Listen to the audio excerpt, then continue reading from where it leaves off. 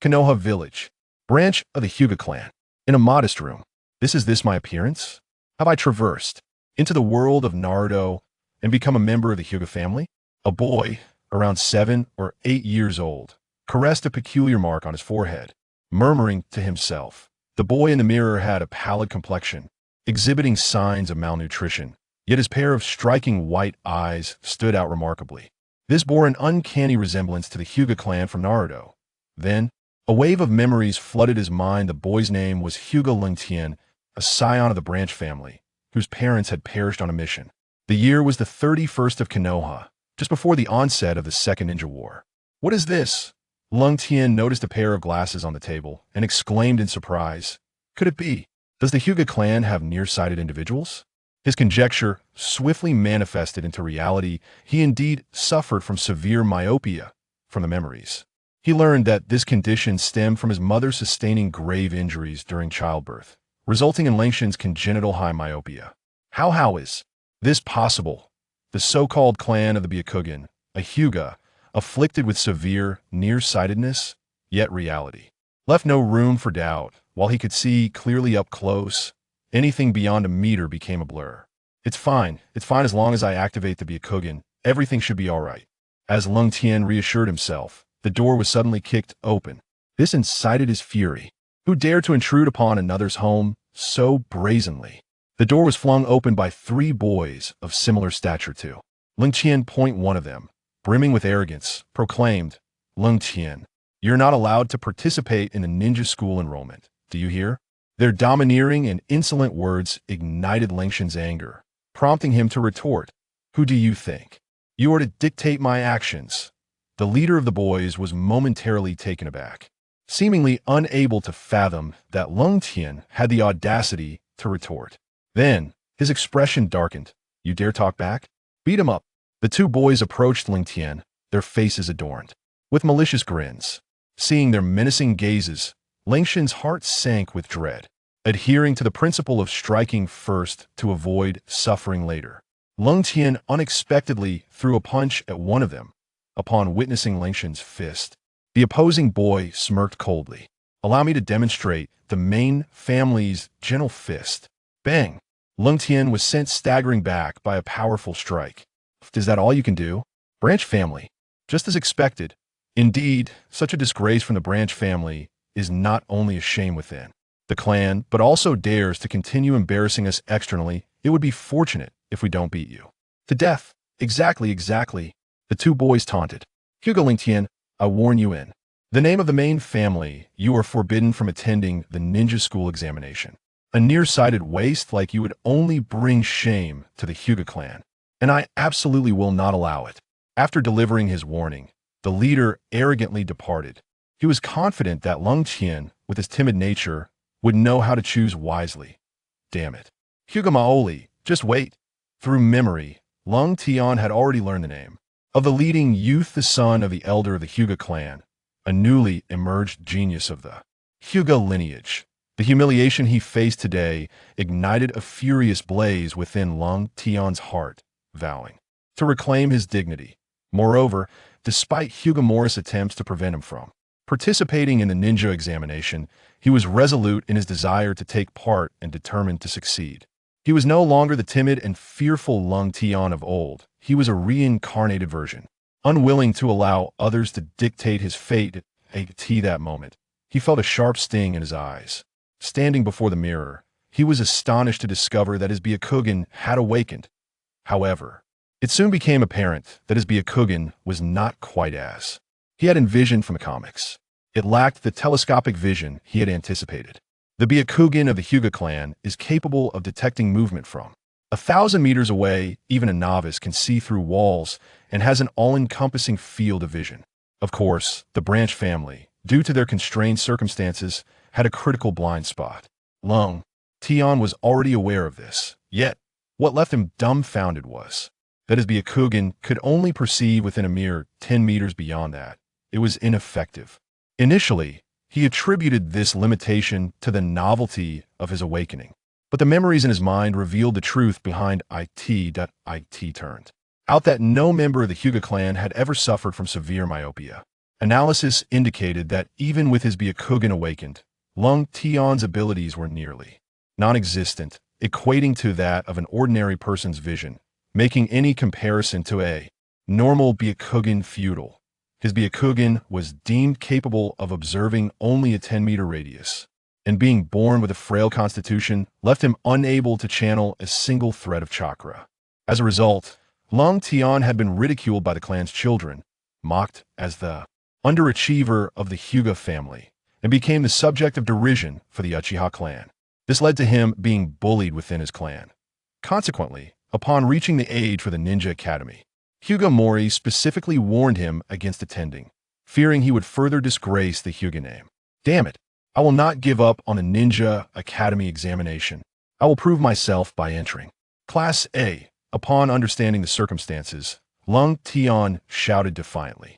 He also learned that the ninja school in Konoha was divided into 3 classes, A, B, and C. Students were assigned to different classes based on their examination results. The higher the class, the more formidable the teaching staff. Generally, children from civilian backgrounds, lacking guidance, could only qualify for Class C. In contrast, children of ninja families possessing foundational skills could enter class. Be it only the offspring of prominent clans or those with exceptional talent could aspire to Class A. Despite his current physical condition not meeting even the requirements for Class C, Lung Tian's resolve remained unshaken. Just as he was about to close his Byakugan, he suddenly froze in astonishment. What captivated him was the sight of something extraordinary. The veins, bones, and blood within his body were vividly displayed in his mind, as if viewed through X-ray vision. Inner vision. This phenomenon startled Lung Tian. The Byakugan of the Hyuga clan was known to reveal the opponent's internal meridians and acupoints, yet he had no recollection of being able to observe his own with such clarity. It was as if one were gazing through a microscope. Could it be the result of severe myopia that has altered the appearance of my sclera? Wait! Suddenly, Lung Tian perceived something unusual. Within the depths of his being, he discovered certain obstructed meridians that were impeded. As the vital energy and blood coursed through his body, they began to evade these blockages. This revelation illuminated Lung Tian's understanding. Perhaps it was these obstructed meridians that rendered him so frail. If only he could open these channels, allowing the energy and blood to flow freely. Just as this thought crossed his mind, he was astonished to find that the vital energy within him began to move in accordance with his will, surging towards the clogged meridians. Under the force of this energy, a small gap appeared in the obstructed pathways. In a moment of clarity, Lung Tian pondered.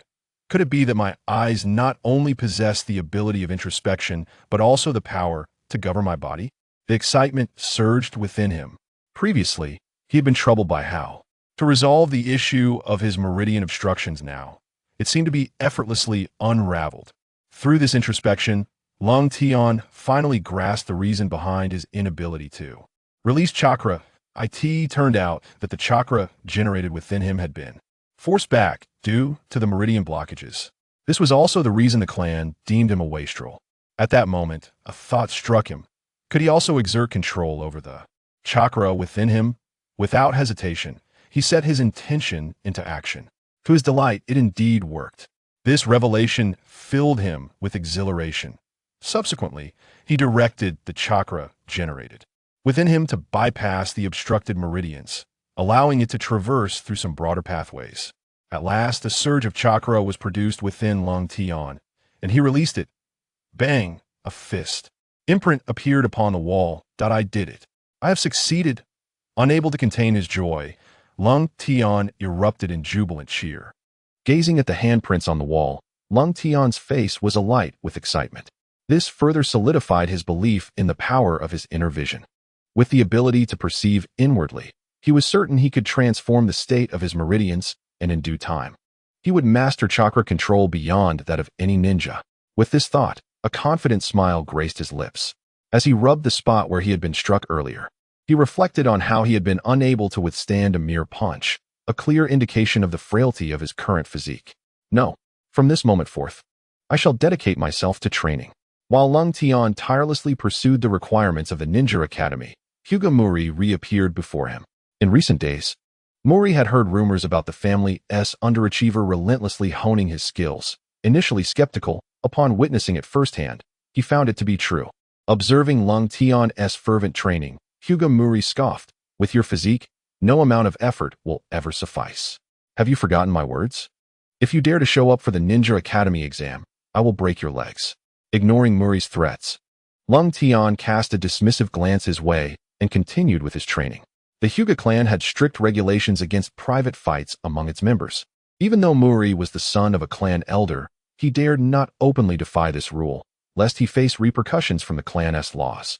Lung Tian's indifference left Muri humiliated, and just as he could no longer contain his desire to teach Lung Tian a lesson, a slightly older youth appeared behind him. "Stop it, Hyuga Muri." Muri turned to see who had the audacity to interfere. "Hyuga Nichiji, you dare to meddle in my affairs?" he retorted, displeased upon recognizing the newcomer. "Indeed, I do, and what will you do about it? Do not forget, the clan's laws dictate that humiliating clan members privately warrants confinement. Surely you do not wish to test that?" Nichiji replied resolutely. "Humph, as if you deserve the Hyuga name. Do not tarnish our family's reputation," Muri shot back contemptuously. "What do you mean by that? Clarify yourself," Nichiji demanded, seizing Muri with a stormy expression. Muri sneered, "Am I mistaken? The branch family are merely tools for the main family. You are unworthy of being called part of the Hyuga clan." At Muri's words, Lung Tian's actions faltered for a moment as he clenched his fists, intensifying his training. Noticing Lung Tian's reaction, Muri's expression turned smug. In stark contrast to Lung Tian's silence, Nichiji's anger boiled over, veins bulging as he glared at Muri. Unfazed, Muri taunted, "Do you dare lay a hand on me? Get lost. Leave before I change my mind." Nichiji thrust Muri away with force. Hinata Mori cast a scornful glance at Hinata Chao before turning to stare at Lung Tian, declaring, "Lung Tian, I shall warn you once more. Do not squander your time. There are less than 2 weeks remaining until the commencement of the Ninja Academy, and you shall have no opportunity to enter. Soon enough, you will comprehend the distinction between a genius and refuse, haha." As Hinata Mori departed with a derisive smile, Hinata Chao seethed with rage, exclaiming, "You scoundrel! Mere shouting is futile. The best way to silence such a person is to demonstrate through facts who the true refuse is." To Hinata Chao's astonishment, Lung Tian's somber voice resonated. Observing Lung Tian, who was diligently practicing with unwavering determination, Hinata Chao questioned whether he had misheard. Could such words truly have emerged from the mouth of a mere underperformer from the clan? Lung Tian had clearly heard Hinata Mori's words, which reflected the main family's attitude towards the branch families. To the main family, the branch families were merely tools. Only those with formidable strength could resist. For Lung Tian, any words spoken at this moment were superfluous. True vindication would only come upon successfully passing the assessments of the Ninja Academy. Immersed in his training, Lung Tian paid no heed to Hinata Chao's curious gaze. Hinata Chao noticed that Lung Tian's clothing was completely drenched, a testament to his relentless effort in training. Was this truly the so-called underperformer of the clan? Hinata Chao, filled with admiration, remarked, "Indeed, even a branch family member has the potential to surpass the main family. However, Lung Tian, your current training method yields little effect. Allow me to teach you the proper way to cultivate chakra." Upon hearing Hinata Chao's words, Lung Tian paused, a flicker of joy igniting within him as he exclaimed, "You are willing to teach me? Of course. We are both from the branch family, and we must assist one another," Hinata Chao replied with a beaming smile. Both Lung Tian's attitude towards Mori and his own diligent training garnered Hinata Chao's admiration. He was eager to discover whether the rumors about this so-called underperformer, Lung Tian, held any truth, that he was indeed a natural failure. Lung Tian ceased his training and earnestly listened to Hinata Chao's guidance. With only 2 weeks remaining, any further practice with kanai or increase in chakra would be too late. The entrance examination for the Ninja Academy could be deemed simple or difficult. If one possessed a solid foundation, they would be admitted on the spot. At this juncture, Hinata Chao hesitated, aware that if Lung Tian had any talent, he would not be labeled an underperformer. Noticing the disappointment on Lung Tian's face, Hinata Chao encouraged him. "Do not lose heart. Even if you possess no talent whatsoever, it matters not. As long as you can perform any level of ninja technique in the remaining 2 weeks, you can pass." This was based on Hinata Chao's analysis of the Academy's historical results. Clearly, this requirement was more challenging, yet it was the most reliable option. Under Lung Tian's watchful gaze, Hinata Chao demonstrated the body replacement technique, which consisted of the body flicker technique, the substitution technique, and the shadow clone technique. This is, in fact, the standard for class placement, Hinata Chao explained. A glimmer of realization sparked in Lung Tian's eyes as he immediately began practicing the body replacement technique. However, Hinata Chao intervened, saying, "This technique is part of the graduation examination. Do you truly believe you can master it in such a short time?" He observed the look of confusion on Lung Tian's face. Riza shook his head and remarked, "What I mean is that mastering the simplest technique of body flicker is sufficient to pass." Upon hearing Riza's words, Lung Tian's eyes brightened, and he regained his confidence. After Riza departed, Lung Tian continued his training. However, after several attempts, he consistently failed, always falling short just as he was about to succeed in the jutsu.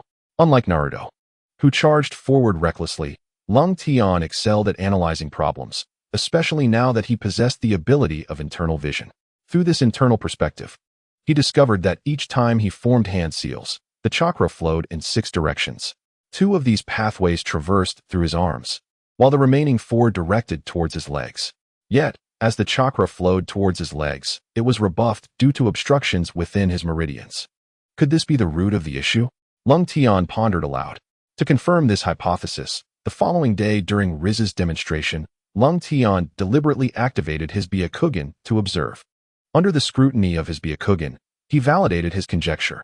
The release of the body flicker technique necessitated 6 release points to be completed. Due to the blockages in his meridians, Lung Tian's chakra could not pass through these release points to successfully execute the jutsu. After this realization, Lung Tian focused his training on unblocking the 6 release points and the obstructed meridians necessary for the body flicker technique. Ultimately, perseverance bore fruit. Coupled with Lung Tian's newfound mastery over his body, he endured considerable pain and successfully unblocked the 6 release points within him. He once again formed the hand seals for the body flicker technique. Boom! Lung Tian appeared 10 meters away. His remarkable progress astonished Riza. After all, Lung Tian had no prior foundation. Moreover, Riza believed that the most challenging aspect of ninjutsu was controlling one's chakra. Yet Lung Tian achieved this feat in merely 3 days. In that moment, Riza was utterly bewildered. Was this truly the underperforming member of the Hyuga clan? Little did Riza know that, for someone like Lung Tian, who could manipulate chakra, the most challenging tasks often appeared deceptively simple. Once he regained his composure, Riza joyfully exclaimed, "Fantastic, Lung Tian. You will undoubtedly pass the upcoming exam." "Thank you, Riza. My success is entirely due to your guidance," Lung Tian replied. In the days that followed, he continued to familiarize himself with the body flicker technique. During this process, Lung Tian suddenly realized that the release points for forming hand seals were merely to direct and control the flow of chakra within his body. Given that the hand seals were intended to regulate chakra release in a fixed sequence, could he not accomplish the same through the control of his internal vision without forming seals? With this thought in mind, Lung Tian experimentally refrained from forming hand seals and instead utilized his internal vision to direct the chakra along the pathway of the body flicker technique towards the 4 release points in his feet. Boom! He reappeared in another location. Without forming seals, he successfully executed the jutsu. Lung Tian stood in stunned silence for a moment before bursting into laughter. He had indeed not been mistaken. He had managed to release ninjutsu without hand seals. To his knowledge, aside from a few ninja with bloodline limits who could perform special jutsu without seals, even elite ninjas could at most execute jutsu with a single hand seal, never achieving Lung Tian's level of mastery. In this moment, Lung Tian comprehended that his internal vision possessed vast potential for further development. In the future, as his prowess enhanced, not only would he be able to unleash advanced ninjutsu, but perhaps even other high-level techniques could be executed instantaneously. The absence of hand seals would become my secret weapon. Contemplating these thoughts, a joyful expression emerged on Lung Tian's face. Perhaps his internal vision was an existence that transcended the Byakugan. He finally possessed the foundation to establish himself within the world of Naruto. After a week of arduous training, Lung Tian had mastered the body flicker technique, achieving a level of control that allowed him to execute it at will. Given the chakra within his body, He believed he could perform the technique 6 consecutive times if he exerted himself. With additional time to hone his chakra, the number of executions might increase. However, he lamented the impending assessment scheduled for the following day. In that moment, Long Tian noticed something peculiar. Due to his intense training, his body had sustained considerable damage. For instance, he had inadvertently injured his arm during practice, leaving a scar. Yet, upon closer inspection, he discovered that the scar had nearly vanished. How could it heal so swiftly? Lung Tian understood that everyone possesses a natural self-healing ability after an injury, with the healing time varying based on the severity of the wound. However, he distinctly remembered that this scar was a result of today's training, and it had only been a short period since the injury occurred. Typically, it would take at least a day or two for such a mark to disappear. Suddenly, Lung Tian pondered whether this was due to his internal vision. He recalled that after injuring himself, he instinctively concentrated his chakra on the wound, which provided immediate relief, unexpectedly. This might have accelerated his body's healing capabilities. To test this hypothesis, Lung Tian deliberately made a small cut on his arm. As he directed his chakra to wash over the wound repeatedly, he observed with amazement as the bleeding wound rapidly closed and healed. Filled with elation, Lung Tian speculated that perhaps the influence of his internal vision was facilitating accelerated cellular division at the wound site, thereby enhancing his healing abilities. Much like Tsunade's renowned skills. The next day, the Konoha Ninja Academy buzzed with excitement. Upon his arrival, Lung Tian noticed both adults and children. It was evident that those children around his age were there to participate in the Academy's examination. With the assessment about to commence, a boy exclaimed, "Aikido, Nara. Hurry up." As he dashed excitedly past Lung Tian, followed closely by 2 companions, one plump and the other slender. "Yamashiro, there is no need to rush. We will undoubtedly be accepted," the slender boy remarked nonchalantly, casting a casual glance at Lung Tian standing nearby. Upon noticing Lung Tian's Byakugan, he muttered, "Is he from the Hyuga clan?" At that moment, the boy calling out to Yamashiro expressed his anxiety. "Humph, I certainly know that. But this time I intend to enter the class. You must not hold me back." "Really, Haichi? Our Inuzuka, Nara, and Akimichi trio can simply join the class. I heard that this year, the class is only admitting 12 students, and the competition is fierce," the plump boy concurred. "Indeed, entering the class alleviates a lot of pressure. And I am quite averse to sitting alongside those Uchiha clansmen afflicted with the red-eye disease," the stout boy added in agreement. The trio continued their discussion as they walked along. "On a chilly day, I did not anticipate encountering the forebears of the Inuzuka, Nara, and Akimichi clans here. It seems that Naruto's generation is indeed influenced by the characteristics of their predecessors." Simultaneously, from their recent conversation, I discerned that this year's admissions hotshot remains the Uchiha clan. Other children from the village are also planning to enter the class. Yet even with the so-called genius clan's Uchiha disciples participating, I have no intention of retreating. Possessing the eye of insight and having mastered the art of performing jutsu without hand signs, I am confident that even the Uchiha clan pales in comparison to me. Inside the examination classroom, it was filled with children, all rivals, and the atmosphere was eerily silent. A brief glance revealed some differences. Certain children appeared remarkably composed, seemingly unconcerned about the possibility of failing the exam. Notably, a few clad in Uchiha attire wore expressions of haughty arrogance, causing others to keep their distance. "Hyuga Keiten?" Suddenly, a cold voice called out from behind. I turned to find Hinata reapproaching, flanked by his 2 lackeys. The surrounding children turned their attention towards us, particularly the Uchiha clan members, who looked on with malicious glee. "I believe I mentioned that if you dared to participate in the examination, I would break your legs." Hinata hissed through gritted teeth, suppressing his fury. "Hee, this is Hinata K10. I heard he's the lowest of the Hinata clan." One of the Uchiha disciples laughed. "Haha, is the Hinata clan's waste here to embarrass himself?" Witnessing the ridicule directed at the Hinata clan due to my presence only fueled Re's anger and humiliation. "Get lost now, or you will regret it." He spat through clenched teeth. Throughout the exchange, I merely gazed calmly at Hinata Re, my expression growing increasingly serious. One's fate is self-determined. I will not withdraw from the Shinobi Academy examination. Release my hand. The aura of confidence emanating from me startled Re, prompting him to instinctively loosen his grip. As he regained his composure, a wave of fury surged within him, realizing that he had been momentarily unsettled by the so-called lowest of the Hinata clan. Such an affront was utterly humiliating.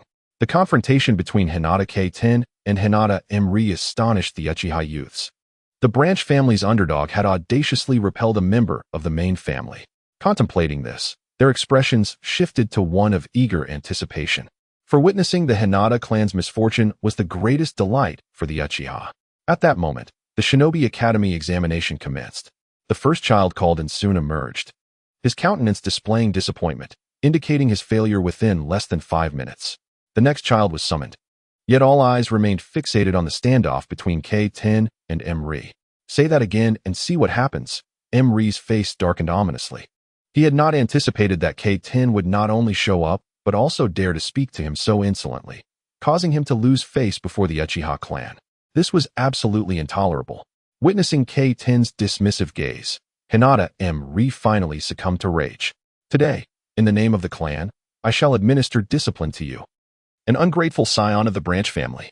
Upon hearing Hinata Mori's words, Rengtian's expression turned icy. At the same time, chakra began to coalesce within him. He was no longer the Rengtian who had previously refrained from even releasing chakra. Should Hinata Mori dare to strike, Rengtian would ensure he received a lesson he would not soon forget. Observing Rengtian's readiness to retaliate, Hinata Mori felt an increase in anger. But just as he was about to throw a punch, a figure suddenly intervened, preventing him from advancing any further. Indeed, a person's destiny is dictated by their own will. This is the Ninja Academy, not your Hinata clan. Be wary, lest your reckless behavior here results in the loss of your examination eligibility. The speaker was a youth with golden hair. Kamikaze Minato, are you seeking to play the hero once more? Hinata Mori had not anticipated that the one to step forward would be Kamikaze Minato, the child of common birth, who always stood against the elite. Regardless, if you wish to engage, I shall gladly oblige. Kamikaze Minato replied with unwavering resolve. Rengtian regarded Kamikaze Minato with keen interest, surprised to discover they were in the same year. Of course, this was contingent upon his own admission to the Ninja Academy. Next, Hinata Rengtian. Just as a confrontation seemed imminent, a Chunin emerged from within the room, calling out Rengtian's name. Ignoring Hinata Mori's threats, Rengtian took a deep breath and stepped forward. As he passed Kamikaze Minato, Minato offered a supportive smile. Good luck. Rengtian returned the gesture with a warm smile. You too. Inside the room sat 3 examiners, all Chunins. One of them astonished Rengtian, as he was a ninja from the Uchiha clan. No wonder there were rumors that this year's class was filled with Uchiha disciples. Upon seeing Rengtian, the Uchiha examiner subtly furrowed his brow, clearly expressing disdain. Regarding the examination procedure, Rengtian had already understood that it involved showcasing one's abilities before the examiners, who would then determine the standards. Esteemed examiners, I am Hinata Rengtian, 8 years old this year, and I can. Before Rengtian could finish, the Uchiha Chunin rudely interrupted. Isn't the Hinata clan known solely for their taijutsu and Byakugan? What relevance does that have to you? I have heard of you. Hinata Rengtian, there is no need for you to elaborate. With that, he turned to the other 2 Chunin examiners, stating, I am aware of this child. Regarded as the lowest among the Hinata clan, inherently deficient. Our Ninja Academy does not accept refuse. Let him depart. Rengtian was taken aback that the Uchiha examiner would so brazenly dismiss him before the examination had even commenced, denying him the opportunity to showcase his abilities. This ignited a surge of anger within him. However, instead of retorting on the spot, Rengtian gazed at the other 2 examiners. As anticipated, the remaining ninjas exchanged glances, both revealing expressions of hesitation. One of them cautiously remarked, Lord Uchiha Fusen, this seems to contravene regulations. Uchiha Fusen replied coldly, what regulations? I am merely ensuring the quality of the Ninja Academy. You are all aware that the Land of Rain harbors deep animosity towards us due to territorial encroachments from the other 4 nations. Konohagakure may be on the brink of war at any moment, and the Ninja Academy serves as our reserve. We seek warriors prepared for battle, not those who hide behind their powerful clans, indulging in the spoils of victory like worthless leeches. Uchiha Fusen spoke with palpable disdain. Upon hearing Uchiha Fusen's words, Rengtian understood instantly that he had no desire to enter the ninja school. Observing the 2 examiners beside him, it was evident they were reluctant to offend this Chunin named Uchiha Fusen. The only path to opportunity lay in self-preservation. As the 2 examiners posed difficult questions, Rengtian suddenly erupted into laughter.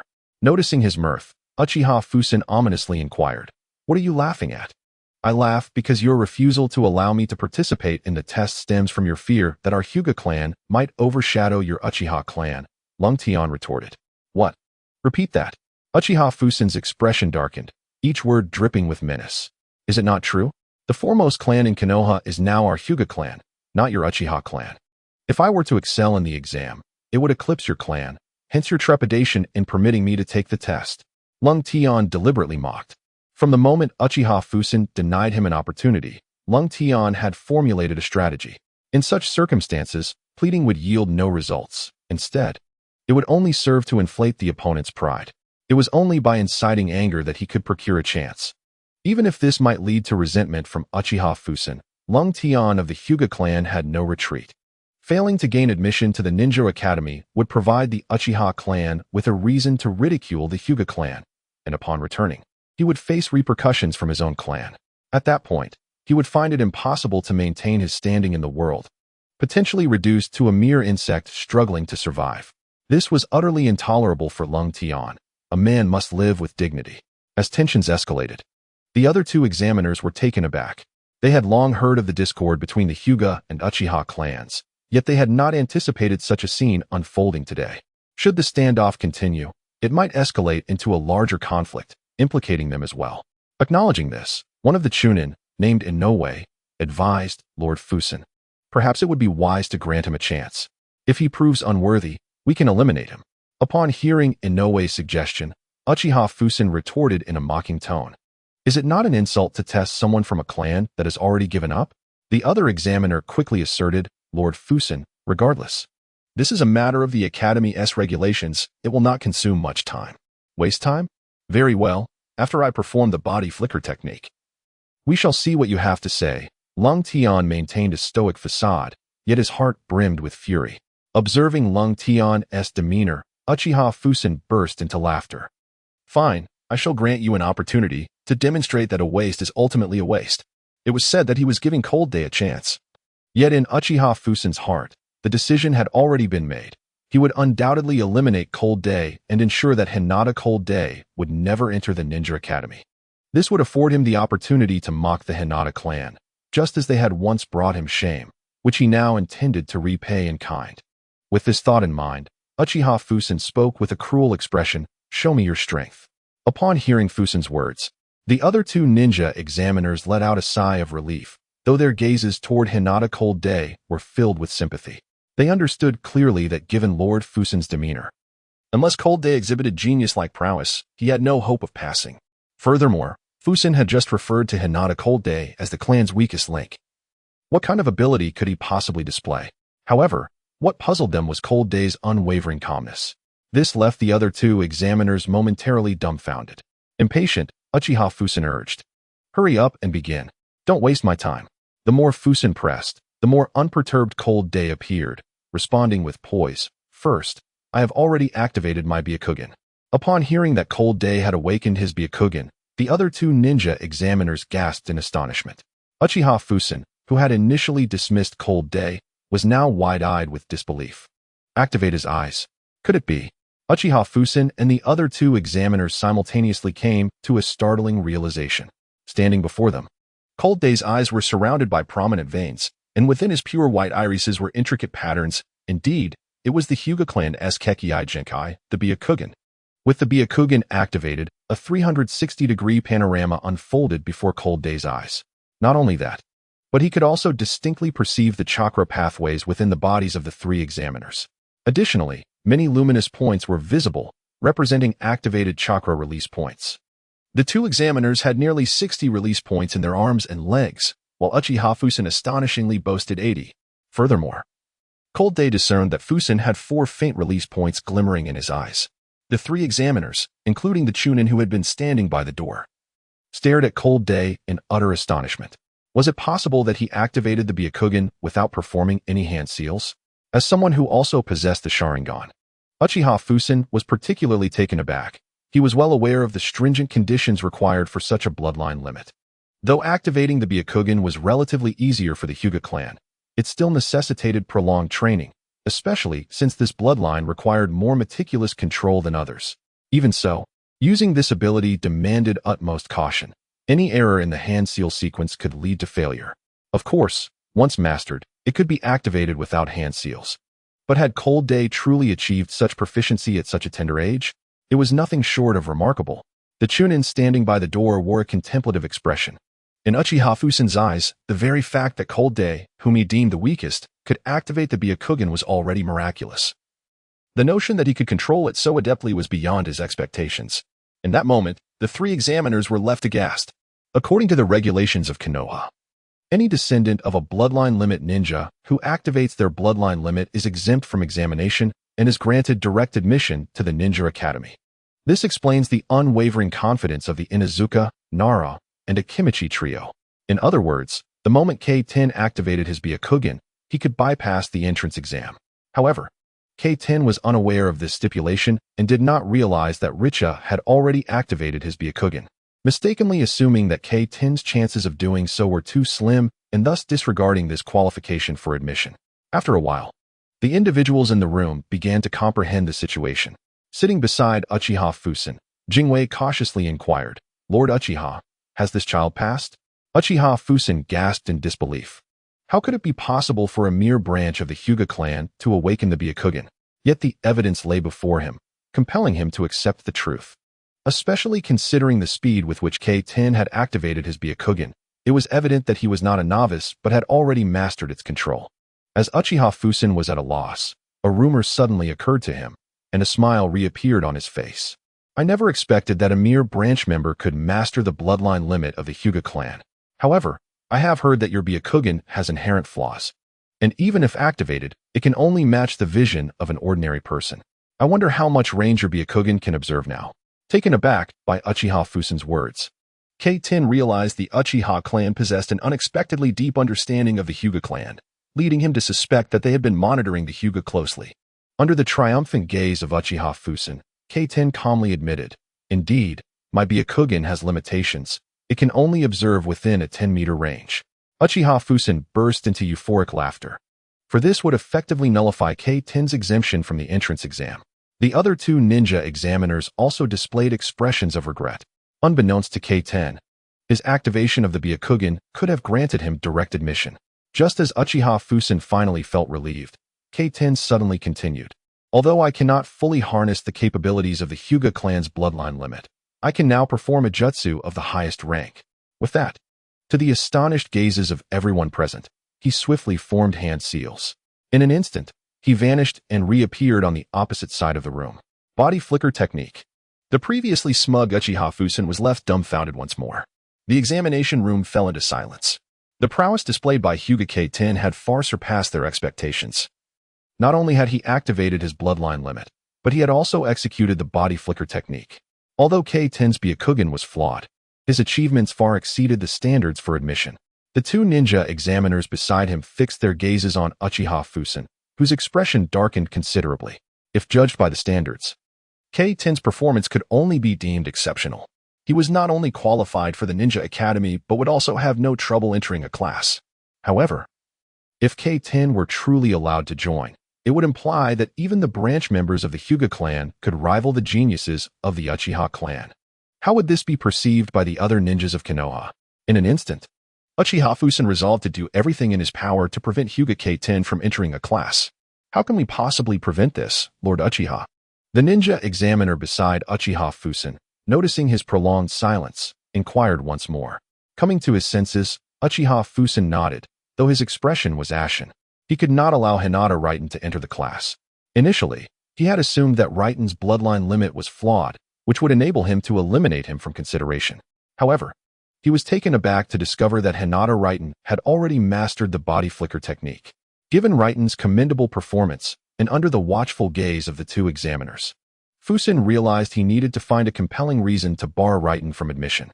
Observing the self-assured demeanor of Raiten, Uchiha Fusen coldly mused, "I must not allow this brat to make a mockery of the Uchiha clan." Suddenly, a brilliant idea struck him, and a sly grin crept onto his face. "Oh, Hinata Raiten, although you have awakened your Byakugan, you have not fully inherited the bloodline limit. Thus, you do not meet the criteria for exemption from the entrance evaluation." Upon hearing Uchiha Fusen's words, Raiten was momentarily taken aback, realizing for the first time that such a rule existed. Fusen, deliberately pausing for effect, noticed that the other two examiners showed no intention of contesting his assertion, which elicited a triumphant smile from him. He continued, "Therefore, I must assess you according to the standard criteria. Based on your performance, you can only be placed in the class." Raiten was stunned by Fusen's pronouncement. He distinctly recalled that Hinata had informed him that completing a C-rank ninjutsu was sufficient for class admission, deeming Fusen's actions utterly unjust. Resolutely, he retorted, "As far as I know, the previous standard for class entry was merely to perform a C-rank ninjutsu. Why are you assigning me to the class? Unappreciative little brat. You are dissatisfied even with being allowed into the class."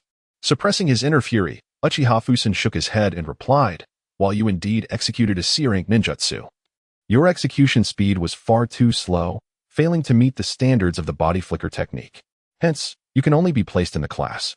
Understanding the subterfuge behind Uchiha Fusen's excuse, Raiten resolutely demanded, "Then please demonstrate the standard speed of the body flicker technique for me, so I may comprehend the criteria for class admission. Are you certain?" Uchiha Fusen inquired with feigned incredulity. Raiten nodded affirmatively. Seeing Raiten's agreement, Fusen felt an elation within, but maintained a serious facade as he stated, "I must inform you, the standards for the body flicker technique are exceedingly high. It is nearly impossible for you to meet them." Recognizing that Uchiha Fusen was attempting to ensnare him with this challenge, Raiten could not suppress a cold laugh. If Fusen had proposed other conditions, Raiten might have hesitated, but there was nothing faster than executing the body flicker technique without hand seals. Thus, Raiten resolutely nodded. "Humph. You are blissfully unaware of your own limitations. Allow me to show you," Uchiha Fusen declared. In the next instant, he swiftly performed the hand seals, moving several times faster than Raiten had previously, and appeared at the opposite corner of the classroom in an instant. The two other ninja examiners harbored differing thoughts. In their eyes, Hinata K-10 had already met the standards for entering the class. However, his lineage as a member of the Hyuga clan posed an obstacle. They had speculated that Uchiha Fusen might deliberately make things difficult for Hinata K-10, yet they were taken aback by how ruthless Uchiha Fusen was, imposing the standards of a ch-nin upon him. This left no room for Hinata K-10 to prove himself, as he was not even a genin. How could he possibly meet such expectations? The two ch-nin shook their heads in silence. "If you can achieve this level, I will permit you to enter the class," Uchiha Fusen declared with a smug expression, gazing at Hinata K-10. Observing Hinata K-10 standing still only fueled Uchiha Fusen's inner satisfaction. "Oh, I see you've been intimidated," he thought triumphantly, though his outward demeanor remained icy. "This is the standard for entering the class." Hinata K-10 paid no heed to Uchiha Fusen's words, fixating his gaze upon him. This unwavering stare caused discomfort within Uchiha Fusen, who impatiently retorted, "If you cannot do it, do not waste time. There are other candidates waiting." Before Uchiha Fusen could finish, Hinata K-10 suddenly activated his Byakugan. In Uchiha Fusen's astonished gaze, he vanished, reappearing instantaneously beside him. "Is this speed sufficient for the body flicker technique?" "What?" Uchiha Fusen's eyes widened in shock at Hinata K-10's proximity. The astonishing speed also left the other examiners astonished, some unable to react in time. How swift." After the initial shock, the room fell into a profound silence, everyone astonished by Hinata K-10's displayed prowess. This outcome did not surprise K-10 within his mind. He had mastered the body flicker technique to the point of effortless execution, allowing him to activate it with a mere thought, truly instantaneous.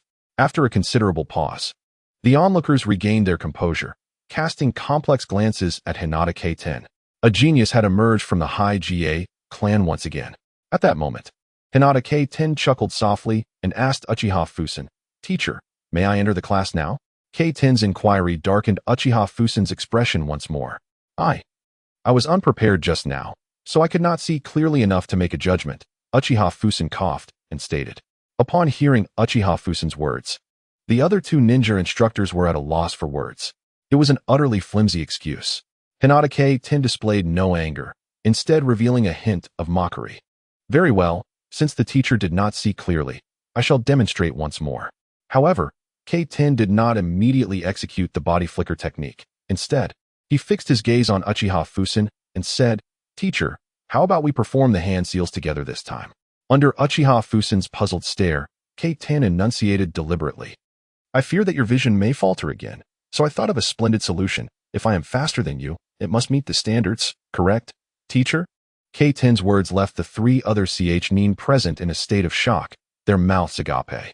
This has already escalated to a challenge against a Chunin. Although the speed displayed by Lung Tian earlier astonished them, Uchiha Fusen is indeed a Chunin. And his mastery of the body flicker technique is certainly more refined than that of Lung Tian. It would not be an exaggeration to say that he has been tempered by countless trials. Once he becomes serious, Lung Tian stands no chance of surpassing him. Are you serious? Uchiha Fusen inquired, his expression icy. Such a challenge is nothing short of an insult to him. Of course, I am considering my teacher's eye condition. Lung Tian replied, his visage unwavering. Insanity. Insanity. Upon hearing Lung Tian's continued provocation, the other three ninjas in the room shared a singular thought. Hinata Lung Tian has lost his mind. Meanwhile, the Chunin standing at the door keenly observed that Uchiha Fusen's eyes had transformed into the pattern of Tutomo. He had activated his Sharingan. You will pay for this. A hint of killing intent emanated from Uchiha Fusen as he swiftly performed hand seals. This time, even the proctoring Chunin could not discern the speed at which Uchiha Fusen executed the seals. One could only imagine how rapid it was. Bang! Uchiha Fusen vanished from their sight. In the next instant, he appeared behind Lung Tian. However, at that moment, to Uchiha Fusen's astonishment, Lung Tian's figure also dissipated from view. Teacher, what are you searching for? Lung Tian's voice echoed from behind him once more. This time, Uchiha Fusen felt not surprise, but cold sweat. What is happening? Why was I unable to detect when this boy appeared beside me? The other two Chunin, noticing Uchiha Fusen's expression, realized that even his Sharingan couldn't keep pace with Lung Tian's speed in performing the seals. Could this be a mistake? In Konoha, who doesn't he know that the Hyuga clan excels in taijutsu, while the Uchiha clan is equally formidable in ninjutsu? Yet today, a ninja from the Uchiha clan has been outperformed in ninjutsu by a child from the Hyuga family. The moment Lung Tian spoke, Uchiha Fusen's instincts compelled him to activate the body flicker technique to evade, appearing elsewhere. Almost simultaneously, as Uchiha Fusen materialized, Lung Tian reappeared behind him. Neither managed to gain the upper hand. At this moment, everyone in the room felt as though they had been frozen in place, including Uchiha Fusen. This was no mere contest of body flicker techniques. It is crucial to note that Hinata Lung Tian had the advantage of arriving first, which necessitated him accurately determining Uchiha Fusen's position prior to employing the body flicker technique, although they appeared to occupy the same space at the same time. The difficulty of achieving such a feat is worlds apart. Lung Tian executed the body flicker technique once more, returning to his previous position, calmly inquiring, "Do you think I possess the strength to enter the class now?" His words left everyone in the room speechless with astonishment. It was utterly inconceivable. Could this truly be the weakest member of the Hyuga clan? Absurd. If such prowess is deemed weak, then which child in all of Konoha could be considered a genius? It is likely that even the Uchiha, famed for their genius, would pale in comparison to Lung Tian. The atmosphere fell silent once more, and this time, the pause lingered even longer than before. The teacher, with an air of undeniable authority, inquired in a calm manner. It was only at that moment that the two ninja examiners beside him regained their composure and spoke in unison. Pass. You absolutely qualify to enter the class. At that instant, the gaze of the Chunin examiners towards him had completely transformed. They were utterly impressed by the strength Cold Sky had exhibited. Despite the flaws in his Byakugan, a ninja of such extraordinary talent had never been encountered since the establishment of the Ninja Academy. Just as the two examiners decided to admit Cold Sky, Uchiha Fusen suddenly interjected, "No, he cannot enter the class." When asked for a reason, Cold Sky's anger flared, and he coldly demanded an explanation. The reason? It is your blatant arrogance and disrespectful demeanor towards the examiners. The likelihood of someone like you becoming a rogue ninja is far too great. Thus, not only will you not enter the class, but you shall not even be permitted within the academy, Uchiha Fusen declared menacingly. This reasoning was utterly absurd. Even the two examiners, who had previously shown patience towards Uchiha Fusen, slammed their hands on the table and stated, "Lord Fusen, please watch your words. Cold Sky's abilities have been thoroughly assessed, and we have unanimously decided that he shall enter the class. If you disagree with our decision, we will report it to the third Hokage, who will make the final judgment." Upon hearing his companions invoke the third Hokage, Uchiha Fusen's expression turned wary. Very well, since you have made this decision, I shall say no more. However, this arrogant boy needs to be taught a lesson by someone from the Hyuga clan, so he understands his place. Uchiha Fusen spoke with a fierce countenance, having resolved that he would not allow Cold Sky to flourish. A talent like his posed an undeniable threat to the Uchiha clan.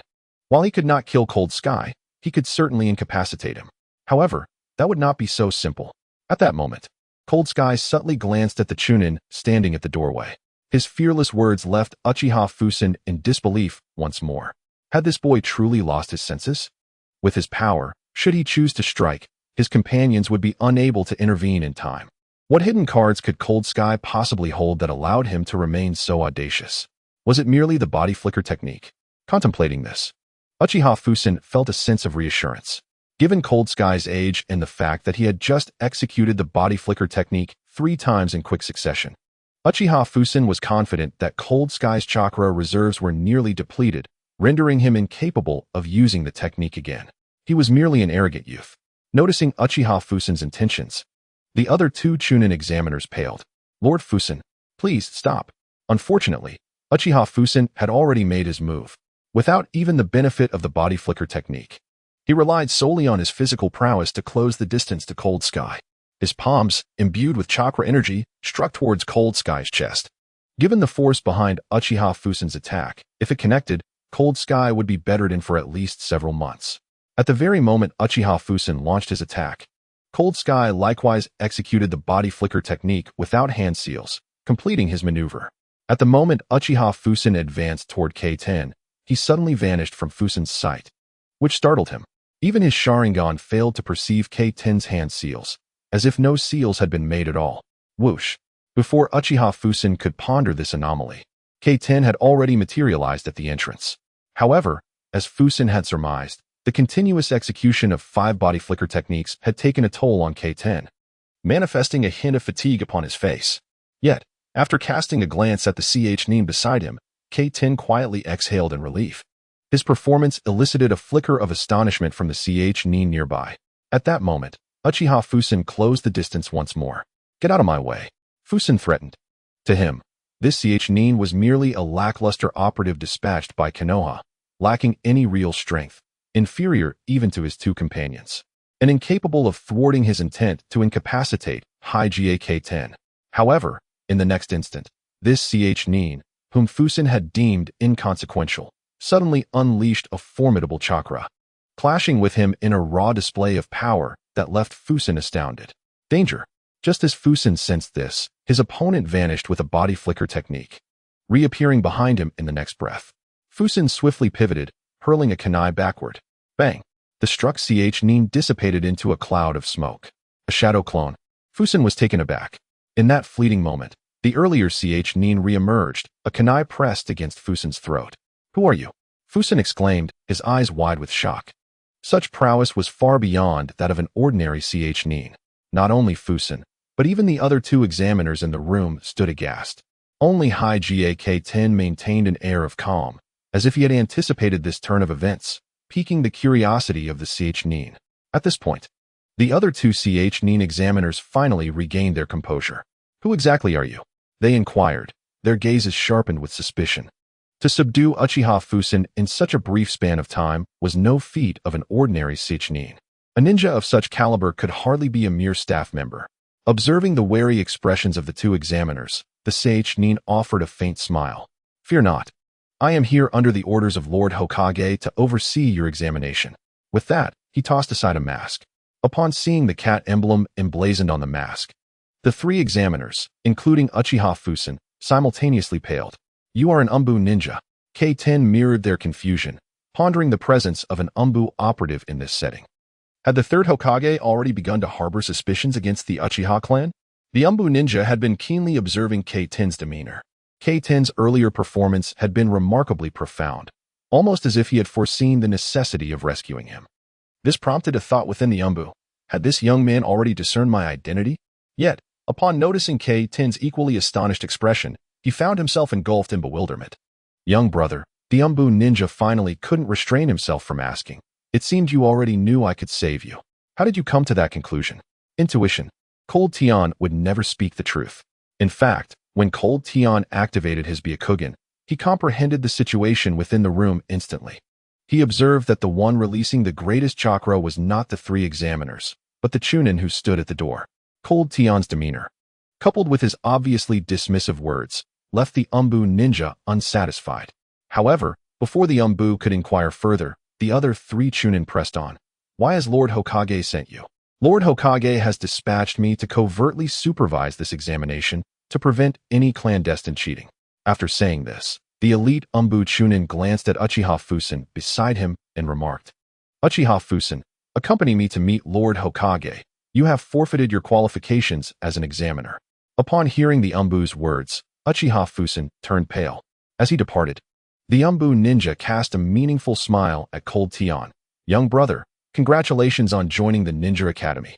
I also have a strong intuition that you will eventually enter the Umbu. I look forward to that day. With the acknowledgement from the Umbu ninja, Cold Tian's entry into the Ninja Academy faced no obstacles. Indeed, the remaining two examiners inscribed a large mark on Cold Tian's evaluation sheet. Hyuga Cold Tian, examination result. Outstanding performance, recommended for admission. Gazing at the assessment on the sheet, Cold Tian finally displayed a joyful expression.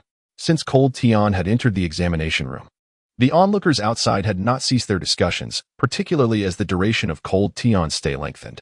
The children who had previously been examined, regardless of their success or failure, swiftly emerged, while Cold Tian remained inside for an extended period, leaving the other candidates perplexed. Occasional bursts of laughter, and even sounds of scuffles from within, only intensified their suspicions. After a considerable time, the closed door finally swung open. However, the first to emerge were not Hyuga Cold Tian, but the two examiners. The Umbu ninja and Uchiha Fusen paid no heed to those around them and departed swiftly. Amidst the astonishment of the crowd, Cold Tian finally stepped out slowly. Nevertheless, his expression was neutral, offering no indication of whether he had passed or failed, much to the disappointment of some curious children. Soon after, the next name was called, Namikaze Minato. The golden-haired Minato brushed past Cold Tian. Good luck. I'll be waiting for you in class, Cold Tian murmured softly. Startled by Cold Tian's words, Minato paused, then smiled and nodded solemnly. Cold Tian, unfazed by the attention directed towards him, intended to leave, but at that moment, a figure obstructed his path, none other than Hyuga Maoli. This unexpected turn of events drew the attention of nearby children. Hyuga Cold Tian, did I ever say you could leave? Hyuga Maoli, wearing a displeased expression, stood in front of Cold Tian. Fresh from his successful examination, Cold Tian was reluctant to engage him, attempting to circumvent him. However, Hyuga Maoli once again positioned himself in Cold Tian's way. Step aside, Cold Tian furrowed his brow and spoke. Let me see your report card. Hinata Mori fixed his gaze on the document in Cold Tian's hand. This is my report card. Why should I show it to you? Cold Tian replied icily. Upon hearing his words, Hinata Mori revealed a mocking expression. Why? Simply because I am from the main family. Your grades reflect not only your individual merit, but also that of the entire Hinata clan behind you, he said with an air of entitlement. With a haughty demeanor, he continued loudly, moreover, I previously warned you against participating in the Shinobi Academy entrance exam and tarnishing the Hinata clan's reputation. How dare you defy me? Don't say I didn't give you a chance. If you manage to pass the exam, the repercussions can be light, but if you fail, I will ensure you crawl back today. No one will come to your rescue this time. What if I still refuse? Cold Tian interjected before Mori could finish. His sharp retort not only caught Hinata Mori off guard, but also stirred murmurs among the onlookers. I never expected someone from the branch family to dare oppose the main family, they whispered. It seems he has been oppressed by Hinata Mori for too long and can no longer hold back. Just wait, he will soon regret this. The Uchiha clan members standing nearby wore amused smiles, eagerly anticipating the unfolding drama. Even those unfamiliar with the situation had heard of Hinata Mori's genius reputation and looked down upon Cold Tian. Hinata Cold Tian, repeat that if you dare. Facing Mori's aggressive demeanor, Cold Tian frowned slightly and calmly retorted, Hinata Mori, not every member of the branch family will heed the commands of the main family. Be wary of bringing disgrace upon yourself. What? Hinata Mori was initially taken aback, followed by disbelief. The fact that this family outcast had repeatedly contradicted him filled him with rage. After his anger subsided, one thought consumed his mind, to teach Cold Tian a lesson. He must understand the respect the branch family owes the main family. With this in mind, Mori suddenly struck out with a palm imbued with chakra. Bang! Cold Tian effortlessly countered the blow with a casual slap, his strength matching Mori's. You dare to retaliate? Mori's face turned pale with fury. Today, I will end you. You worthless fool, to spare the Hinata clan from disgrace. In his rage, Mori failed to notice that Cold Tian had easily repelled his full-force attack. At that moment, Cold Tian's eyes transformed. Byakugan. The change in his eyes startled Hinata Mori. Body flicker technique. Before Mori could react, Cold Tian vanished, only to reappear beside him. With a swift kick, Cold Tian struck Mori's legs, producing a sharp crack that sent him crashing to the ground in agony. Ah, what? The onlookers were left dumbfounded. Their mouths agape. The genius of the Hinata main family had been defeated by a member of the branch family with a single move. In an instant, the examination hall fell into a profound silence. After a considerable pause, laughter erupted. Ha ha, Hinata Mori. You have been defeated by the underachiever of your very own Hinata clan. How amusing, truly amusing. The members of the Uchiha clan eagerly took pleasure in his misfortune. Hearing their derisive laughter, Hinata Mori instinctively attempted to rise, intent on confronting K-10. Yet, to his dismay, he realized that he had lost sensation in his legs. K-10's earlier strike had also been imbued with chakra, which explained its formidable impact. Struck by that blow, Hinata Mori found himself unable to stand. Damn it. Hinata K-10, you will pay for this. I shall not let you escape unscathed. However, K-10 paid little heed to Mori's threats, not even deigning to cast him a glance. This indifference only deepened Mori's sense of humiliation. Hinata Mori, you wished to see my report card, did you not? Here it is. Take a good look. It is neither class nor class, but class. As he beheld the evaluation on K-10's report card, Hinata Mori suddenly fell silent. Observing Mori's stunned expression, K-10 remarked coolly, I am no longer the Hinata K-10 of yesteryears. With that, he turned and departed. While those around them parted to create a path, the events of that day were indeed astonishing. Was this truly the underachiever of the Hinata clan? Not only had he vanquished the genius of the main family with a single move, but he had also secured a spot in the highly selective class. Unfazed by the crowd's astonishment, K-10 revealed a smile only upon returning home. He had finally been admitted to the Ninja Academy, marking the first step on his journey to becoming a ninja. Though he was not yet even a genin, K-10 was confident that with his Byakugan's ability to perceive the internal, he would undoubtedly become a powerful ninja, perhaps even the Hokage one day. The following day, K-10 was roused from his slumber by a cacophony of knocking at the door. Curiously, he opened it to find Hinata Nichi staring at him in disbelief. Eagerly, Nichi inquired, K-10, I heard you not only got accepted into the class yesterday, but you also humiliated Hinata Mori. Is it true? Seeing Nichi's incredulous expression, K-10 yawned and casually replied, Oh, is that what you're referring to? K-10's nonchalance only spurred Nichi to press further. What do you mean? Is that what you're referring to? The entire Hinata clan is buzzing about this. Are you aware? Nichi's words momentarily stunned K-10. Seeing that K-10 did not deny it, Nichi's surprise grew. So it is true? Unable to endure Nichi's incessant astonishment, K-10 succinctly recounted the events. He then activated his Byakugan in front of Nichi, though he refrained from revealing the secret of his no-hand seal technique. In fact, he had consciously concealed this secret even during the examination.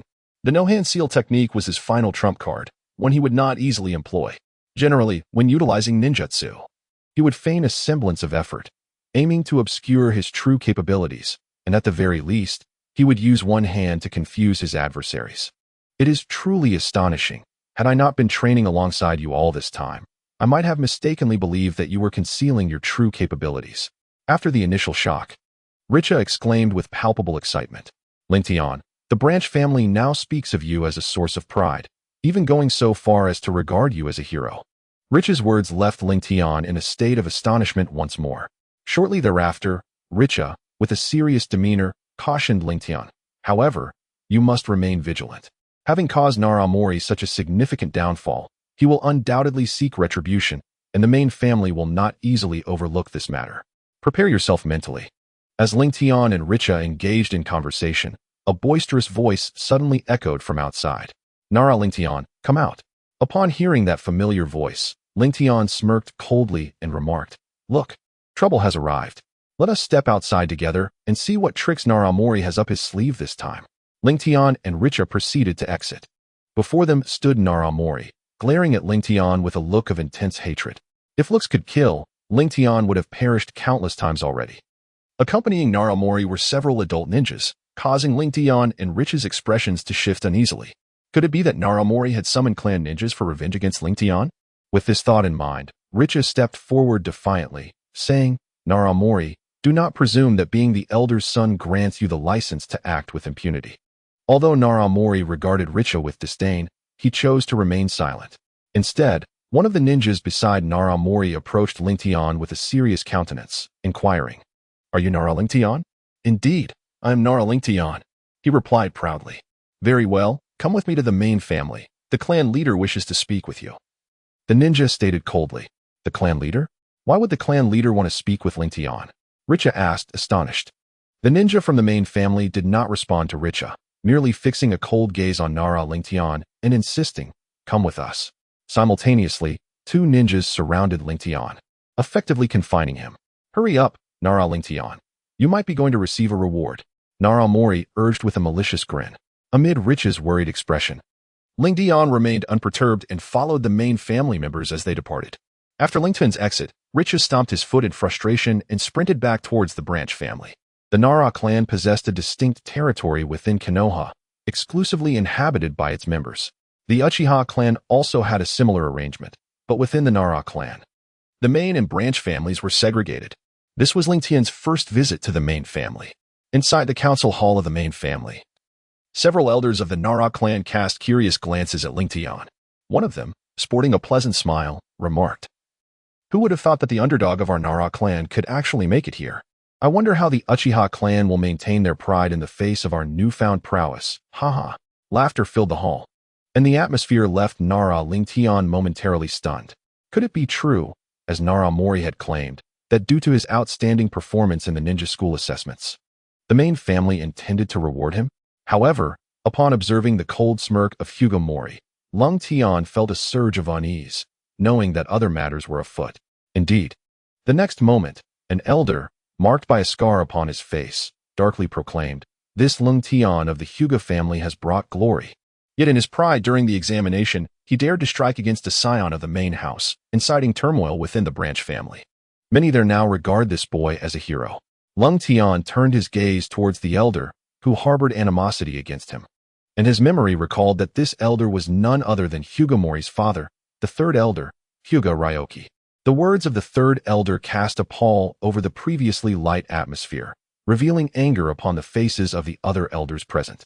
Noticing the shift in the hall, Hyuga Mori's smile widened. Lingtian acutely sensed the hostility directed at him. For the main house of the Hyuga clan, the branch family served merely as a tool of the main house. How could a tool rebel against its master? Even if the branch family excelled, they remained guardians of the main house and must not aspire to overshadow it or entertain any improper thoughts. The elders who had earlier praised Lingtian now wore grim expressions.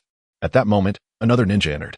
Upon seeing him, Lingtian's first impression was that he resembled an adult Hinata. Following closely behind were brothers Hyuga Hinata and Hyuga Hanabi. The second elder had arrived. The other attendees in the hall acknowledged him.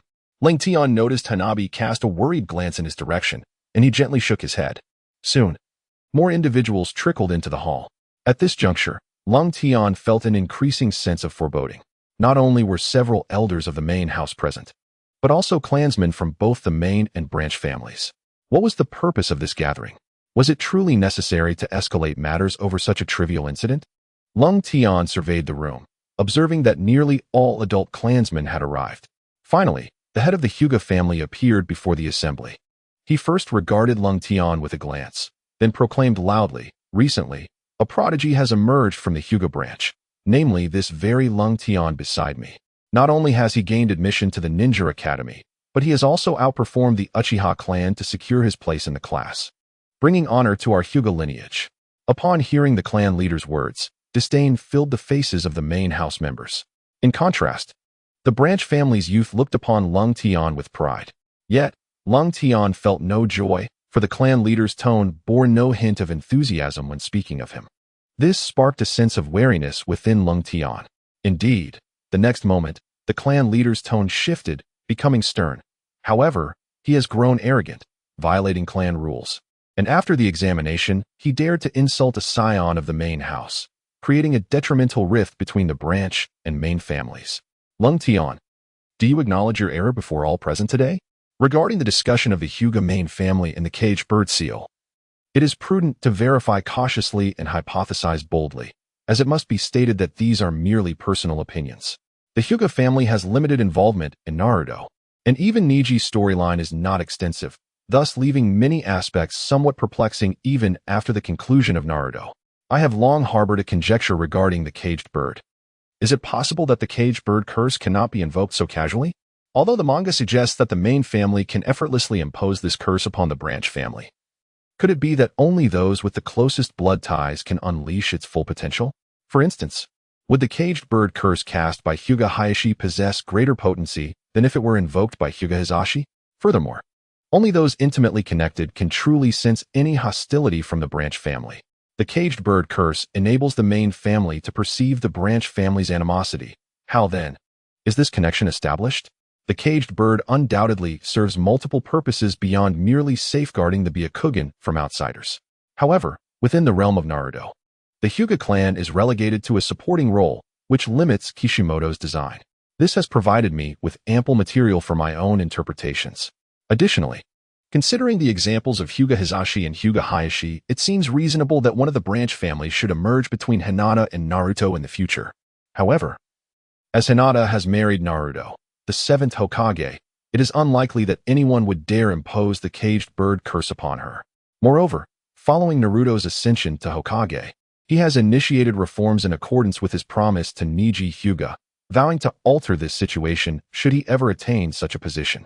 Nonetheless, my narrative begins during the Second Shinobi World War, necessitating adherence to the original premise, akin to the first part of the series, rather than the developments of Shippuden. Consequently, it is plausible that only Hinata or Hanabi can release Neji's curse mark or achieve its maximum efficacy. Indeed, why must Hinata be present when Neji is cursed? Others may possess the ability to invoke it, yet with diminished power. Furthermore, the initial structure of the Hyuga clan delineates a guardian from the main family and a successor from the branch family. Could it be that if Hinata were to face peril, the other might ascend to the position of the main family? This analysis arises from the incomplete nature of the main and branch family dynamics.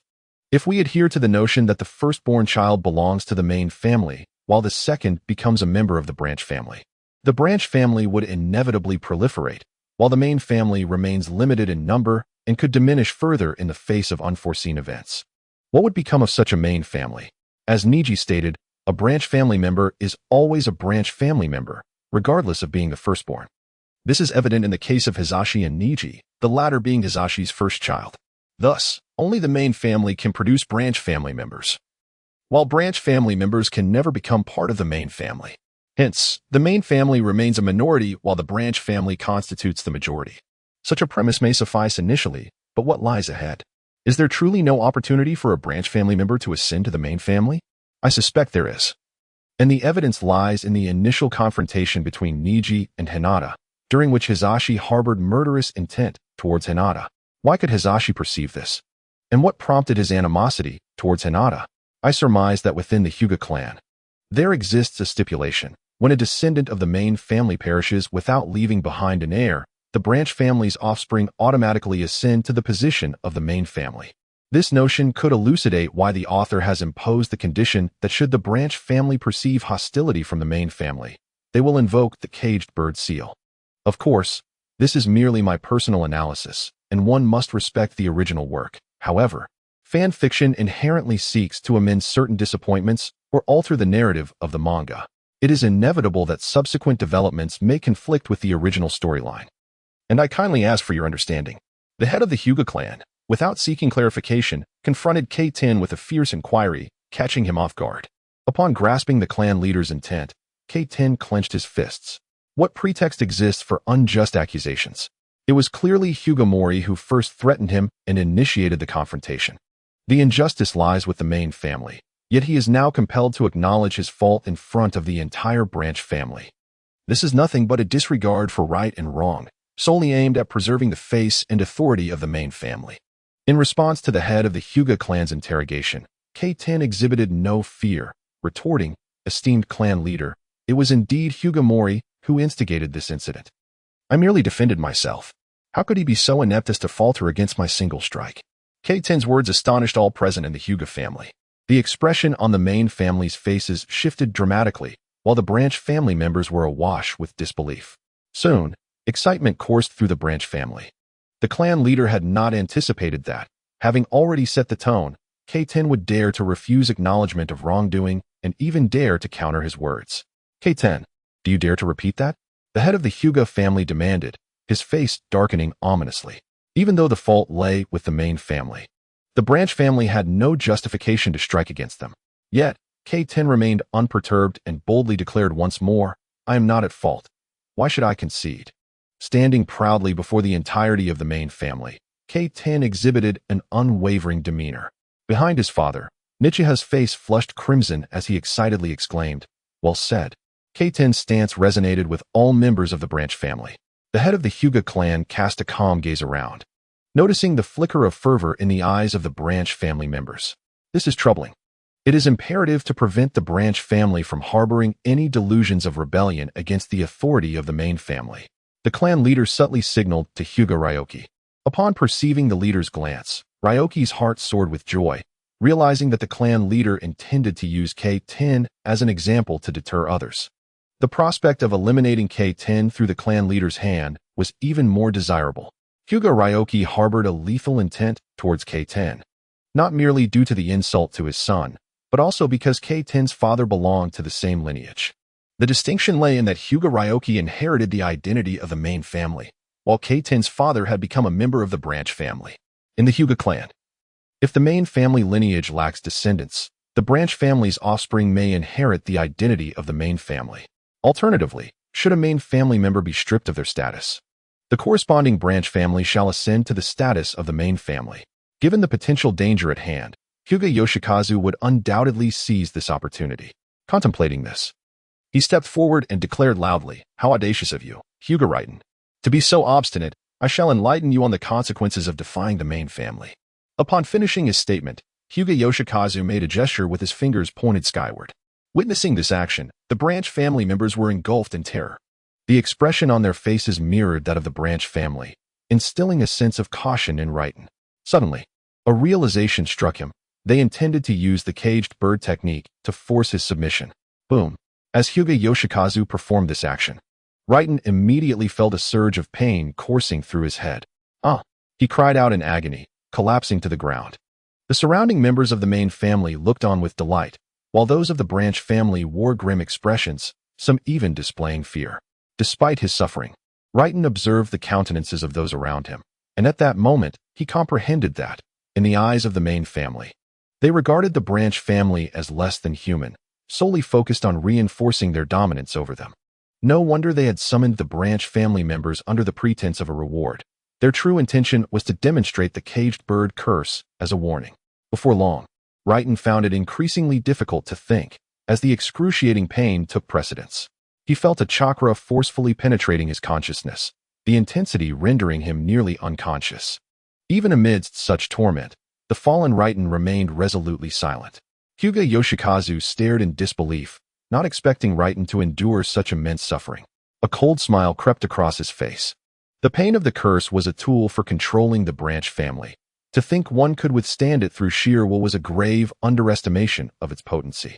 The caged bird curse upon the forehead of the Hyuga branch family ensured that, except at the moment of death when the Byakugan vanished, the secret of the Byakugan would not fall into the hands of others. Another means of losing this ability was when the main family performed the seal to release the caged bird curse, effectively stripping the branch family members of their Byakugan capabilities. Observing Rengtian writhing in agony, the branch family members instinctively touched the caged bird curse on their foreheads, their eyes reflecting both trepidation and an overwhelming sense of despair. They saw their own fates mirrored in Rengtian's suffering, a fate from which they felt powerless to escape. Let the pain out. How like a dog. Hyuga Yoshikazu's eyes gleamed with madness. At that moment, Rengtian was indeed on the brink of collapse. His teeth were nearly ground to dust. His mind almost devoid of consciousness, yet a singular thought persisted. Even in death, he would not yield a cry. He would not grant the main family the satisfaction of his defeat. With this resolve, Raiden's eyes suddenly transformed, adopting the state of the Byakugan. Beneath its gaze, a surge of chakra flowed upward within him, colliding with the chakra of the curse. The arrival of this chakra brought a sudden sense of relief to Raiden, allowing him to glimpse the situation atop his forehead. At this moment, the sensation in my forehead felt akin to a sharpened awl, relentlessly expanding and infiltrating my mind. It seemed as if it were attempting to bore a hole through my very being. It is worth noting that while the Hyuga clan's secret techniques primarily reside in their ocular abilities, they are intrinsically linked to the nerves, should these nerves be compromised. Even the Byakugan would be rendered ineffective. Observing Hinata K-10's struggle against the excruciating pain, desperately suppressing his cries, the previously triumphant expression on Hyuga Rengtian's face morphed into one of discomfort. Very well. Since you refuse to submit, I shall bring about your demise. With this thought, Hyuga Rengtian cast a glance at the clan leader, resolutely deciding to take lethal action. At that moment, Hinata's father abruptly halted Rengtian's murderous intent. Stand down. Elder-san, that is sufficient. I believe Hinata K-10 has grasped his place within the branch family. Stand down. Elder and I, did I mishear you? Rengtian retorted with dissatisfaction. Hinata's father disregarded Rengtian's grievance, quietly approaching the clan leader and whispering, Leader, you have witnessed the expressions of the branch family. They have received ample warning. Recently, the Land of Rain has been instigating conflict, and it is rumored that the Land of Earth will intervene. Should the Land of Earth defeat the Land of Rain, we in Konoha cannot remain passive.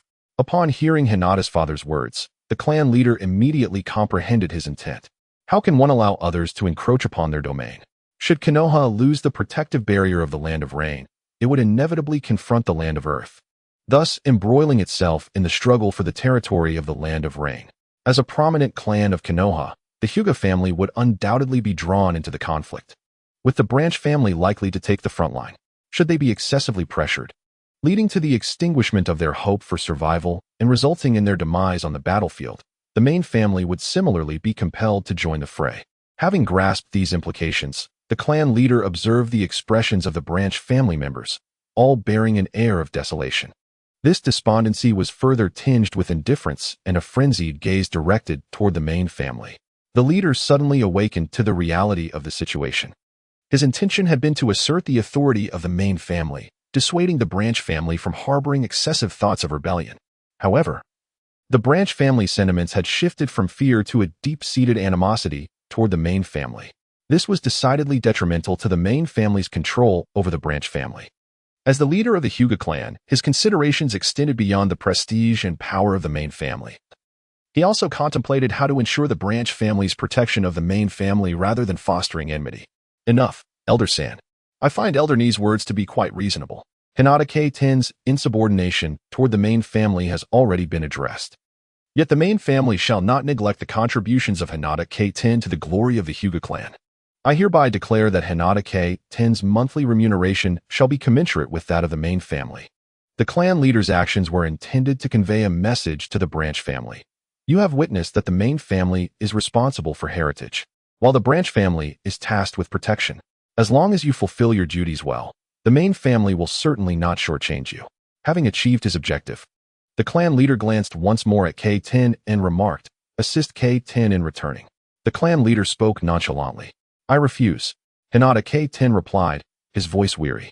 He did not desire such condescending rewards. Fortunately, in the biting cold Tian lacked the strength to voice his thoughts.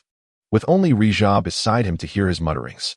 Please, spare me the trouble, Rija urged, hastily dragging Tian away, fearful that he might utter something audacious enough to sway the clan leader's resolve. As they passed by Hinata Mori sneered, a weed is but a weed, and should know whose hands hold its fate. Though Tian was initially dazed, he suddenly raised his head at Mori's words, his icy gaze startling Mori with its intensity.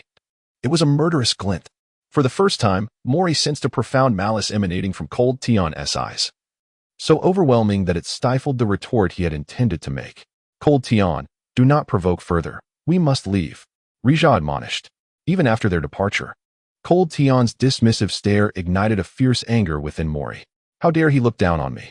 Humph. Hinata Tian should not believe this is the end. On the day of the clan competition, I will make you understand the distinction between genius and refuse. Since receiving punishment from the main family, Cold Tian had remained reclusive, the repercussions of being a caged bird not easily dispelled. Fortunately, during moments of pain, he could channel chakra and counteract the curse seal on his forehead, alleviating some of the torment. Cold Tian initially intended to use his introspective abilities to uncover the secrets of the curse seal, but found himself perpetually barred from its depths. However, as he struggled against the power of the seal, he noticed an improvement in his vision, which brought him a glimmer of joy. Yet, upon using his Byakugan to survey his surroundings, he realized that it had not changed. It still only extended to a radius of 10 meters. While Cold Tian pondered this alteration, Rija came to visit him at home. "Are you feeling any better?" he inquired, noticing Cold Tian still reclining in bed. Cold Tian shook his head, replying, "Not really. I hadn't anticipated the curse of the caged bird to be so formidable. At times, I still feel quite nauseous. They intend to kill you, just as they did your parents." Rija exclaimed in anger. The gravity of Rija's words left Cold Tian momentarily speechless. And he then asked with unprecedented seriousness, "What did you just say?"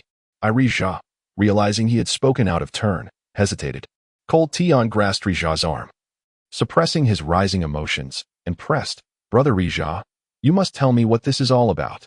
After a moment of contemplation, Rija slowly responded, "I only learned of this yesterday when my father spoke of it." Under Cold Tian's earnest gaze, Rija divulged the hidden truth regarding Cold Tian's parents.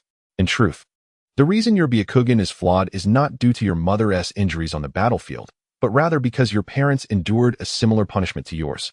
One far more severe, which directly caused significant damage to your mother's Byakugan.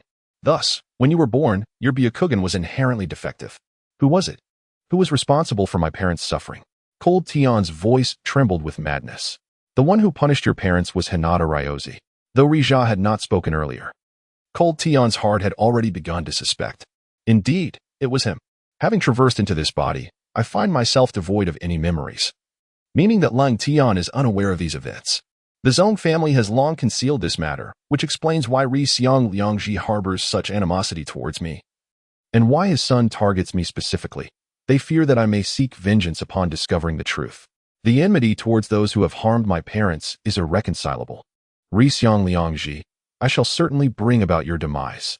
Lung Tian's voice tore through the air with anguish. "Lung Tian, you must remain composed. At present, you lack the strength to exact revenge, and should any dissatisfaction with the Zong family surface, they will undoubtedly eliminate you. Your sole focus must be on enhancing your abilities, striving to attain the rank of Jonin as swiftly as possible. Only then can you secure the protection of Konoha's upper echelons, which will deter the Zong family from taking lethal action against you," Richa cautioned. Upon learning the fate of his parents, Lung Tian felt an overwhelming urgency. He must swiftly augment his strength to avenge them. Moreover, as Richa articulated, the Hinata clan possesses autonomous governance within the village, allowing them to dispose of their kin at will. Only upon reaching Jonin status can one obtain the village's protection. One day, I shall avenge this hatred, and when that time comes, I will ensure that this accursed cage bird regulation is eradicated forever. "Agreed. Count me in. We shall all strive towards this goal," Richa exclaimed with fervor. However, during this period, it is imperative that you do not allow Ri Xiong Liangji and his son to perceive that you have uncovered this truth. Otherwise, they will not spare you. Furthermore, your current energy should be devoted to training. As the Ninja Academy commences tomorrow, do not be late. Upon hearing Richa's words, Lung Tian suddenly realized that tomorrow marks the beginning of the Ninja Academy. Noting the fury etched upon Lung Tian's face, Richa remarked, "Though immediate revenge is unattainable, the clan's grand competition presents an opportunity to reclaim a measure of retribution from Ri Xiong Maoli."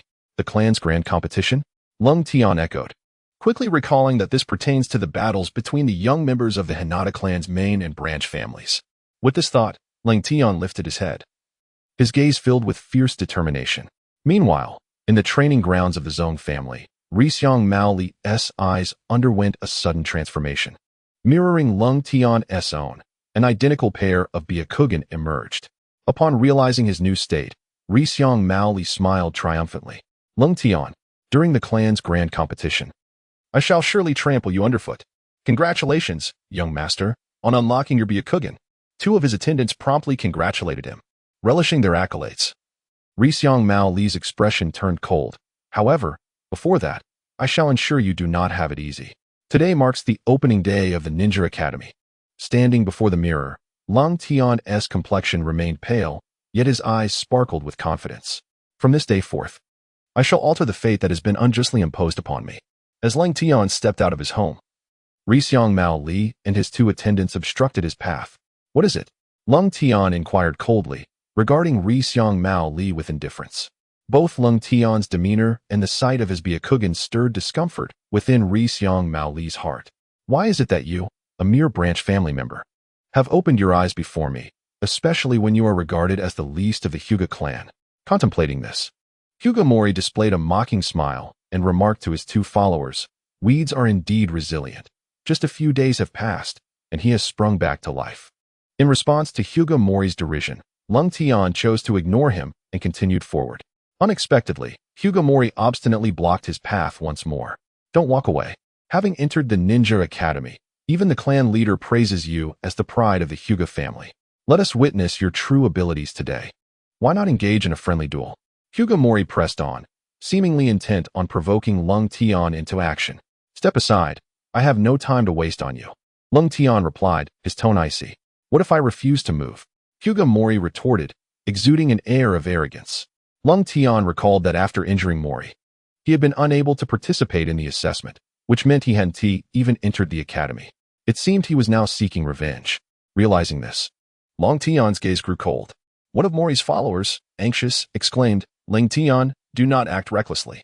If you lay a hand on young Master Mori again, it will be reported to the clan leader, and you will face confinement. You may even be barred from the Ninja Academy. Had it not been for the knowledge he gained from Rija regarding the enmity between their families, Lung Tian would have taught them a lesson despite the risk of enduring the cursed mark again. Yet, he knew he must endure. Perhaps lurking behind Hyuga Mori was the shadow of Hyuga Ryoki. I seek vengeance, not mere venting of frustration. He clenched his fists, silently reminding himself. Observing that Lung Tian remained unperturbed, Hyuga Mori assumed the cowardly version of Lung Tian had returned. His eyes glimmered with renewed mockery as he strolled closer and disdainfully declared, "This is more like it. A branch family dog should act like one." With that, he threw a punch, which Lung Tian firmly grasped, a glint of murderous intent igniting in his eyes. Just as Mori anticipated a retaliation from Lung Tian, he heard, "The family competition will be our day of reckoning." With that, Lung Tian performed a hand sign and suddenly vanished from their sight. Hyuga Mori, taken aback by Lung Tian's use of the body flicker technique to escape, watched the direction he had disappeared with a darkening expression. "You think you can defeat me during the family competition? You are unworthy." At that moment, one of Mori's followers, perplexed, inquired, "Young Master Mori, why do we always target this underdog?" Mori's expression turned icy as he fixed a piercing gaze on his follower, who trembled under his scrutiny.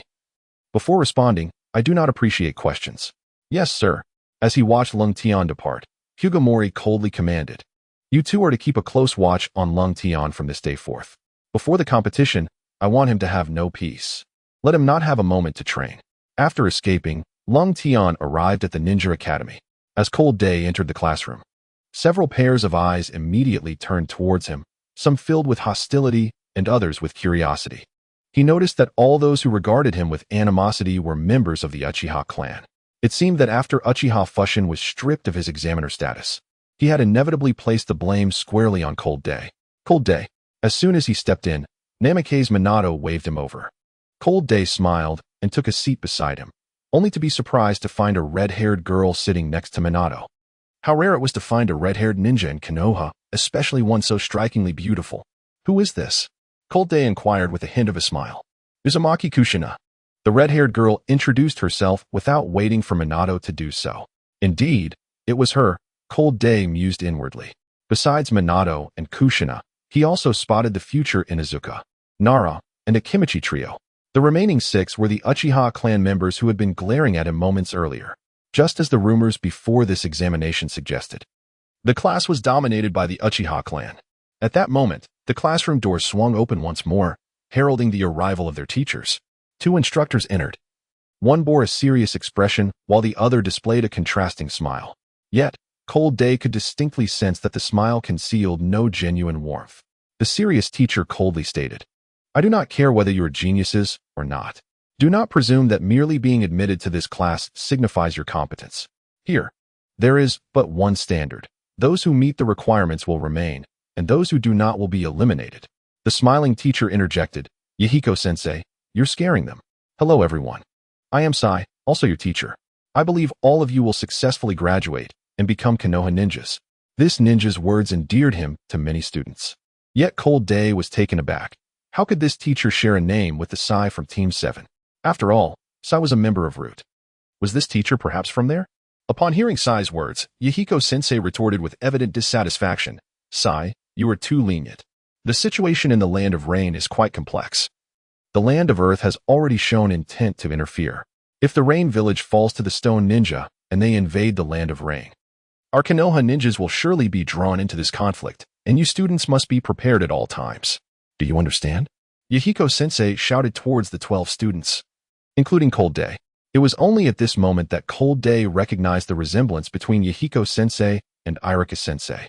However, unlike Irika, who was more lenient, the father was notably stricter in his teaching approach. Very well, Yahiko-sensei, my earlier oversight aside, it is now your turn to introduce yourselves. Sai cheerfully redirected the conversation. Upon hearing his words, Cold Day could only think of one thing. Indeed, a member of Root, ever vigilant in gathering intelligence. The question lingered, who was Sai's target? Starting with the Uchiha clan, the responses were all tragically uniform. The desire for the Uchiha name to resound throughout the ninja world. The notion of disregarding Konoha is hardly surprising, given that it ultimately led to their expulsion by the higher-ups of the village, Cold Sky mused. The ideals expressed by the Inuzuka, Nara, and Akimichi trio took him by surprise, as they echoed the teachings of their predecessors in Konoha, upholding the will of fire. Cold Sky did not expect the trio to articulate such profound thoughts. However, noticing the awkward expressions on the faces of Yamashiro and Akimichi, he smiled faintly, realizing that this was likely Nara's idea. Members of the Uchiha clan displayed disdain upon hearing this, and Cold Sky detected a hint of ruthlessness in teacher Sai's gaze.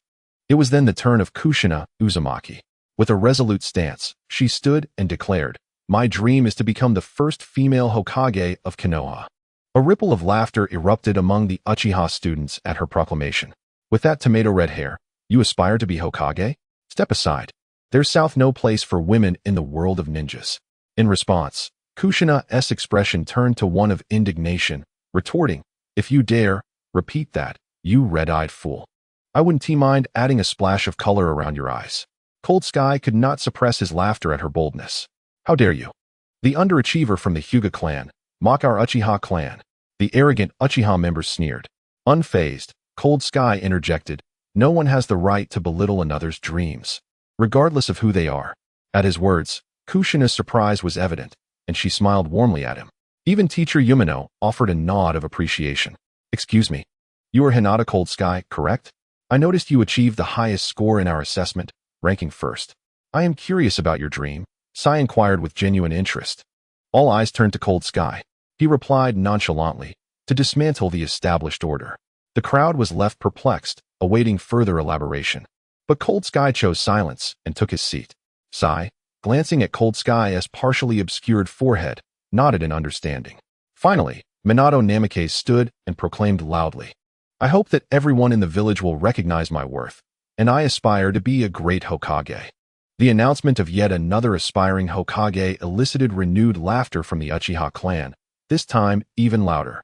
The absurdity of Minato's ambition to surpass even the first Hokage was not lost on them. Kushina, too, found it hard to believe, considering Minato was merely a commoner, making his dream even more challenging than hers. Yet, teacher Yumino expressed his admiration, stating, excellent. We have 2 students in our class whose dreams are to become Hokage. That is commendable. On the first day of school, the 2 teachers focused more on getting to know their students and reassessing their individual strengths rather than imparting lessons. Notably, a student named Uchiha Genka surprised them both by utilizing fire release techniques, prompting admiration for the Uchiha clan's reputation for genius. He was also among the top scorers alongside Cold Sky in this assessment. In contrast to the expectations surrounding the top scorer, Hinata K10, who was rather ordinary and lacked any remarkable traits, the only aspect that garnered some credibility was his activation of the Byakugan. Humph. I truly wonder if the other evaluators are mentally challenged to have placed you on equal footing with me as the top scorer. Uchiha Jinka remarked with a mocking expression during K-10's demonstration. However, in the next moment, K-10 suddenly vanished from his sight, reappearing behind him with a kunai poised against his neck. Next time, if you remain silent, no one will mistake you for a mute. K-10 retorted as he acted with unexpected speed, unnoticed even by the two ninja instructors. The onlookers were equally oblivious. When Hyun-sensei and Sai-sensei exchanged glances, astonishment flickered across their faces. Sai discreetly gestured with his right hand, and Hyun's heart raced. He understood that K-10 had performed a one-handed hand seal. The speed of this body flicker technique rivaled that of A.J. Neen, which explained why he had been awarded the top score during the assessment. By the end of the day, K-10 had definitively bid farewell to the title of the underachiever. After school, as K-10 exited the Ninja Academy, he was encircled by the members of the Uchiha clan from his class. Hinata K-10, I have finally awaited your arrival. Uchiha Jinka spat with a look of disdain. Oh? K-10 replied nonchalantly. You are the reason my father lost his position as an examiner, and today you have humiliated me before the teachers.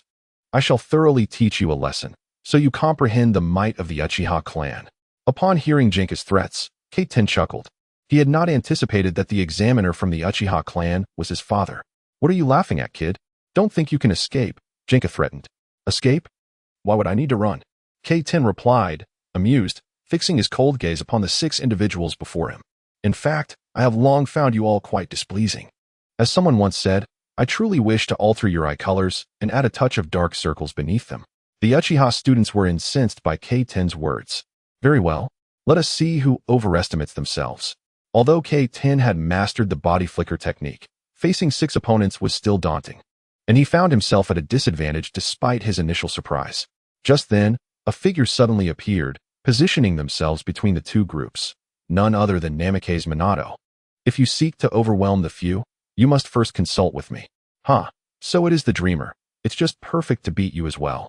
So you understand that the title of Hokage is not something anyone can covet. Is that so? Then count me among those who can. Uzumaki Kushina joined the fray. K-10 was taken aback by the enthusiasm of the two beside him. Their fervor suggested they were not merely spectators. However, as the 3 exchanged glances, they instantly grasped each other's intentions. Let us fight, for I have long harbored disdain for them. Without further ado, they launched the first strike. The Uchiha students were momentarily taken aback, but soon their pride flared, and they, emboldened by their numbers, surrounded K-10 and his allies. Yet, upon engagement, they quickly realized their miscalculation. Namikaze Minato was exceedingly agile. The 2 Uchiha students who faced him could barely grasp the hem of his garment. In the frigid air, Lung Tian demonstrated remarkable speed through his instantaneous movement technique, deftly outmaneuvering 2 students of the Uchiha clan, one of whom was Uchiha Xuanhua, proficient in fire techniques. Yet, among the trio, the most formidable was none other than Uzumaki Kushina, who single-handedly withstood the 3 adversaries. With sheer force, she overwhelmed them, declaring, "Stand aside." Witnessing the 6 fail to subdue 3, Uchiha Xuanhua, in a fit of rage, was perturbed.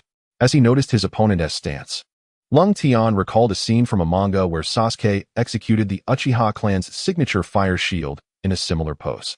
Great fireball technique. Uchiha Xuanhua hastily formed the hand seals, but before he could unleash it, Lung Tian, with a flicker of thought, activated his instantaneous movement and appeared behind him. Uchiha Xuanhua was caught off guard and received a powerful kick, sending his fireball soaring into the sky. You ambushed me, Xuanhua exclaimed. To which Lung Tian retorted with a mocking grin. Your skills are simply inadequate. Though Uchiha Xuanhua bristled with indignation, having expended his chakra on the fire technique, he was left vulnerable. Just as Lung Tian prepared to further humiliate him, Teacher Hei materialized before them. Enough. Skipping home after school. Do you think today's training was too easy? After pacifying the altercation, Teacher Hei abruptly vanished with a resounding pop, revealing it to be a shadow clone. The Uchiha students, though unwilling, recognized the authority of Teacher Hei's words and reluctantly withdrew. Particularly, Uchiha Xuanhua, who had been most humiliated, pointed an accusatory finger at Lung Tian, declaring, Uzumaki Lung Tian, there one T always be someone to save you. One day, I shall repay this humiliation tenfold. The following day, Whispers of the previous afternoon's events at the ninja school circulated widely. Did a member of the Uchiha clan really get taken down? Who would dare? The entire student body buzzed with intrigue. In a classroom, teachers Hei and Sai engaged in discussion regarding the incident. Are you not going to intervene, Teacher Hei? Sai inquired. Humph, it was merely a scuffle among children. Besides, if they cannot handle such trivial matters, how can they claim to be ninjas? Teacher Hei scoffed. Sai chuckled and replied, though you say that, did you not utilize a shadow clone to issue a warning yesterday? That was merely to ensure they conserved some energy for today's lessons. Teacher Hei clarified. Nodding, Sai remarked, you are right, Teacher Hei. The situation is becoming increasingly tense. Perhaps we ought to apply some pressure. Oh, do you have any suggestions? Teacher Sai? Teacher Hei asked with curiosity. Perhaps we could administer a small test, Sai proposed. A test? Teacher Hei echoed, perplexed. Indeed, a test. Those who perform well shall be rewarded, while those who do poorly will be eliminated. A ninja has no use for the inept, Sai stated with a smile. The Uchiha clan, renowned for their exceptional talents, merits discussion. While it is said they are above the rest, I find it more fitting to refer to the Uchiha clan as steadfast in their original commitments or as adherents to traditional values. Additionally, it is worth exploring why Uzumaki Kushina mocks the ideals of Minato Namikaze. In truth, Kushina Uzumaki's aspiration to become Hokage reflects a profound rebellion against her objectification as a mere tool, a vessel for the Nine Tails. The positions of the first and second Hokages were held by the Senju clan, engendering the illusion that the title of Hokage should reside within prominent clans. The third Hokage's reliance on Danzo, the leader of the Umbu, to manage the village underscores the precarious nature of his position, which was designated during the life-and-death struggles of the second Hokage. Although the third Hokage hailed from a distinguished lineage, he remained somewhat inferior to the great clans, particularly in the presence of the Senju, Uchiha, and Hyuga clans. Thus, ascending to the role of Hokage necessitated the support of powerful factions. Moreover, due to the unforeseen consequences of warfare, particularly following the First Shinobi World War, all clans, especially the Hyuga and Uchiha, were amassing power, anticipating that the fourth Hokage would inevitably emerge from among the great families. The third Hokage was merely an anomaly in this expectation. Unbeknownst to them, during the era of the second Hokage, efforts were already underway to diminish the influence of the prominent clans. Granting the Hyuga clan their own territory appeared to be an honor, yet it effectively barred them from the core of power. The Uchiha, who possessed comparable strength to the Senju, were relegated to a role akin to that of a police force, seemingly formidable, yet inadvertently fostering animosity towards them. Thus, when all the noble families believed the fourth Hokage would surely be chosen from among them, it was instead Minato Namikaze who ascended to the position, laying the groundwork for future turmoil, particularly among the Uchiha clan. It is essential to recognize that the connection between the Hokage and the village of Konohagakure transcends the will of fire and the Senju's wood release, intertwining with the Uchiha's fire release. Indeed, while the Senju possessed wood release as a bloodline limit during the Warring States period, every clan's shinobi opted for the most potent techniques available. For instance, the Wind Shadow chose the Sand Country, which maximized their capabilities. In the Land of Fire, the most powerful ninjutsu was fire release. I believe the Uchiha clan felt that after the first and second Hokages, it was their rightful time to govern Konohagakure. However, due to the unforeseen circumstances of war, the third Hokage was chosen, following the third's tenure. They anticipated the restoration of order and the ascendance of an Uchiha to the fourth Hokage position, yet it was again Minato Namikaze who emerged. While Minato's achievements warranted recognition, his untimely demise led the third Hokage to refrain from selecting a fifth Hokage. I am convinced that the Uchiha were indeed formidable at that time, likely possessing candidates worthy of the fourth Hokage title, yet they were suppressed by the third Hokage. This revelation illuminated the third Hokage and the upper echelons of Konoha's determination. The Uchiha would never ascend to the role of Hokage. A clan that could not penetrate the core of the village, merely relegated to being a part of Konoha, would inevitably rise in rebellion, culminating in the tragic death of Shisui. After the demise of Shisui, the Uchiha clan finally enjoyed a period of tranquility. However, soon after, another prodigy emerged, and the ensuing events are well chronicled in the narrative. Some assert that Uchiha Fugaku and Shisui's lineage were fundamentally opposed, harboring deep-seated animosity. In the wake of the elder Kage's death, the Uchiha clan found itself lacking a stabilizing force, which led to such tumultuous occurrences. To me, the notion of the Uchiha clan ascending to the position of Hokage has long been ingrained in the minds of most Uchiha members. Akin to how the founding of Konoha saw the Senju and Uchiha clans alternating in leadership, this belief has been embedded within their very essence. The third Hokage's tenure may have been fortuitous, and the fourth could have benefited from the third's guidance. However, the question remains, why did the fourth's demise not yield a new Hokage? The answer lies in the fact that the next candidate for Hokage was, indeed, from the Uchiha clan, a realization shared among all Uchiha members. Thus, rebellion was inexorable. From their perspective, it was Konoha that betrayed the Uchiha. Yet, the Konoha of today is no longer the same village that was founded by the Senju and Uchiha. It has evolved beyond merely representing those two clans. Clinging to antiquated notions would inevitably lead to obsolescence in the face of new ideologies. Even the Senju clan must make sacrifices for Konoha, rendering this current iteration of the village intolerable for the Uchiha. These are merely my personal musings and should not be taken as absolute truth. After all, it seems that Kishimoto crafted these narratives primarily for the sake of storytelling. As an admirer of Hokage lore, I often strive to unearth reasonable explanations or developments in the story. Readers may take it as they will. However, within the context of this book, such a premise holds validity, and there may be discrepancies from the original manga, for which I ask for your understanding. A brief note. While I have watched both the anime and read the manga, this book will primarily adhere to the manga's storyline, and certain plot points from the anime may not be included. The following day, upon arriving at the Ninja Academy, Cold Day discovered that the two instructors had been waiting for them. "What are you dawdling for? Take your seats," Instructor Umi shouted. Cold Day and his companions promptly settled into their places.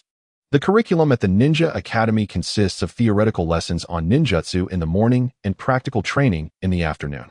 As a key class within Konoha's Ninja Academy, they have ample training facilities at their disposal without the need to share with other classes. Moreover, Cold Day and his peers are free to utilize any training equipment at any time, while others must seek permission. In the afternoon, Cold Day and his group arrived at the training ground. "This morning, I briefed you on the usage and characteristics of shuriken. Now we shall commence practice," Instructor Umi announced. Producing a shuriken. With a swift motion, the shuriken flew past Cold Day and struck the target 10 meters away with a satisfying thud. The shuriken serves as an excellent means of ranged attack and can be equally effective in close combat. However, its utility extends beyond mere offense. It can also confuse adversaries, disrupt their line of sight, and disturb their rhythm, achieving the element of surprise. Mastering the kunai is, without a doubt, a fundamental skill for any ninja. One might even argue that it is more essential than certain ninjutsu techniques. This sentiment did not escape the notice of Teacher Hei, who observed some students displaying expressions of skepticism. He recognized that many among them had already honed their kunai skills, yet some still regarded the weapon with disdain. With a fleeting chill in his demeanor, Hei admonished, "Do not underestimate the kunai. Striking a stationary target is merely the most elementary task." With that, he swiftly hit the target during his brisk movement and continued, "Your adversaries will not remain motionless. It is the constantly shifting enemy you must strike." Noticing that the students finally adopted a serious demeanor, Hei sternly instructed, "Thus, at the moment of releasing the kunai, you must predict the opponent's trajectory." These insights come only from countless experiences, and achieving accuracy within a 10-meter range is imperative. Now, let us commence by aiming at the nearby targets. Teacher Hei initiated practice for the students, confident in their foundational training in ninjutsu. The first to step forward was the self-assured Uchiha Genka. With a kunai in hand, he glanced at the target, wore a relaxed expression, and swiftly launched it. Thud! The kunai struck true at the center. Not stopping there, Uchiha Genka mimicked Hei's earlier stance. Wielding two kunai in each hand, he threw them simultaneously while in motion. All four kunai found their mark. Seeing his success, Uchiha Genka cast a triumphant glance at Hinata Lungtian, a hint of provocation glimmering in his eyes, as cheers erupted from the other Uchiha students. Yet, just as they reveled in their achievement, Namikaze Minato also struck the target with the same finesse, completing his throw while in rapid motion. The expressions of the cheering Uchiha youth shifted to surprise. Even Teacher Hei was taken aback. He had known that Namikaze Minato hailed from a common background, having merely received guidance from an ordinary ninja. This led him to ponder the young man's extraordinary talent. Next to step forward was Uzumaki Kushina, who, like Namikaze Minato, successfully hit the target with all 4 kunai, her strikes exhibiting even greater power. The previously confident Uchiha Genka now wore a glum expression. With a teasing tone, Uzumaki Kushina remarked, "What is there to boast about with such trivial skills? I mastered this when I was 6. Her words cast a pall over the faces of the Uchiha students. One defiant voice murmured, "Our Uchiha clan excels in ninjutsu, not mere physical techniques." Silence. Uchiha Genka chastised, his face flushed with embarrassment and anger. The trio known as the Boar-Deer Butterfly performed adequately with their kunai, albeit without hitting the bullseye, managing to strike the target nonetheless. Finally, it was Hinata Rengtian's turn. Everyone expected that the clan renowned for its physical prowess would face no difficulties, yet to their surprise, Hinata Rengtian missed the mark. Hinata Rengtian's expression remained calm, yet as the projectiles were thrown repeatedly, Uchiha Gunhwa and others could no longer contain their laughter. Haha. So this so-called strongest taijutsu clan is nothing extraordinary after all. Indeed, unable to even throw a kunai properly. Haha, could you possibly be a novice? Rengtian maintained his composure. Saying nothing, Teacher Amiya cast a curious glance at Rengtian, his disappointment evident. Well, the others performed adequately. Cough cough. Rengtian, you must practice more. Teacher, I was momentarily distracted. Could you demonstrate once again? I can, but are you sure? Teacher Amiya asked, hesitating slightly. Rengtian nodded earnestly. His request only incited further laughter from Uchiha Gunhwa. How amusing. To use such an excuse to mask the fact that you are a beginner. Indeed, kunai cannot be mastered by merely watching a few times.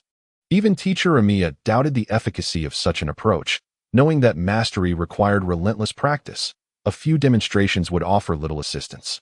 Undeterred by the mocking gazes of others, Rengtian remained focused. Observing this, Teacher Amiya shook his head and picked up the kunai once more, ready to demonstrate again. The essence of kunai throwing lies in the control of one's physical strength. As Teacher Amiya demonstrated, Rengtian subtly activated his Byakugan, meticulously observing every nuance of the teacher's movements. Under the keen sight of his Byakugan, every action of Teacher Amiya, including the circulation of chakra and the muscular control of force, unfolded before Rengtian's eyes. Simultaneously, Rengtian utilized his inner vision ability to synchronize his body with every movement Teacher Amiya had just executed, nearly perfecting the kunai technique. Once the demonstration concluded, Rengtian stepped forward once more, intent on trying again. Seeing him return to the position where Teacher Amiya had thrown the kunai, the Uchiha clan members' disdain only deepened. Kunai requires extensive practice. Even if your Hinata clan claims to be the strongest in taijutsu, success does not come overnight. To think one could succeed after just a few views is sheer folly. Hearing Uchiha Gunhwa's remarks, Rengtian revealed a mysterious smile. This time, he controlled his body to replicate Teacher Amiya's movements flawlessly, mastering the force with precision under the guidance of his inner vision. With a swift motion, the kunai soared through the air, striking the target's center with unwavering accuracy. The surroundings fell silent. The faces of those who had been prepared to mock Rengtian now frozen in disbelief. Even Teacher Amiya regarded Rengtian with a quizzical expression. "Remarkable," exclaimed Kushina Uzumaki with delight. "Pure luck. It must be luck. Indeed, I am a novice with kunai, and I occasionally hit the mark. There is no way he could achieve such accuracy. He clearly missed the target before." The Uchiha clan members were expressions of disbelief. Bang, bang, bang, bang. With 4 consecutive strikes, Rengtian launched 4 more kunai, each embedding itself firmly in the target's red center. At this moment, all were rendered speechless, including Teacher Amiya, who stared at Rengtian in astonishment. The contrast was simply too striking.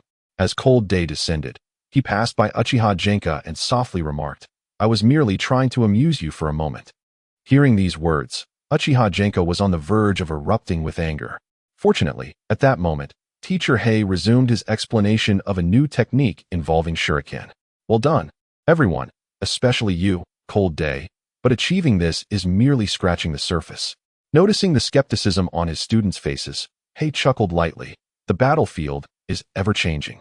Even if you can predict the enemy's trajectory, they too can anticipate your shuriken's path.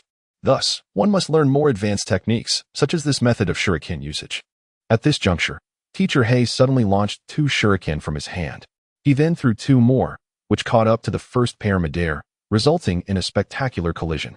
Following this encounter, Two of the shuriken altered their original trajectories and struck the target from an unexpected angle. This remarkable display left Cold Day and his peers in awe. This round of shuriken practice proved significantly more challenging than the previous one, leaving many unable to make any progress for quite some time. Yet, Teacher Hei offered no criticism. After all, this was a technique reserved for elite nin, and his demonstration was merely intended to dispel any underestimation from his students. He held no expectations of them achieving it. Throughout this period, Cold Day refrained from attempting the technique, sparking curiosity among many, including Teacher Hei, who was eager to see how far Cold Day could go. In truth, Cold Day had been meticulously memorizing Teacher Hei's movements.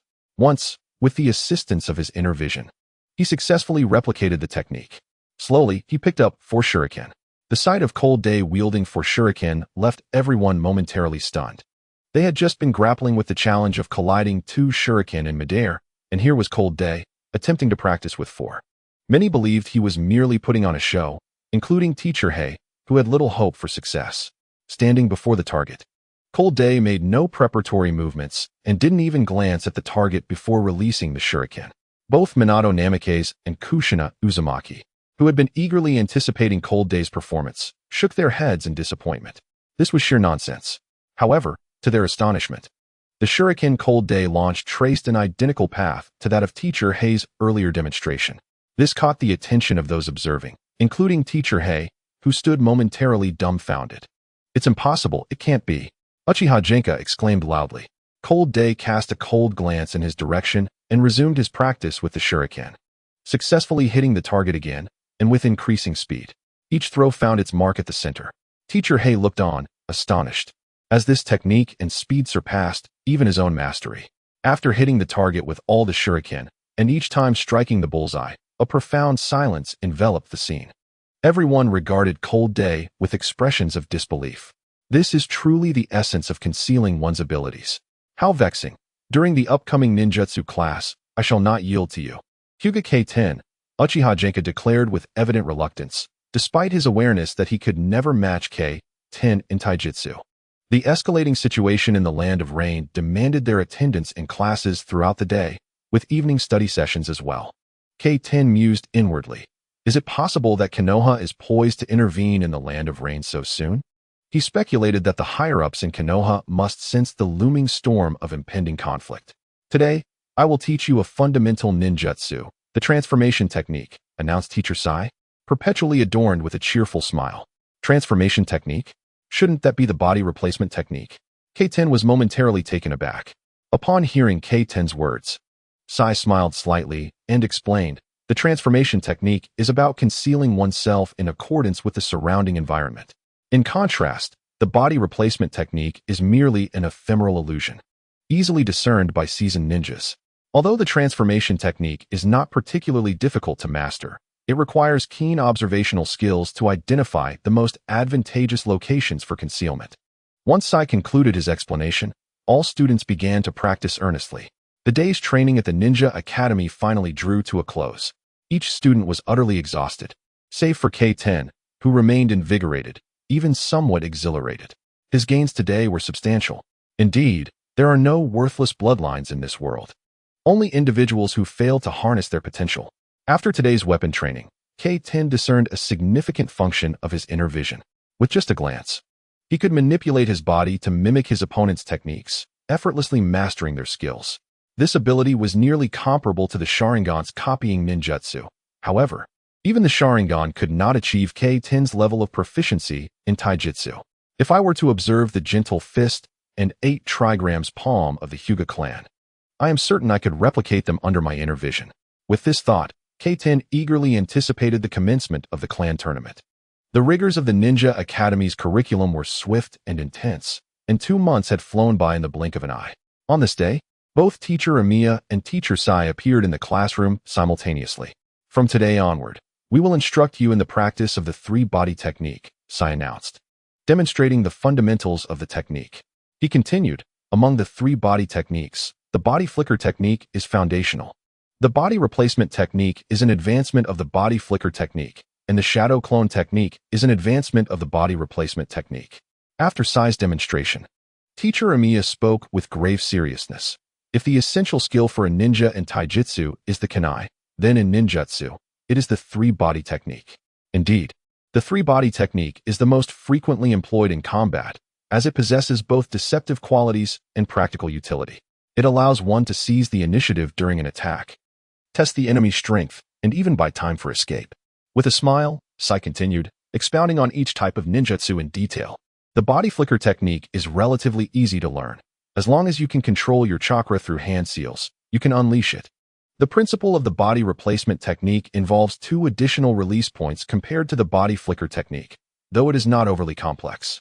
Mastering it is indeed a formidable challenge. Upon hearing this, Lung Tian unexpectedly inquired, "Could you elaborate further, Teacher Zai?" "Certainly," Teacher Zai replied with a warm smile. Many perceive the body replacement technique merely as substituting the body, yet they often overlook the crucial second step, concealing oneself. It is essential to remember that the essence of the body replacement technique lies in this second step. Observing the thoughtful expressions of the students, Teacher Zai elaborated. The second step necessitates keen observational skills and a calm mindset. You must identify an object to replace your body during combat, as well as a suitable hiding place. The teacher implies that one must ensure the enemy cannot locate your concealed position, rather than simply finding a replacement object. Added Teacher Hei. Teacher Zai smiled at Teacher Hei before continuing. As for the clone technique, it can be regarded as a synthesis of the 3 body techniques and is the most challenging. If the body replacement technique requires finding an object to substitute your body, the clone technique becomes the optimal substitute in an environment devoid of usable items or in the midst of a tense battle when you cannot afford distractions. However, the clone technique demands a high level of chakra control, not merely in quantity, but also in precision. Mastery of this requires extensive practice. Of course, the 3-body technique cannot be mastered in isolation. It must be adaptable to the circumstances of battle and executed judiciously. Subsequently, Teacher Zai demonstrated various applications under different scenarios, earning the admiration of all students, including Lung Tian. Soon, their gaze shifted to Teacher Hei, eager for him to showcase his skills as well. This caused Teacher Hei to blush slightly as he remarked, "What are you all staring at? I can do it too, but I specialize in teaching you physical techniques, not ninjutsu." At that moment, Teacher Zai playfully suggested to Lung Tian, "How about you demonstrate the body flicker technique for us?" Lung Tian stood up and, under the watchful eyes of his classmates, swiftly formed hand seals. With a bang, he reappeared 10 meters away. Observing Lung Tian's display, Teacher Zai narrowed his eyes slightly, concealing his thoughts. Truly, he is a prodigy of the Hyuga clan, exhibiting not only remarkable talent in physical techniques, but also advancing rapidly in ninjutsu. Truly deserving of being one of Konoha's prominent clans. Hearing Teacher Zai's praise, Lung Tian bore a proud expression, though it was tinged with an awareness of the implied comparison to the Uchiha clan. Indeed, upon hearing Teacher Zai's words, Uchiha Xuanhua's countenance darkened significantly. Previously, they had asserted that ninjutsu was the stronghold of the Uchiha clan. Yet, Lung Tian effortlessly executed the body flicker technique, having already mastered it beforehand. The group then commenced practicing the 3-body technique. Ninjutsu requires more than mere hand seals. The seals merely facilitate the flow of chakra within the body, released in a precise sequence. If one cannot control their chakra through the seals, even the most proficient sealing will fail to manifest ninjutsu. After a single class, many students found themselves facing failure. At that moment, Lung Tian had successfully mastered the substitution technique, further highlighting his exceptional abilities. "All right, let's conclude for today," Teacher Zai said. Just then, Uchiha Shinkai gradually completed his hand seals and executed the body flicker technique, appearing 5 meters away. However, his speed paled in comparison to Lung Tian's. Teacher Zai was momentarily taken aback, ready to offer praise, when suddenly, Minato Namikaze also succeeded almost simultaneously with Uchiha Shinkai. Although their completion times were comparable, they appeared at the same distance of 10 meters, much to the dismay of the Uchiha clan. The previously outstanding Kushina Uzumaki was still unable to master the body flicker technique. "Well, that will be all for today," Teacher Zai smiled, observing the lack of progress among the other students. "Do not rush. You must synchronize your chakra flow with the speed of your hand seals. Only then can ninjutsu be successfully performed. Take your time to understand. In a month, there will be a test. Whoever can first complete the three-body technique and successfully execute 3 shadow clones will receive a ninjutsu as a reward. Upon hearing of the reward, Rengtian and the others quieted down, eager to learn what it would be. Without hesitation, Zai revealed, it is the shadow clone technique. With that, Teacher Zai transformed into a cloud of smoke before their eyes. Moments later, he re-entered the classroom from outside, leaving Rengtian and the others astonished. When had the teacher begun using shadow clones to conduct lessons? Compared to ordinary clones, shadow clones truly serve as a high-level ninjutsu that can aid ninjas significantly. You are fortunate. This technique typically requires considerable contributions even for a chunin to learn. However, our class has been granted a few slots. If anyone meets my requirements, I shall award them this ninjutsu. But with rewards come penalties. At this point, Teacher Zai glanced at Teacher Hei. Teacher Hei, looking troubled, stepped forward and declared solemnly, "Listen carefully. If anyone fails to complete the task within a month, they will be eliminated, not merely from the class, but entirely from the Ninja Academy." Ever since Teacher Zai announced the rewards and penalties, everyone focused intently on the three-body technique. No one wished to be eliminated. Rengtian was taken aback by the difficulty of mastering the clone technique. The required release points amounted to 22, 4 of which were not aligned within the same meridian. This significantly complicated chakra control. However, this was not the main concern for Rengtian. His true dilemma lay in how to unblock the meridians necessary for executing the clone technique within a month. Most of Rengtian's meridians were clogged, and he realized that his pace in unblocking them with his vital energy was far too slow. Completing this task in a month seemed utterly impossible, let alone mastering the clone technique. Damn it! At this rate, mastering the clone technique is completely out of the question. The present moment evokes a sensation of chill, akin to possessing an adept mastery of the shadow clone technique, yet being obstructed by an insurmountable wall. What methods of training might expedite the unblocking of these chakra pathways? Recently, the character known as Cold Day has been pondering this very conundrum. Observing with his Byakugan, Cold Day has noted that his classmates are gradually making progress. A few are on the cusp of a breakthrough, with the most remarkable being Minato Namikaze, who truly lives up to his reputation as the 4th Hokage, displaying an extraordinary talent for comprehension. After a week of observation with his Byakugan, Cold Day discovered that, apart from himself, the one struggling even more than he was Kushina Uzumaki. The reward associated with the shadow clone technique is of great significance to Cold Day. Possessing it would enable him to better evade the disturbances caused by Hinata Moriyuki and his companions. Although Cold Day has made no advancements in the shadow clone technique recently, he has made swift progress in the transformation technique, largely thanks to the assistance of Hinata Moriyuki's group. Just this morning, he employed a substitution technique to elude their pursuit, leaving them grasping at shadows. As they turned their attention elsewhere, Cold Day emerged from behind a rock. It baffled him that these individuals had nothing better to occupy their time. Just as Cold Day was about to enter the Ninja Academy, Hinata Moriyuki suddenly appeared before him, exclaiming, "Cold Day, where do you think you're going?" Cold Day shook his head and replied, "Please, Kushina, stop playing around."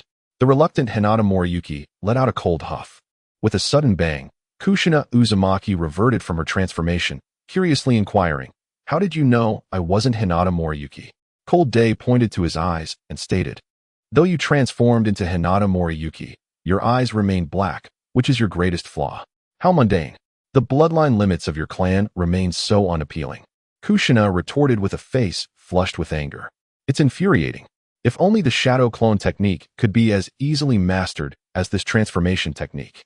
Why is the shadow clone technique so difficult?" Upon hearing Kushina's words, Cold Day activated his Byakugan to assess her internal condition. Unlike Cold Day's situation, Kushina's excess chakra proved to be a hindrance, making the execution of the shadow clone technique exceedingly challenging. If only there were a way to learn it swiftly. Cold Day and Kushina Uzumaki found themselves echoing this sentiment in unison. Reflecting upon Kushina's words, Cold Day suddenly recalled someone, her son, Naruto Uzumaki, who faced a similar dilemma during his graduation exam.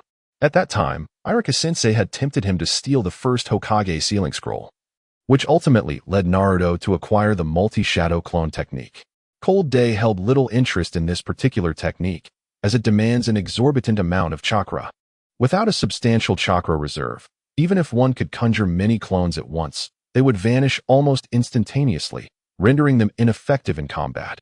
Only Naruto, with the power of the Nine Tails, could summon such a multitude of shadow clones. However, this multi-shadow clone technique might indeed address Kushina's predicament. Furthermore, Cold Day contemplated another forbidden technique, the Eight Gates. In the comic, Kai's cultivation of the Eight Gates of Uchiha is a method aimed at training the meridians and unlocking various acupoints to transcend limits. Lung Tian speculates whether the Eight Gates of Uchiha might contain techniques for cultivating the meridians. Indeed, there must be methods for opening the meridians within it. If one could harness the training techniques of the Eight Gates, would the speed of meridian unblocking not be accelerated? After all, in the comic, the Eight Gates that Shaoli practices violently unlock these acupoints, which inevitably requires traversing the meridians first. With this thought, Lung Tian suddenly chuckled. The first Hokage's belongings were stored in the third Hokage's chamber. In the past, even if Lung Tian had known, he would have had no opportunity. However, the person before him was different, and Lung Tian had already devised an excellent plan. With a mischievous smile, he approached Uzumaki Kushina and said softly, "Kushina, may I ask you for a small favor?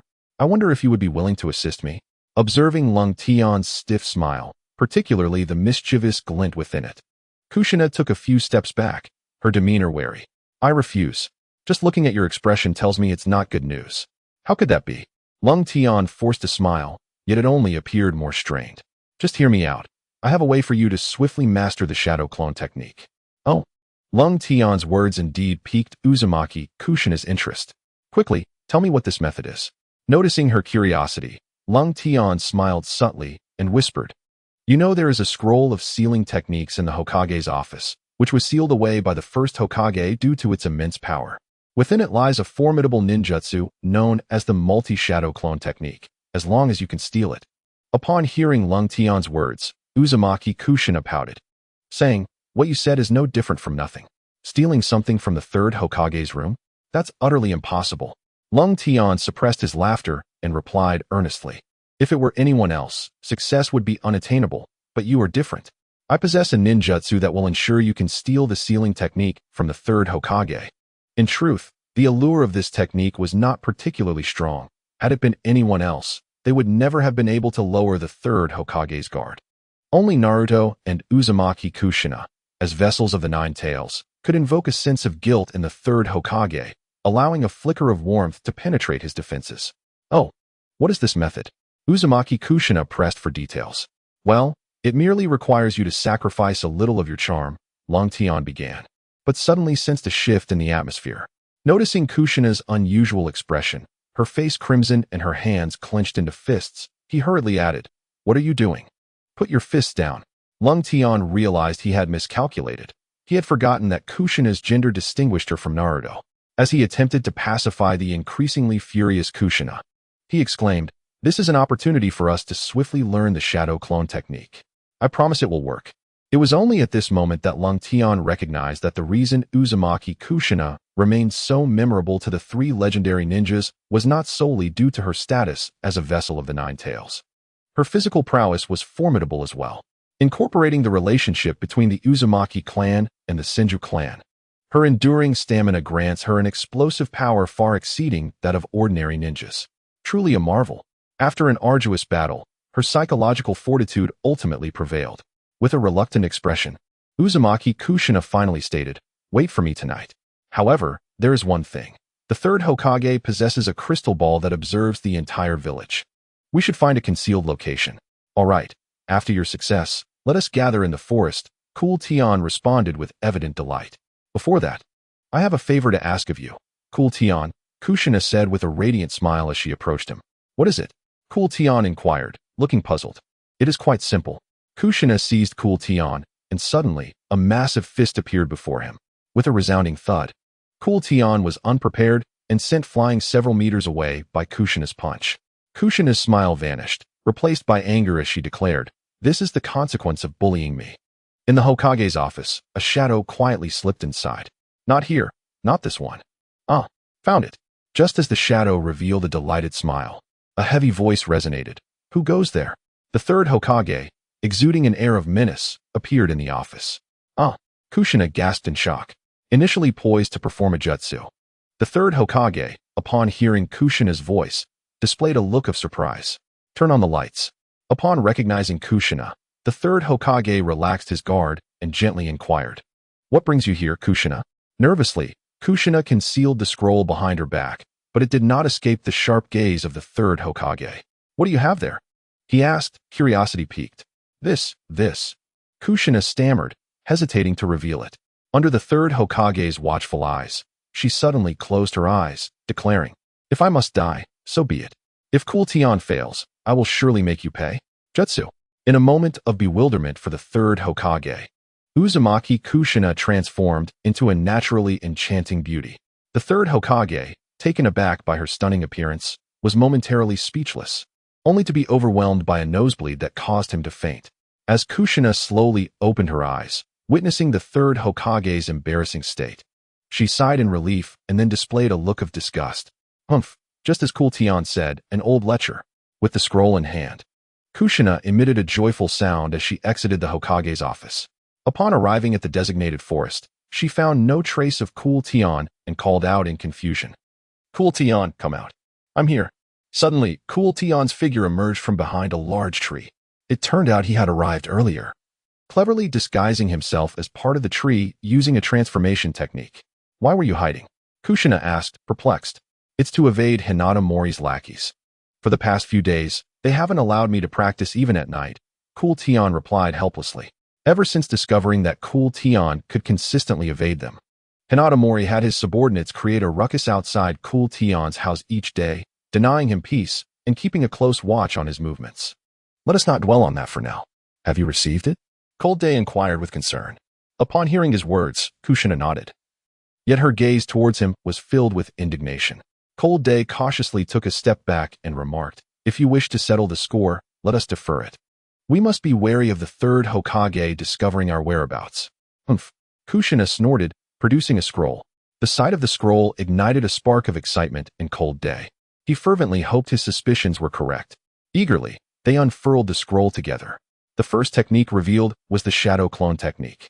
Cold Day merely glanced at it before continuing to peruse the scroll, seeking the 8 gates of death. When he encountered the reanimation jutsu, he paused to take a closer look, noting the name of the second Hokage. Oddly, there was an additional character following it. Cold Day was momentarily taken aback. He recalled this technique was not solely developed by the second Hokage. Could there have been others involved?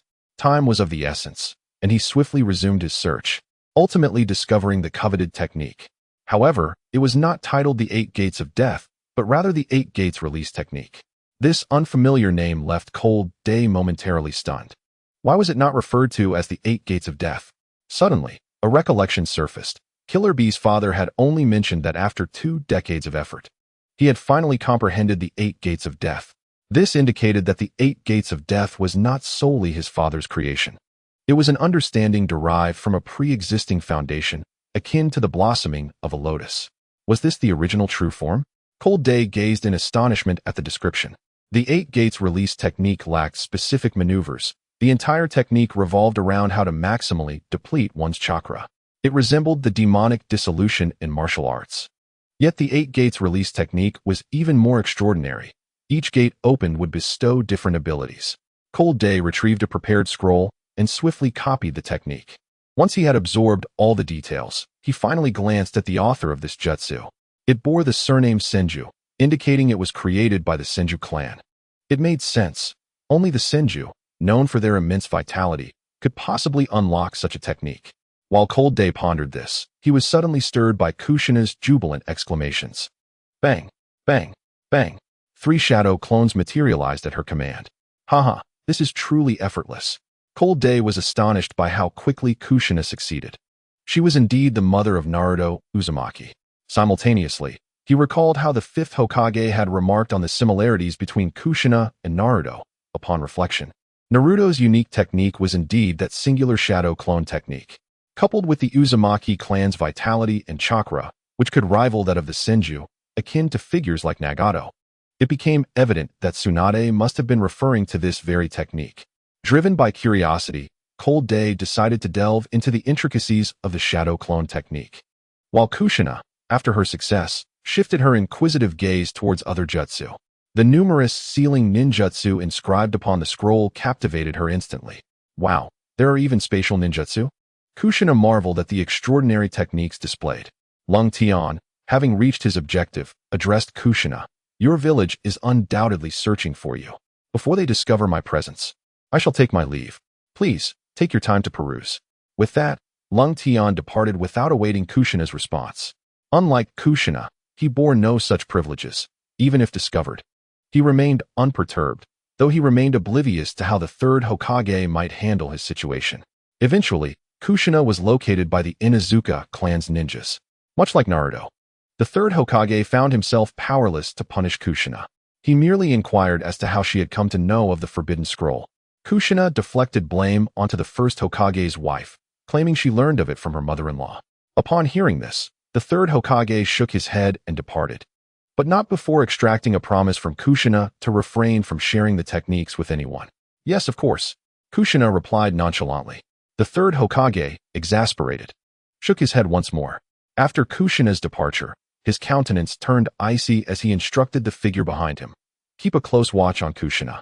I must ascertain who is orchestrating her actions. Understood. A shadowy Umbu ninja responded swiftly.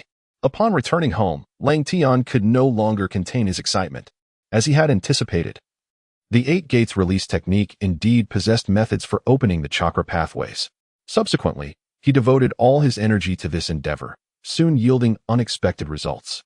According to the annotations in the Book of Seals, the Senju clan had developed this technique to address the issue of excess chakra, which hindered the maximization of their combat potential.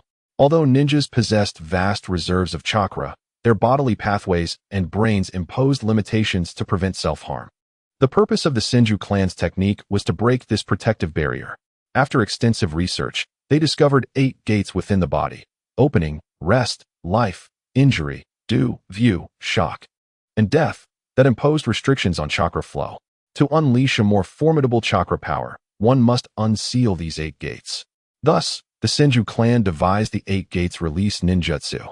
However, should chakra forcibly exceed these limits, the practitioner risks sustaining injuries while gaining power. The Senju clan mitigated this drawback through their extraordinary regenerative and self-healing abilities. Upon reaching this point, Lang Tian mused, the Senju clan so freely wields the 8 gates release technique without the rigorous training akin to Gai's. This is merely due to their remarkable recovery capabilities. For an ordinary individual to master this technique, one must undergo extraordinary training akin to that of Li, thereby enabling their body to adapt to the burdens imposed by the opening of the gates, minimizing the destructive energy's impact. This is precisely why the 8 gates technique is deemed a gift for the diligent genius. If one forcefully attempts to open a door without undergoing arduous training, the consequence is inevitably death. Yet today, the 8 gates of death technique revealed to Lang Tian that this is merely an illusion. Perhaps this ninjutsu was never classified as forbidden, it was merely sealed away following the decline of the Senju clan. The reason for its sealing lies in the fact that the method of cultivating the 8 gates of death can only be employed by the Senju clan, who possess an extraordinarily resilient physique capable of restoring the damage inflicted by this technique. Furthermore, it is precisely through this continuous restoration that they hone their internal chakra pathways. I recall that Shaoli was healed by Tsunade. While this speaks volumes about Tsunade's formidable medical prowess, it may also indicate her profound understanding of this ninjutsu. Perhaps this is the true method of cultivating the 8 gates of death. Lang Tian's revelation entirely subverted Gai's approach to training. Fortunately, I have obtained this original version. With this in mind, Lang Tian finally discovered a daring method to train in the 8 gates of death. Logically speaking, Lang Tian is even less suited for this training method, as his chakra pathways are too delicate and easily injured. Only the Senju clan, with their bloodline limit, can utilize their internal chakra to impact and strengthen their pathways through this rigorous training method. However, Lang Tian possesses the ability of internal vision, allowing him to control his body and significantly accelerate his self-repair processes. This challenge poses no significant difficulty for him. While he may not rival the Senju clan, he is undoubtedly capable of employing this training method. Additionally, Lang Tian uncovered a secret within the primal technique of the 8 gates of death. Though originating from the Senju clan, it was not the creation of a single individual. Many powerful members of the clan contributed to its refinement, particularly concerning how to prolong its duration. This differs from Might Gai's later discovery of the 8 gates of death formation, which unleashes greater power within a limited time frame. The 8 Gates of Death focuses on maintaining a constant state. If the 8 Gates could be sustained indefinitely, it would defy the heavens. In the anime, when Guy opened all 8 gates, he surpassed the power of the 5 Kage by several folds, rendering Madara incapable of retaliation. When Might Dai unleashed the 8 gates against the 7 ninja swordsmen of the mist, he eliminated 4 of them. Had it not been for his physical exhaustion preventing him from maintaining the 8 gate state, perhaps not a single one of the Mist's 7 would have survived. The Senju clan's theory posits that if the cellular division rate within the body could exceed the consumption rate of the 8 gates, it would compensate for the shortcomings of this forbidden technique. However, the Senju clan has made little progress in this regard, as they cannot control cellular processes to that extent. Their limitations do not imply that Lung Tian is similarly constrained. Lung Tian beamed with delight, as long as he can perceive his cells internally yet. Such aspirations remain distant for him at present. For now, he must leverage the 8 gates training method to break through the blockages in his pathways. The first gate of the 8 gates of death opens. Open.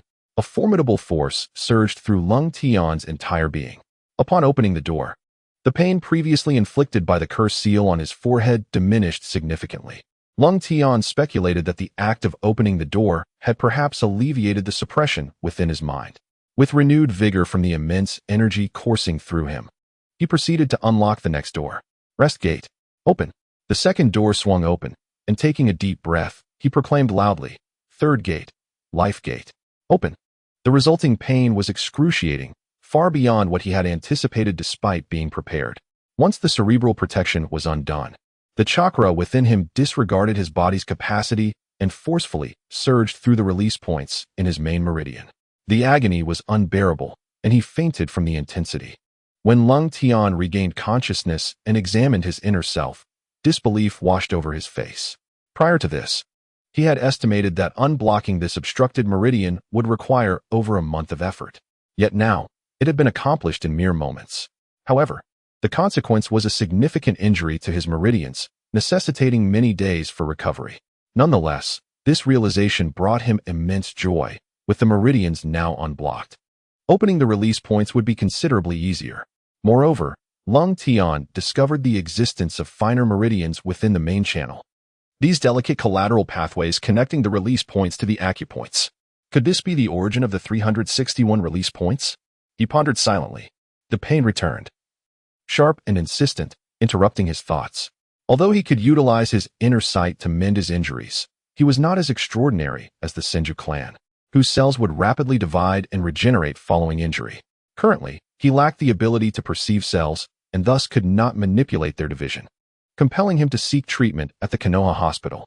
At that time, the medical ninjutsu in Konoha had not yet reached the formidable prowess developed by Tsunade, yet it still possessed remarkable capabilities. Upon receiving treatment, Lung Tian discovered that the medical chakra was specifically designed for cellular repair. After unblocking his main meridian, his understanding of the 8 gates release technique deepened. Ninjas execute jutsu through intricate hand seals, controlling the route of chakra to unleash their techniques. The higher the rank of the ninjutsu, the greater the chakra involved, and the more challenging the control. Many jutsu even necessitate the simultaneous use of numerous release points, each corresponding to a collateral meridian. Therefore, even the most skilled ninja could face deviations, as they could not perceive the trajectory of chakra flow. Yet, Lung Tian was free from such concerns. His inner sight allowed him to visualize the path of chakra within him, ensuring that his jutsu would be executed flawlessly. After training in the 8 gates release technique, he distinctly sensed an increase in his chakra. This was due to the unblocking of the collateral meridians, which provided new storage pathways for his chakra. Realizing this filled him with joy. He had not forgotten that he still needed to complete the test set by his teacher. Sai.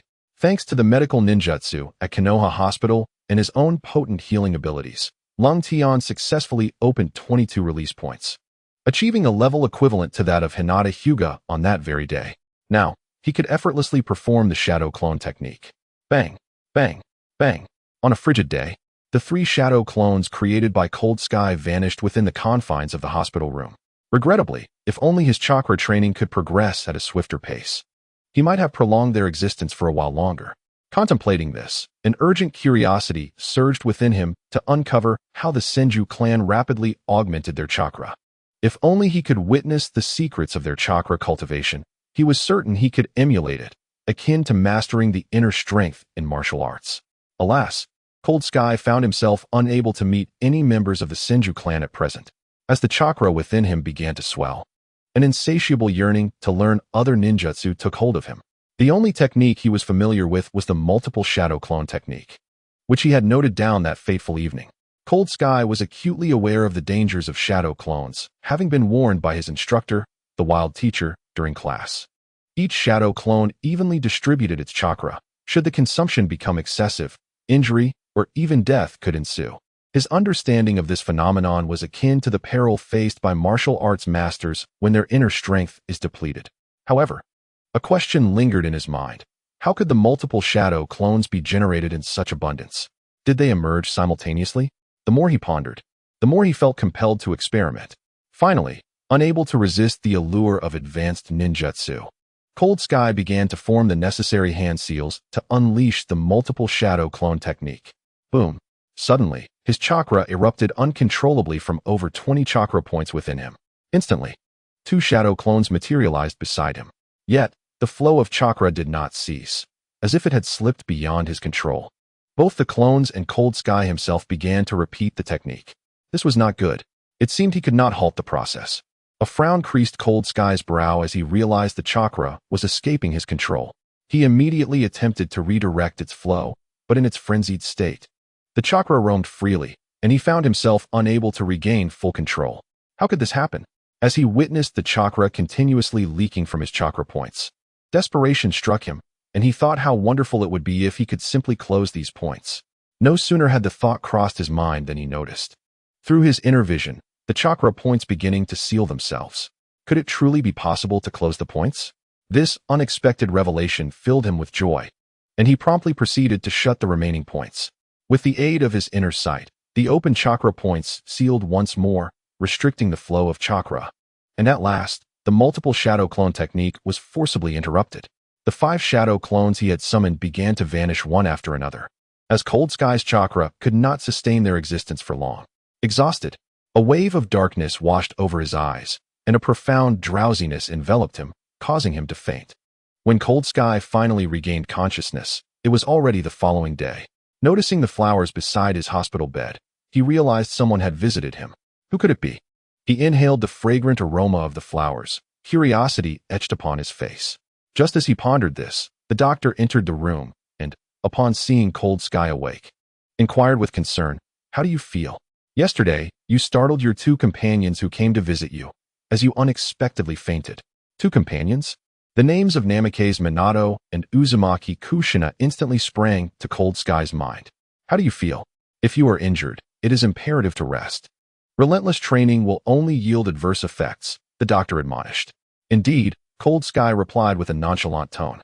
Once the doctor departed, Cold Sky began to reflect on the events of the previous day. To his astonishment, his chakra had been dissipating uncontrollably. Fortunately, in a moment of urgency, he had managed to seal his chakra points, preventing the energy from flowing outward, thereby interrupting the technique of multiple shadow clone jutsu. The thought of sealing the chakra points struck Cold Sky, prompting him to exclaim suddenly. This sealing technique, akin to the Hyuga clan's gentle fist, was not particularly extraordinary. It was merely that Cold Sky had employed it on himself. His exclamation stemmed from the realization that if he could control the closure of his chakra points, might he also be able to freely manipulate the opening and closing of the 8 gates? If he could instantaneously shut off these points, would it not minimize the damage inflicted by the 8 gates of death? However, in the next instant, Cold Sky recognized numerous limitations. The more gates he opened, the more chakra points he would need to seal. Given his current strength, it was likely that he would deplete his chakra before he could close these points. Perhaps, with the enhancement of his abilities in the future, this might become feasible, but not at present. Nonetheless, Cold Sky felt a surge of elation. After all, he had discovered a potential path. If he could close all 8 gates, his power would undoubtedly rank among the top of the Hokage. His reckless use of the multiple shadow clone jutsu had prolonged his hospital stay, extending until the day of the assessment by his teacher, Sai. Upon entering the classroom, Several Uchiha students paused momentarily before erupting into laughter. Isn't that Hinata Cold Sky? I thought you would remain hidden in the Leaf Hospital until this test was over. One of them jeered. Upon hearing Uchiha Genka's remarks, Cold Sky responded nonchalantly, "Rest assured, I am not as inept as your Uchiha clan. It does not take me that long to master a clone technique." "What? Hinata Cold Sky, you have the ability? Say that again." Uchiha Genka retorted, his anger flaring. Cold Sky merely scoffed, ignoring Uchiha Genka as he walked past. The indifference only served to infuriate Uchiha Genka further. "Fine, when you fail this test, I will relish watching you squirm," Uchiha Genka hissed through gritted teeth. Both Minato Namikaze and Kushina Uzumaki overheard the exchange, their expressions revealing concern. Particularly, Kushina could hardly contain her curiosity, asking, "What exactly happened? Why were you hospitalized, and for such an extended period?" "Yes, arriving only now has drawn the ire of both teachers. I wonder how you will manage if you fail," Minato added, his expression equally worried. Cold Sky offered a faint smile, assuring them, "Do not worry."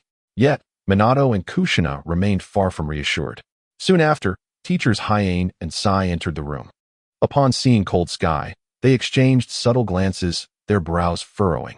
They had heard about Cold Sky's hospitalization, particularly Hyane, who had intended to pay him a visit. However, it was unexpected that the cold weather lingered for such an extended period. What could this chilly season be engaged in, residing in the hospital for so long? Is there still time for training in the art of shadow duplication? Yet, with the examination at hand, both Teacher Sai and Teacher Yumino had no time to inquire further. Today was the day of the test, as I had previously elucidated to you. Now it is your turn, one by one, to step forward for practical evaluation. Upon hearing Teacher Sai's words, I was the first to volunteer. Uchiha Genka, unable to contain his eagerness, stood up swiftly. "All right, let us begin with Uchiha Genka," Teacher Sai said with a beaming smile. Uchiha Genka began to form hand seals. Bang, bang, bang. 3 shadow clones of Uchiha Genka appeared beside him. Teacher Yumino exchanged a glance with Teacher Sai, both nodding in acknowledgement. It was indeed astonishing that he had accomplished this. One must recognize that the shadow duplication technique demands not only high control over chakra, but also a significant expenditure of it. Mastering this technique and producing 1 clone is already commendable. However, manifesting 3 clones transcends mere talent, requiring diligent chakra training as well. It appears that the Uchiha clan's reputation for genius is not solely founded on the prowess of the Sharingan, but also on the unseen efforts of rigorous training. Gaining the approval of both instructors, Uchiha Genka returned, a smug expression adorning his face as he passed by the cold weather, declaring condescendingly, "I wonder how long you can bask in your glory." The other students of the Uchiha clan took their turns, yet they could not measure up to Uchiha Genka. Most could only summon a single clone before their chakra was exhausted. Teacher Sai continued to smile, nodding as he remarked, "Well done, this is indeed acceptable. To master it in such a brief period is commendable, yet this achievement can only be deemed satisfactory, without qualifying for the reward of the shadow clone technique." Upon hearing that they would not be receiving the shadow clone technique, several Uchiha students remained undeterred, as long as they were not eliminated. The cold weather noticed Nara subtly signaling to his 2 childhood friends, as if to say, "Just as I anticipated, as long as one can produce a single clone, they pass." Indeed, all 3 successfully executed a shadow clone technique, with Akimichi's clone amusingly sprawled on the ground. Next was Namikaze Minato, who swiftly created 2 clones. Although he produced only 2, they maintained their form for a considerable duration. Moreover, it appeared that Minato still possessed enough chakra to conjure a 3rd clone. This prompted Teacher Yumino to question, "Why did you not create a 3rd clone, Minato?" With utmost seriousness, Minato replied, "I could indeed produce 3 clones, but I cannot sustain them for over a minute. As far as I know, the graduation examination requires the clones to last for at least 1 minute, and my current chakra reserves do not allow for that." Hearing Minato's stringent self-requirements was quite impressive. Zai's perpetually smiling face suddenly shifted, only to return to a smile as he remarked, "Not bad, but you must consider carefully, by saying that, you forfeit the reward of the shadow clone technique." Without a moment's hesitation, Minato Namikaze replied, "If I do not meet the standards, I would rather not have it." "Ah, now that is the essence of becoming a ninja." Teacher Yumino could not help but interject. As Minato returned to his seat, Kushina Uzumaki discreetly commented, "What a fool, observing Minato's serious demeanor. With a hint of resignation, she added, "This afternoon, I shall teach you a better ninjutsu." Nearby, Hinata Raiten couldn't help but smile, realizing that Kushina seemed to disregard the third Hokage's words entirely. Next, as Hinata Raiten's name was called, all eyes in the classroom turned towards him. After all, he had spent a considerable amount of time in the hospital. Could he truly be capable? Even the two teachers doubted his ability to pass. Raiten casually stood up and walked forward, prompting Uchiha Genka to jeer. "I am eager to see how the underachiever from the Hyuga clan manages to pass today." At that moment, Teacher Yumino finally spoke up. "Raiten, as I understand it, you have been in the hospital and have had no time to train. Would you like me to offer you a chance for a retest at a later date?" Upon hearing Yumino's words, Genka's expression shifted to one of alarm. "Teacher Yumino, the fact that he has had no time to train is of his own making. I believe it is unfair to treat him differently." Teacher Zai, maintaining a smile, concurred with Yumino, saying, "Indeed, Teacher Yumino, it is unjust to apply different standards to others. And I also believe Raiten would not agree to this, would you?" Hearing Zai's words, Raiten nodded indifferently, knowing Zai was a member of the Roots. Raiten had no desire to provoke such individuals. Noticing Raiten's calm demeanor, Zai remained silent, yet his smile appeared increasingly forced. "Very well then," Yumino remarked, casting a dissatisfied glance at Zai. He had resolved that even if Raiten did not pass, he would still allow him to remain, albeit outside the class, yet still within the program. As Raiten continued with the test, Genka released a sigh of relief. In his judgment, Raiten, having not trained for such an extended period, would undoubtedly be incapable of executing the clone technique. It seemed Raiten noticed Genka's gaze and turned to offer him an enigmatic smile before swiftly forming hand seals. Bang! A clone technique was successfully completed. "Ah, how is this possible?" Yumino's face lit up with surprise, feeling a sense of relief. Yet Raiten did not stop there. He continued to form seals. Bang bang bang. 3 clones materialized. "How can this be?" Genka was utterly astonished. He had not anticipated that Raiten, after such a lengthy hiatus, could not only master this ninjutsu, but also meet the requirement of 3 clones. Moreover, the 3 clones remained intact. At this sight, both Teacher Yumino and Teacher Zai on the podium widened their eyes in disbelief. The smile on Zai's face had vanished entirely. This matter transcends the mere control of chakra. Indeed, Lung Tian's chakra has surpassed that of many others, fully meeting the requirements for graduation from the Ninja Academy. "How did you accomplish this?" inquired Teacher Zai. Upon hearing his words, Lung Tian replied with a faint smile, "I do not comprehend what you mean, teacher." He then asked, "Have I qualified?" Teacher Zai was genuinely intrigued by how Lung Tian had cultivated such a vast amount of chakra in such a brief period. However, it seemed that Lung Tian did not grasp the essence of his question. Just as he intended to inquire further, Teacher He interjected, "Haha, you have qualified indeed. Teacher Zai, grant him the shadow clone technique." Teacher Zai's face brightened with a smile, though his gaze remained fixed upon Lung Tian. At last, it was Uzumaki Kushina's turn. "Haha, finally, it's my turn," exclaimed Uzumaki Kushina, eagerly approaching her 2 instructors. "Watch this." The speed at which Kushina formed her hand seals was remarkable. Yet that was not the crux of the matter.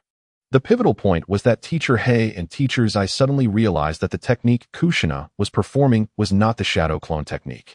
A wave of astonishment washed over them as 5 identical Kushinas suddenly appeared before their eyes, each asking in unison, "Teacher, have I qualified? Multiple shadow clones?" Teacher Zai queried in confusion. Uzumaki Kushina nodded proudly. Upon hearing Teacher Zai's words, Teacher He suddenly shouted at Uzumaki Kushina, "Fool, are you trying to get yourself killed? Quickly, dispel this ninjutsu." Uchiha Genhua was taken aback to find that the standout of this test was not him, but this woman who had boldly declared her ambition to become the first female Hokage. Moreover, she had unleashed a technique that left the instructors astounded. Damn it, multiple clones.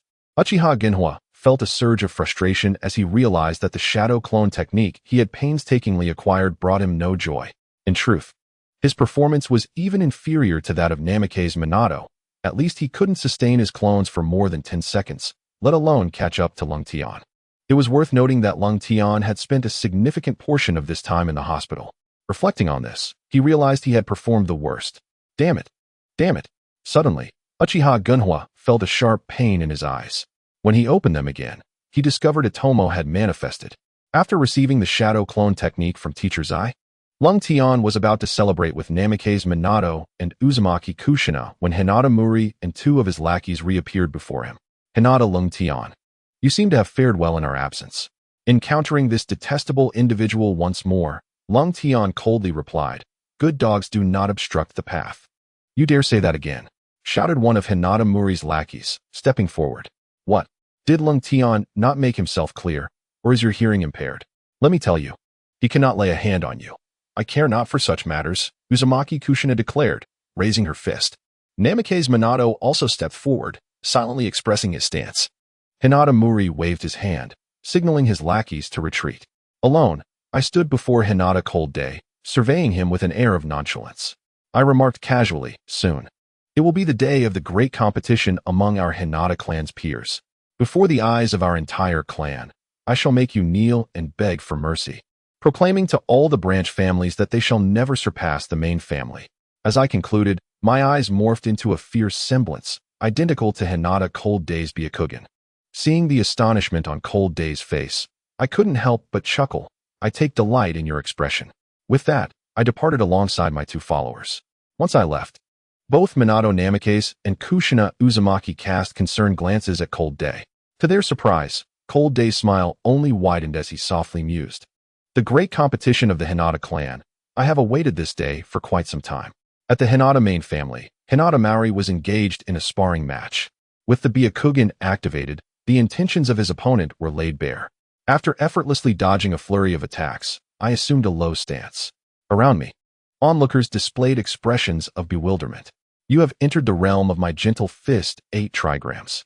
Witness the might of my 24 palms of the gentle fist trigrams." "What? The gentle fist trigrams? That is a renowned technique of our Hinata clan," exclaimed one onlooker in shock, realizing that young Maori had mastered such an incredible skill. Even his opponent was taken aback. In a blink, Maori surrounded his opponent with strikes. Within this domain, every action of his adversary was anticipated, rendering them utterly defenseless. The true strength of the gentle fist trigrams lay not only in inflicting internal damage, but also in sealing off every possible escape route for the opponent. Once struck by the trigrams, their chakra would be sealed, leaving them at the mercy of the Hinata clan's elite. This created an illusion for the adversary, making them believe that every move of the gentle fist trigrams countered their abilities. As more of their chakra points were struck, the avenues for counterattack dwindled, ultimately reducing them to a mere target.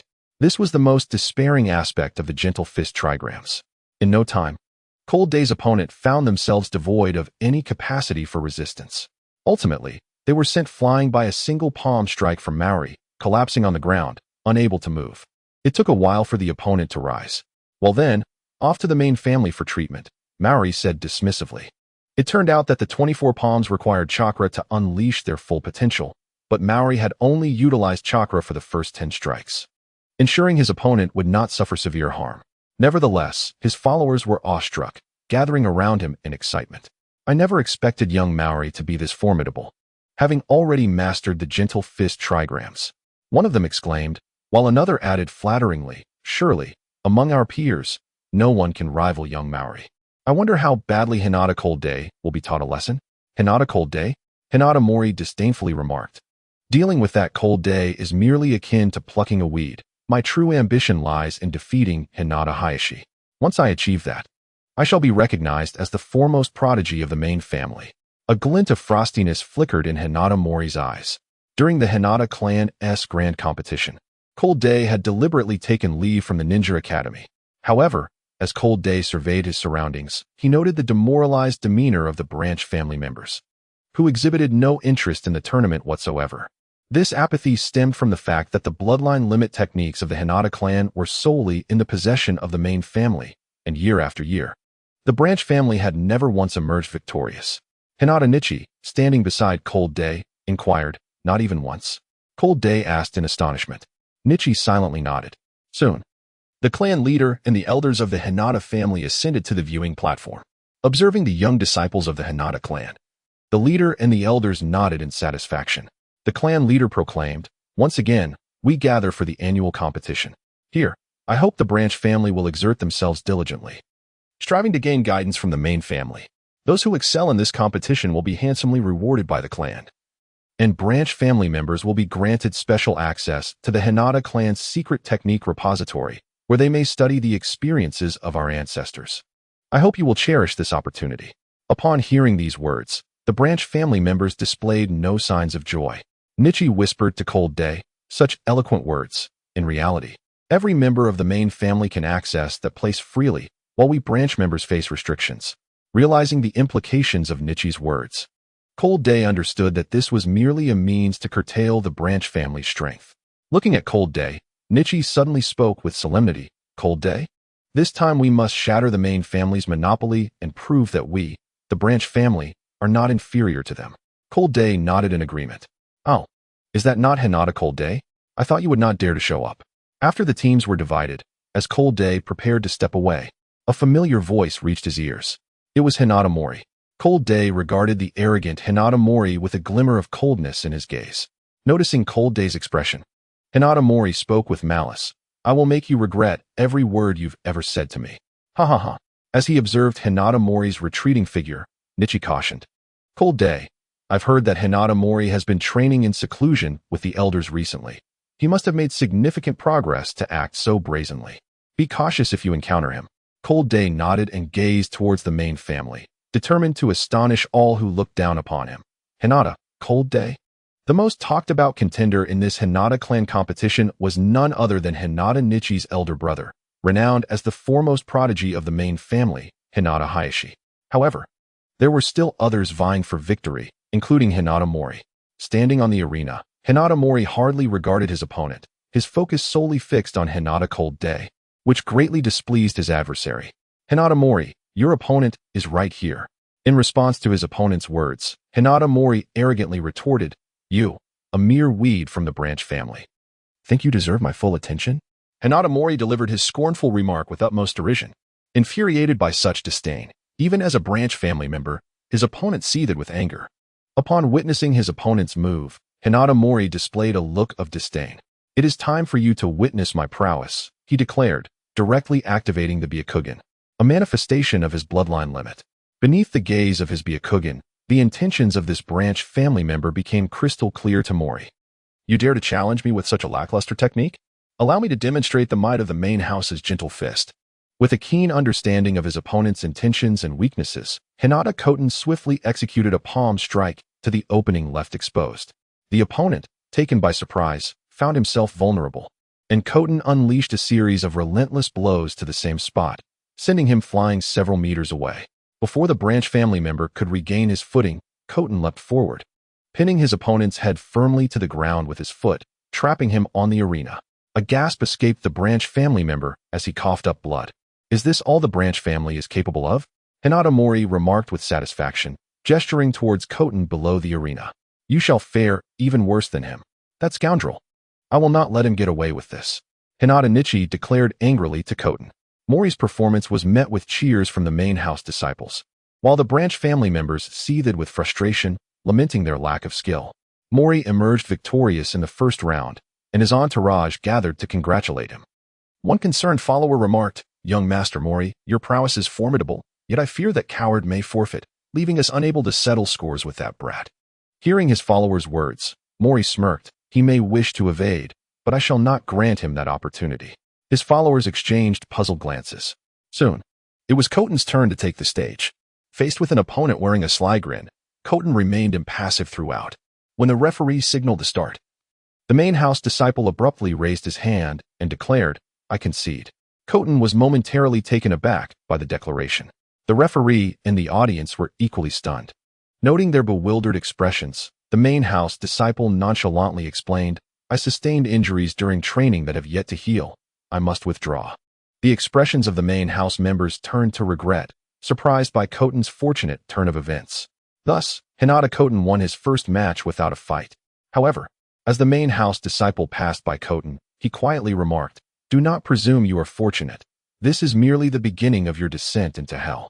Upon hearing the words, Koten followed the disciple's gaze, discovering that Hinata Ryu and his son were also casting cold smiles in his direction. In an instant, Koten grasped the truth. This was a meticulously orchestrated scenario aimed at ensuring his advancement, culminating in a confrontation with Hinata Mori. The duo had truly gone to great lengths. Koten couldn't help but scoff inwardly. I shall see who truly walks the path of torment. The first round concluded swiftly, with only Neishi and Koten emerging victorious from the branch family, while the remainder faced elimination. As Hinata Nakaira stated, the main family not only possesses abundant resources, but has also received meticulous nurturing from the elders, far surpassing the branch families. Upon receiving the news of Rengtian's victory, Nakaira, brimming with excitement, sought out Rengtian. Rengtian, congratulations, he exclaimed. Rengtian shook his head and nonchalantly replied, my victory was already preordained. Nakaira's expression turned to one of confusion upon hearing Rengtian's words, yet Rengtian chose not to elaborate further. Soon, the second round commenced. Once again, Rengtian faced a member of the main family. Much like the previous round, upon recognizing Rengtian, this opponent promptly conceded.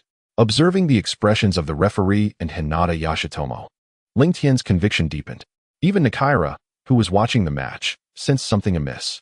Upon discovering that Rengtian's next opponent was the victor of the match between himself and Hinata Mori, Nakaira finally comprehended what Rengtian meant by preordained. Damn, they are being overly blatant.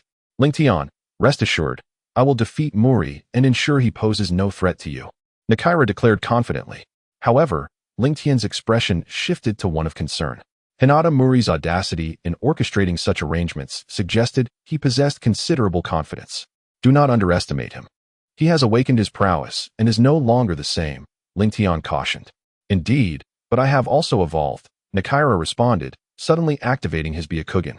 Rengtian was momentarily taken aback, then joyfully exclaimed, Nakaira, so you've awakened as well. Yes, I too have activated my Byakugan, thus I shall undoubtedly emerge victorious in the next round. The second round's most captivating spectacle was the clash between Hinata Mori and Hinata Nakaira. Standing on the arena, Mori smiled slightly and remarked, only you, Nakaira, possess a modicum of skill. Hinata Mori, I will not allow you to harm Rengtian. Your scheme shall not succeed. Nakaira retorted, his tone grave. Haha, I doubt you possess the ability. Mori responded, activating his Byakugan and adopting a gentle fist stance.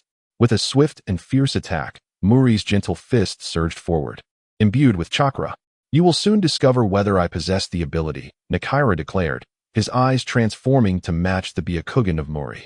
Mori was momentarily taken aback, but then smirked, I never expected you to awaken your Byakugan. Surprised? Let me assure you, the branch family's Byakugan is not always overshadowed by the main families. Haha. Even if you have awakened, I will demonstrate through action that the main family's Byakugan is superior. Observing Mori's self-assured demeanor, Rengtian furrowed his brow. Could it be that Mori intends to exploit the weaknesses of the Byakugan? As Rengtian pondered, Mori indeed targeted the vulnerabilities inherent in the branch family's Byakugan. This revelation ignited Rengtian's fury. However, Nakaira was well prepared, swiftly ducking and retaliating with a kick. Both parties, under the watchful gaze of their Byakugan, could anticipate each other's intentions, resulting in a stalemate that exhilarated the branch members. Until now, it is the first time someone from the branch family has challenged the main family without faltering. Upon witnessing Hinata Hayashi standing toe-to-toe with him, Hinata Mori suddenly exclaimed, I did not expect a mere branch member to possess such remarkable abilities. I have truly underestimated you. Hinata Hayashi glared back defiantly, declaring, there is much more to come that will leave you astonished. With that, he gathered chakra in his palms and unleashed it in a powerful punch. This attack was imbued with chakra and carried the potential to inflict internal injuries. Seeing this onslaught, Hinata Mori's eyes widened in shock. The gentle fist 8 trigrams. Thud. For the first time, Hinata Mori was forced back. The branch family members erupted in excitement upon witnessing Hinata Hayashi gaining the upper hand. It is not the gentle fist 8 trigrams. It appears to be an imitation. Several elders on the platform speculated. He must have emulated it while observing my teachings to Hayashi, explained Hayashi's father. Indeed, Hinata Mori seemed to be in no significant trouble, although his expression darkened considerably. Humph, merely an imitation of the gentle fist 8 trigrams. Yet it is impressive that you can wield such formidable power. Now, allow me to demonstrate the true essence of the gentle fist 8 trigrams. On the arena, Hinata Mori suddenly assumed a low, grounded stance. One of the elders, astonished, inquired of Hinata Ryoki, could it be that Mori has mastered it? Indeed, he has learned it. Hinata Ryoki replied proudly.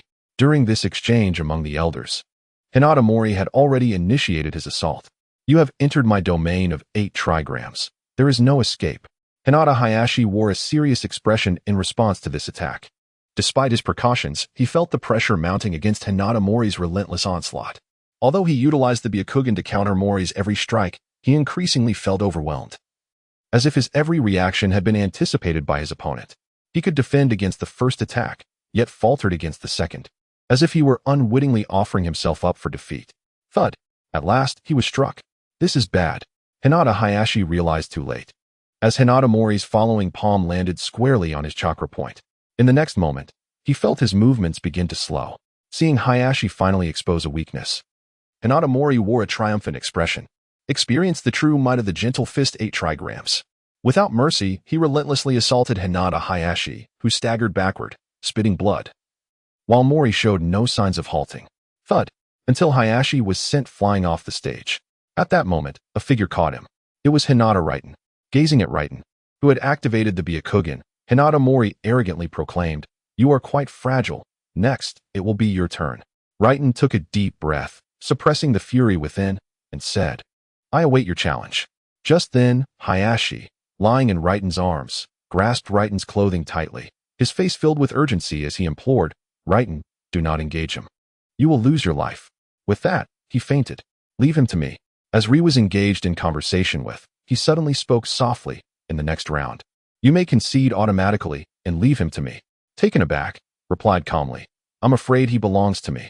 This response momentarily halted Ri, who gazed at with incredulity. After witnessing the prowess of Ri, it was indeed surprising to hear such words. At that moment, Ri's interest piqued. "I hope you are not merely boasting," he remarked quietly, observing his retreating figure. In the third round, and Ri finally faced each other. As regarded the self-satisfied Ri, an icy demeanor enveloped him. The spectators largely doubted his chances against his opponent. On the stage, Ri regarded, who had brought him humiliation, with disdain.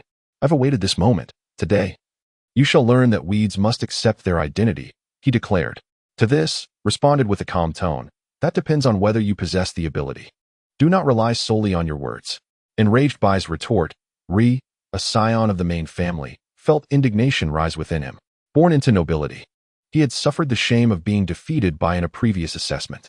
This humiliation only fueled his animosity towards. "Is that so? After witnessing my strength, you dare to speak to me in such a manner? However, I can grant you a chance. If you can crawl beneath me and bark like a dog, perhaps I might spare your life. Yet, I would rather relive the sight of you prostrate on the ground." Without allowing to finish, Ri launched an attack. Gentle fist bagua. The fierce bagua palms swiftly enveloped.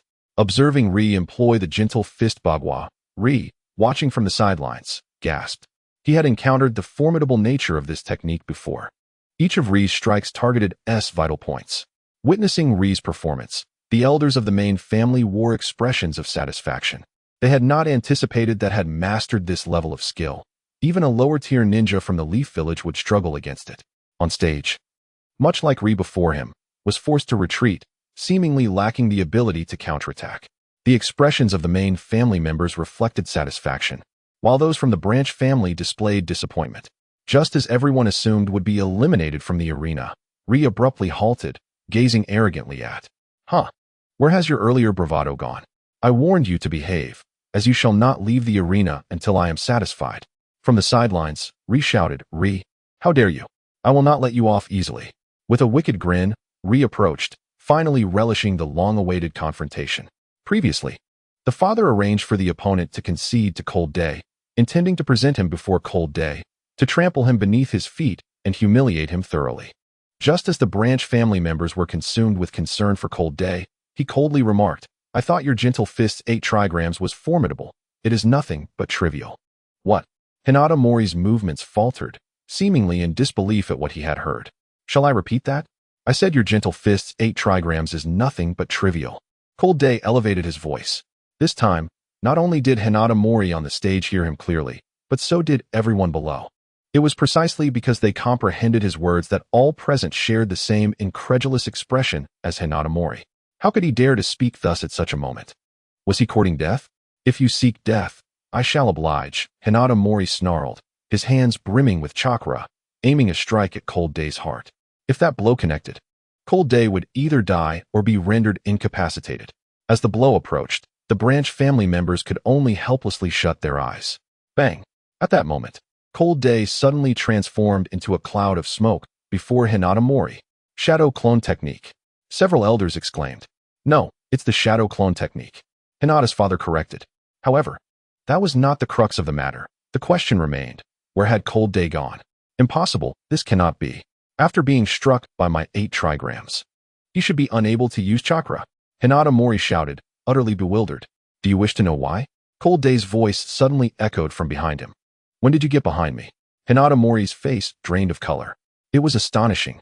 The branch family members' faces lit up with excitement, while the clan elders wore expressions of shock and anger. They had never anticipated this. Cold Day not only evaded injury from the 8 trigrams, but also managed to use the shadow clone technique in such a brief span of time. How had he evaded the effects of the 8 trigrams? Before the clan elders could ponder this further, their astonishment erupted anew. At that moment, Cold Day assumed a low stance, characteristic of the Gentle Fist's 8 trigrams initiation. In truth, every move made by Hinata Mori had been captured by Cold Day's Byakugan, preemptively sealing his chakra points. Cold Day had merely sustained a superficial injury. Moreover, the operational pathways of Hinata Mori's Gentle Fist's 8 trigrams were fully exposed to Cold Day's Byakugan. With the aid of his inner vision, Cold Day was now capable of executing Hinata Mori's 24 Gentle Fist techniques. Seeing Cold Day's movements, Hinata Mori was filled with disbelief. Cold Day had actually adopted the stance of the Gentle Fist's 8 trigrams. How is this possible? By what right does he assume this stance? How could he possibly wield the Gentle Fist? This is a unique mastery reserved solely for our clan. Hinata Mori roared within, utterly refusing to accept that Cold Day could wield such power. Even the elder members of the clan, spectating from the sidelines, could scarcely believe the unfolding events. Before their incredulous gazes, Long Tian bellowed, "Let me tell you, even the weeds can bloom." With a resounding impact, his palm struck Hyuga Mori with tremendous force. Instantly, Hyuga Mori felt his chakra sluggish within him, his movements momentarily stalling. This demonstrated that Long Tian was not merely posturing. He had truly unleashed the Gentle Fist's 8 trigrams palm. Hyuga Mori's eyes widened in astonishment, momentarily forgetting to defend himself. Yet, under the onslaught of the Gentle Fist's 8 trigrams, defense was futile. The succession of strikes, 2 palms, 6 palms, 12 palms, left Hyuga Mori immobilized. Akin to how Long Tian had been mere moments earlier, unable to resist as he absorbed the blows. Below the stage, the eyes of Hyuga Ryoki widened in terror, witnessing his son on the brink of defeat. In desperation, he pointed skyward, invoking the cage bird curse. Suddenly, Long Tian felt a sharp pain in his forehead, causing his technique to falter slightly, granting Hyuga Mori a fleeting opportunity. Observing Long Tian clutching his head in agony, Hyuga Ryoki revealed a sinister smile. "Huh. Under the might of the curse seal, I wonder what you can still manage." The curse seal on Long Tian's forehead rendered him unable to utilize any chakra. Determined not to succumb, Long Tian swiftly channeled the remaining chakra within him to counteract the curse seal's influence, albeit with limited success. At that moment, Hyuga Mori, previously ensnared by Long Tian's Gentle Fist, finally regained his freedom. Die! With a renewed assault, Hyuga Mori charged at Long Tian, who narrowed his eyes, internally shouting, "First gate of the 8 gates, open." A surge of colossal chakra erupted from within Long Tian. As he had anticipated, the release of the first gate diminished the curse seal's power. "This is impossible." Hyuga Ryoki gasped, nearly wide-eyed in disbelief as he witnessed Long Tian harnessing chakra once more. Hyuga Mori, caught off guard, found himself unprepared. Without granting him a moment to react, Long Tian amplified the chakra in his palm to over 3 times its previous strength. Crack! The next instant, Hyuga Mori felt a sharp pain in his hand, as if his arm were being torn apart. The force emanating from Long Tian did not dissipate. It continued to surge into him. In agony, Hyuga Mori retreated hastily, fear evident in his eyes. He was genuinely terrified. The fact that Long Tian could wield such formidable chakra under the curse seal surpassed his comprehension. Observing Hyuga Mori's plight, those in the arena, including the clan elders, were left in stunned silence. A glint of coldness flashed in Long Tian's eyes as he unleashed another wave of chakra upon Hyuga Mori. This strike is for the shame endured. With a powerful blow, Hyuga Mori finally coughed up blood. This was a strike in retribution for the earlier humiliation he had inflicted upon Lung Tian. With a dazed expression, Hyuga Mori's eyes began to cloud over. The final strike conveyed a resolute message. I, Hinata Raiten, am certainly not to be underestimated. With a resounding crash, Hinata Maori was hurled from the arena, sprawled on the ground like a lifeless dog, utterly oblivious to his surroundings. The atmosphere was steeped in an eerie silence. In the midst of this stillness, a piercing scream suddenly echoed from afar. Hinata Raiten, I shall kill you. Hinata Ryoki leaped onto the stage in a frenzied rage. At the very moment he ascended, a commanding voice resonated in his ears. Stop. Upon hearing this voice, Hinata Ryoki froze, as if paralyzed by an unseen force. He recognized it as the voice of the clan leader. Presently, the Hinata clan leader glared at him with an expression full of menace. His eyes brimming with unmistakable warnings. To dare raise a hand against Hinata Raiten would spell your doom. Although the clan leader remained silent, Hinata Ryoki comprehended the gravity of the situation instantly. Observers of the contest noted how Hinata Raiten had been provoked at a critical moment, likened to a caged bird. For a fleeting instant, the branch family members cast glances towards the main family that hinted at murderous intent. Such a sentiment had never before been witnessed. Had it not been for the clan leader's timely intervention to thwart Ryoki's reckless actions, the Hinata family might have faced a grave upheaval. Gazing at Hinata Maori, who lay on the ground, shouting incessantly, the clan leader coldly remarked, Let Hinata Maori be taken for treatment. Upon hearing the clan leader's words, Hinata Ryoki felt utterly despondent. The outcome of the match was beyond anyone's belief, yet it had indeed transpired. Could even weeds bloom? After dismissing Hinata Ryoki, the clan leader softly reiterated Raiten's earlier words. The branch family has defeated the main family. Such a result is not wholly unacceptable. But one question lingers. From where did Hinata Raiten acquire the art of the gentle fist? It is well known that the main family's secret techniques are never divulged. The crux of the matter lies in the fact that Hinata Raiten triumphed over Hinata Maori utilizing the main family's martial arts. Hinata Raiten, where, pray tell, did you surreptitiously learn the main family's techniques? The clan leader regarded Hinata Raiten with a stern gaze. Upon hearing the clan leader's inquiry, Raiten smirked with derision. I have never pilfered the Hinata family's gentle fist. It was you who presented it before me. The clan leader was momentarily taken aback, unable to grasp the meaning of this statement. However, Hinata Ryoki's father suddenly comprehended, his face alight with astonishment as he queried, Are you suggesting that you learned it after merely observing Hinata Maori execute it once? Indeed. Raiten's proud declaration reverberated throughout the arena. The reaction was akin to a powder keg igniting. Initially, the elders of the main family nodded in agreement with the clan leader's accusations, convinced that Hinata Raiten had stolen the technique. Yet, upon hearing this revelation, they were left agape, their minds blank with disbelief. Nonsense. To learn it after a single observation, what extraordinary talent must that entail? Impossible. This is even more astonishing than your recent victory over Hinata Maori. If you doubt my claim, feel free to verify it right here and now. I recall that the Bagua Gentle Fist comprises not only 32 forms, but also 64, 128, and 361 forms, does it not? Following Raiten's remarks, the elders fell into a contemplative silence. They truly hesitate to attempt it lightly. Should it indeed be, as Lung Tian suggests, would that not mean the branch family members would inadvertently acquire an additional secret technique? Observing the silence among the elders, Lung Tian continued assertively, Do you truly believe I could pilfer the secrets of the soft fist Bagua from the main family? His unwavering confidence startled all present. They recalled that the Bagua soft fist was exclusively passed down within the main family, making its acquisition utterly implausible. Yet, such a scenario only served to further attest to the prodigious talent possessed by this youth. To learn it after merely a single glance. How astonishing. Even the main family had not witnessed such a gifted individual. Was it possible that Hinata Tenrin's talent had been inherited by the branch family? The clan leader of the Hinata family pondered in astonishment. Although some members of the main family remained skeptical of Lung Tian's assertions, it was evident, as he stated, that the main family safeguarded their secret techniques with utmost vigilance, leaving no opportunity for him to secretly learn them. Thus, his seemingly fantastical explanation appeared the most plausible. Yet, this reasoning was difficult for the main family to accept. The clan leader's thoughts mirrored those of his peers. When had the main family ever been overshadowed by the branch family? Such a stark disparity was challenging for them to reconcile. Upon hearing Rengtian's words, the branch family members were ablaze with excitement. Ultimately, the deliberation concluded with Rengtian's victory, prompting jubilant cheers from the branch family. At last, a genius capable of contending with the main family had emerged. From that moment forth, Rengtian ascended to the status of the foremost talent within the branch family. His next opponent was none other than the main family's brightest star, Hinata Rizuo. The honor of the main family now rested upon Rizuo's shoulders.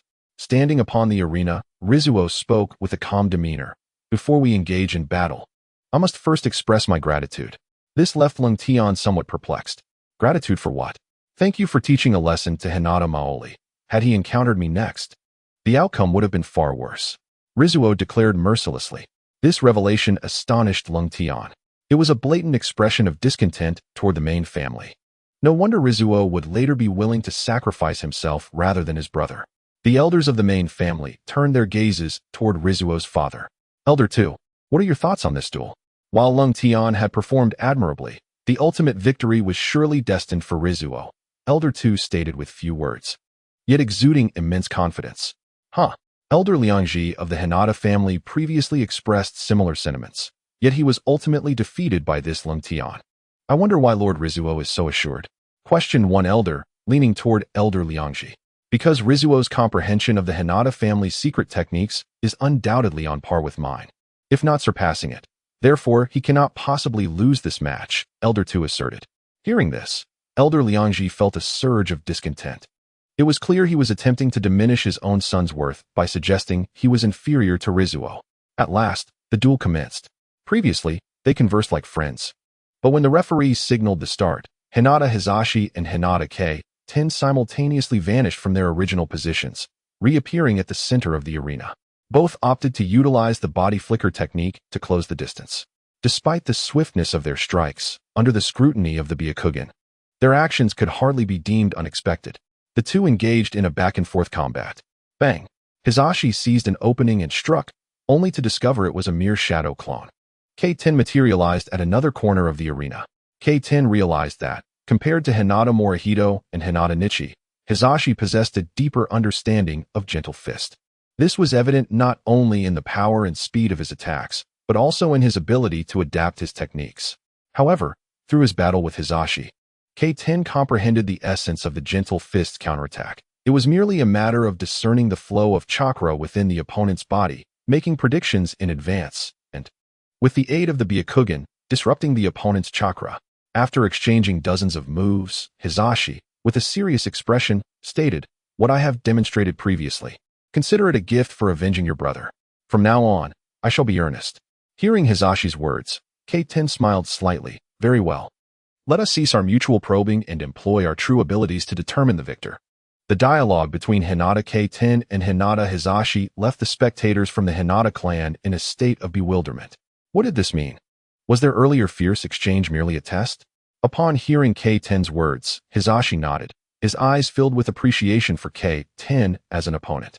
Hizashi adopted a stance reminiscent of his earlier display against Hinata Morihito. You have witnessed the Gentle Fist's 8 trigrams 24 palms. Today, let us see if you can withstand my Gentle Fist's 8 trigrams 64 palms. K10, taking Hizashi's words seriously, mirrored his stance. Everyone inside and outside the arena felt a palpable tension, resembling a battle between clan members. Prepare yourself, Gentle Fist's 8 trigrams 64 palms. Hizashi suddenly leaped before K10, delivering a strike. This blow compressed the very air, unleashing a fierce current towards K10. Even though the technique was identical, the understanding of the move varied, resulting in a dissimilar magnitude of power. More crucially, K10 had only been acquainted with the Gentle Fist's 24 palms until now, thus facing the 8 trigrams 64 palms for the first time. In a fleeting moment of oversight, Hizashi seized the opportunity, leading to a complete breakdown in K10's defenses. All the elders atop the platform widened their eyes in astonishment. One of them exclaimed incredulously, "He managed to execute all 64 palms. Could it be that his chakra has reached the level of a nin?" The Gentle Fist necessitates not only mastery of the techniques, but also the synchronization with chakra to unleash its full potential. Without the ability to harness chakra, the techniques would yield minimal effect, a fact already substantiated by Hinata Nichi. Previously, Hinata Mori could only endure a maximum of 24 strikes, which astonished even the elders of the clan. Hinata Hayoshi's father spoke proudly, exclaiming, "Haha, he has accomplished what I could not in my time." Upon hearing the words of the second elder, the members of the clan were filled with astonishment. On the arena, Hinata Rengtian found himself retreating under Hayoshi's relentless assault. A familiar scene repeating itself before him. Just as it seemed that Rengtian was on the verge of defeat, Hayoshi suddenly halted. "You should concede. Given your current condition, you can no longer withstand this. If you endure further, it could lead to grievous injury or even death. The fact that you've come this far is already commendable." In response to Hayoshi's words, Rengtian lifted his head and suddenly smiled. Although Hayoshi had inflicted greater damage upon his meridians than the sun, even with Rengtian's internal focus on sealing his acupoints, he felt excruciating pain. Nevertheless, this very pain had caused the previously blocked meridians to loosen under external force. Truly, the clan's foremost prodigy is impressive. Yet, I am eager to witness the power of the 64 strikes. Hayoshi frowned upon hearing Rengtian's words, a sense of doubt rising within him. Is it necessary? Even in defeat, the branch family would not blame you.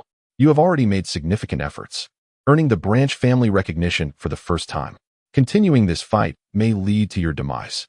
Rengtian raised his head defiantly, declaring, "I have stated that even weeds can blossom. I refuse to miss this opportunity. And who says weeds can only bloom once? Until I have witnessed the techniques behind the soft fist's 8 trigrams, I shall not concede." "Very well, but I shall not show you mercy," Hayoshi replied, admiration evident in his voice. Suddenly, he lunged towards Rengtian, executing his final technique. As the last strike repelled Rengtian, Hayoshi's confusion deepened. Rengtian's performance was wholly unlike the expected reaction after enduring the 64 strikes. Rengtian gazed at Hayoshi, a smile breaking across his face. "Thank you for allowing me to witness a new aspect of the soft fist." Startled, Hayoshi looked up, only to find Rengtian had vanished with a resounding thud. When he turned around, Rengtian had already appeared behind him, causing Hayoshi's reaction to falter just slightly, giving Rengtian an opening. The same technique that had previously been executed before Hayoshi now emerged from Rengtian. "In reciprocity, let me demonstrate what I have learned from you." The scene left everyone in the arena utterly astonished, as if they had witnessed a ghost. How is this possible? After enduring 60 strikes, how can he still wield chakra? Indeed, how has he accomplished this? Could he truly have learned it merely by observing once? The performance of Hinata Rengtian led them to question whether they had truly grasped the authentic soft fist's 8 trigrams. They had spent years honing their understanding of this technique. Yet Rengtian had seemingly mastered it with just a single glance. As Hayoshi found himself unable to evade Rengtian's impending attack, the tension in the arena escalated dramatically. The grand family competition is soon to be claimed by the cold-hearted Tian, and the division of the family has revealed a joyous atmosphere. In contrast to the varied expressions of surprise and anxiety from others, Ri's father remains remarkably composed, seemingly unconcerned about the possibility of Ri's defeat. However, Ri's abilities extend far beyond mere appearances. At the moment his father uttered these words, a powerful chakra suddenly emanated from Ri, causing Tian to feel an unexpected surge of danger. The next instant, as Tian prepared to strike Ri, the latter's whole body began to spin. Tian, astonished, thought to himself, "Is that the return of heaven?" It truly is the return of heaven. Upon witnessing Ri unleash this technique, the members of the clan were left in a state of disbelief. This is indeed the return of heaven. This technique, created by the esteemed Hinata clan, is a remarkable combination of offense and defense. It allows the user to gather chakra from their entire being, forming a massive vortex to protect themselves. Not only can it repel all forms of taijutsu, but it can also deflect certain ninjutsu, earning its reputation as absolute defense. Bang! Tian's assault collided with the vortex, and in an unexpected turn of events, he was rebounded, hurtling out of the arena. As everyone anticipated that Tian would sustain injuries from the return of heaven, he suddenly vanished with a loud thud as he fell outside the ring. A shadow clone technique? It is indeed a shadow clone technique. Even the elder members of the clan on the platform were taken aback. When exactly did he employ it? Ri himself was equally astonished, having not anticipated that Tian could use the shadow clone technique to evade the attack at the last moment. As he observed Tian reappear in another corner of the arena, Ri's astonishment deepened. His opponent was remarkably formidable, and despite having revealed all his trump cards, he still found himself unable to defeat him. Could you enlighten me as to why you were unharmed by my Bagua palm attack earlier? Ri's inquiry was echoed by the curiosity of the clan members. Could it be that Tian had discovered the secret to countering the gentle fist's Bagua? If that were the case, other clans might also uncover it, presenting a significant risk. And a murderous intent flickered across the clan leader's face. In response to Ri's question, Tian casually replied, "The explanation is quite simple. My body is simply too weak." This response not only left Ri momentarily speechless, but also bewildered the clan members. What could he possibly mean? With a self-deprecating expression, Tian continued, "My body has congenital meridian blockages, making it difficult for chakra to flow outward. Consequently, external chakra attacks struggle to inflict damage on my meridians. Therefore, it is not that your gentle fist is ineffective. Rather, the damage it inflicts does not reach a sufficient level of effect." Such a situation was beyond the expectations of the clan members. The implications of Tian's flawed physique yielding such an effect were profound. Gradually, they all breathed a sigh of relief, realizing that they had not discovered a counter to the gentle fist technique after all. "It seems we miscalculated," Ri remarked with a sense of resignation. "Nevertheless, even so, as long as my heavenly return defense remains unbreached, it is impossible to defeat me. Ultimately, victory shall undoubtedly be mine." Upon hearing the words of Hinata Hizashi, Hinata K-10 nonchalantly replied, "Employing heavenly return consumes more chakra than I possess. How many times can you utilize it?" The two shared a laugh, and in an instant, they were engaged in a fierce battle. K-10 executed a ninjutsu without hand seals, suddenly appearing behind Hizashi. Yet, Hizashi maintained an air of indifference as he remarked, "I have stated that as long as I can still wield heavenly return, you cannot best me." "Not necessarily," K-10 retorted, striking a spinning pose as he declared, "What if both parties can use heavenly return?" "What?" The sight of K-10's stance left not only Hizashi astounded, but also caused the clan elders to rise from their seats in surprise. They suddenly recalled K-10's astonishing talent, capable of mimicking techniques after merely observing them once. Could he possibly learn heavenly return as well? Heavenly return is no ordinary technique. The chakra and release points required exceed the standards of a mere genin. The release points alone demand nearly 45, and one must thoroughly master the gentle fist to wield it adeptly. Could K-10 truly achieve this? K-10 was indeed aware of this. However, as Hizashi had mentioned, he too was at a loss for how to counter the absolute defense that was heavenly return, and thus resorted to this method. Unlike Hizashi's version of heavenly return, K-10's manifestation only enveloped the range of his hands, resembling a hula hoop. This was due to K-10's ability to manipulate chakra being hindered by the limited release points in his body. Even so, had it been anyone else, such a technique would have been utterly impossible to execute. This version of heavenly return left the members of the Hyuga clan utterly dumbfounded. Is heavenly return truly capable of such a form? The collision of K-10's and Hizashi's heavenly returns resulted in a powerful shockwave. Both felt a tremor, followed by what seemed a cataclysmic quake. The clash intensified, escalating the peril of the encounter. Neither side yielded. Whoever could not withstand the onslaught first would be wounded by the other's heavenly return. It resembled a duel between two unparalleled martial arts masters, where the one whose inner strength faltered would face dire consequences. All eyes were fixed on the arena. Hizashi cannot lose. He is a Hyuga, not a mere genin, and cannot possibly possess such overwhelming chakra, Hizashi's father asserted with unwavering conviction. At that moment, within the throes of heavenly return, K-10 and Hizashi exerted all their might to repel each other's technique. However, K-10's heavenly return began to show signs of weakness. Observing this, the clan elders expressed joy, while the branch family members could only shake their heads. After all, Hizashi had the advantage due to his longer training. Yet, despite Hizashi's upper hand, the expressions on the clan elders' faces were not one of exuberance. They pondered, if K-10 were of the same age as Hizashi, would the latter still hold such an advantage? Just as everyone believed the outcome was determined, K-10's chakra surged rather than waned, suddenly amplifying. The third gate of the 8 gates opened. At that moment, when K-10 sensed that his heavenly return was inferior to Hizashi's, he finally unleashed his trump card, the 8 gates released formation. Compared to the 8 gates of suffering that Kai has mastered, Raiden's ability allows for a rapid amplification of potential several-fold. The third gate of the 8 gates technique emphasizes the extraction of all dormant chakra within the body, including those concealed within the minuscule meridians. To Daisuke's surprise, the strength of the cold day's chakra only intensified, augmenting the power of his reversal of heaven technique, ultimately overwhelming Daisuke's own. At last, Daisuke's reversal of heaven was completely repelled. He found himself exposed to the full force of the cold day's technique, and there was no time left for him to react. With a resounding thud, Daisuke was flung out of the arena. Even though he had lost, the arena fell into a hushed silence.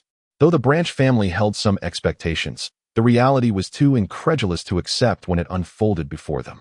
Once they regained their composure, a cacophony of cheers erupted. For the first time, the Branch family had triumphed in the grand competition. Meanwhile, Hinata Rengtian collapsed onto the ground, completely drained of chakra, his meridians suffering varying degrees of damage. At that moment, the referee, Hinata Ryoki, approached the arena, casting a venomous glare at Rengtian. Rengtian, however, refused to back down, confident that Ryoki would not dare to act against him in the arena. The corners of Ryoki's mouth curled into a sly grin as he proclaimed loudly, "I hereby declare the ultimate victor of this grand competition to be Hinata Daisuke." What sort of outcome is this? The Branch family members erupted in anger upon hearing this announcement. Daisuke himself was momentarily taken aback, unable to comprehend Ryoki's reasoning. It was evident that Hinata Rengtian had secured first place. Why was it being declared otherwise? "We refuse to accept this," they cried, challenging the audacity of the Branch family. Ryoki's expression turned menacing as he scolded, "Silence. Hinata Rengtian has already been thrown out of the arena, attempting to conceal it with a shadow clone technique. But he could not escape the watchful eyes of the elders. Therefore, the first place rightfully belongs to Hinata Daisuke." Before the third elder could finish speaking, Daisuke boldly countered, "I do not recognize this. I assure you that Hinata Rengtian falling outside the arena was merely a clone." Ryoki was taken aback by Daisuke's blatant disregard for the situation.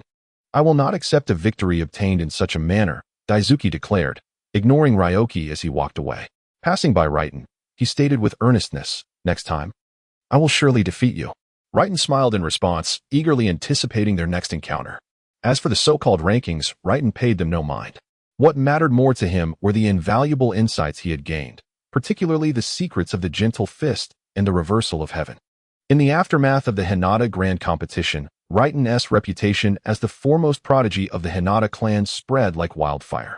As he traversed the halls of the Ninja Academy, he noticed the shift in the gazes directed towards him. Admiration and respect now accompanied the previous indifference. The realization that he had defeated the clan's genius stirred a significant reaction. Even the two instructors regarded him with newfound respect. In the 32nd year of the Leaf Village, the Rock Ninja gained the upper hand in their conflict against the Rain Ninja, and the flames of war had spread into the territory of the Rain Country. Upon receiving the news in Konoha, the entire village was engulfed in a palpable tension. Teachers Kei and Sajui entered the classroom with grave expressions, gazing at the assembled students. Kei took a deep breath and endeavored to speak in a calm tone. "Congratulations, you are set to graduate early." The students reacted with astonishment at Kei's words, with the exception of Lung Tian, who remained unfazed. From the moment he learned of the involvement of the ninja from the Land of Earth in the expansion of the Land of Rain, he had anticipated this day. Recent reports further solidified his belief that Konoha was about to engage in this conflict. Sajui, too, had abandoned his usual smile. According to reports from the front, the ninjas of the Rain Village are being relentlessly defeated by those from the Rock Village. We, Konoha, must act swiftly to defeat the Land of Rain before the Land of Earth claims the upper hand. In this battle, we shall face not only the ninjas of the Rain Village, but also the formidable warriors from the Rock Village.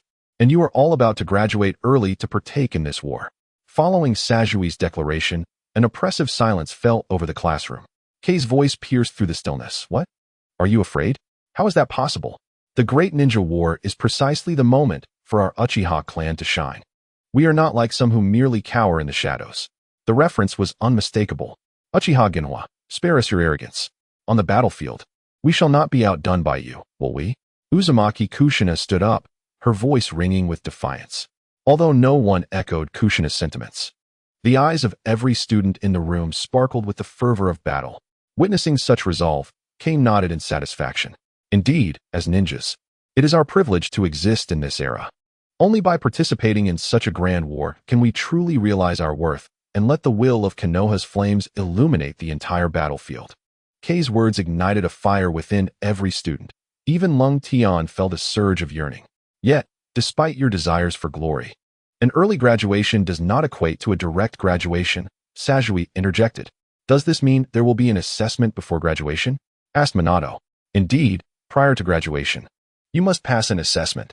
Only those who qualify will earn the title of Jinin, while those who do not may not see the dawn of tomorrow. Given the peril, do you still wish to participate? Sajui's final words cast a heavy pall over the classroom, silencing the previously fervent students. Teacher, may I inquire about the nature of this assessment? Yamashiro asked quietly. No, you must choose whether to participate or not, Sajui replied, conveying the seriousness of his words. Consequently, a weighty pressure enveloped them, inhibiting any frivolous declarations. After all, failure could lead to death. At that moment, Uzumaki Kushina abruptly stood, slamming her hands on the desk, declaring loudly, I am destined to be the first female Hokage. How could I abandon my ambitions here? I shall participate. Lung Tian chuckled.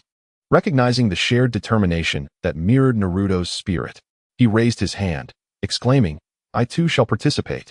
Uchiha Genhua, undeterred by his apparent shortcomings, rose and proclaimed, if even a woman dares to participate, how could I, Uchiha Genhua, hold back? The members of the Uchiha clan echoed in unison, in the name of the Uchiha. We shall partake. Hei nodded, casting his gaze towards the others. Without hesitation, Minato Namikaze agreed, as did the Inoshikacho trio. Well done, my students. However, before I assign you this task, you must first select a captain. Upon hearing Hei's words, Nara furrowed his brow in confusion, asking, why must we choose a captain? Is this assessment a task requiring teamwork? Truly a testament to the intelligence of the Nara clan, he was correct. This mission indeed necessitated a collective effort. Thus a captain was to be appointed to lead you. As soon as Hei finished speaking, Uchiha Genhua eagerly inquired, how will the captain be chosen? Teacher Sai, with a smile, replied, naturally, it will be determined by strength. Anyone wishing to become captain may step forward and engage in duels. The victor shall assume the role of captain for this mission. Upon hearing Teacher Sai's words, Uchiha Genhua stood up without hesitation, while the Uchiha clan rallied behind him. Unwilling to contest, the Inoshikacho trio, preferring to avoid conflict, did not rise either. Instead, Hinata, Minato, and Kushina simultaneously stood up. Observing the four contenders, Teacher Sai nodded. Very well, we shall draw lots to determine the opponents. Uchiha Genhua was the first to draw and found himself pitted against Hinata. The other match would be between Minato and Kushina. Facing Kushina, Minato could only smile wryly and shake his head. I won't hold back, Kushina declared, raising her fist. Neither will I, Minato replied earnestly. In stark contrast to the friendly banter between Minato and Kushina, Uchiha Genhua glared at Hinata with a fierce intensity, wishing nothing more than to vanquish him on the spot. In this battle, I shall demonstrate to the entire shinobi school who truly reigns as the best of this generation. The duel commenced swiftly under the watchful eyes of the two teachers and numerous students.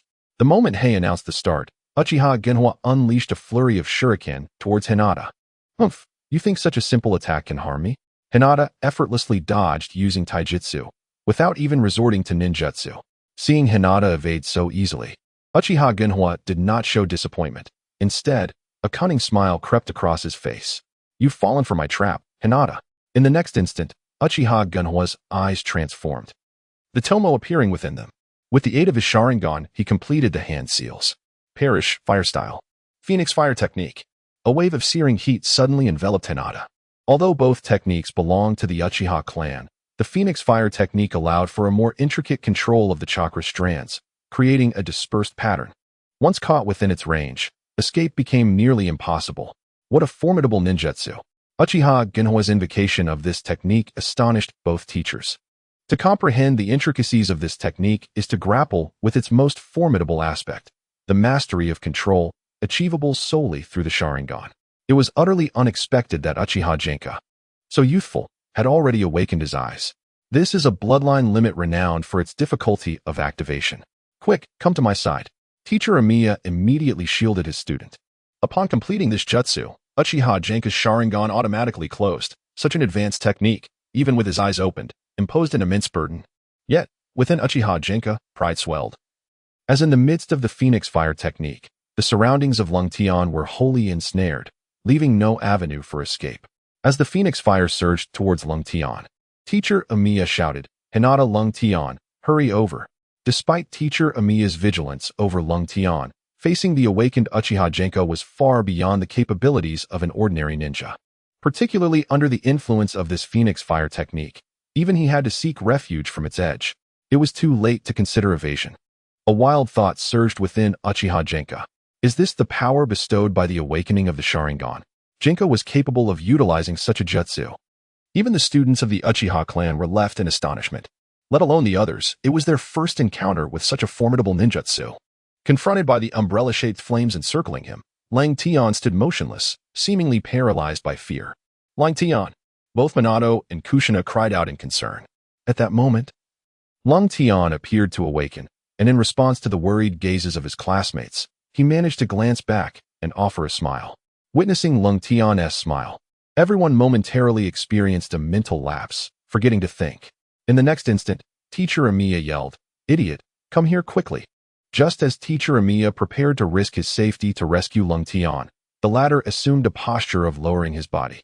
Everyone was taken aback, then reacted in disbelief as Lang Tian intended to confront this ninjutsu barehanded. Madness. He has lost his mind. Even the ever-composed Nara could not fathom Lang Tian's thought process. However, in the following moment, a powerful chakra surged forth from Lang Tian, enveloping him entirely, and he began to spin rapidly. A vortex formed around him, encircling him completely. What is this? Observing the scene before him, Teacher Amiya, now approaching Lang Tian, was once again struck dumb. The Heavenly Return. It is indeed a technique of the Hyuga clan, the Heavenly Return. The ever-calm Sai displayed a visible expression of astonishment. Bang! The Phoenix Fire technique was repelled upon contact with the Heavenly Return. This was a complete Heavenly Return.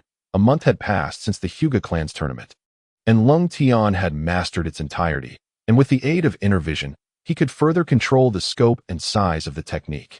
If the members of the Hyuga main house were to learn of this, one could only imagine what tumult would arise in their hearts. Meanwhile, everyone present was rendered speechless. This is impossible. How could my Phoenix Fire technique be thwarted?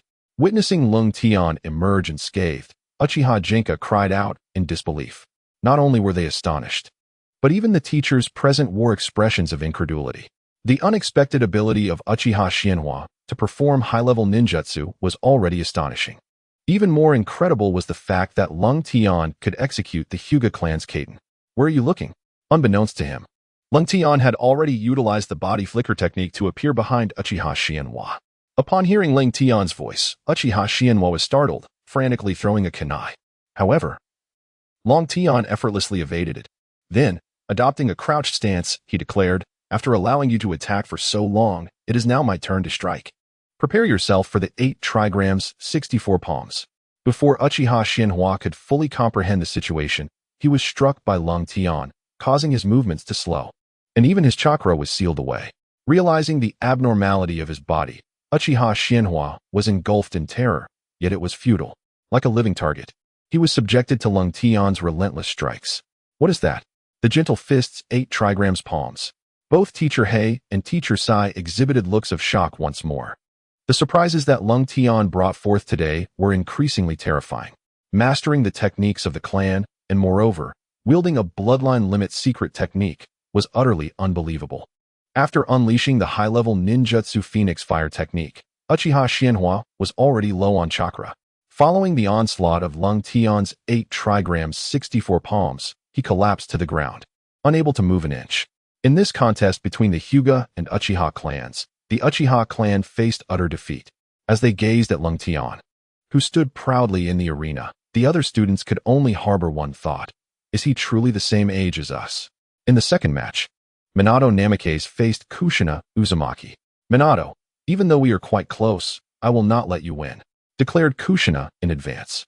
"Indeed," Minato replied, still smiling, though his focus was primarily on Lang Tian. The formidable strength that Lang Tian had just displayed had stimulated him. "Are you underestimating me? How dare you lose focus during the match?" Kushina's voice suddenly rang out beside Minato. He froze, and a colossal fist appeared before him. Bang!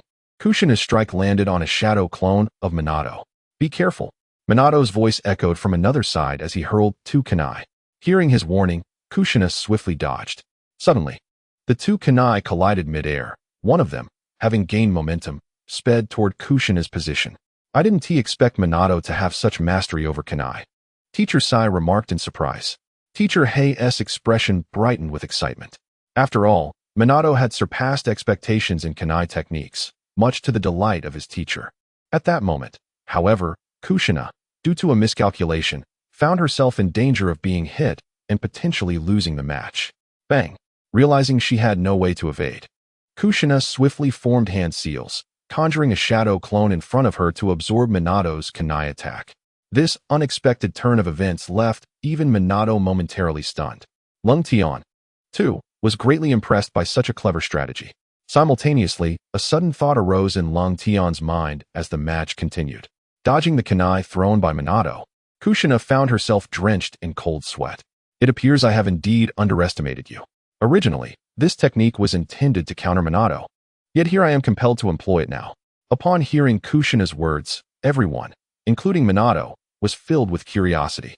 In an instant, Kushina swiftly performed the hand seals. Bang! Bang, bang, bang. 5 copies of Kushina materialized in the arena. Witnessing this, everyone was momentarily stunned. The multi-shadow clone technique? Hyuga and Sai exchanged glances. Yet another advanced technique, and a forbidden one at that. It remains uncertain whether Kushina's chakra can endure. Haha, this time, I wonder where you will evade, proclaimed the 5 Kushinas in unison. A bead of cold sweat formed on Minato's forehead. The students below looked on in astonishment. Never anticipating that the shadow clones could number this many, it was no longer a one-on-one battle, but rather a 5-on-1 confrontation. Minato found himself at a disadvantage. When Minato tentatively threw a kunai, hoping to dispel Kushina's clones, he discovered that each clone possessed independent thought and awareness, deftly evading the kunai he had hurled. Nevertheless, even so, Minato exhibited exceptional kunai skills. The kunai altered their trajectories, unexpectedly appearing from various angles, reminiscent of the techniques previously displayed by Hyuga. This revelation delighted Hyuga immensely. He had not anticipated that, apart from Minato, another could master such techniques with such finesse. Even Sai appeared contemplative. Although the Minato before him had not unleashed any techniques of a higher caliber, each of his strikes was executed with precision and efficiency, devoid of hesitation. His combat awareness far surpassed that of his peers. Amongst his contemporaries, perhaps only Cold Day and a few from the Umbu could rival him. Such awareness at such a tender age was truly eye-opening for Sai. Bang! Bang! Minato finally shattered 2 of Kushina's shadow clones. However, this granted Kushina the opportunity to entangle him directly. Concurrently, the remaining 2 clones enveloped Minato from either side. Now, where will you escape? Witness my trump card against you. The 5-element seal. What seal technique? Upon hearing this name, even Minato was taken aback, suddenly recalling that the Uzumaki clan was renowned for their mastery of sealing techniques. A surge of green energy emanated from Kushina's hand and struck Minato. Bang! Just as everyone believed Kushina had triumphed. They were startled to discover 4 identical Kushinas had appeared on the battlefield. What is this? Cold Day suddenly recalled how Kakashi had dealt with Naruto's multi-shadow clone technique, using a similar strategy, prompting him to observe his surroundings closely. Meanwhile, the 4 clones began to accuse one another. I am the real Kushina. No, I am. Fools, listen carefully. Dispel the shadow clone technique. Kushina shouted. Bang bang. With 2 resounding echoes, only 2 Kushinas remained. Haha. I wonder where you will run now. Kushina exclaimed with excitement, having fallen victim to the 5-element seal, rendered incapable of exerting her full strength. Impressive, Watergate. You have truly caught my attention, but I regret to say, this is where it ends. Kushina's colossal fist struck Watergate with a resounding thud. In an instant, the Watergate resembling Kushina vanished. What? Is it truly a shadow clone? Kushina was taken aback by this revelation. Meanwhile, in another corner, Watergate finally revealed himself. He grinned. Hee. Thank you, Kushina, for teaching me the shadow clone technique. Before Kushina could respond, Watergate's body flicker technique brought him before her, a kunai poised against her neck. You cheat, Kushina exclaimed, her expression one of indignation at having been defeated by a technique she had imparted. Noticing the tears welling in her eyes, Watergate awkwardly waved his hand. I'm sorry. Observing Watergate's panicked demeanor, Kushina took a deep breath, stifling her tears. You need not apologize. I, Kushina, aspire to become Hokage. This setback will only fuel my determination. She motivated herself with fervor. Upon hearing her words, all the students, including Watergate, looked on in astonishment. Your capacity for self-recovery is remarkable. Splendid. I declare Watergate the victor of the second round. Teacher Hainai exclaimed with delight. Simultaneously, Teacher Hainai quietly inquired of Teacher Sai beside him. How did he win just now? I'm quite baffled. With a beaming smile, Sai explained. At the moment Watergate was captured, he had already used the shadow clone technique to escape, while his clone transformed into Kushina's likeness, exposing her vulnerability. Ultimately, he capitalized on her moment of carelessness to defeat her with the body flicker technique. Teacher Hainai wore a bewildered expression, evidently struggling to grasp Sai's explanation. Have we inadvertently trained a prodigy? Teacher Hainai looked on with exhilaration at the four students, particularly Cold Sky. In the final round, Watergate faced off against Hyuga Cold Sky. Just as anticipation reached its peak, Watergate unexpectedly raised his hand in surrender. Cold Sky's surprised expression was palpable. Watergate chuckled. Utilizing the shadow clone has drained a significant amount of my chakra, and I presently cannot find a way to counter your Byakugan. However, next time, I shall defeat you. Very well, I look forward to it. Cold Sky replied, equally cheerful. As the last victor, Cold Sky naturally assumed the role of team captain for the upcoming mission. Teacher Hainai spoke with gravity. You have 3 days to prepare. In 3 days, assemble in the Konoha forest, where I shall hand over the mission scroll to Cold Sky. Remember, this assessment permits the possibility of death. Teacher Haney's words served as a stark reminder to all students that their graduation assessment was unlike any before. A moment's negligence could indeed prove fatal. 3 days later, in the Konoha forest, all students gathered at the location designated by Teacher Hainai. He awaited them there, having arrived early. Upon seeing Cold Sky, Teacher Hainai handed him the mission scroll. Remember, regardless of any unforeseen circumstances, the mission must be completed, even if only one of you remains. With that, Teacher Hainai vanished with a loud thud. Not far away, beneath a grand tree, both Teacher Ueno and Teacher Sai were intently observing the students in the distance. It is to be hoped that they can successfully complete this assessment. Teacher Ueno need not worry excessively. Members of the UMBU are already surveilling the area, ensuring that no fatal dangers will befall them, remarked Teacher Sai nonchalantly. However, Teacher Ueno could not shake off his anxiety. The absence of lethal threats merely implies the potential for injuries. Rather than fretting over their possible wounds, it would be more prudent to concern himself with the likelihood of their retreating in the face of adversity, for that is the crux of this assessment. Upon hearing Sai's words, Ueno's expression changed dramatically. Could there be additional components to this assessment? Sai did not respond to Ueno's inquiry, instead revealing a mysterious smile. After Teacher Ueno's shadow clone vanished, everyone gathered around Kodo. Hurry and unveil it. Let us discern the nature of the task, Kushina implored. Kodo unfurled the mission scroll before the group. Rank task: rescue merchants abducted by mountain bandits. The scroll's introduction was succinct. A map fluttered down from the scroll, and upon grasping it, Kodo quickly discerned that the location marked was indeed that of the bandits. I presumed it to be a formidable task, but it turns out we merely need to rescue merchants. The Uchiha clan alone could accomplish this, declared Uchiha Genko with unwavering confidence. At that moment, Nara Shikaku pointed to the bottom corner of the scroll and suddenly exclaimed, "There are additional mission requirements." Kodo scrutinized the scroll closely. Indeed, in the least conspicuous part, there was a line of small print. Mission requirements: leave no bandit alive. The hostage must remain unscathed. Failure to meet these criteria will result in mission failure, and the assessment will not be passed. Kodo felt an urge to express his frustration. Why impose such demands while obscuring them within the scroll? Clearly, this was intentional. He glanced at Nara and handed him the mission scroll. "Shikaku, do you find any valuable information within?" Nara Shikaku examined it thoroughly, sitting down to ponder for a moment. Finally, under the watchful gaze of all, he pointed to the map and stated, "There is none." A collective sigh escaped the nearby individuals, their foreheads darkened with concern. The primary issue was that the information provided about the task was woefully insufficient, leaving many details unaddressed. Upon hearing Shikaku's words, Kodo inquired, "What, specifically, do you find lacking?" Firstly, the number of enemies is unspecified, and there is no description of the hostages' characteristics or their numbers, nor any information about where they are being held, Shikaku elucidated. At this, Kodo and Minato exchanged glances, both nodding in agreement. Perhaps these omissions were indeed the essence of the assessment. Not knowing the enemy's strength necessitates our reconnaissance. And the ignorance of the hostage's location requires us to uncover that as well. This is the challenge presented to us. Uchiha Genka, do you still believe that relying solely on yourself will suffice? Kodo asked with a grave expression. Upon hearing Kodo's words, Uchiha Genka fell silent.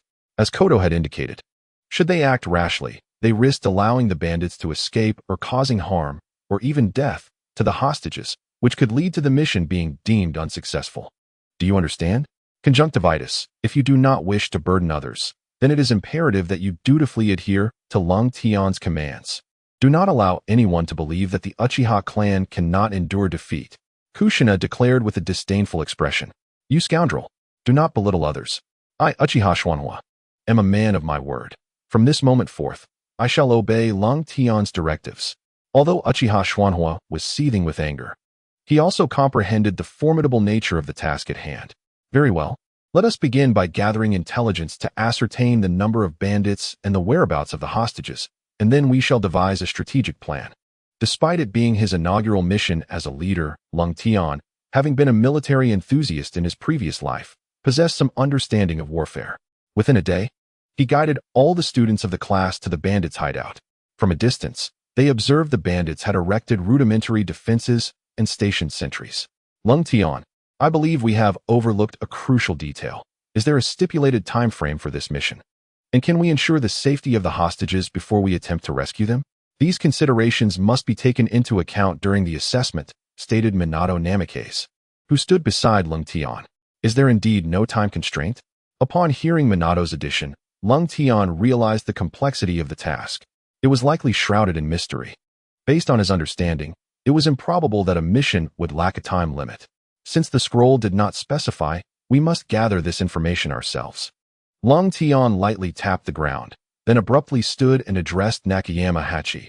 Hachi, we require your family's secret technique, the mind-dispersing technique, to extract information. Are you confident in your abilities? Nakayama Hachi replied with assurance. While I may not excel in ninjutsu or taijutsu like you, our clan specializes in probing the thoughts of others and obtaining intelligence. Soon, under the cover of night, Lung Tian and Minato successfully incapacitated a hidden sentry and brought him back. Half a day later, Nakayama Hachi emerged looking somewhat pale. I have not failed in my task. This bandit group is highly mobile. From the information gathered from the sentry you captured, they rest for 3 days after each crime, and before targeting a new objective. They execute all the hostages. Despicable, those brutes. Kushina was incensed by the cruelty of the bandits. Lung Tian also received information about the number of bandits and the location of the hostages. As long as they could ascertain the sentries' positions, they could initiate their plan. Nakayama Hachi marked the location of the hostages on the map and disclosed the number of bandits. We can employ camouflage techniques to gradually ascertain their sentries, suggested Nara Shikaku from the side. Isn't your Byakugan from the Hyuga clan perfectly suited for such situations? Why not utilize your Byakugan for reconnaissance, saving us considerable effort? Oh, right. I recall now, your Byakugan has flaws, truly a defective ocular ability, Uchiha Schwanhua mockingly retorted. This was the one area where Uchiha Schwanhua felt he surpassed Lung Tian. After all, his Sharingan was without defect. Uchiha Schwanhua, if you dare utter that again, beware of my wrath. Kushina clenched her fists, measuring her strength against him. Who does not know of Kushina's prowess nowadays, ranked among the top 4 in the Ninja Academy? Uchiha Schwanhua may not necessarily triumph over Kushina. He fell silent, not out of fear of Kushina, but rather due to the unyielding calmness displayed by Lung Tian, which he found utterly uninspiring. Although Lung Tian appeared composed on the surface, he clenched his fists at the mere mention of Uchiha Schwanhua. If only his Byakugan were flawless. He thought, he would not be wasting time here. Cursed be Hinata Richi. The pain inflicted upon my parents and me shall be repaid in full one day. A day later, the 8 disguised students quietly returned. To my left were 4 sentinels, and in the direction ahead, within 30 meters, there were 2 more, but beyond that, entry was impossible. I assessed their cooking supplies, which aligned with what Hachi had inquired, estimating around 70 to 80 individuals. Excellent. Now we must devise a tactical plan. Upon receiving the report from Nara and the others, Lung Tian stated, Firstly, Nara, you 3 shall form the perimeter. Ensure they do not escape, lest we allow any fish to slip through the net. The trio of Inazuka, Nara, and Akimichi nodded in agreement. Minato, Kushina, and I will proceed to rescue the hostages. They affirmed. Uchiha Schwanhua, you will lead the Uchiha clan and await our signal. Once we secure the hostages, you may commence the eradication of the mountain bandits. Lung Tian instructed, emphasizing, remember, leave not a single one behind. I shall do so, even without your command, Schwanhua replied resolutely. In the depths of the forest, several Umbu ninjas had been monitoring Lung Tian and his team's movements. They were surprised by the patience displayed by these youngsters, who prioritized gathering intelligence and clarifying the task requirements, which was commendable. However, their qualification would ultimately depend on subsequent actions. The Hokage had stated that this would serve as an experiment if the final evaluation proved satisfactory. The remaining classes would be required to undertake their graduation exams in a similar manner. As night fell, Lung Tian stealthily led Minato and Kushina forward. Suddenly, he signaled, and upon seeing this gesture, Minato and Kushina swiftly concealed themselves. Lung Tian then executed several peculiar hand signs, which puzzled the observing Umbu from a distance. Soon, they comprehended the meaning behind Lung Tian's signals. The hand gestures conveyed to Minato and Kushina the enemy's position and distance. Although Lung Tian's Byakugan could not detect threats from beyond a certain range, within a proximity of 10 meters, no adversary could elude his watchful gaze, prompting the attentive Umbu to nod in acknowledgement. One of the astonished figures remarked, that young member of the Hyuga clan employed some rather peculiar hand signals just now. With only a few gestures, he conveyed remarkably precise information to his companions. Observe how seamlessly they cooperated. Their coordination surpasses even that of our Umbu's signals. Indeed, if such a code could be integrated into our Umbu operations, it would enhance our synergy immensely. However, I wonder if this is an invention of that young lad or an exclusive technique of the Hyuga clan. After this examination, I must request Lord Hokage to investigate. If it is indeed his original creation, he must be compelled to share it. The Umbu captain overseeing the evaluation declared resolutely. In recent days, the performance of Kento and his peers had already greatly impressed the Umbu. Now, with the discovery of Kento's unique coded gestures, their anticipation for their subsequent performance soared even higher. With a swift motion, Kento and his companions dispatched the sentinels stationed at the base of the mountain and immediately signaled down below. The sound of rhythmic animal calls echoed back, two long and one short. Kento was signaling that they were ascending. Kento has notified us to move up the mountain, Shika informed Uchiha Genka. Humph, I heard it. Uchiha Genka replied with dissatisfaction, waving his hand dismissively behind him. I never expected them to use mimicking animal sounds to alert their comrades. Why didn't we think of that? Enough chatter. Such alerts are only suitable for ordinary folk. Ninjas easily become suspicious of rhythmic sounds. We must hasten and follow them. Suddenly, a dozen or so Umbu members emerged from the forest, each shadowing one of the students to assess their performance. Following the sound, Uchiha Genka and his group swiftly located Kento's position. Proceed as planned. Once we rescue the hostages, I will signal you to act. After we deliver the hostages to safety, we will assist you in eliminating the bandits, Kento stated. Uchiha Genka smirked in derision, responding, that won't be necessary. By the time you rescue the hostages, we will have already taken care of the bandits. Noticing Uchiha Genka's impatience, Kento admonished sternly, Uchiha Genka, I remind you once more that I am the captain of this mission. Remember my words are commands. Otherwise, I can easily remove you from this operation, leaving you without any accomplishments in this assessment. I mean what I say. All right, I understand, Uchiha Genka conceded, cowed by Kento's presence. Kento and Uchiha Genka then proceeded with their respective teams. With the prowess of Kento and Minato, they quickly neutralized the guards. Kushina entered to identify herself to the hostages and arrange for their escape. Good, it's time to signal Uchiha Genka and the others. Kento nodded with satisfaction. The first phase of the mission had been completed smoothly.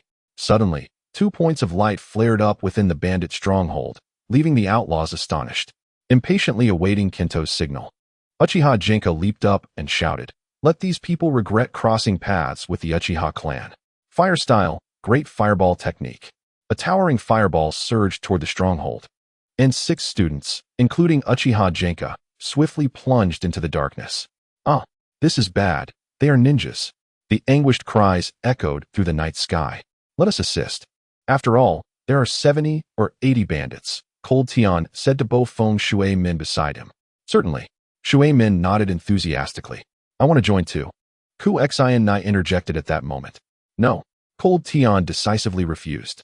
Seeing the anger on Ku Xian Nai's face, he quickly added, we must have someone remain to protect the hostages. With that, Cold Tian exchanged a glance with Shui Min, and the two promptly vanished using the body flicker technique. Damn it. Ku Xian Nai was left there, unable to retort, venting her frustration. On the way, Shui Min, puzzled, asked, why not allow Ku Xian Nai to join? I believe this assessment should involve some bloodshed. It would greatly benefit her for future battles. Cold Tian, having anticipated Shui Min's analysis, replied, Ku Xian Nai bears too much already. Some matters are better left for us to resolve.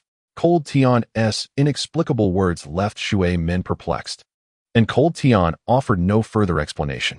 The two swiftly engaged in the battlefield. Despite the bandits' numbers, they were mere commoners. No match for Cold Tian and his talented companions. The battle was overwhelmingly one-sided. Soon, Uchiha Xianhua and his group converged with Cold Tian and his team. I told you, we could handle it without your help. Uchiha Xianhua declared with arrogance, his attire stained with the blood of the bandits. Cold Tian merely glanced at him and inquired, did you notice any oversights? Of course not. Uchiha Xianhua replied immediately, his face bearing a hint of anger. We Uchiha have never faltered in our missions. Hinata Cold Tian, do you realize how unreasonable your words are? Ignoring Uchiha Xianhua, Cold Tian turned to Feng Shui Min and said, let us regroup with Ku Xian Nai. In Cold Tian's arrangement, even if there were any escapees. The trio of Inuzuka, Nara, and Akimichi had already been dispatched to the base of the mountain, which reassured him far more than Uchiha Xianhua's words. Just as Cold Tian and Uchiha Xianhua's group finished clearing the battlefield and planned to meet up with Ku Xian Nai, an unexpected incident occurred. A woman suddenly emerged from an unknown direction. Upon seeing Cold Tian and the others, she was startled and rushed towards the hostages, shouting to Ku Xian Nai, help! Witnessing the unexpected arrival of the woman, Uchiha Xianhua smirked and remarked, it seems there are indeed oversights in your mission. Cold Tian and Shui Min frowned, disregarding his comments entirely. Particularly, Cold Tian was filled with suspicion. He had not seen any woman while clearing the battlefield. Moreover, her appearance at this precise moment was highly suspicious. Ku Xian Nai, seeing the woman approach in tattered clothing, clearly torn, felt a surge of anger. She was aware of the fate that befell beautiful women at the hands of bandits, and compassion welled up within her. When the woman suddenly collapsed, Ku Xian Nai rushed over personally. At that moment, Cold Tian felt increasingly uneasy and promptly activated his Byakugan, suddenly detecting something unusual about the woman. Was that chakra? On a frigid day, beneath the gaze of the white sky, a woman sprinting towards Kushina unexpectedly possessed chakra. Be careful, Kushina, K-10 shouted urgently. In that moment, K-10 comprehended that this woman was far from defenseless. She was likely an undiscovered bandit. As K-10 issued his warning to Kushina, Minato promptly sprang into action, his body surging forward like an arrow. Hearing K-10's alert, Kushina froze momentarily, still trying to grasp the situation, while the fallen woman revealed a smirk of derision, lifting her gaze towards the startled Kushina. When Kushina finally beheld the true identity of the woman, she was taken aback. The individual was, in fact, a man. Realizing the gravity of the situation, Kushina reacted just as the man pressed a kunai against her throat, bellowing at the swiftly approaching Minato, step back. Minato halted just in time, barely missing the chance to reach her. The entire sequence of events unfolded in an instant, catching everyone off guard. All eyes turned to the leader of the mission, High GA K-10, awaiting his decision. K-10 had not anticipated such an unexpected turn so close to the completion of their task. If Nara were present, he could have employed his shadow techniques to control the situation, but alas, he was too far away to assist. Frustrated, K-10 cast an accusing glare at Uchiha Genka, who had claimed to have dealt with all the bandits. Why are there still stragglers? Noticing K-10's gaze, Uchiha Genka retorted defensively, it's not my fault. He deliberately concealed himself, and we had no time to search thoroughly. At that moment, the bandit holding Kushina hostage finally exhibited a brazen demeanor. Everyone step back, or I'll kill your comrade. It was evident that he intended to leverage Kushina's life for his escape. Should he succeed, the team would fail their graduation assessment. Realizing the stakes, Uchiha Genka was the first to shout, "You shall not." "Oh, is that so? Are you willing to disregard your comrade's life?" The bandit sneered. Hearing this, K-10 barked at Uchiha Genka. "Uchiha Genka, silence yourself." The bandit lifted his gaze towards K-10, recognizing him as the one who held authority in this dire situation. Yet, Uchiha Genka did not relent. Instead, he anxiously pressed K-10. "Hyuga K-10. This is a mission. According to the ninja code, the mission comes first. You wouldn't let Kushina jeopardize our success, would you?" "What do you mean by that, Uchiha Genka? Are you suggesting we abandon our comrade for the sake of the mission?" Minato exclaimed, his face contorted with anger. "Ninjas are mere tools. Tools must remain devoid of emotion. That is the essence of a true ninja. Hyuga K-10. You won't hesitate now and act against the ninja code, will you?" Uchiha Genka fixed a fierce glare on K-10. Meeting Uchiha Genka's gaze, K-10's expression turned icy. "I shall repeat myself. Be silent. You." Uchiha Genka seethed with rage. To him, Kushina's life was insignificant. He had been educated to believe that sacrificing for the mission was the very duty of a ninja, especially when the sacrifice of a single student could fulfill the mission. It seemed entirely reasonable. With this thought in mind, Uchiha Genka resolved to disregard Kushina's safety and sought an opportunity to eliminate the bandit. From Genka's expression, Lung Tian discerned his intentions. "Uchiha Genka, I shall not warn you again, but I must remind you one last time that I am the captain of this mission. Should you dare to act independently, I will expel you from the task immediately and treat you as a rogue ninja." Lung Tian's tone remained laced with menace. Startling Uchiha Genka, he could sense that Lung Tian was not merely speaking empty threats. If he were to defy Lung Tian's orders, not only would he face dire consequences, but as the mission's captain, Lung Tian possessed the authority to deal with insubordinate team members. In other words, Lung Tian might very well take his life. On the other side of the dense forest, the Umbu ninjas observed Lung Tian and his team's unexpected decision, which could potentially determine the outcome of their assessment. "Captain, what should we do? If that young man chooses the mission, the girl could be in danger," one of the ninjas expressed with concern. "Can we truly disregard the mission for the sake of a comrade?" Another Umbu ninja immediately countered. "Enough. Stop arguing." The Umbu captain reprimanded sharply. "Captain, should I intervene to save her?" The previous Umbu ninja could not help but ask. "Silence. No one is permitted to act without my command. Do you understand? Our mission is solely to assess their abilities, and there has been no directive for us to assist them," the Umbu captain retorted. This made the anxious Umbu member exclaim. "Are we to simply watch as the children of the village perish before our eyes?" "Silence. Nakajima, I will say this once more, without my command, no Umbu member is allowed to make any move, or they will face execution as a rogue ninja." The captain's words sent a chill through all the Umbu operatives. They knew he never jested, and silence enveloped the group as they turned their gaze towards Lung Tian, awaiting his decision. For a moment, an eerie stillness filled the air. Suddenly, Lung Tian stepped forward, prompting the bandit to hastily declare, "Stop. If you do not halt, I will kill your companion. Will you agree to my terms?" As if oblivious to the bandit's threat, Lung Tian continued to advance. Seeing this, Uchiha Genka let out a sigh of relief. Minato Namikaze wore an expression of disbelief, while Kushina closed her eyes. Just as the bandit believed Lung Tian was prepared to abandon his companion, Lung Tian abruptly halted and exclaimed, "I agree to your demand." "Let her go? What?" The bandit's movements slowed at Lung Tian's words. Upon hearing him, Kushina's eyes flew open, and she struggled to articulate her thoughts, overwhelmed with emotion.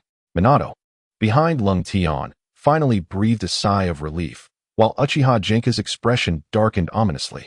"But how can I trust that you will release my companion?" On a cold day, Lung Tian pressed on with his questioning, stepping forward once more. This startled the mountain bandit, who immediately exclaimed, "Do not come any closer. I am aware of your ninja's peculiar jutsu. If you make another move, I shall slay her." "Very well, I shall not advance any further," Lung Tian replied, halting in his tracks. Yet, sensing the bandit's lingering unease, he raised both hands and said, "You know that ninjutsu requires hand seals to be executed. With my hands raised, you should feel reassured, yes?" With that, Lung Tian subtly inched forward, ensuring he was within the range for the body flicker technique before coming to a stop. Observing Lung Tian's gesture of surrender, the bandit visibly relaxed. He was aware of the necessity of hand seals for executing jutsu, and a smug expression crossed his face. "Haha, They say that the ninjas of Konoha are formidable and should not be trifled with, that to encounter them is to court death. I see they are not so fearsome after all. The bandits' taunts ignited a fire of rage in the eyes of the Konoha ninjas, all of whom turned their gaze towards Rengtian. You scoundrel! I will not allow you to insult Konoha like this. Hyuga Rengtian, you must kill this scoundrel. Kill him, cried Kushina, who had been under the bandits' control. Silence! The bandit shouted back at Kushina in a panic. At that moment, he suddenly sensed something was amiss. What had gone wrong? Yes, it was the fact that Rengtian, who had stood before him just moments ago, had vanished. Just as the bandit contemplated this, a wave of excruciating pain surged through his body, and his consciousness began to fade. Do not underestimate the ninjas of Konoha. Rengtian's icy voice resonated from behind him. When did you cast your jutsu? I shall not reveal that to you. Embrace your demise with this bitterness. Rengtian retorted, twisting the kunai embedded in the bandit's heart. With a thud, as the bandit crumpled to the ground, a pale shadow erupted from his body, darting into the dense forest. That startled Rengtian, who gazed in astonishment. He had seemingly witnessed a figure escape from the bandit's form. Before he could fully comprehend the situation, Minato Namikaze enveloped him in an embrace. Rengtian, you were incredible, Minato exclaimed with excitement. How did you manage that? Uchiha Gunhwa scrutinized Hyuga Rengtian, his tone icy. It was as I approached him, Rengtian replied nonchalantly. This revelation only darkened Uchiha Gunhwa's expression further. How infuriating. I failed to notice any hand seals being formed. Hyuga Rengtian, I will not allow you to surpass me in ninjutsu. It was only at this juncture that everyone remembered Kushina, who had been captured. Her eyes were red-rimmed as she gazed at Rengtian, wiping her tears while earnestly stating, next time, I will not become a burden to everyone. Fool, we are comrades. There is no such thing as a burden, Rengtian smiled, though within, he felt an increasing urgency to resolve the flaw in his Byakugan. If only his Byakugan were flawless, he could have detected the enemy's unusual behavior sooner, preventing this situation from arising. Minato, hearing Kushina's words, fell silent as well, burdened by feelings of helplessness and self-reproach. Fortunately, Kushina was unharmed. Observing her, Minato clenched his fists and vowed to himself, if only my body flicker technique had been swifter, perhaps I could have saved Kushina. I must enhance my speed. Within his heart, Minato set a personal goal. Although an unexpected incident arose during this mission, it was adeptly resolved by K-10, and as they descended the mountain, everyone wore expressions of relief. Upon returning to the base and reuniting with Nara and the others, they confirmed the mission details and found no overlooked enemies or hostages. K-10 stood before everyone and proclaimed loudly, "All right, I declare this mission a success." Cheers erupted from all. Oh, wonderful. We passed. We are about to become genin. Just then, a ninja wearing a cat-faced mask appeared before them. Noticing the vigilant expressions on K-10 and the others, the masked man removed his disguise, revealing his true identity. Sajui-sensei, gasped Kushina and the others. You all performed admirably. Especially K-10, who remained calm in the face of adversity, earning a commendable evaluation. Sensei, have you been observing us all along? Nara was the first to respond. Questioning him, Sajui smiled and nodded, confirming Nara's assumption. Then why did you not intervene when Kushina was in danger? Was it worth risking lives for the sake of an evaluation? Minato could not restrain himself from questioning. Sajui maintained his cheerful demeanor, offering no answer to Minato's inquiry, and instead turned his gaze towards K-10, asking, What about you, K-10? Do you share this sentiment? K-10 remained silent, recalling the peculiar final moments of the bandit, the ephemeral figure. With a grave expression, he asked, Sajui-sensei, was the unexpected incident at the end premeditated? Upon hearing K-10's words, Sajui's expression finally shifted, his perpetual smile fading as astonishment crossed his face. K-10, you truly continue to surprise me. Yet you have yet to answer my question, K-10 replied, disregarding Sajui's praise, awaiting his response. A mission is a mission. This is your assignment. Surprises may arise, and one cannot expect assistance every time an unforeseen event occurs, correct? Sajui's response sent a chill through the hearts of the students. So, you mean to say that if I choose the mission, even if Kushina encounters danger, you would not intervene? K-10's voice was unusually somber, and the atmosphere among the students grew heavy, their fondness for Sajui evaporating. Sensing the weight of the mood, Sajui remained unfazed, casually stating, Don't forget to write your mission reports upon returning, and then attend the graduation ceremony. With that, he vanished in a puff of smoke, another shadow clone. In the depths of the dense forest, an Umbu ninja slowly opened his eyes, relief washing over his features. That was perilously close. If I had delayed even a second longer, I would have perished alongside the bandits. The ninja expressed gratitude for his timely escape. He is the Umbu ninja who just possessed the mountain bandit, an unforeseen arrangement by Konoha. How did that little fellow manage to appear behind me without my notice? Hinata, the cold sky, I shall remember you. As this Umbu ninja contemplated, he raised his gaze towards the direction of cold sky, revealing a smile laden with significance. Today, the Konoha Ninja Academy was unusually bustling, for Cold Sky and his peers were set to graduate early, as the Cr Mi de la Sar Mi among their contemporaries. They arrived at the school bright and early. Everywhere one looked, villagers, both adults and children, had gathered to witness the event. Students from various classes were also present, ready to witness the ceremony marking Cold Sky and his companion's ascension to the rank of Genin. It was Cold Sky's first encounter with the third Hokage, who, at this time, had yet to show signs of aging, appearing instead as a robust middle-aged man, exuding an overwhelming aura. Merely standing there, he instilled a sense of stability, as if nothing could possibly challenge him. Indeed, he was the third Hokage, the legendary ninja, Sarutobi Hiruzen. Cold Sky discreetly activated his Byakugan to scrutinize the chakra points on the third's body. Astonishing. Just a cursory glance revealed no less than 200 points. The greater the number of chakra points within a ninja's body, the higher the level of ninjutsu they could perform, and the more formidable the power of their techniques. Not only was the third formidable in his own right, but he also trained the legendary Sannin, truly deserving of the title Doctor of Ninja. While Cold Sky observed the third, he caught the Hokage's glance, prompting him to swiftly deactivate his Byakugan. Truly worthy of the title Hokage, he noticed so swiftly. After the third concluded his speech, each student stepped forward to receive the Konoha forehead protector from his hands, their faces radiating joy. Becoming a ninja had been their lifelong aspiration. However, as Cold Sky accepted his protector, he sensed that the third lingered on him for an unusually long moment. After basking in the envy of their peers, Cold Sky and the others returned to the classroom. Teacher Yumino gazed at the students before him, his previously stern demeanor replaced by a warm smile, saying, "From this day forth, you are all ninjas, just like me, and companions. The hardest times as ninjas have only just begun. You must learn to protect yourselves diligently." Teacher Yumino's final words moved Cold Sky and his classmates deeply. Cold Sky understood that being a ninja entailed not only honor, but also significant sacrifice. At that moment, Teacher Sai entered, holding a form. Looking at Cold Sky and the others, he said, "Firstly, like Yumino, I congratulate you on your successful assessment to become ninjas." However, this time, few displayed expressions of joy, as the memory of their last graduation assessment, where Teacher Sai had shown indifference to their companion's peril, lingered in their minds. Unfazed, Sai continued, "As Genin, you will be assigned a guiding teacher, and I shall now divide the classes. You will soon meet your respective mentors." Cold Sky pondered, wondering who his teacher would be and with whom he would share a class, glancing towards Minato Namikaze and Kushina Uzumaki. If they could form a team, it would indeed be splendid, as long as it does not involve the Uchiha clan. Uchiha Genka, Uchiha Donya, and Uchiha Jina are in the same group. Upon hearing that they are in the same class, Uchiha Genka displayed a smug expression towards K10.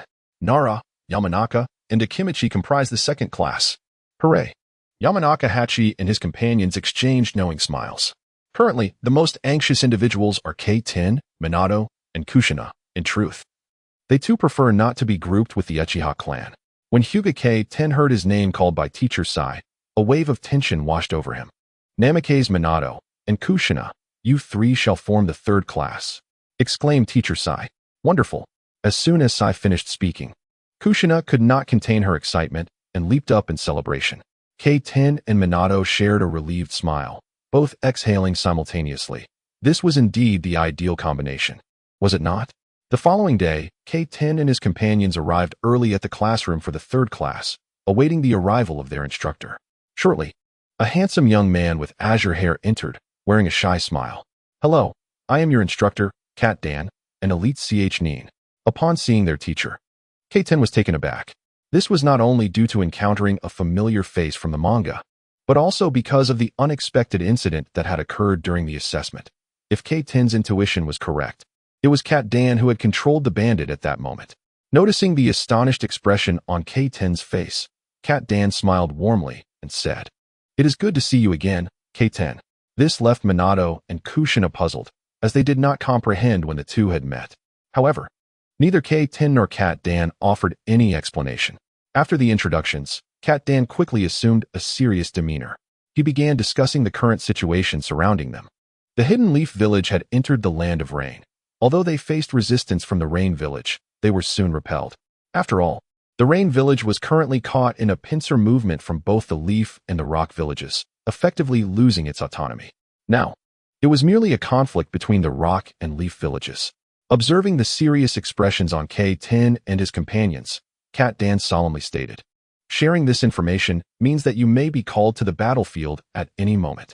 Before that, I will rigorously train you to ensure your survival in combat." Yes. With K-10 and his companions transitioning from the excitement of being newly minted genin, Cat Dan nodded in satisfaction.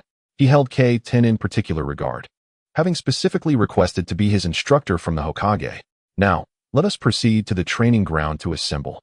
We shall conduct a test to better understand each other's abilities. Without further ado, Cat Dan led K-10 and the others to the training area. Upon arrival, K-10 speculated whether they would be engaging in the bell-ringing exercise. However, considering Teacher Cat Dan's words, perhaps failure in that task would not lead to disqualification. After all, in such a tense atmosphere in the Leaf, how could they afford to eliminate ninjas? "Do you see the bells in my hand?" Upon witnessing Cat Dan produce the bells, K-10 shook his head, realizing that it indeed was the bell exercise. "Now, I present these 3 bells to you. Within this training ground, regardless of how you respond, as long as you prevent me from seizing the bells from your person for a quarter of an hour, you shall be deemed successful." Upon hearing Kato's intent to snatch the bells, Lung Tian was taken aback. Shouldn't he be the one being robbed? How has it turned into him attempting to seize ours? Nevertheless, this twist piqued Lung Tian's interest even more. Noting the eager expressions of Bo Feng Shui Min and Zhou Xian Nai, Kato smiled and clarified the rules. The bells must not be removed from your person for the duration of 1 hour, and you cannot remain stationary. You must be in constant motion. Isn't that incredibly difficult? Zhou Xian Nai exclaimed, finding the task nearly impossible. Not only were the parameters defined, but the prohibition against hiding meant that Kato, with his skills, would swiftly procure the bells unless they could surpass him in ability. Oh, I almost forgot to mention one more thing. If I manage to seize even 1 bell from any of you, all 3 will be deemed unsuccessful. Now, I will grant you 1 minute to prepare. With that, Kato closed his eyes and stood still. This is utterly unfair. Zhou Xian Nai fumed at the test proposed by Kato, but was pulled away by Lung Tian and Shui Min. While Kato spoke, Lung Tian and Shui Min had been deep in thought. Zhou Xian Nai, still fuming, directed her attention towards them and said, "Why have you both been so silent? This test is incredibly unfair to us." Upon hearing her words, Shui Min and Lung Tian exchanged knowing smiles. "This is quite an intriguing test," Lung Tian remarked, prompting a puzzled expression from Zhou Xian Nai. "Indeed, Teacher Kato has provided us with a wealth of information," Shui Min concurred with Lung Tian. "What on earth are you talking about? I don't understand." Zhou Xian Nai looked at her companions in confusion. Lung Tian and Shui Min chuckled softly before Lung Tian elaborated. "Do you remember our graduation assessment? Although the tasks were brief, they contained much information. Are you suggesting that Teacher Kato's test is similarly laden with information?" Zhou Xian Nai asked, her eyes widening in realization. "Certainly. Firstly, the teacher stated that the bells must remain on our persons, but did not specify that each of us must carry 1, he said. What does that imply?" Zhou Xian Nai inquired, still perplexed. "It suggests that the 3 of us can distribute the bells among ourselves. We can have 1 bell each, or even place them on just 1 or 2 of us," Shui Min elucidated. "I believe the teacher intends for us not to carry 1 bell each. Otherwise, he would not have concluded by saying that if he obtains just 1 bell, we would all fail. This should hint at the necessity of cooperation. Indeed, the teacher hopes we will discern the underlying message, to place the bells on 1 individual while the other 2 protect that companion, restraining the teacher's movements for the duration of 1 hour." Lung Tian articulated, fully grasping the intent behind Kato's test. It was fundamentally about protection and trust, safeguarding the mission's objective. The bell, while also learning to trust one's comrades, thereby entrusting the success or failure of the task to each other. This indeed forms the cornerstone of ninja collaboration. Upon hearing the analysis from Cold Day, both Minato and Kushina were filled with admiration. Cold Day, you were truly remarkable. I only gathered from our teacher's words that this task should involve collaboration. As soon as Minato finished speaking, Kushina exclaimed, her voice tinged with realization. Huh, I see it now. It's merely about two people distracting the teacher to ensure that the other remains undetected. However, there is indeed a hidden condition that works in our favor. We can interchange the bearer of the bell at any time, further confounding the teacher's judgment, Cold Day articulated. His words left Kushina and Minato exchanging astonished glances, utterly speechless. You actually thought of that?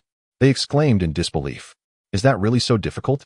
Cold Day replied, a relaxed expression adorning his face. Upon hearing his comment, Minato and Kushina wore awkward expressions, feeling quite belittled. The trio swiftly devised a strategy and established a secret signal for their exchanges before hastily dispersing. Kushina was the first among them to carry the bell, while Minato and Cold Day concealed themselves along the path to delay Teacher Kato. Soon, a faint ringing of the bell echoed through the training grounds.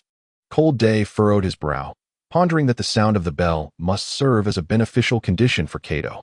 However, as the distance increased, that advantage would diminish, suggesting that Kato would soon be in pursuit. Indeed, just as Cold Day and Minato had concealed themselves, they caught sight of Teacher Kato.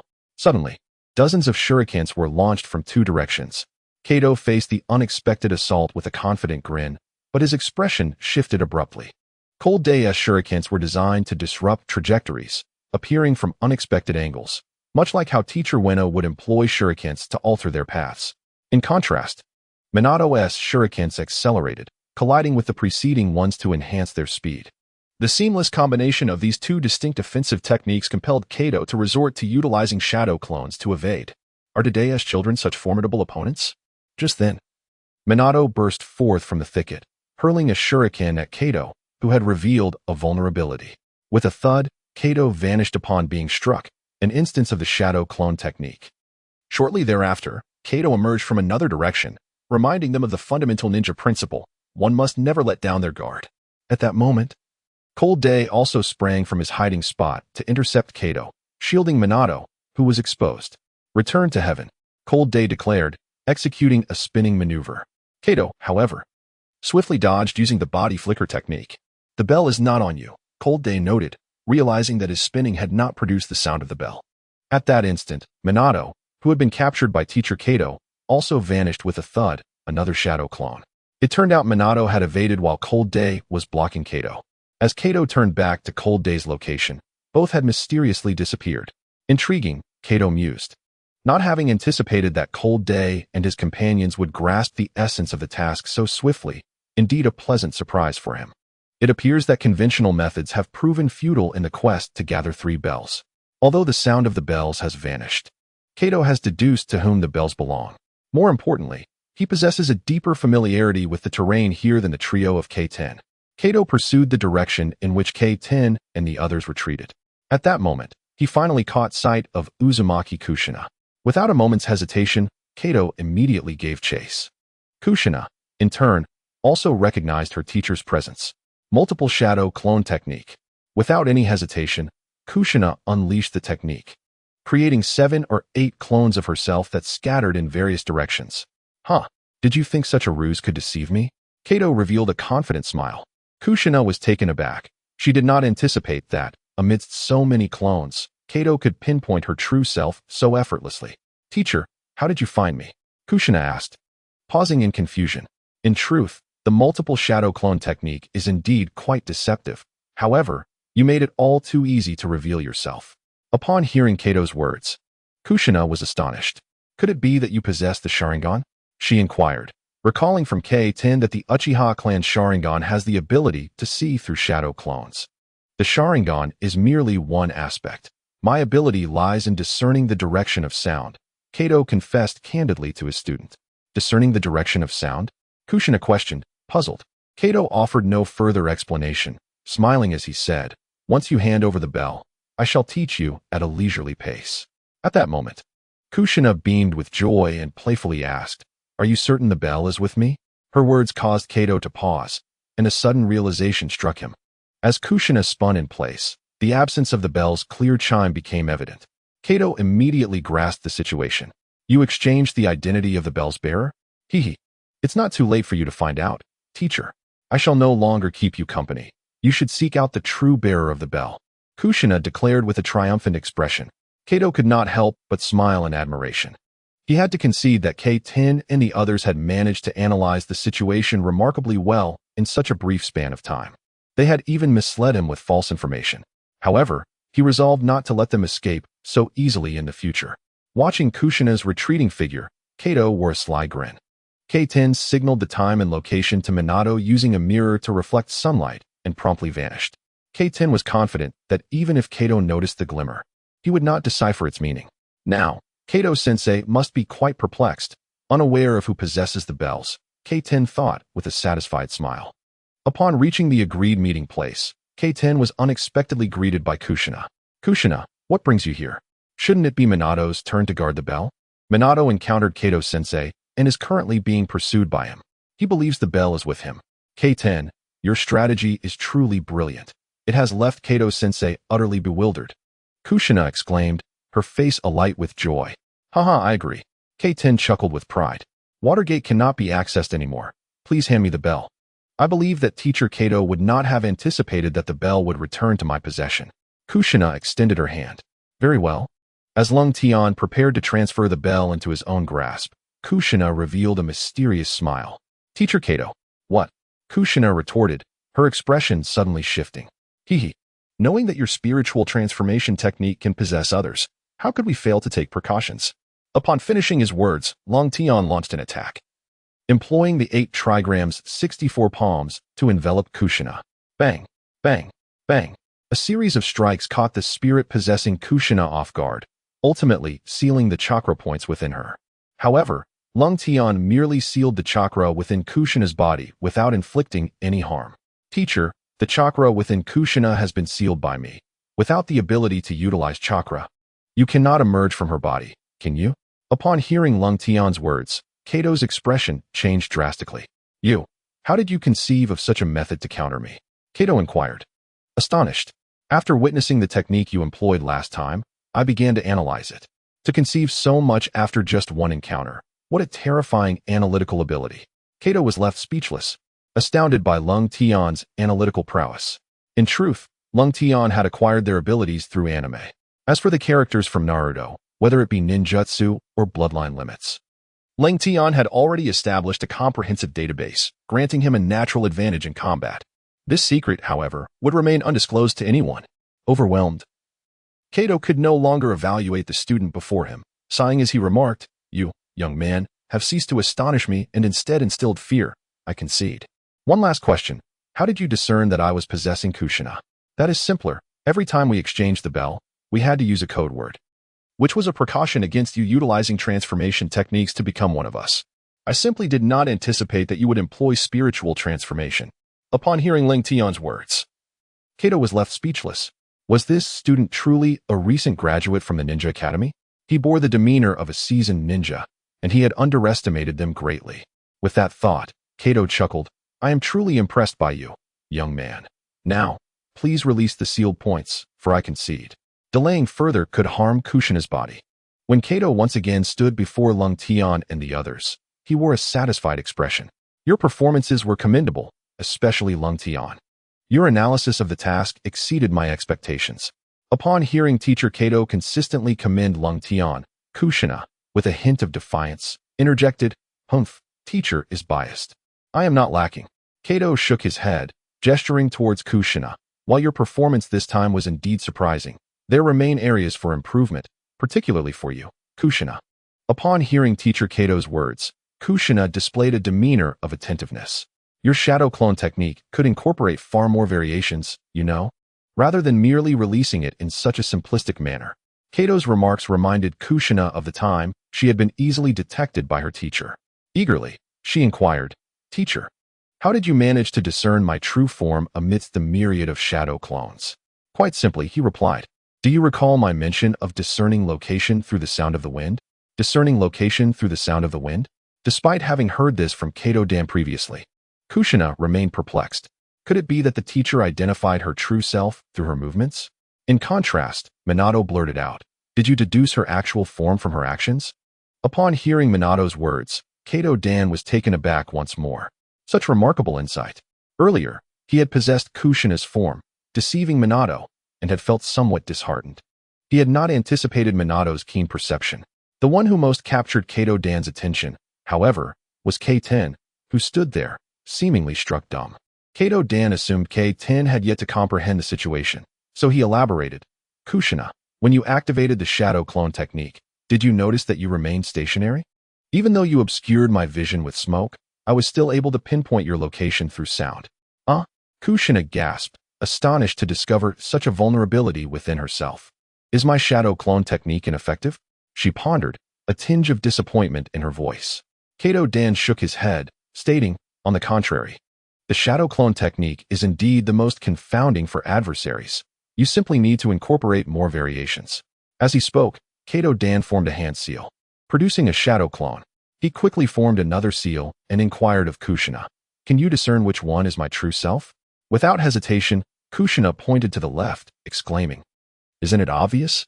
You were standing on the left when you formed the seal." To her astonishment, the leftmost Kato-dan vanished with a resounding pop. Minato quickly realized. Just now, the teacher used the body replacement technique during the second hand seal to switch positions with his true self, didn't he? Kato-dan nodded and advised Kushina. Thus, "Kushina, your shadow clone technique holds potential for further development.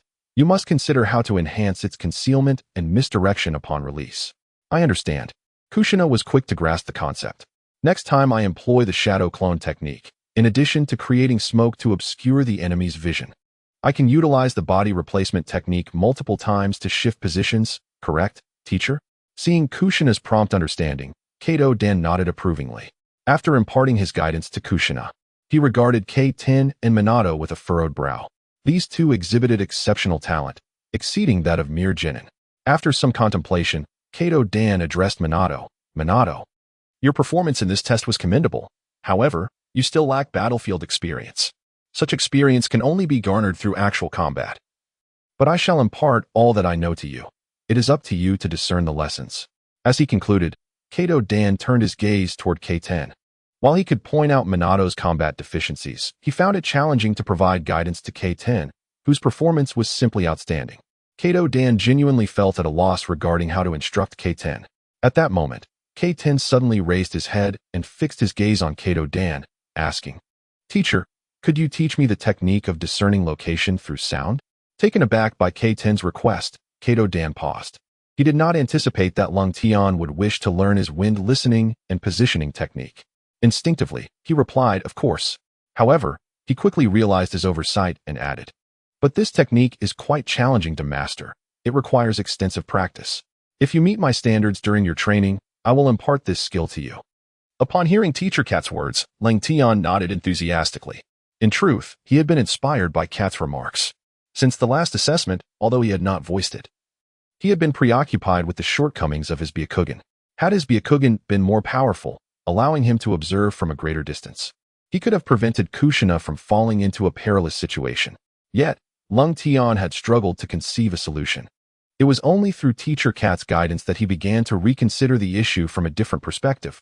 Perhaps he could compensate for his Byakugan's limitations in other ways. If the Byakugan were akin to a far-seeing eye, then there existed another ability that could achieve similar results, the ability of enhanced hearing. Since his Byakugan could not detect distant threats, he would rely on his auditory skills. Just like the masters in martial arts stories, whose profound internal energy allows them to hear with remarkable acuity, discerning sounds from miles away. The challenge was that he possessed chakra, not internal energy. Unlike those martial arts experts. However, before him stood an individual who excelled in this technique. Perhaps through Teacher Cat, he could discover a means to offset the deficiencies of his Byakugan. With this thought, Lung Tian gazed at Cat with increasing fervor. This intensity made Cat somewhat uneasy. In truth, Cat had been observing Lung Tian closely. In his mind, among the three students before him, Lung Tian was the most extraordinary. He had not anticipated that Lung Tian would express an interest in learning his wind listening and positioning technique. That evening, in the Hokage's office, Cat reported in detail about the day's events. Among the three, Kushina possessed the most chakra and the greatest talent, while Minato exhibited the best comprehension. However, Lung Tian's calmness and analytical abilities were undoubtedly the most remarkable of the trio, rivaling even that of A.J. Nin. Unbeknownst to Cat, as he reported this, Lung Tian was preoccupied with thoughts of compensating for his Byakugan's shortcomings, believing his understanding to be on par with Minato's. All right, I understand. Thank you for your hard work. The third Hokage nodded, smiling at Cat. From now on, you must take good care of these 3 children. They're the hope of Konoha, and I wish for them to grow swiftly. Rest assured, Hokage-sama, I will not let you down, Cat replied, nodding before vanishing into the night sky. In the following days, Cat began to teach Lung Tian and the others through both word and example. Apart from sleeping, they devoted themselves to trainings, employing methods identical to those Lung Tian was familiar with, walking on water and climbing trees. However, while Minato and Kushina diligently practiced, Lung Tian remained distracted, preoccupied with his concerns. His lack of focus during training displeased teacher Cat greatly. Lung Tian, you have been absent-minded lately. Can you share what occupies your thoughts? Cat inquired with irritation. Upon hearing the words of teacher Katu, Lung Tian raised his head and replied decisively, Teacher, I wish to learn your skill of discerning direction by sound. Noticing that Lung Tian persisted in this topic, Kata displayed a look of resignation. He was aware of Lung Tian's shortcomings in auditory perception and understood his desire to compensate through auditory training. However, he had previously made it clear that he would not instruct him unless he met certain prerequisites. The danger associated with mastering the skill of discerning direction by sound was the reason for Kata's reluctance to teach it to Lung Tian. Yet, observing Lung Tian's commitment to his training, Kata realized that if he did not clarify the situation, Lung Tian might not take his training seriously. With this in mind, Kato earnestly addressed Lung Tian, stating, Since I have promised to teach you the skill of discerning direction by sound, I shall not go back on my word. The reason I am withholding it for now is that you have yet to meet the requirements. Bestowing this knowledge upon you prematurely could lead to peril. Peril? Lung Tian echoed, awaiting further clarification from teacher Kato. I previously informed you that you must reach my standards before I can teach you. This is not merely to hasten your training. Rather, this skill demands exceptional chakra control for successful learning. Only when you can navigate freely on water and ascend trees with the ease of walking on solid ground can I entrust you with this technique. Upon hearing Kata's words, Lung Tian smirked slightly. Although he was unaware of the specific dangers associated with this skill, the teacher's requirements seemed almost amusing to him. So, you're saying that as long as I can climb trees effortlessly and walk on water, I am good to go, right? Indeed. Kata nodded affirmatively. Very well. With that, Lung Tian strode towards the water's surface. His actions left Kushina and Minato visibly agitated. Climbing trees might be somewhat manageable, but walking on water was a formidable challenge. Despite their relentless training over the past few days, they had only succeeded a couple of times, while Lung Tian had hardly practiced yet sought immediate success, an absurd notion. Furthermore, if he were to achieve this casually, it would only serve to highlight their own inadequacies. For the first time, including Kato, the others in Class 3 were unwilling to see Lung Tian succeed. Watch closely, Lung Tian declared, with his inner vision engaged. He meticulously distributed his chakra evenly beneath his feet and stood steadily upon the water's surface. This prompted astonishment from Kato and the others. Suddenly, Lung Tian began to run upon the water, leaving them utterly speechless. His movements were as fluid as if he were traversing solid ground. Not only that, but he executed even more vigorous maneuvers, leaping and tumbling as though performing acrobatics on land, remarkably remaining stable atop the water. He appeared more at ease than if he were standing on solid earth. Eventually, he leaped onto a tree, hanging upside down, and questioned the astonished Katu. Teacher, I believe I have met your requirements now. May I be entrusted with the skill of discerning direction by sound? At that moment, Kata's mind went blank, leaving him at a loss for words. Lung Tian's talent had transcended the realm of mere astonishment. It was truly frightening. Initially, one might have assumed that Kushina's talent was unparalleled, but in comparison to Cold Sky, it seemed minuscule, utterly incomparable.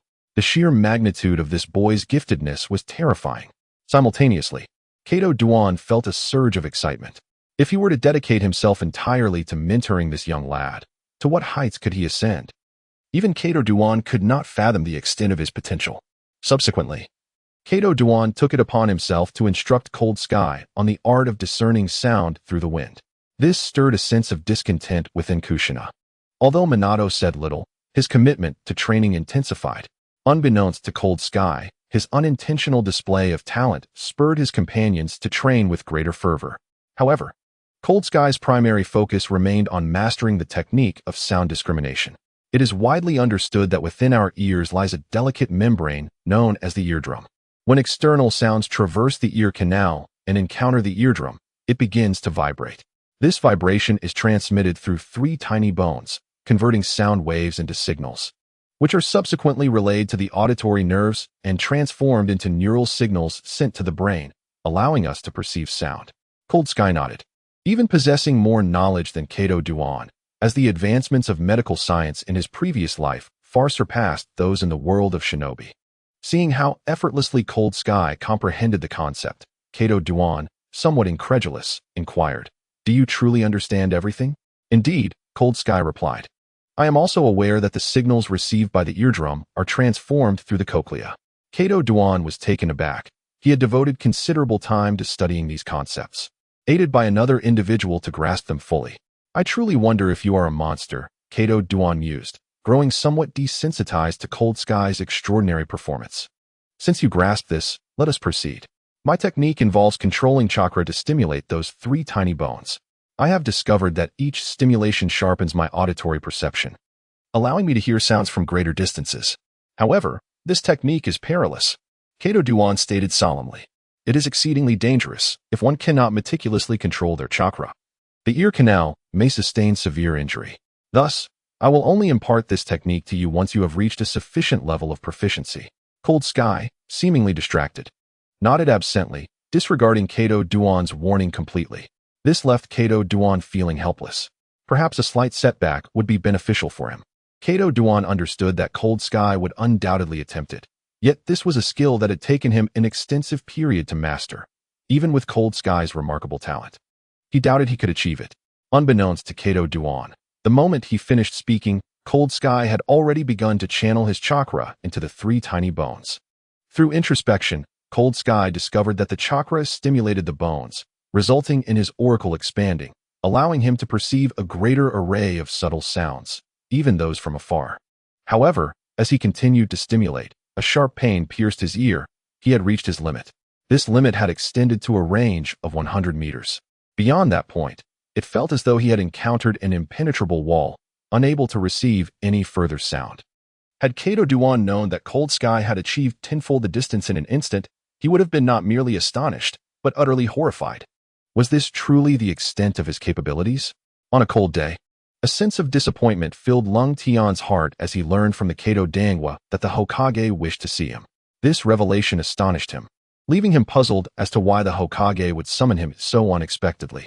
As he departed, he cast a lingering glance at Kushina, who seemed hesitant to speak, causing his heart to sink. Within the Hokage's office, the 3rd Hokage regarded Lung Tian, who stood before him. This young man, often labeled as the least impressive member of the Hyuga clan, had, in truth, emerged as the most exceptional talent of his generation. To be more precise, he could be considered the foremost prodigy of the current ninja academy. In Lung Tian, the 3rd Hokage discerned a semblance of the calm demeanor that characterized his disciple, Orochimaru. With a smile, the 3rd Hokage addressed Lung Tian, "Relax. The reason I summoned you today is that the Umbu expressed great interest in your silent communication during the graduation assessment. I wish to inquire whether this set of hand signals belongs to the Hyuga clan or if you devised it independently." Upon hearing this question, Lung Tian exhaled in relief, having feared that Kushina had divulged his plans for theft to the Hokage. In a composed tone, he replied, "That set of signals is my own invention and does not belong to the Hyuga clan." The 3rd Hokage noted the dismissive tone in Lung Tian's mention of the Hyuga clan and understood the underlying tensions between the branch and main families. Nevertheless, he was genuinely astonished that such a young individual could create such a complex system of gestures. "The Umbu are quite intrigued by your signals. Would you be willing to share them? Of course, the village will provide appropriate compensation." This set of signals had been derived from military forums in Lung Tian's previous life, as he was an avid military enthusiast, making him particularly fascinated by such matters. Within the world of ninjas, these concepts had not received adequate attention, rendering them inferior to Lung Tian's innovations. After he thoroughly explained the intricacies of his system, the Hokage turned to his companion and inquired, "What are your thoughts on this?" Kakashi? Suddenly, a figure appeared behind the third Hokage, none other than the renowned White Fang of Konoha. If what he claims is true, that he devised it himself, then this young man is certainly no ordinary talent. Afterward, Lung Tian and Kato Dangwa hurried back to the training ground. Along the way, a sudden whim struck Lung Tian, compelling him to test his ability, the 1,000-mile ear. He wished to ascertain whether, during his absence, Kushina and Minato had spoken ill of him. By channeling chakra to stimulate the tiny bones in his ear canal, he began to gather the surrounding sounds. Soon, he located Kushina's voice. "I wonder if this kid can handle it. He better not reveal the incident from last time," she remarked with a tone of resignation. "Humph. I was worried you might betray me." Lung Tian thought to himself. "By the way, Kushina, where did you learn the ninjutsu you taught me last time?" "I've been quite curious," came Minato's voice. Just as Lung Tian speculated whether Kushina would divulge anything to Minato, her eager voice echoed through the air. "Watergate, I must confide in you that the ninjutsu I have imparted to you was, in truth, acquired from the forbidden scrolls we pilfered alongside Cold Sky from the third Hokage." A wave of silence washed over Cold Sky, for this young girl harbored no secrets. It was only a matter of time before the third would uncover this matter. Should I take the opportunity to drag Watergate into this, and, if discovered, claim it was the forbidden technique taught by Kushina? Achoo! Kushina sneezed several times in succession. Kato Dan and Cold Sky arrived at the training ground only to find no trace of Kushina and Watergate. This left Kato Dan in a state of annoyance. Where could those two have gone, daring to be so lazy? Cold Sky too felt a twinge of confusion. The sound he had heard should have been within 100 meters. After a brief wait, they finally spotted Kushina and Watergate ambling back. Kato Dan, unable to contain himself, performed a quick body flicker to stand before them, indignantly exclaiming, "Why aren't you training? Where have you been?" Watergate stepped forward, shielding Kushina as he replied, "I'm terribly sorry, Teacher Kato Dan. I was simply famished, so I went with Kushina to grab a bowl of ramen." "Humph, Watergate, you needn't shield her. Who told them to take so long?" Upon hearing Kushina's words, Kato Dan recalled that he and Cold Sky had indeed lingered in the Hokage's office for quite some time. "Fine, but it shall not be permitted next time." It was then that Kushina noticed Cold Sky standing there, seemingly in a daze, as if he had lost his spirit. With a teasing tone, she remarked, "You aren't sulking just because we didn't invite you, are you?" In truth, Cold Sky was not perturbed by the matter at all. What preoccupied his thoughts was the realization that he had heard Kushina and Watergate speaking from a distance of 1 kilometer away at Ichiraku Ramen, far exceeding his supposed capability of 100 meters. Upon this revelation, Cold Sky immediately seized Kushina and dashed out. From her, he confirmed that the words he had heard indeed emanated from Ichiraku Ramen. Yet, he remained perplexed. Why had he been able to perceive sounds from such a distance that day? Despite numerous experiments following that event, he was unable to replicate the success, consistently limited to sounds within 100 meters. This led Cold Sky to suspect that perhaps Kushina had deceived him. However, Kushina, with her unwavering assurance, adamantly insisted she had spoken no falsehood. This made Cold Sky realize that there must be some secret to his ability to hear sounds from 1 kilometer away that day, something he had overlooked. Yet, the nature of this enigma eluded him, as if a thin veil lay before him, just shy of allowing his keen ears to transcend to a new level. Before Cold Sky could unravel this mystery, Teacher Kato Dan assembled them. "You have completed most of your recent tasks. A significant mission lies ahead, so prepare yourselves." "How splendid. Finally, we are free from these tedious assignments," exclaimed Kushina with enthusiasm. Just as Cold Sky and the others speculated about the nature of this new task, Kato Dan led them to the Hokage's office. Upon entering, the three individuals discovered that several instructors were already present in the Hokage's office, accompanied by their students who stood behind them, all of whom were drawn to the gaze of Lung Tian. Teacher Cat whispered, "Do not be deceived by their status as Jinin, for most of them have already graduated a year ago." Upon hearing Cat's words, a sense of unease washed over Lung Tian. What mission could possibly warrant the summoning of so many Jinin at once? At that moment, the third Hokage surveyed the room and slowly declared, "All 10 classes have gathered. Yueshin, please announce the mission." The third Hokage addressed a ninja standing behind him. Upon seeing this ninja, One of the guiding instructors exclaimed in surprise, Were you not assigned to the front lines? Indeed. But a significant lead compelled my return from the front, replied the high-ranking ninja, Yueshin, with a grave expression. We discovered traces of Sunagakure ninjas on the battlefield in the Land of Rain. The instructors present gasped in astonishment upon hearing Yushin's words. What transpired? Ken asked, astonished. Another instructor eagerly speculated. Is it not the case that only Konoha, the Rain, and Rock ninjas are engaged in battle within the Land of Rain? Has Sunagakure also become involved?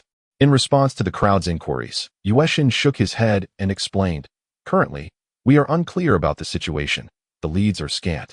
And we do not know if the appearance of Sunagakure ninjas in the Land of Rain is merely coincidental or part of a more sinister plot. However, the village regards this information with utmost seriousness. Lung Tian interjected, So, the village's intention is to remain vigilant against Sunagakure. All eyes turned to Lung Tian upon hearing his words. Amidst the uncertainty regarding Sunagakure's stance, Lung Tian's assertion undoubtedly placed them in the position of adversaries. You are correct. Until we ascertain the motives of Sunagakure, the village indeed harbors such intentions, the third Hokage affirmed with a smile, validating Lung Tian's statement. Then, the third Hokage stood up, his demeanor serious as he addressed the assembly.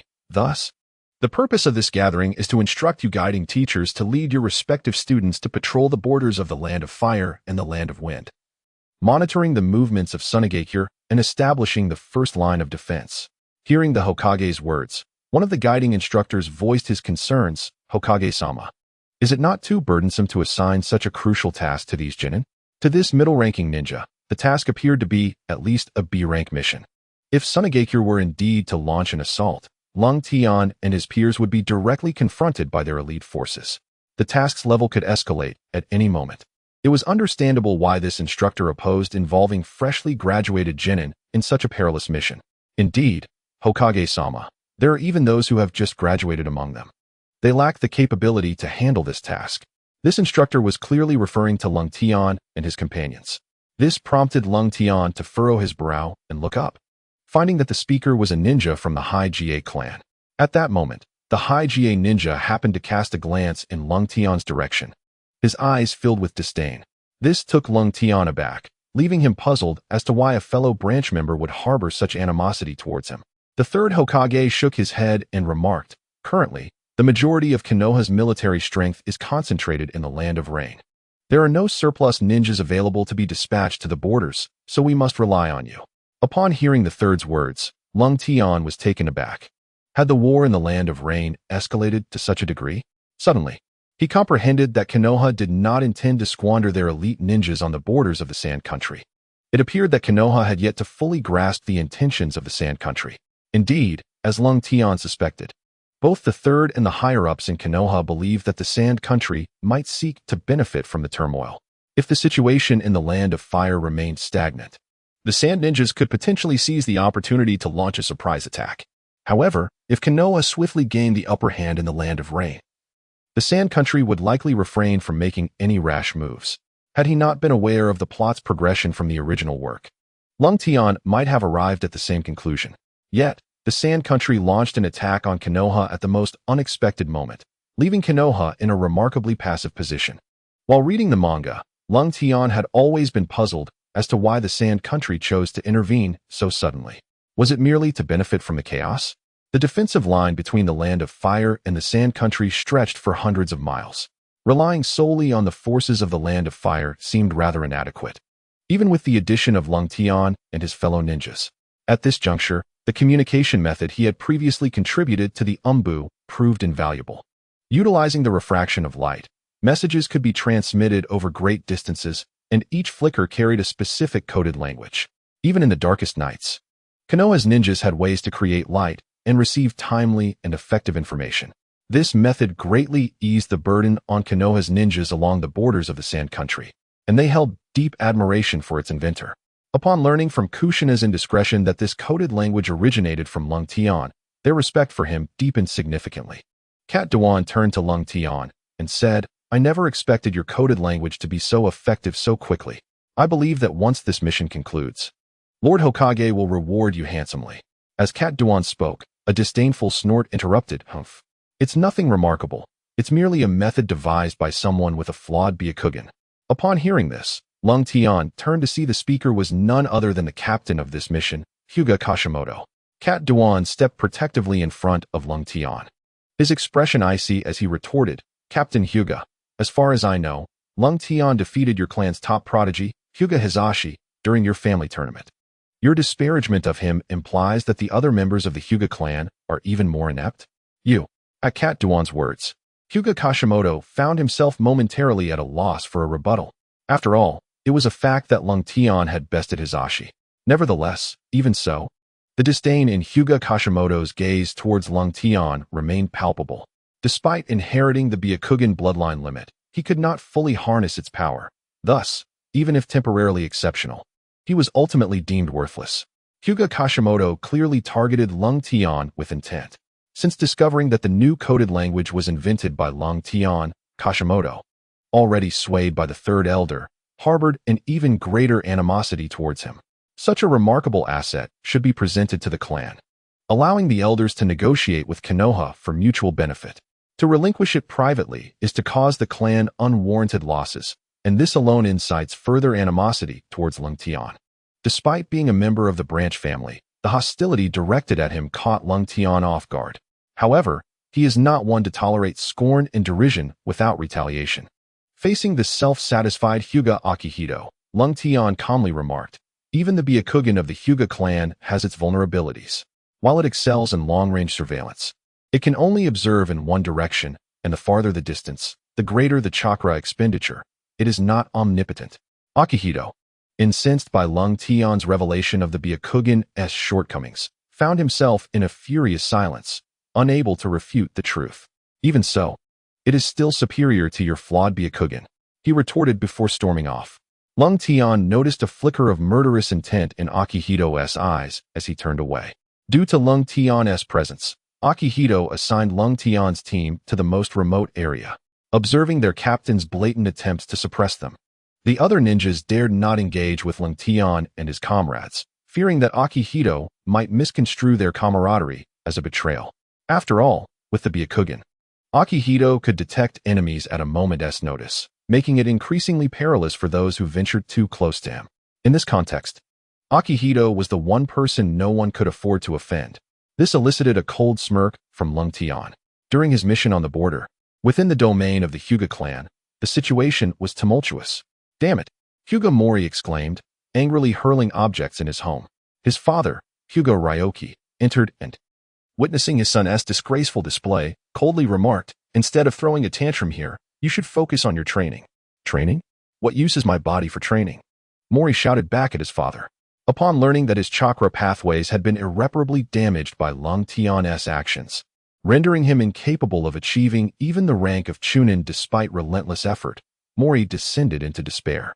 Father, I want to kill that brat. Mori had voiced this sentiment countless times. Kill? With your current state? Ryoki replied ominously. Disappointment plagued him regarding his son, yet he could not allow Mori to grow stronger. Had Lung Tian remained as ineffectual as before, Ryoki would not have harbored such murderous intent, but now he was resolute in finding an opportunity to eliminate Lung Tian.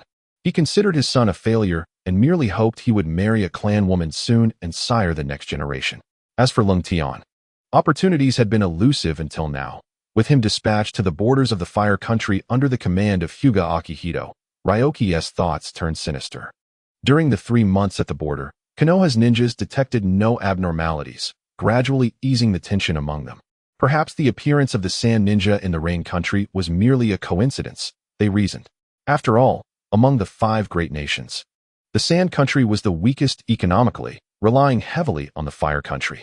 In the minds of Konoha's ninjas, the Sand Ninja would not dare to offend them. Only Lung Tian understood the true intentions of the Sand Ninja and remained vigilant every day. Although his hearing had its imperfections, with the guidance of Master Kato, he acquired the skill of discerning sounds through the wind. This ability allowed Lung Tian to detect even the faintest of movements within 100 meters. Recently, he discovered that sometimes he could hear sounds from great distances.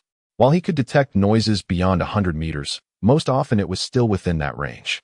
Previously, he had pondered over the example of Kushina, realizing he had overlooked something crucial that led to his current predicament. However, each time he was unable to grasp it. Today, he sensed sounds from even further away, including the voice of Kishimoto, whose defenses were more than 10 kilometers away. Captain Kishimoto, I bring a message from Elder San, who wishes to speak of Hinata Rengtian. At that moment, Rengtian felt a sudden tightness in his chest upon hearing his name and that of Elder Hinata Ryoki. He finally understood why Kishimoto had been so antagonistic towards him. It was because he was affiliated with Hinata Ryoki. Suddenly, a fierce wind swept through the area, causing everyone to squint their eyes. Even speaking required a louder voice, yet Rengtian found the sounds clearer than ever.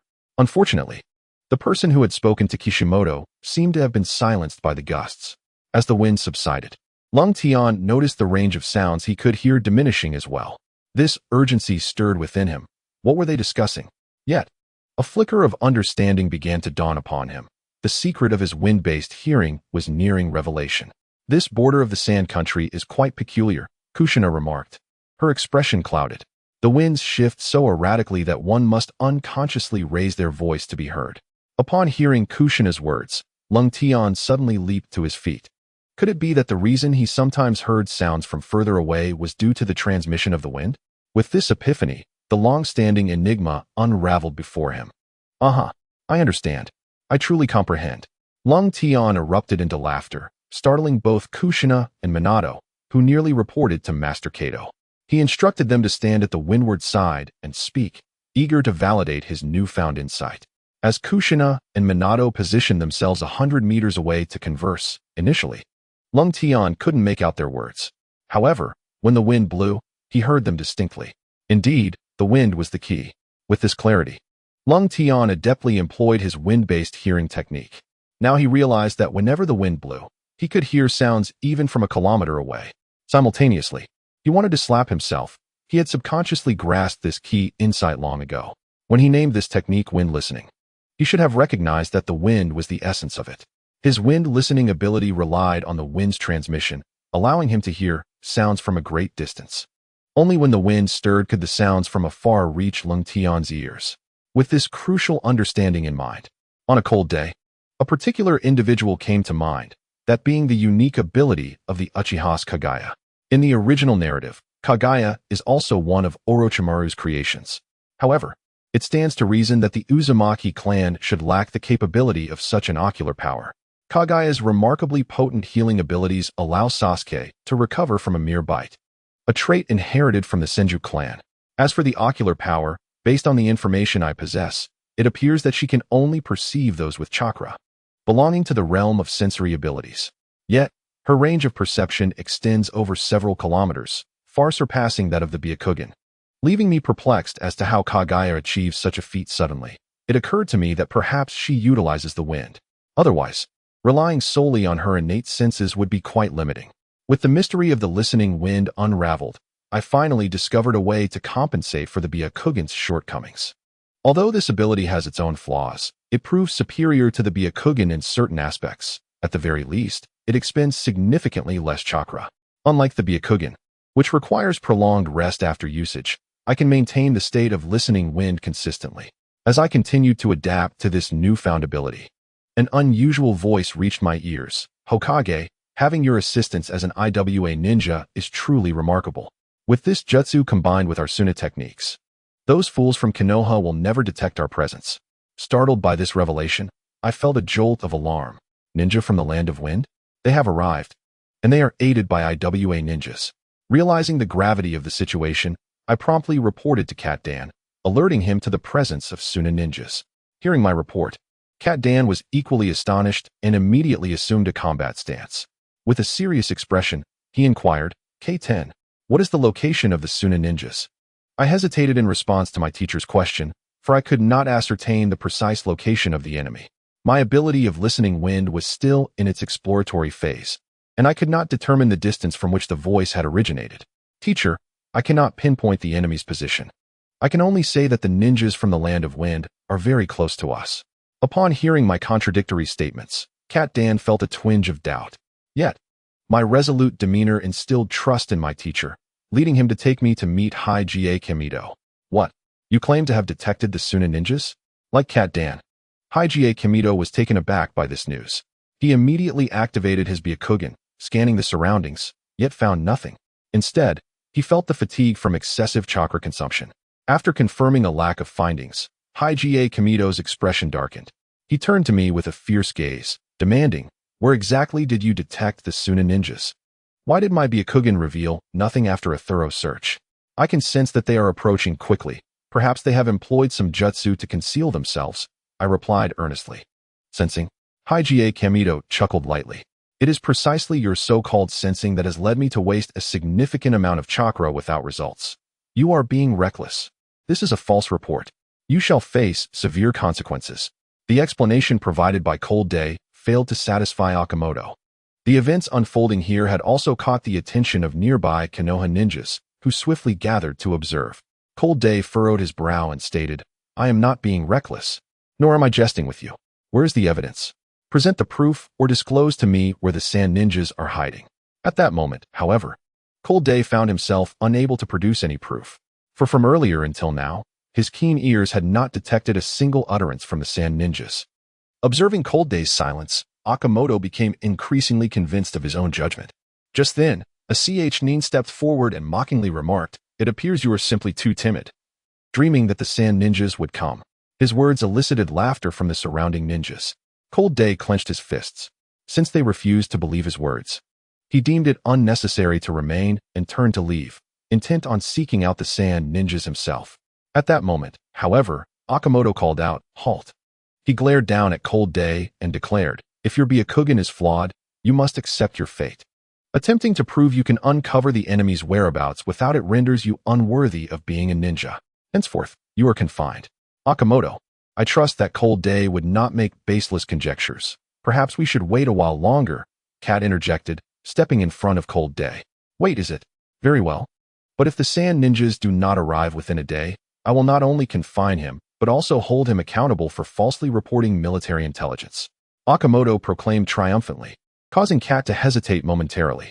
At this juncture, Cold Day resolutely asserted, "Fine, but you will soon believe my words, I guarantee it." With that, he took Cat by the arm and departed. Cold Day's demeanor made some ninjas instinctively tense, while others dismissed him, believing he was merely putting on a brave front. Hinata Okamoto watched Cold Day's retreating figure with a cold smile.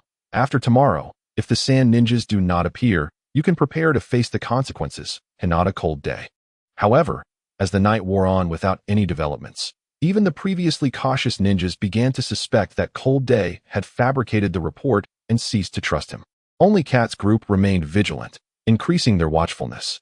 "I can sense the presence of the sand ninjas. They will surely come tonight," Cold Day insisted. "We believe in you." Kushina and Minato exclaimed in unison. "Thank you," Cold Day replied, and the three turned their gazes toward Cat, who smiled and said, "I have never doubted Cold Day's judgment. I merely hope we can discover the sand ninjas' trail soon." Despite Cold Day's confidence in his assessment, the night passed quietly, and the sand ninjas never materialized. As dawn broke the following day, both Kushina and Minato displayed signs of concern, relieved yet anxious. They were relieved that it was merely a false alarm, yet worried that Cold Day had misjudged, fearing that Captain Okamoto would not spare him.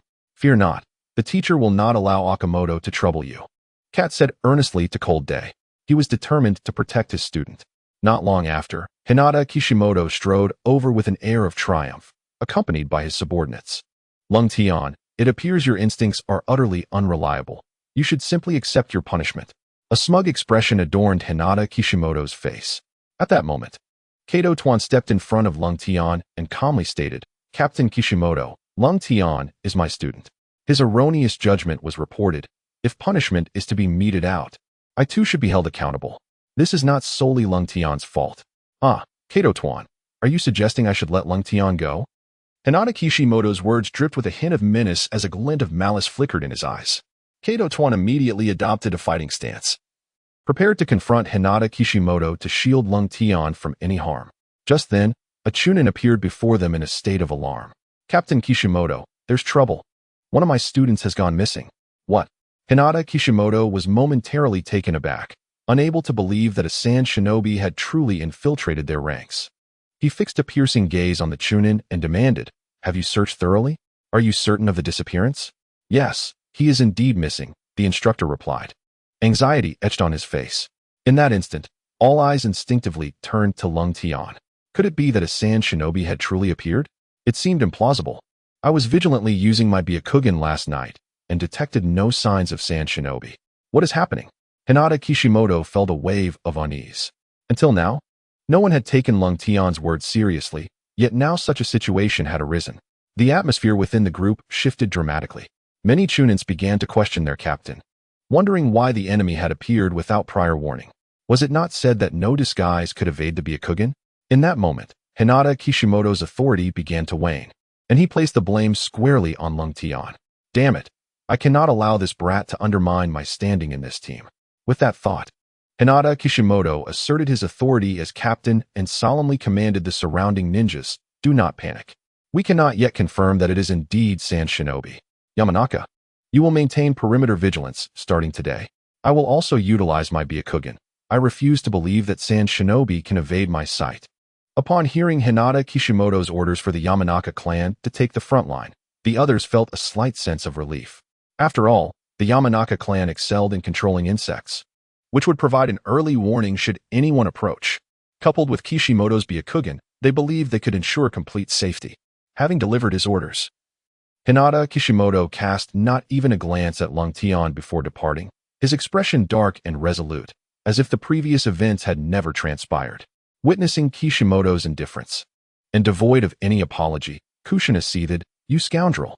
Lung Tian was right, and you can't even muster an apology." "Kushina," Kato Tuan interjected with a serious demeanor. "Now is not the time for such discussions. Our priority must be to remain vigilant and prevent any further errors." Lung Tian had anticipated Hinata Kishimoto's attitude. The night he overheard that Kishimoto was a person of Hinata lineage, he had foreseen this outcome. The stealthy appearance of the Sand Shinobi at the Konoha encampment had put all Konoha ninjas on high alert. No one dared to be negligent. They patrolled diligently, leaving no trace overlooked. On a frigid day, Cold Tian utilized his keen hearing to search for the traces of the Sand Ninja, yet all efforts proved futile. He harbored a vague suspicion that the opposing party had already discerned their circumstances and perhaps even possessed methods to evade the Byakugan's scrutiny. However, the precise nature of their evasion eluded him, leaving him in a state of perplexity. As night fell once more, the atmosphere at the Konoha encampment became tinged with gravity. Lacking the previous ease, the ninjas of Konoha were on high alert. The winds along the borders of the land of sand were fierce, amplifying Cold Tian's auditory sensitivity. Yet he could only discern faint sounds, unable to ascertain their origins. He had not heard the sand ninjas' voices since the previous night. Meanwhile, Hinata Akamoto kept his Byakugan activated, though, as Cold Tian had pointed out, even the Byakugan required moments of respite. In contrast, Cold Tian's keen hearing consumed minimal chakra, allowing him to maintain his surveillance continuously. At that moment, a mocking voice reached Cold Tian's ears. "Humph, even if they possess a Hyuga, they would never suspect we could maneuver underground." Hearing the derisive remarks, Cold Tian experienced a moment of clarity. It became evident that this was the method employed to elude the Byakugan. No wonder Akamoto had failed to detect them. He had never contemplated that they could conceal themselves beneath the sand. Suddenly, a thought struck Cold Tian. If they had overheard their conversation, had they not just identified their target? Just as Cold Tian prepared to sound the alarm, a blood-curdling scream erupted from another reconnaissance position. The ninjas of Konoha hurriedly rushed towards the source, discovering that the cry had emanated from the front lines. Upon witnessing the tragic demise of a member of the Yamanaka clan, a collective shock enveloped them, especially as the surrounding insects remained utterly unresponsive. Damn it! How could they achieve this? Akamoto roared in a fit of rage. The notion that intruders could infiltrate the Yamanaka's insect defenses and execute a silent assassination was unfathomable. At that moment, Akamoto's gaze locked onto Cold Tian, his voice laced with accusation. "Speak. Was it you, Hinata Cold Tian, who alerted them?" "Hinata Akamoto. Do not make baseless allegations." Kushina finally interjected, unable to contain her frustration. Kato Dan stood calmly before his student, addressing Akamoto with a steady demeanor. "Captain Akamoto, if Cold Tian were signaling them, he would not have disclosed the whereabouts of the Sand Ninja. And pray tell, how did they manage to slay a Yamanaka without alerting the surrounding insects?" Akamoto retorted, "If they were not familiar, how could they have lulled the Yamanaka into a false sense of security, leading to their unheralded demise?" Okamoto's words ignited a wave of uncertainty among the other ninjas, who began to regard Cold Tian with suspicion. Witnessing the hostility directed towards them, Kushina felt a pang of injustice welling up within her, teetering on the verge of tears. Minato clenched his fists, resolute that he would be the first to defend Cold Tian should anyone dare to act against him. Amidst the turmoil, Cold Tian maintained his composure. Approaching the site of the Yamanaka's death, observing intently with his Byakugan, he suddenly remarked, "It is truly lamentable that one's own inadequacies compel them to shift the burden of blame onto others." "What do you mean by that, Cold Tian?" In a moment of confrontation, a low-ranking ninja openly declared his incompetence, inciting a furious reaction from Hyuga Kanemoto. However, Lung Tian remained unfazed by Kanemoto's ire. Calmly approaching the lifeless body of the Oil Woman clan, he pointed out a series of distinct scratch marks, exclaiming, "These are the traces left by the puppets." The insect clan would not react to lifeless entities. Thus it is evident that the one responsible for slaying the Oil Woman ninja must be a puppet master from the Sand Village. With Lung Tian's revelation, a collective realization dawned upon everyone present. The Sand Village puppet master had not even attempted to conceal his actions. The marks on the ground were glaringly apparent. Everyone had been too tense earlier to notice this undeniable truth, leaving Kanemoto at a loss for words. The other ninjas regarded Lung Tian with admiration, while disdain for Kanemoto began to brew. As Lung Tian aptly pointed out, neglecting to reflect on one's own mistakes and instead shifting blame only serves to highlight one's inadequacies, especially when a low-ranking ninja has to point it out. Sensing the increasingly unfavorable atmosphere surrounding him, Kanemoto's face turned pale with indignation as he protested. "Even if what you say is true and the puppet master is responsible, how could he possibly know the characteristics of the Oil Woman clan? What if there is a traitor among us?" Noticing Kanemoto's unwavering gaze upon him, Lung Tian shook his head and sighed. "Ignorance is truly frightening. Are you not aware that there are ninjas within the Rock Village possessing abilities similar to those of the Oil Woman clan?" Upon hearing Lung Tian's words, someone immediately exclaimed, "Could it be the Shimizu clan?" However, Kato Duan discerned an additional implication within Lung Tian's statement and asked in astonishment, "Are you suggesting that our attackers may also include rock ninjas?" "Indeed," Lung Tian confirmed with a nod. The mention of rock ninjas sent shockwaves through the crowd. Their involvement would escalate the situation significantly, necessitating an immediate report to the Hokage. "How audacious! How can you prove that rock ninjas participated in this attack? It seems to me that you are merely speculating." Kanemoto vehemently opposed Lung Tian's theory. Given that the economy of the Sand Country was under the control of Konoha, how could they dare to ally with the Rock Village at such a precarious time? Yet, Kanemoto soon realized that this time, the majority were siding with Lung Tian, which only fueled his frustration and darkened his gaze towards him. During subsequent patrols, more and more ninjas deliberately gravitated towards Lung Tian's vicinity, acknowledging him as the first to identify the Sand Ninjas. A consensus began to form among them. Perhaps only Lung Tian possessed the means to locate the Sand Ninjas. As for Kanemoto, his opinions were becoming increasingly irrelevant. This left Kanemoto seething with rage, lamenting his failure to detect the Sand Ninjas in a timely manner. His demeanor towards Lung Tian grew ever colder, and doubts began to fester within him regarding the methods Lung Tian employed to uncover the Sand Ninjas' whereabouts. His Byakugan had failed to detect any traces, leaving Kanemoto bewildered by Lung Tian's capabilities. If this continued, the entire team would inevitably align with Lung Tian. "Even without the Elder's directive, I shall eliminate you." As this thought crossed his mind, a cunning smile crept across Kanemoto's face. Soon after, a ninja approached Kato Duan and the others, conveying Hyuga Kanemoto's new orders. Kato Duan and his companions were assigned to take over the defense area previously held by the Oil Woman clan ninjas. Upon hearing that Kishimoto intended for them to patrol such an extensive region alone, several Chunin instructors stepped forward to question his decision. "What? If you believe it to be wrong, why not take their place?" Kishimoto replied with an air of smugness. This retort caused many Chunin to retreat, while Kato Duan's expression darkened ominously. Just as he was about to confront Kishimoto, Lung Tian suddenly interjected, "Teacher, even if you approach Kishimoto now, he will surely evade you with various excuses. Shall we allow this scoundrel to succeed in his scheming?" Bo Feng Shuimin, suppressing his anger, remarked that this was a clear case of using a knife to kill from afar. Lung Tian smiled. "Do not worry, Kishimoto's schemes will not prevail. I have already discerned the hidden methods of the sand ninjas, and this time they will not return. Hearing this, Kato Duan felt a surge of joy. Lung Tian, please share how you discovered this. Kato Duan inquired eagerly. Lung Tian smiled at Kato Duan. In truth, this method was taught to us by you. Kato Duan was momentarily perplexed, before suddenly exclaiming, wait, did you utilize the wind-sensing technique I taught you to uncover this? Lung Tian nodded. He felt no need to conceal anything from Kato Duan, especially since the forthcoming plan would require his assistance. When Lung Tian explained how the wind-sensing technique could transcend its limits through the transmission of wind, Kato Duan was left astounded, his mouth agape. The wind-sensing technique was his own creation, yet Lung Tian had managed to enhance it to an unimaginable extent, and all within just a few months. Kato Duan gazed at Lung Tian in disbelief, pondering whether a true genius existed in this world. Perhaps he was destined to witness the emergence of a powerhouse akin to a Hokage. This thought filled Kato Duan with uncontainable excitement. Although Kato Duan had benefited from Lung Tian's guidance, he could only perceive sounds within a 100-meter radius, which paled in comparison to Lung Tian's ability to detect sounds from kilometers away. During this time, Lung Tian had been diligently scouting with his enhanced hearing, while Kato Duan, Shuaimen, and Kushina could do little more than languish in Lung Tian's presence, each feeling an unmistakable sense of frustration.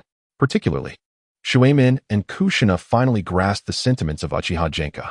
At last, Lung Tian opened his eyes, revealing a confident smile. Upon seeing this expression, Kato Duan felt a surge of hope and could not help but ask, have you caught their sounds? Indeed. Lung Tian nodded vigorously. Excellent. Kato Duan immediately took Lung Tian and reported their plan to Kishimoto. However, Kishimoto remained skeptical, especially about following the directives of a mere genin. Yet, the plan garnered substantial support from numerous chunin. Faced with this, Kishimoto, despite his dissatisfaction, had no choice but to acquiesce. In an instant, the Konoha base began to stir quietly. Team 7, you are to conceal yourselves in this location. Do not emerge without Lung Tian's signal, understood? Yes. Kato Duan inquired, Ryuzuki-senpai, are you alright with acting as bait? Rest assured, my friend, a middle-aged man remarked to Kushina beside him. Is it not perilous for her to accompany me? Humph. Do not underestimate me, old man. Behold my shadow clone technique. Kushina declared, showcasing her mastery of the technique. Ryuzaki was taken aback. Humph. Seeing Ryuzaki's astonishment, Kushina couldn't help but smile with pride. Class 4 and Class 5, you shall continue your patrol as usual, to prevent any unforeseen circumstances. Classes 8 and 9 will conceal themselves in the shadows as scouts to assist you. In any case, once the signal is raised, you must return to your positions at the swiftest pace. Do you understand? Understood. The ninjas echoed in unison. Everyone was eager to vent their frustrations. This time, Cold Sky had anticipated the enemy's plans, strategically setting traps in wait for the sand ninja to stumble into them. As night fell once again upon the border of the land of sand and the land of fire, flickering lights emerged at the Leaf's encampment, where ninjas from classes 4 and 5 patrolled as they always did. The atmosphere remained tranquil, just as before. Suddenly, a sandbag protruded, revealing a pair of icy, merciless eyes that gazed at the patrolling Leaf ninjas with a cold smirk before sinking back into the sea of sand. Beneath the sand, a subterranean stone vessel, crafted from rock, glided onward. Had Cold Sky been present, he would have gasped in astonishment. It resembled a miniature submarine, under the sea of sand. A rock ninja steered the stone vessel forward, while another sand ninja manipulated the surrounding sands to carve out a path. This was how the sand ninja eluded detection by the Leaf. At last, the stone vessel came to a halt, just as the Leaf ninjas were taking a moment to rest. Suddenly, sand ninjas erupted from below. As the Leaf ninjas began to react, hands emerged from beneath them, ensnaring them. Kill! One of the sand ninjas uttered coldly. Bang! Bang! Bang! All the Leaf ninjas struck down, transformed into a puff of smoke. It was merely a shadow clone. How could this be possible? One of the sand ninjas cried out in disbelief. Whoosh! A firework shot up into the sky. Not good. We've been outmaneuvered. The only rock ninja among the sand team was the first to realize. Just as he prepared to use his jutsu to retreat the sand ninjas back beneath the sands, another sand ninja rushed from behind, plunging a kunai into the heart of the rock ninja. The others stood dumbfounded, while the leader of the sand ninjas wore an expression of incredulity. Okubo, have you lost your mind? The subordinate seemed oblivious to the outburst and charged towards the sand ninja leader. Wind release, wind cutter technique. A fierce gust transformed into a sharp blade, hurtling towards Okubo. In an instant, the sand ninja named Okubo was severed, and from his form emerged a phantom, the ethereal figure of Kato Dan, a leaf ninja. A deep voice resonated from the sand ninja's lips. Before they could respond, dozens of leaf ninjas suddenly materialized around them. Sand ninjas, you have fallen into our trap. Surrender. Hinata Akamoto proclaimed with a triumphant stance. Surrender? One of the sand ninjas displayed a dismissive smile, fixating his gaze on Kishimoto with a mocking demeanor, proclaiming, I merely intended to toy with you. Did you truly believe you held any significance in my eyes? Indeed, it is time to conclude this charade. Suddenly, the sand ninja leader produced a scroll, unleashing 5 puppets. Upon witnessing these 5 figures, Hinata Kishimoto's expression shifted dramatically. You are the newly risen puppet master of the sand. Chisumi, he remarked. Chisumi responded with a confident smile. Well, it seems the news from Konoha travels swiftly. You are indeed aware of my existence. Kato, displaying a grave demeanor, interjected, I never anticipated that the sand would dispatch him. Who is he? Hearing Kato's words, Ling Tian quietly inquired. Chisumi, the son of Chiyo, lauded as one of the 5 greatest masters of the sand. Ling Tian gasped in astonishment, realizing that he was the father of Scorpion. Faced with such an adversary, Hinata Kishimoto's vigilance heightened. At that moment, Kato suddenly exclaimed, during my time in the Umbu, I heard that wherever Chisumi appears, his partner, Sandstorm, is sure to follow. I presume that individual beside you is Sandstorm Rogan. Kakik, you even know my name. The ninja beside Chisumi expressed with a hint of skepticism. Ling Tian further noted that this sandstorm emanated an aura of madness. Moreover, as far as Ling Tian was aware, Gaara's father was named Sandstorm, leaving him curious about any potential connections. Kato's loud declaration served to alert Hinata Kishimoto that their foes included more than just the master Chisumi. The formidable Sandstorm was likewise recognized as one of the 5 greatest masters of the sand, and his rank surpassed that of Chisumi. At this juncture, Sandstorm erupted into maniacal laughter. As a guest from afar, allow me to extend my welcome. Observing the frenzied gleam in Sandstorm's eyes, Hinata Kishimoto suddenly recalled something and shouted, This is bad, retreat quickly. But it was too late.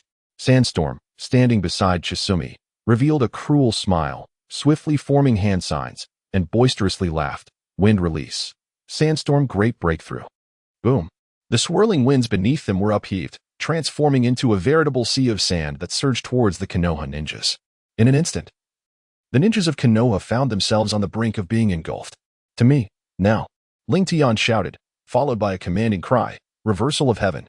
The surrounding sands were repelled, and the other Konoha ninjas employed their techniques to shield themselves from the sandy deluge.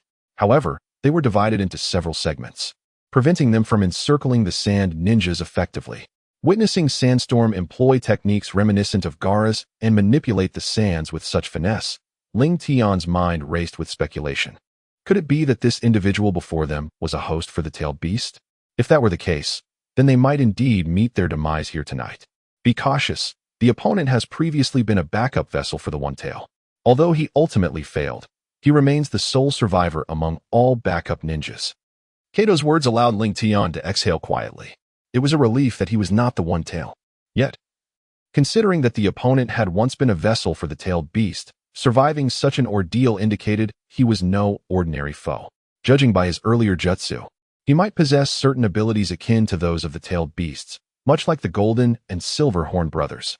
Haha, let them all perish. Sandstorm charged forth immediately after the conclusion of his jutsu. The enemy is formidable. Do not hesitate. Engage in joint combat. Hinata Kaido commanded. Simultaneously, he led his team to intercept Sabaku. Kato Dan and 2 other Chunins swiftly surrounded the puppet master, Chisuna. Elsewhere on the battlefield, chaos erupted as a fierce battle commenced. In Kato Dan's vicinity, faced with the encirclement of 3 opponents, Chisuna appeared unfazed and declared, Do you truly believe that 3 of you can hinder me? Whether you can restrain me will soon be revealed. Kato Dan signaled to his comrades, and the trio immediately dispersed, forming a triangular formation. Each of them harbored a thought. Even if their adversary was a Jounin, the combined strength of 3 should suffice to contend with Chisuna. However, to their astonishment, It was they who found themselves in dire straits first. The 5 puppets under Chisuna's control exhibited prowess akin to that of elite Chunin, creating a 6-against-3 scenario that pressed Kato Dan and his team to the brink of despair. Not far from Kato Dan's position, Lung Tian and his 2 companions were also ensnared by Sand Ninja. Observing the trio, the Sand Ninja displayed mocking grins, taunting, "You little brats. You should run upon seeing us. Huh. They say Konoha is the strongest ninja village, but it appears to be greatly exaggerated, allowing even children like you to partake in battle. It seems Konoha has no one left." Surrounded and derided by 4 Sand Ninja, Lung Tian and his companions remained unfazed. "In my eyes, you Sand Ninja are far more worthless," he retorted. "What did you say? Seeking death?" The 4 Sand Ninja fumed at Lung Tian's words. At that moment, Lung Tian and his team seized the initiative. "How dare you, insolent brat!" The Sand Ninja were taken aback as Lung Tian and his companions did not retreat like others, but boldly advanced. Their astonishment turned to rage. In an instant, they unleashed Wind Release, Gale Palm, unleashing a flurry of razor-sharp winds towards Lung Tian's group. Bang, bang, bang. The 3 of them transformed into a cloud of smoke, leaving only Kushina exposed before them. What? The others were mere shadow clones? The Sand Ninja were taken aback, having not anticipated that Lung Tian and Minato were merely transformations of Kushina's shadow clones. At that moment, a chilling voice echoed from behind them. "Are you looking for us?" Seeing Lung Tian and Minato appear behind them, the Sand Ninja were caught off guard. Lung Tian wasted no time, activating his Byakugan. He lowered his stance and swiftly struck with both palms, unleashing a torrent of palm shadows upon the Sand Ninja. Gentle Fist, 8 trigrams, 64 palms. In an instant, the Sand Ninja were struck in multiple chakra points: lung, heart, kidney, gate of life, sea of chi. The effects of Lung Tian's 8 trigrams 64 palms were devastating. All the Sand Ninja had experienced sluggish movements, their chakras sealed. The consequences of sluggishness on the battlefield are self-evident. Simultaneously, Minato's kunai flew forth, targeting their vital areas. The Sand Ninja attempted to evade, but it felt as if they had been struck at their chakra points, immobilizing them and rendering them easy targets. The synergy displayed by Lung Tian, Minato, and Kushina was seamless. In terms of cooperation, Konoha's ninjas far surpassed their sand counterparts. Across the battlefield, aside from Chisuna and Sabaku, the Sand Ninja had begun to retreat under pressure, facing a disadvantage. As the battle unfolded, an increasing number of Leaf Village ninjas began to besiege the Sand Ninjas. Kato Daku was no exception. The initial trio had now swelled to 7. However, despite this numerical advantage, Akasuna remained undeterred. Ling Tian had been attentively monitoring the situation on Kato Daku's side, and after neutralizing the Sand Ninjas, the 3 joined the fray. As more and more Leaf Ninjas surrounded him, Akasuna's earlier calm demeanor began to wane. "Let me show you the true power of my puppets."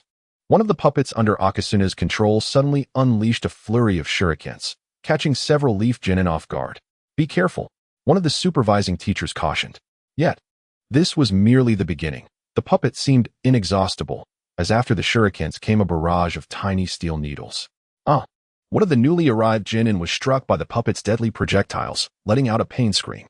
Soon, his complexion turned ashen, and he collapsed to the ground. "Watch out, it's poisoned." At that moment, Tsunade had yet to propose a medical ninja plan, leaving little hope for anyone who fell victim to the toxin. The sight of their comrade's fate made the others increasingly wary, striving to avoid similar strikes. It was then that Ling Tian and his companions finally arrived on the battlefield. Just as Akasuna's puppet was set to unleash another wave of projectiles, Ling Tian shouted, "Get back." He positioned himself in front of the puppet, executing a swift turn and using his technique to rebound the projectiles back towards their origin. Akasuna's hidden weapons proved utterly ineffective against Ling Tian's counteraction. "Humph. Did you think my puppets wield only hidden weapons?"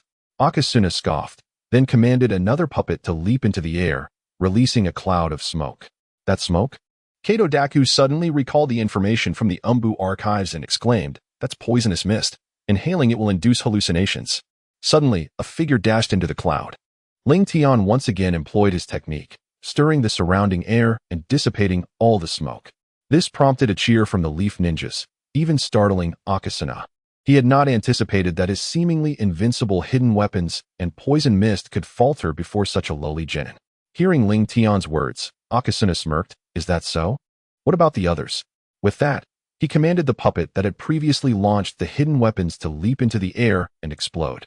As the puppet detonated, countless hidden weapons rained down upon the leaf ninjas from all directions. Damn it! Ling Tian used his technique once more. But this time he could only deflect the projectiles surrounding him, leaving the other directions vulnerable. Kushina's expression revealed distress. Upon noticing that Kushina had been poisoned in the shoulder, Ling Tian immediately utilized his body flicker technique to reach her side. Swiftly, he performed a series of precise strikes, sealing her chakra points to halt the spread of the poison. Simultaneously, a warning was issued. Cease combat and refrain from any activities until I acquire the antidote. Observing the swift response of Ling Tian, Uchiha displayed a look of surprise, yet mockingly remarked, even if you have sealed his vital energy over time, the toxin will still infiltrate her heart. You remain incapable of saving her. Not necessarily, Ling Tian coldly retorted. To my knowledge, all puppet masters possess antidotes. Once I defeat you, I shall secure the remedy. An intriguing notion, but do you truly believe you can achieve that? Uchiha smirked disdainfully. If he cannot, then we shall, exclaimed Cat Dien and the other two middle ninjas, who quickly surrounded Ling Tian once more, prompting him and Minato to charge forward. The second round against Uchiha commenced, 5 against 1. Despite the overwhelming odds, Uchiha continued to handle the situation with ease, as his 4 puppets kept Cat Dien and the others at bay, preventing them from closing in. This is infuriating, Ling Tian thought as he cast a glance toward Kushina. If this stalemate persisted, it would spell disaster. Anxiety surged within him. Not only was Ling Tian worried, but Cat Dien felt the same urgency. Had it not been for the immense chakra depletion caused by the previous transformation technique, he would have attempted to infiltrate Uchiha's body. As time slowly slipped away, Uchiha maintained the upper hand, leaving the Konoha ninjas in dire straits, with no glimmer of victory in sight. After such an extended battle, the chakra within the group had been nearly exhausted, rendering their situation increasingly precarious. Contemplating this, Cat Dien began to entertain the notion of allowing Ling Tian and the others to retreat from the battlefield. His thoughts were not unfounded. Uchiha's relentless barrage of attacks suggested that they might not all survive this encounter, and Cat Dien wished to spare Ling Tian and the others from certain death alongside him. Just as he was about to command Ling Tian and Minato to evacuate with Kushina, the battlefield suddenly shifted. At that moment, Ling Tian exchanged a glance with Minato.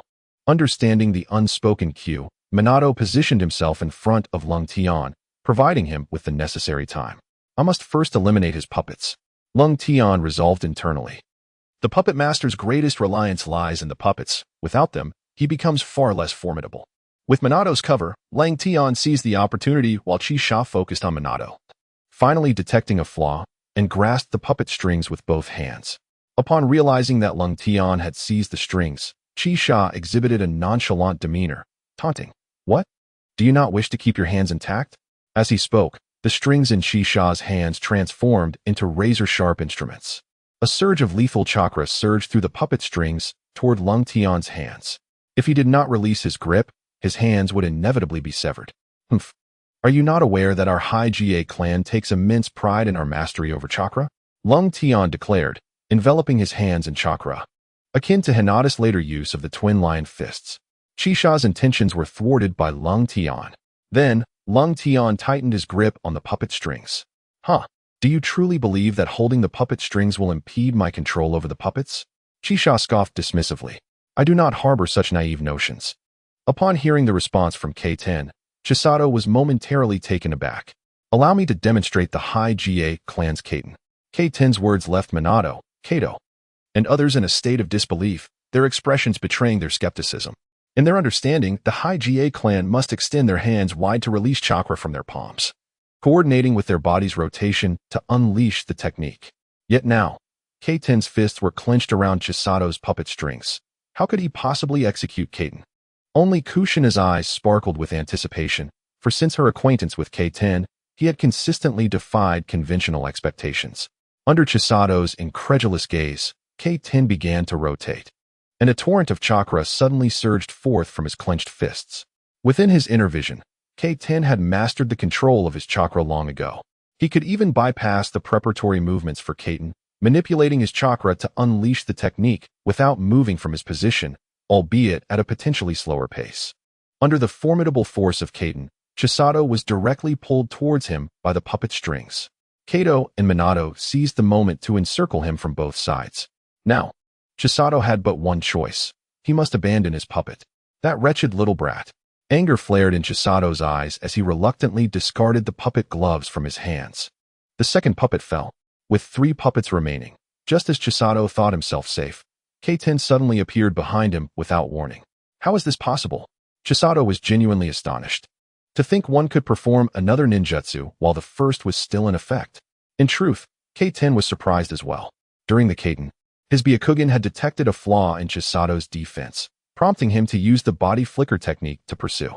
Unfortunately, he could only wait for the Kaiten to conclude. Just as Kaiten regretted missing this opportune moment, a portion of his chakra unexpectedly surged forth, aligning with the release point of the body flicker technique. By the time Kaiten realized what had transpired, he had already positioned himself in Chisato's retreating path. Without hesitation, Kaiten thrust his kunai towards the unsuspecting Chisato. "Do not underestimate a Jonin," Chisato exclaimed, suddenly unleashing 2 iron claws from his sleeves. Observing the weapons hurled his way, Kaiten smirked. "I recall stating that in the face of Kaiten, hidden weapons are futile." With a resounding clash, Kaiten deflected the weapons Chisato had thrown. At that moment, Chisato could not evade, colliding with the Kaiten. Boom! Chisato was sent reeling by Kaiten's Kaiten. Under the influence of the technique, Chisato momentarily lost control of his body. The other 2 Nin from Konoha rejoiced, not expecting such an opportunity to arise. 2 kunai simultaneously pierced his vital points. Puff! Chisato spat blood. Even for one of the 5 great masters of Suna, being struck in a vital area proved futile. As they witnessed Chisato fall, everyone breathed a collective sigh of relief, having initially feared that their own demise awaited them on the battlefield. "Kato, your student is truly remarkable. Indeed, we owe much to him." At that moment, the seemingly lifeless Chiyo suddenly erupted into maniacal laughter. "Haha, I truly commend you. How could you have achieved such a feat?" The 2 Konoha Nin exchanged incredulous glances, convinced that their kunai had penetrated his vital points. Chiyo frantically shouted, "No one in this world can kill me." Upon witnessing Chiyo's deranged expression, Rei hastily cautioned, "This is bad. Retreat quickly." But it was too late. "Prepare to receive my final move." Chiyo's body abruptly swelled, and then with a thunderous explosion, a cloud of blood mist enveloped the others, tainted with a sinister green poison. "This is terrible," Minato exclaimed. "Quick dodge," Kato urgently warned. At that moment, Rei positioned himself in front of them once more. Just as he was about to unleash his technique again, he was astonished to realize that he lacked the chakra necessary for it. Cursed be it. 8 gates release technique. Open the first gate, and the second. In this perilous moment, Rei activated 2 gates in succession, a surge of revitalizing chakra flooding his body. "Return to heaven," Rei bellowed. This time, his technique expanded beyond its previous range, repelling Chiyo's blood entirely. "Kato, I owe your student a life." "So do I." The 2 Nin, being closest to the explosion, had the least chance of escaping, were it not for Rei shielding them at the critical moment. Using his technique to deflect the poisonous blood, they would have certainly met their demise. Rei had not anticipated that Chiyo had one last trick up his sleeve. Hearing the continuous expressions of gratitude from the 2 Nin, Rei hastily began searching around Chiyo's vicinity, hoping to locate an antidote. Nothing at all. How could this be? Rei scoured the area, yet found no antidote, his heart sinking with each passing moment. Could my judgment have been flawed? Impossible. The original narrative stated that every puppeteer carries an antidote. How could Chiyo be an exception? At that moment, Rei noticed a puppet glove that had fallen from Chiyo earlier. It felt weightless in his grasp, and upon wearing it, he discovered countless tiny holes. Chakra released through this puppet glove would transform into fine threads. How remarkable. Suddenly, a thought struck Rei's mind. In the original narrative, during the Sand Ninja Trio's rescue, Gaara's brother, Kankuro, had once used a puppet to disguise his true form, with the actual master hidden within the puppet. With this realization, Rei dashed to inspect Chiyo's corpse. Despite the blood-soaked ground, his Byakugan revealed that much of Chiyo's body was composed of mechanisms. More critically, he did not see the glove that controlled the puppets on Chiyo's right hand. Damn it. I've been deceived. Rei's heart raced as he immediately turned his gaze to the remaining puppets. Besides the 2 that had exploded, only 2 out of the 3 that should have remained lay on the ground. the third puppet had vanished. Damn it, just as I suspected. Ray shouted furiously. Utilizing his keen hearing and Byakugan, he began searching the surroundings. Suddenly, a rustling sound emanated from the east, reminiscent of a puppet's movement. Found it, it's underground.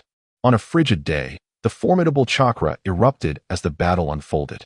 On the opposite side of the battlefield, Sandstorm relentlessly overwhelmed Hinata Kabuto and his comrades, forcing them into a retreat. Indeed, the ninjas of Konoha proved to be nothing but inept. The sand beneath Sandstorm's feet moved as if it possessed a life of its own, continuously swirling toward the ninjas of Konoha, who were compelled to withdraw. With a cruel smile, Sandstorm declared, "Ninjutsu. Quicksand cascade." Instantly, the surrounding ninjas from Konoha found themselves ensnared in the shifting sands. Ninjutsu. Sand rain. More grains descended from the heavens, injuring those Konoha ninjas who were unable to evade the onslaught. Only Hinata Kabuto remained unscathed. Although the repeated use of his technique had drained a considerable amount of chakra, this is intolerable. Is he a monster? To expend such an immense quantity of chakra without a hint of fatigue. At this moment, Hinata Kabuto finally grasped why his opponent was hailed as one of the 5 elite ninjas of the sand. Such a boundless reservoir of chakra is not something an ordinary ninja could possess. Suddenly, a hand made of sand struck from behind Kabuto. 8 trigrams air palm. Kabuto countered the incoming ninjutsu. However, this brief delay allowed Sandstorm to charge at him. Indeed, could it be that I have encountered an adversary worth my mettle? Only by defeating a master such as you will my excitement be heightened. A monster, that is what you are, a creature beyond control.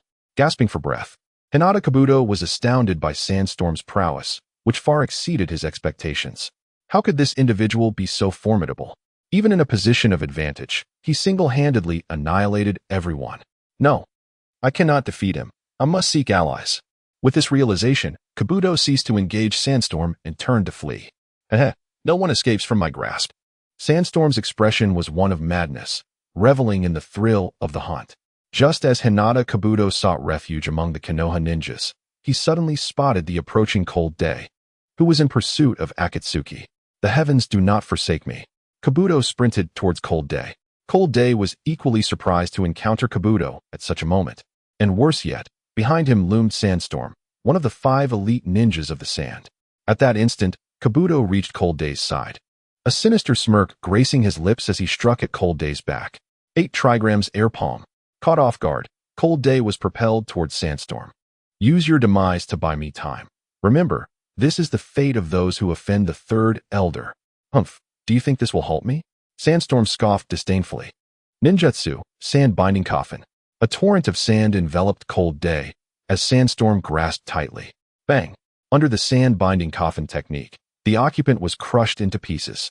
Simultaneously, Sandstorm unleashed the quicksand torrent technique, hindering Kabuto's speed. How persistent. I told you that you could not escape. You bastard.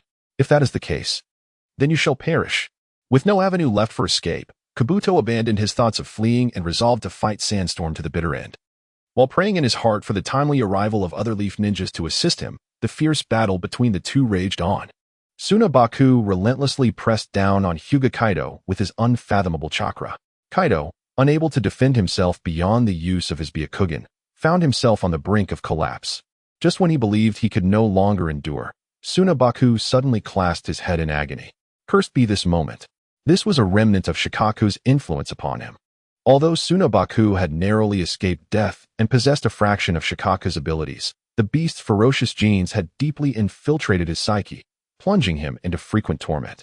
He had relied on the medicinal concoctions from Akatsuchi to suppress this pain, which was why they had partnered so closely. However, with Akatsuchi having been defeated by Kato and Raiten and having fled, Tsunabaku found himself bereft of the remedy that could alleviate his throbbing headache. Seeing Tsunabaku in such distress filled Kaido with joy, and he seized this rare opportunity. Lowering his stance into the gentle fist's 8 trigrams position, Kaido coldly declared, "Perish. Monster." He then unleashed the 8 trigrams 128 palms. Boom, boom, boom. Each strike of the 128 palms landed upon Tsunabaku, causing him to spew blood with every blow, inflicting tremendous damage upon his body. Just as the final palm was about to descend, Tsunabaku's agony jolted him back to lucidity. You wish to kill me? Not yet. Caught off guard, Kaido found himself ensnared by Tsunabaku's sand. Perish. Boom. Kaido, whose chakra was already at its limit, was struck by Tsunabaku's jutsu, severely injuring him, and he collapsed helplessly to the ground. Curse be this. I was so close. If only I had executed one more round of the 8 trigrams 128 palms, you would have been finished. Haha, yes, it was just that close. But that is enough to seal your fate. Die. After vanquishing his formidable foe, Tsunabaku instinctively sighed in relief. Had he not regained consciousness in time, he would have indeed perished at Kaido's hands. Looking at Kaido's lifeless form, Tsunabaku's eyes glimmered with triumph. Haha, I am truly fortunate. Had you struck me once more, I would have met my end. But it seems you shall get another chance. A chilling voice resonated from behind Tsunabaku. Huh. The earlier expression of triumph vanished from his face as he turned abruptly to find Hyuga Rengtian, whom he had presumed dead. You, how are you still alive? Yet, the response to Tsunabaku was a fierce attack from Rengtian. Gentle fist. 8 trigrams 128 palms.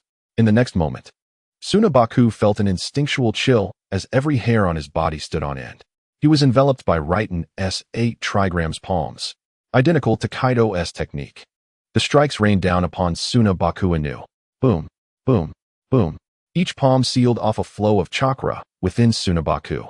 Even though Tsunabaku's chakra was atypical compared to ordinary ninjas, after enduring 2 rounds of the 8 trigrams, he too began to falter. With his Byakugan, Rengtian could clearly perceive that each strike devastated Tsunabaku. Just then, on a frigid day, Rengtian suddenly felt his chakra dwindling. Previously, during his confrontation with Uchiha, he had already expended a significant amount of chakra. Now, having unleashed the 8 trigrams 128 palms for the first time, his chakra consumption surged even further, and he found it increasingly difficult to maintain the technique. Just when the 8 trigrams palms seemed on the verge of faltering, Rengtian shouted with fervor, 8 gates release technique. Open the 1st, 2nd, 3rd, 4th, and 5th gates. With a burst of energy, Rengtian opened 5 gates in succession. A tremendous surge of chakra erupted from within him, revitalizing the previously waning power of the 8 trigrams palms, now even more formidable than before. Each strike landed with a thunderous impact on Shabao's vital points, forcing him to retreat repeatedly. Ultimately, Shabao could no longer withstand the onslaught and was struck in the chest by Rengtian's palm. With a resounding crash, Shabao collapsed, blood gushing from his mouth. How could this be? I, Shabao, one of the 5 elite of the Sand Shinobi, have fallen to a mere genin. Before he could finish his lament, his head drooped, and a once mighty warrior breathed his last. Seeing Shabao fall, Rengtian exhaled a sigh of relief. The consecutive activation of the 8 gates release technique, particularly the final one which opened the 5th gate, had severely damaged his body's meridians, compounded by the fact that his chakra was nearly depleted. He could no longer hold on and collapsed beside Shabao. At that moment, an unusual sensation coursed through Rengtian's body. A multitude of chakra energy began to flow into him through the release points, emanating from the fallen Shabao. What was happening? Rengtian's heart raced in surprise. Before he could comprehend the phenomenon, he felt his previously depleted chakra rapidly replenishing. Could it be that he was absorbing the enemy's chakra? This revelation left him utterly astounded. As far as Rengtian knew, only a select few possessed the ability to absorb another's chakra. Moreover, members of the Hyuga clan inherently repelled foreign chakra, only acquiring such abilities after the evolution of their Byakugan. Although he was perplexed, Rengtian refused to squander this rare opportunity. With focused intent, he directed the influx of chakra to swiftly replenish his meridians. Under his conscious control, the absorption rate accelerated, surpassing his usual training speed by 100-fold. His chakra levels surged from that of a mere genin to that of a chunin, finally reaching the status of an elite chunin. Not only that, but his injuries also began to mend, and Rengtian gradually rose to his feet. Who could have imagined that, amidst a battle between 2 jonin, it would be a genin who emerged victorious, having absorbed a substantial portion of the opponent's chakra? Approaching the corpse of Hinata Kanemoto, Rengtian shook his head. Ever since he learned that Kanemoto was a member of the Hinata clan, he had been on guard. Especially after witnessing Kanemoto being pursued and desperately needing someone to buy him time, it was clear that he harbored no good intentions. The moment Rengtian sensed Kanemoto's scheme, he utilized the body replacement technique, swapping positions with the lifeless body of a fallen sand shinobi and concealed himself. Both Sand Explosion and Hinata Kishimoto mistakenly believed that it was Cold Day who perished under the sand binding coffin technique. As a member of the branch family, the cursed seal upon his forehead had vanished, along with his Byakugan, a means employed by the main family to safeguard the ocular heritage. However, beneath the Byakugan, Cold Day perceived something unusual. He noticed that Kishimoto's forehead had been hollowed out, as if it had been pierced by a sharp implement, leaving behind a gaping void. This nefarious method caused Cold Day to gasp in horror. Furthermore, Kishimoto's eyes had also disappeared, seemingly absorbed by the cursed seal. This reminded Cold Day of the future event where the main family would hand over the corpse of Hinata Nichi to the Cloud Ninja.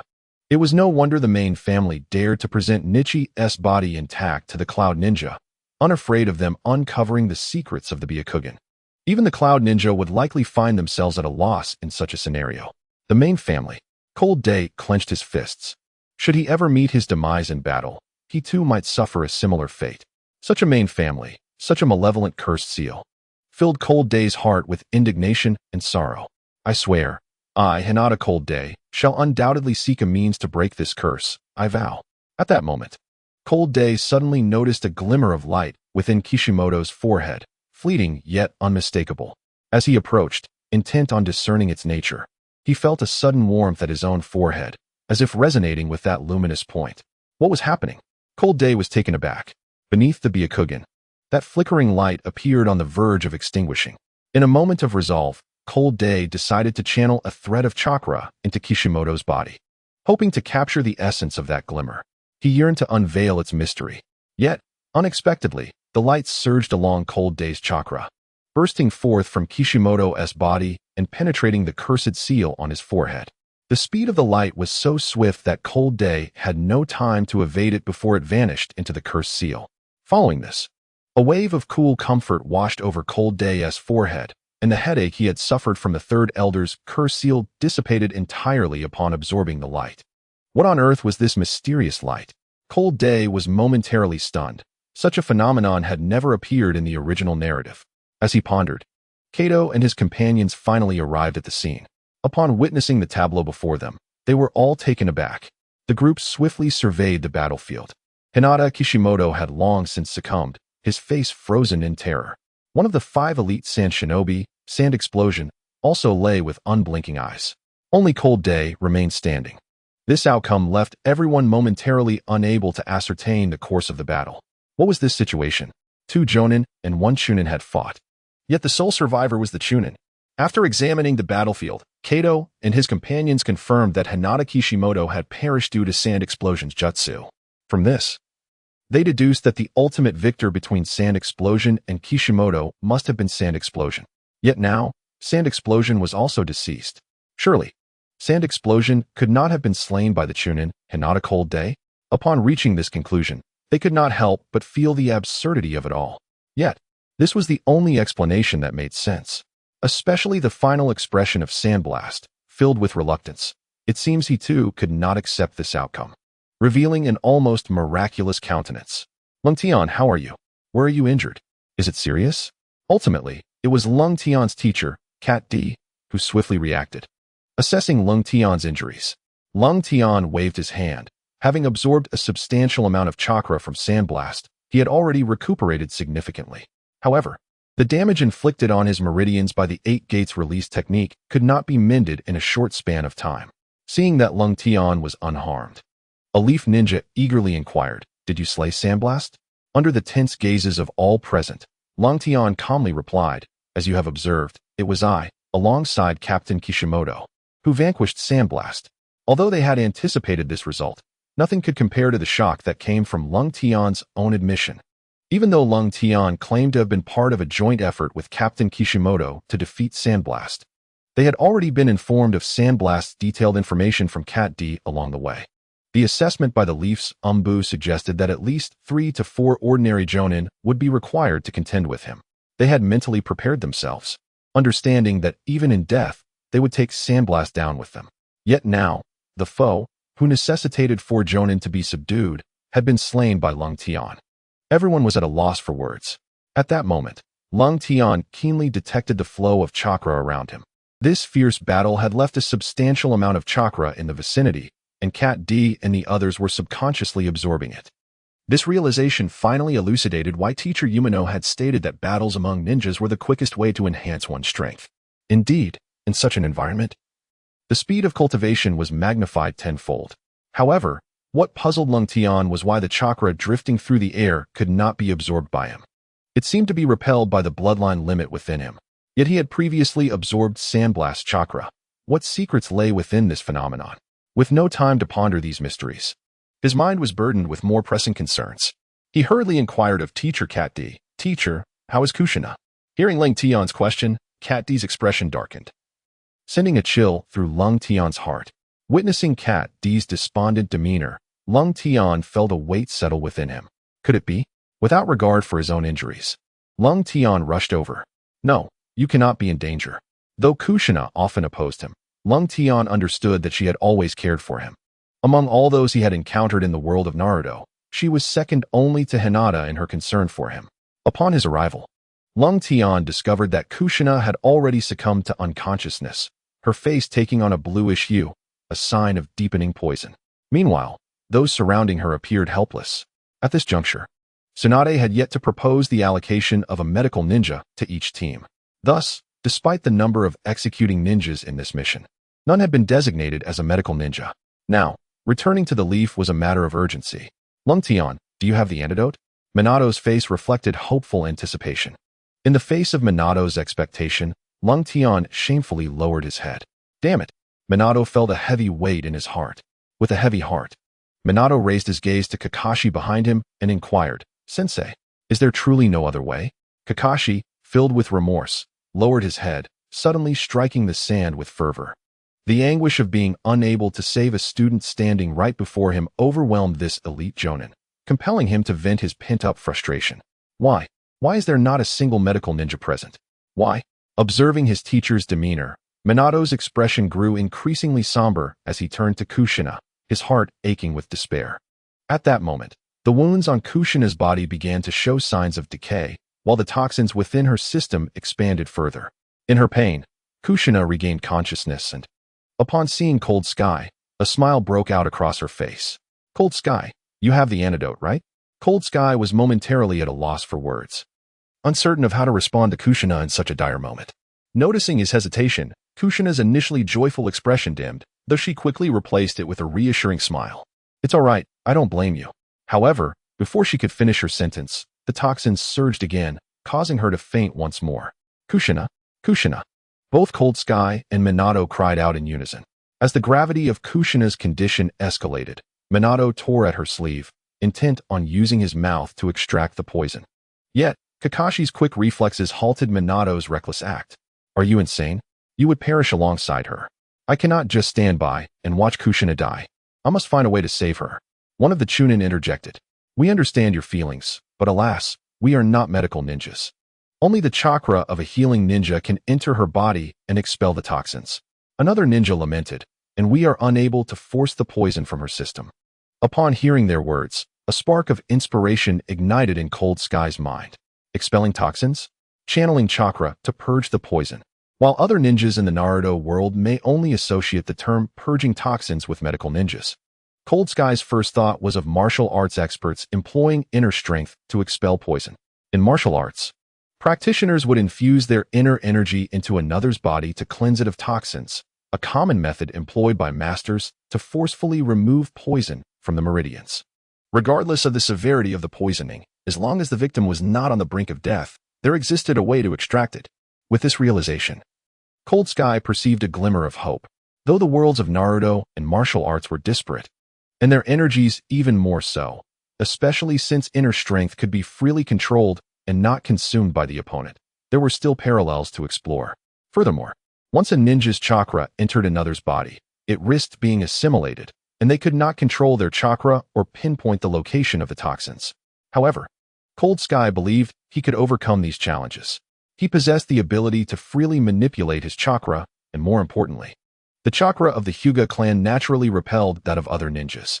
Even if it entered Kushina's body, it would not be assimilated by her chakra. Lastly, with his Byakugan, he could observe the toxins within Kushina's system with clarity. Contemplating this, Cold Sky suddenly sat down and beckoned Watergate to assist in lifting Kushina. Quickly, help me position Kushina's hands just like this. Everyone around was perplexed by Cold Sky's actions, yet none dared to voice their dissent. After all, during the previous battle against the Red Sand, it was Cold Sky who discovered the pivotal means to vanquish them. In the Sand Explosion conflict, he had accomplished feats beyond their wildest imaginations, even managing to slay an elite ninja. All these remarkable deeds instilled in them a glimmer of hope, an anticipation that Cold Sky could once again turn the tide and create another miracle. As they beheld him in astonishment, Cold Sky activated his Byakugan, channeling his chakra through hand contact into Kushina's body. Suddenly, he could feel his chakra coursing within her, igniting a spark of joy in his heart. There was hope. Under the Byakugan's keen observation, he discerned the toxins within Kushina, which were steadily spreading and gravitating towards her heart, just as other ninjas had warned. Without the intervention of a medical ninja, Kushina would surely perish. I will never allow you to die, Cold Sky vowed fiercely. He began to concentrate his chakra, directing it towards the toxins, attempting to expel them from Kushina's body. However, he encountered considerable resistance. The toxins seemed to sense his approach and began to push back, compelling Cold Sky to reinforce his chakra. Yet, he was acutely aware that excessive chakra energy within Kushina could wreak havoc on her meridians, necessitating his utmost caution. At last, Cold Sky managed to consolidate all the toxins and commenced the expulsion process. The toxins flowed along the channels he had meticulously crafted. In that moment, Kushina unexpectedly coughed up a stream of black blood.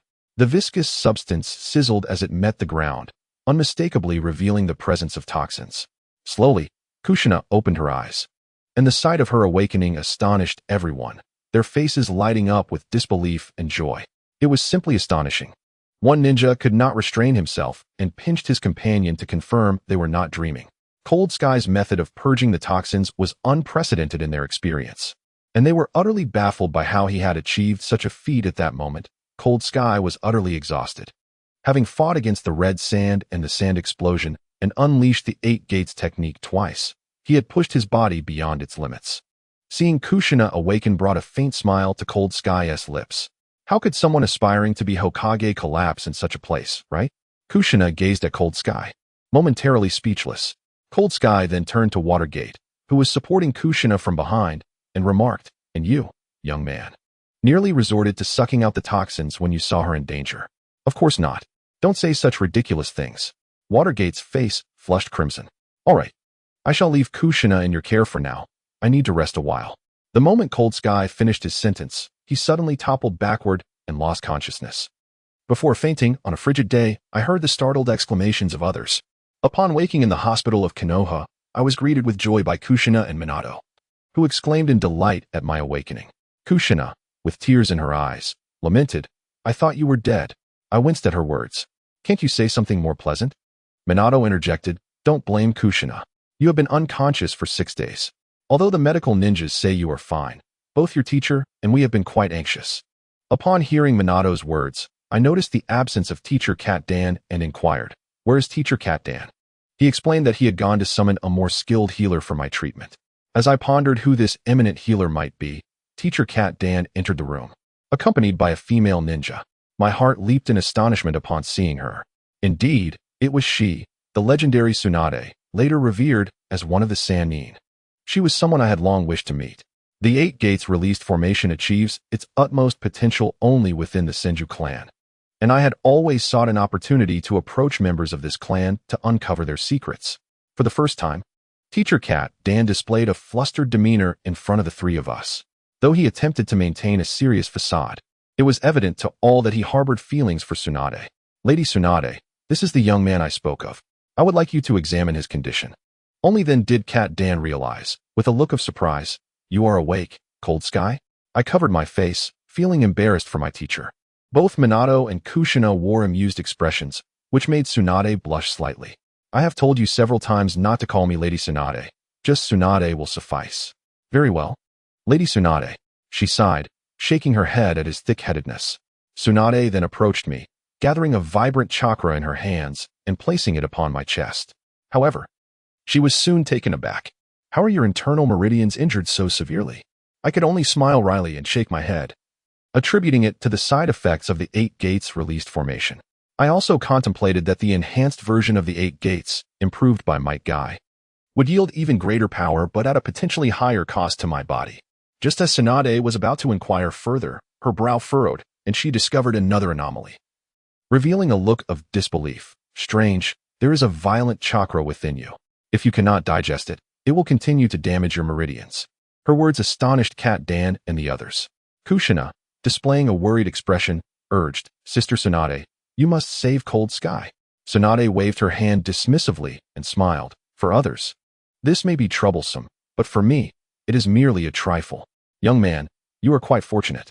Once you digest this chakra, your reserves will be no less than that of an elite nin. At this point, Tsunade glanced at Cat Dan, prompting astonishment from both Minato and Kushina upon hearing her words. The elite ninjas were utterly bewildered by this unexpected turn of events. Even Cat Daku stared incredulously at Lung Tian. Did this imply that Lung Tian would possess an equal amount of chakra as he did? Only Lung Tian comprehended the underlying reason. During the battle against Suna Bakahatsu, he had absorbed a significant quantity of the opponent's chakra. Yet, despite understanding the cause, he found himself entangled in further questions. Why was he able to absorb Suna Bakahatsu's chakra while the chakra of other nearby ninjas was repelled? If it were merely a matter of bloodline, with the Byakugan inherently rejecting all foreign chakra, then why was he capable of absorbing Suna Bakahatsu's chakra? These enigmas left Lung Tian at a loss for explanation. Moreover, what of the mysterious orbs of light? Such details had not surfaced in the original narrative, and he dared not disclose them to anyone. Perhaps the answers would reveal themselves in due time, he thought, suppressing his doubts. At that moment, Tsunade had already gathered a substantial amount of chakra in her hands, her voice steady as she instructed, do not scatter your focus, relax, and allow me to heal you.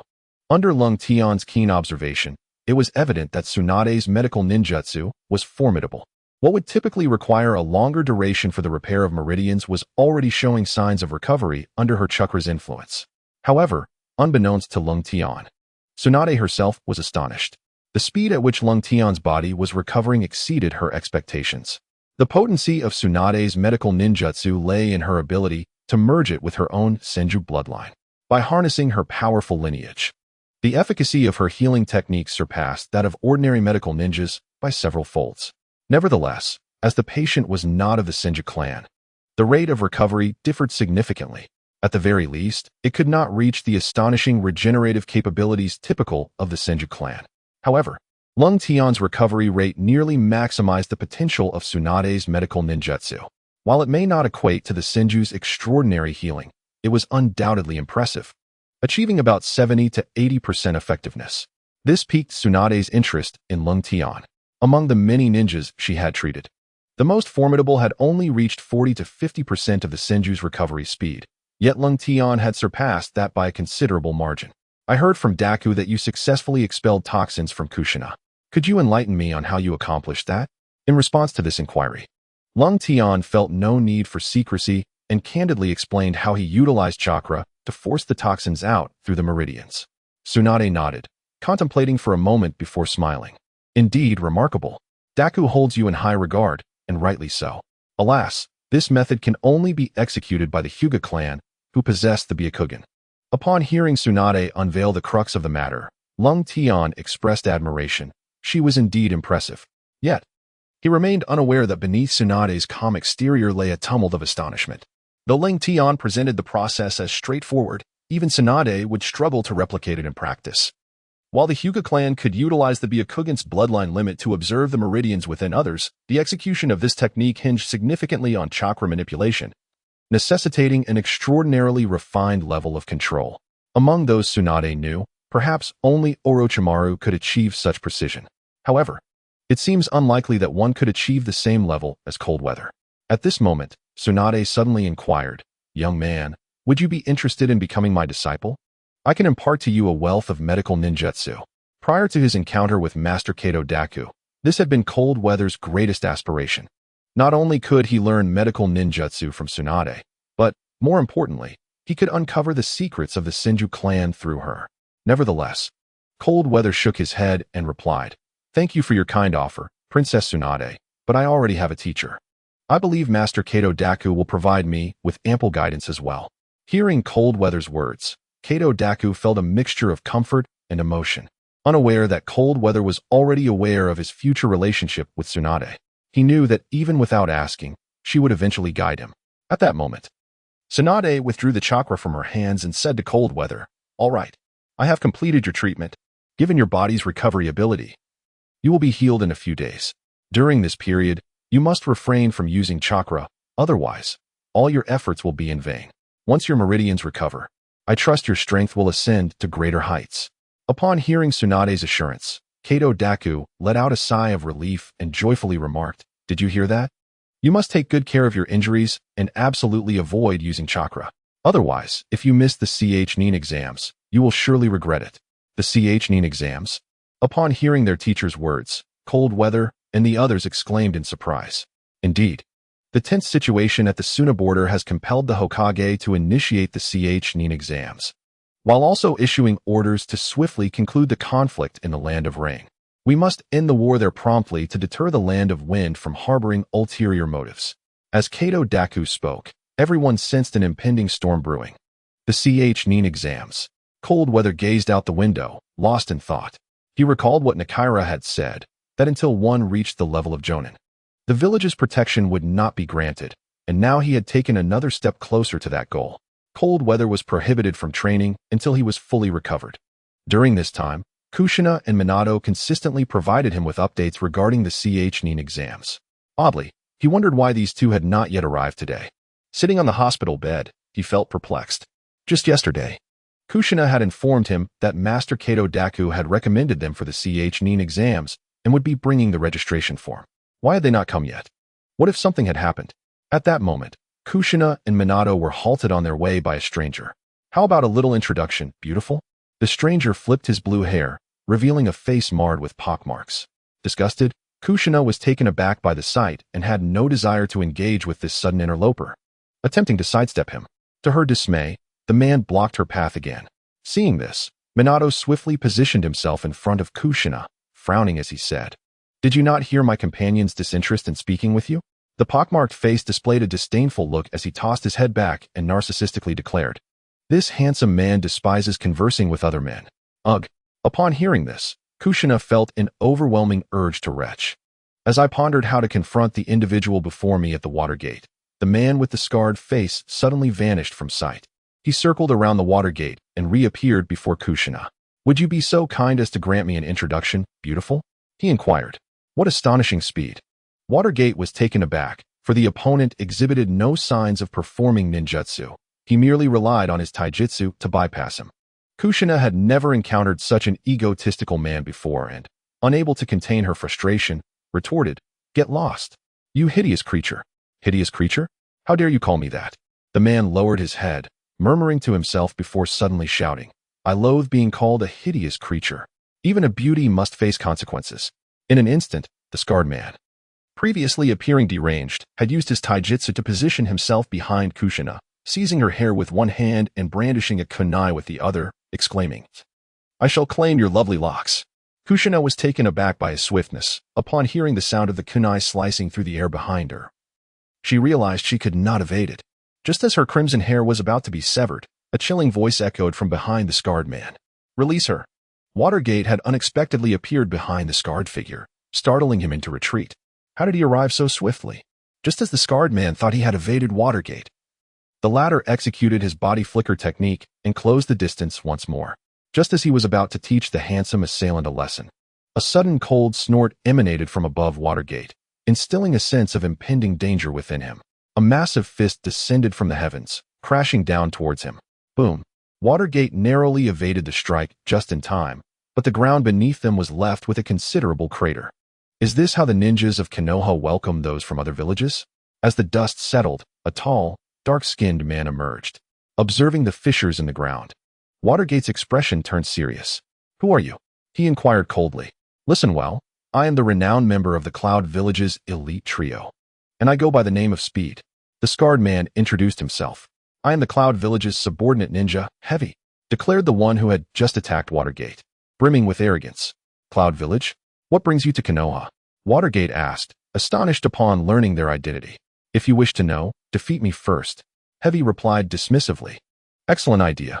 A deep voice resonated behind Heavy and Speed. Both men were taken aback, astonished that someone could approach them so stealthily. Cold Sky? Watergate and Kushina exclaimed in unison, their faces lighting up with delight. Cold Sky appeared with an icy demeanor, an aura of formidable chakra radiating from his being, intimidating the two adversaries before him.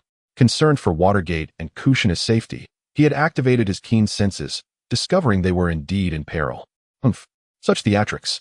Though Heavy feigned indifference, he unleashed his full might without hesitation.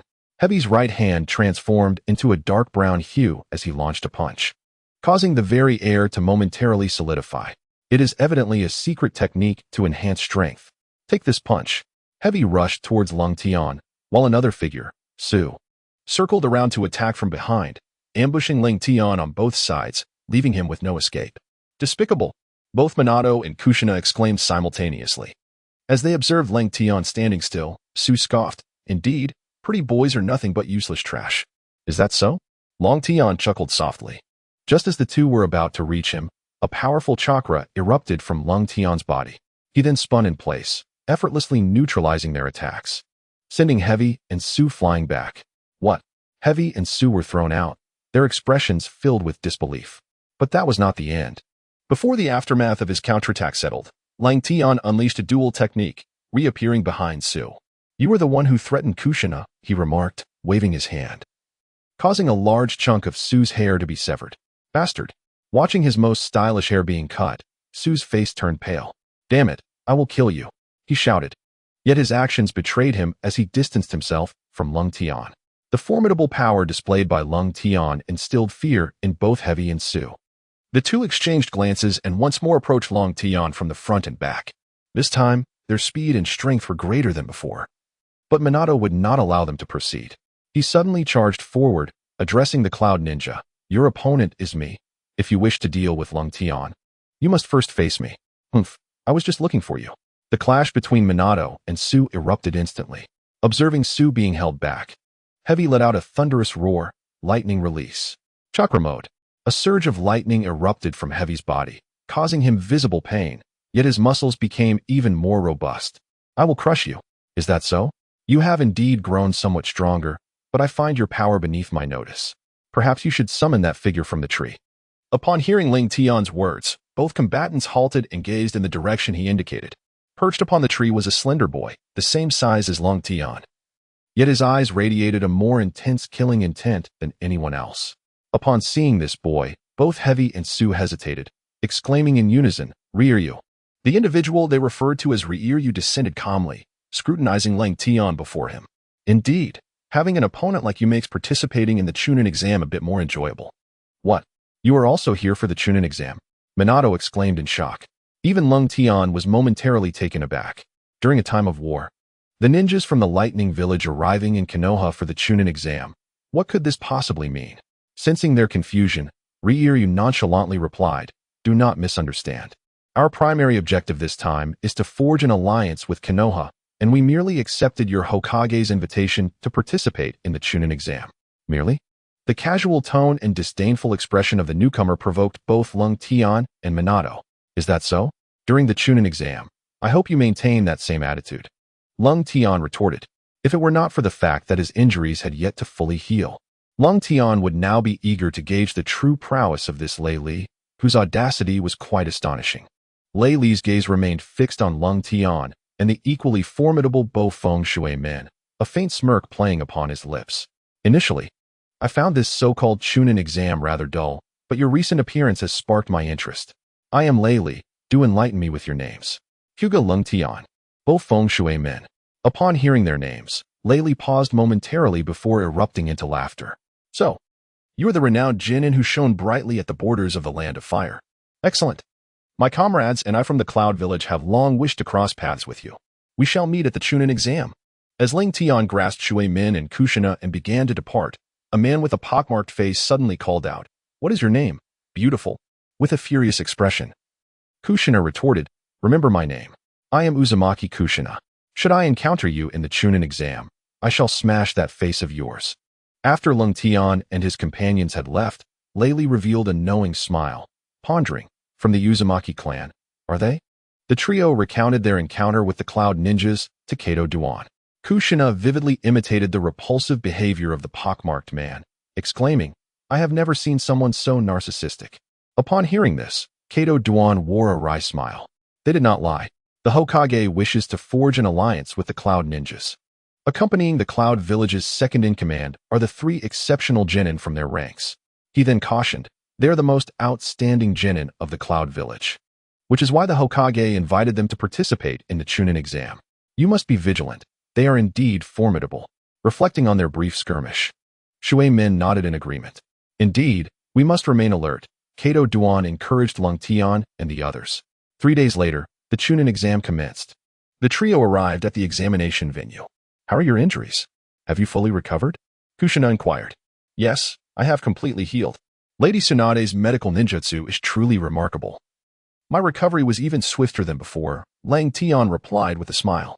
Not only that, but his chakra was now 3 times stronger than before, allowing him to execute the 8 trigrams 128 palms without needing to resort to the 8 gates release. As they made their way towards the examination grounds, a wave of derisive laughter erupted from within, capturing their attention. Haha, this perennial genin has finally graduated, but he dares to dream of participating in the Chunin exam? It's laughable. Indeed, a mere brute who knows nothing but taijutsu, unable to perform ninjutsu or jinjutsu, somehow manages to graduate. The instructors must be exceedingly merciful. To think such a person would join the Chunin exam. I'd rather headbutt a wall than endure this embarrassment. This guy is a disgrace to our Konoha. Upon hearing these remarks, Lung Tian and Kushina exchanged glances. Let us go see what is happening, Kushina exclaimed, eager to join the fray. At that moment, a man of considerable age stood within the examination area, eliciting disdainful expressions from all who recognized him. In contrast to those in their teens, a lower ninja in his 20s participating in the Chunin exams can certainly be deemed an elder. Upon hearing the mocking voices of others, a figure immediately sprang to Cold Sky's mind. Upon seeing the striking resemblance to Might Guy, there was no doubt. It was indeed him, Might Guy's father, Might Due. While reading the manga, Cold Sky had often thought that Might Due was the most overlooked genius. Despite lacking proficiency in ninjutsu and jinjutsu, he had honed his taijutsu to perfection, even improving the 8 gates technique to create the formidable 8 gates of death, which nearly enabled him to defeat Madara. Such an accomplishment is rare. It can be said that before the Third Great Ninja War, Might Due was the most underestimated individual.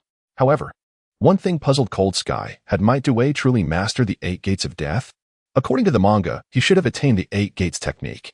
Yet, when Cold Sky utilized his Byakugan to inspect, he found no evidence of Might Due having trained in the 8 gates technique.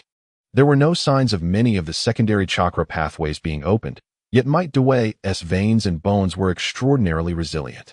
It would not be an exaggeration to say he was exceptionally gifted. Perhaps it was precisely because he could not utilize ninjutsu or jinjutsu that he devoted all his energy to training his taijutsu, ultimately enabling him to withstand the burdens of the first 3 or even 5 gates of the 8 gates of death. This thought filled Cold Sky with envy, for he had endured numerous injuries and continuous repairs of his own chakra pathways to achieve such resilience. However, even if given the chance to choose again, Cold Sky would still opt for the method of repairing his chakra pathways. At that moment, Might Due could no longer contain himself and bellowed, "You little brats.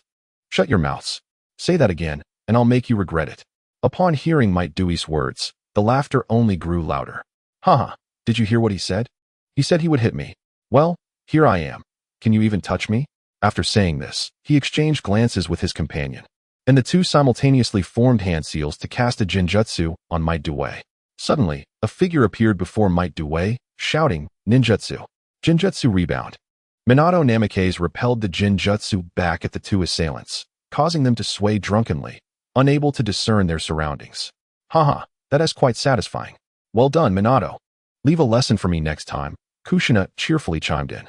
As Cold Sky and his companions made their move, everyone instinctively took a step back.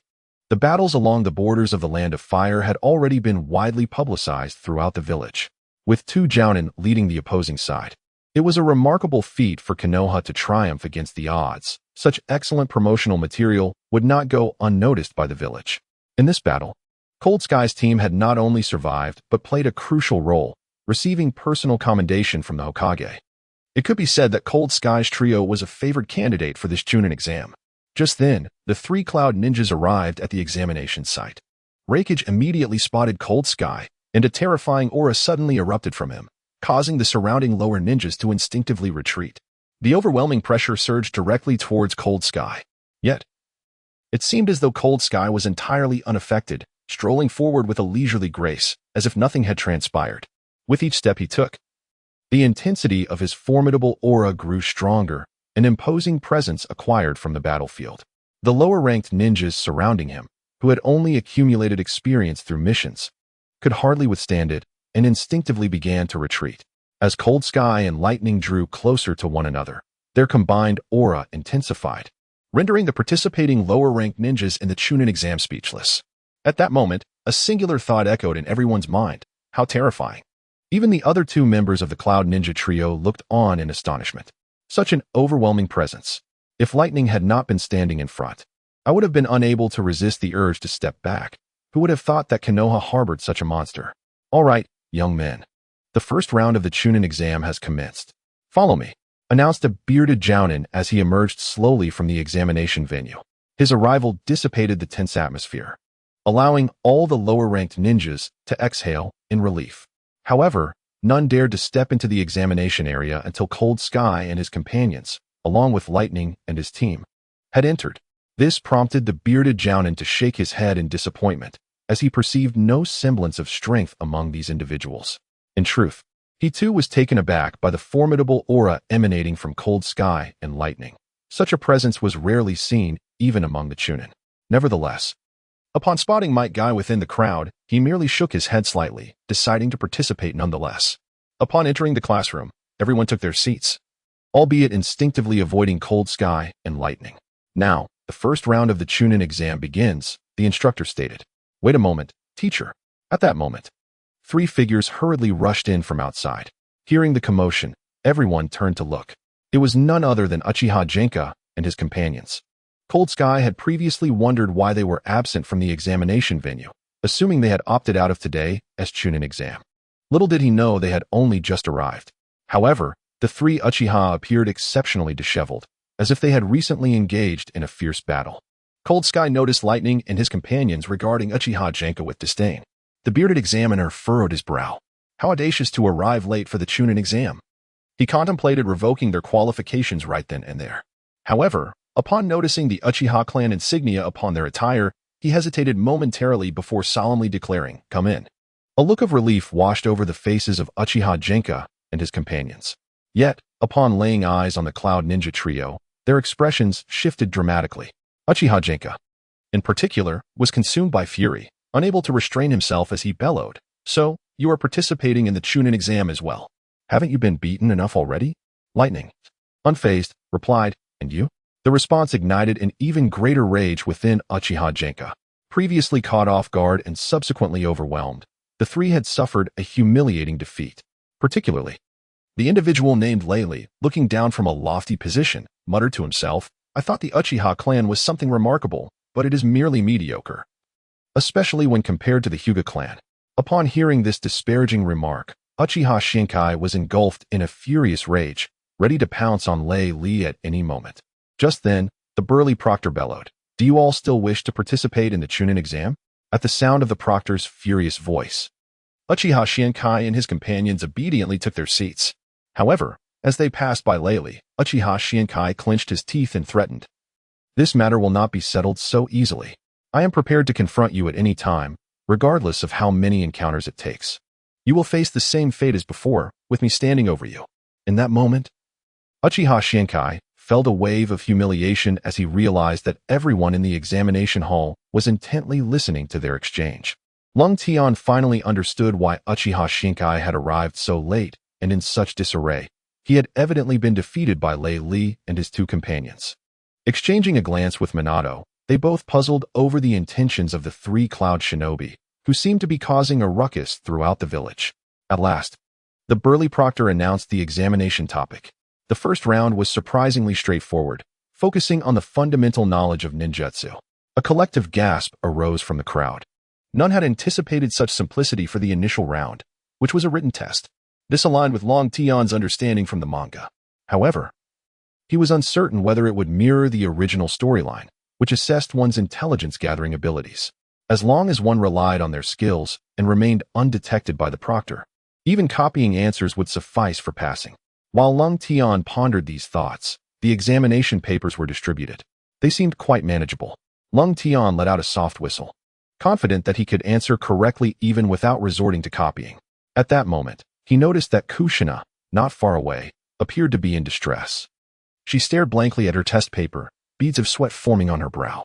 It dawned on Long Tian that, much like Naruto, Kushina was utterly helpless when it came to academic subjects. Surely, she couldn't be entirely stumped by the questions, could she? Shaking his head, Long Tian recalled that the first round was designed to evaluate everyone's reconnaissance capabilities. This meant that regardless of the methods employed to cheat, as long as one remained undetected, they could succeed. However, he observed that the proctors in this round were exceptionally strict, closely monitoring each student, which did not suggest an allowance for cheating.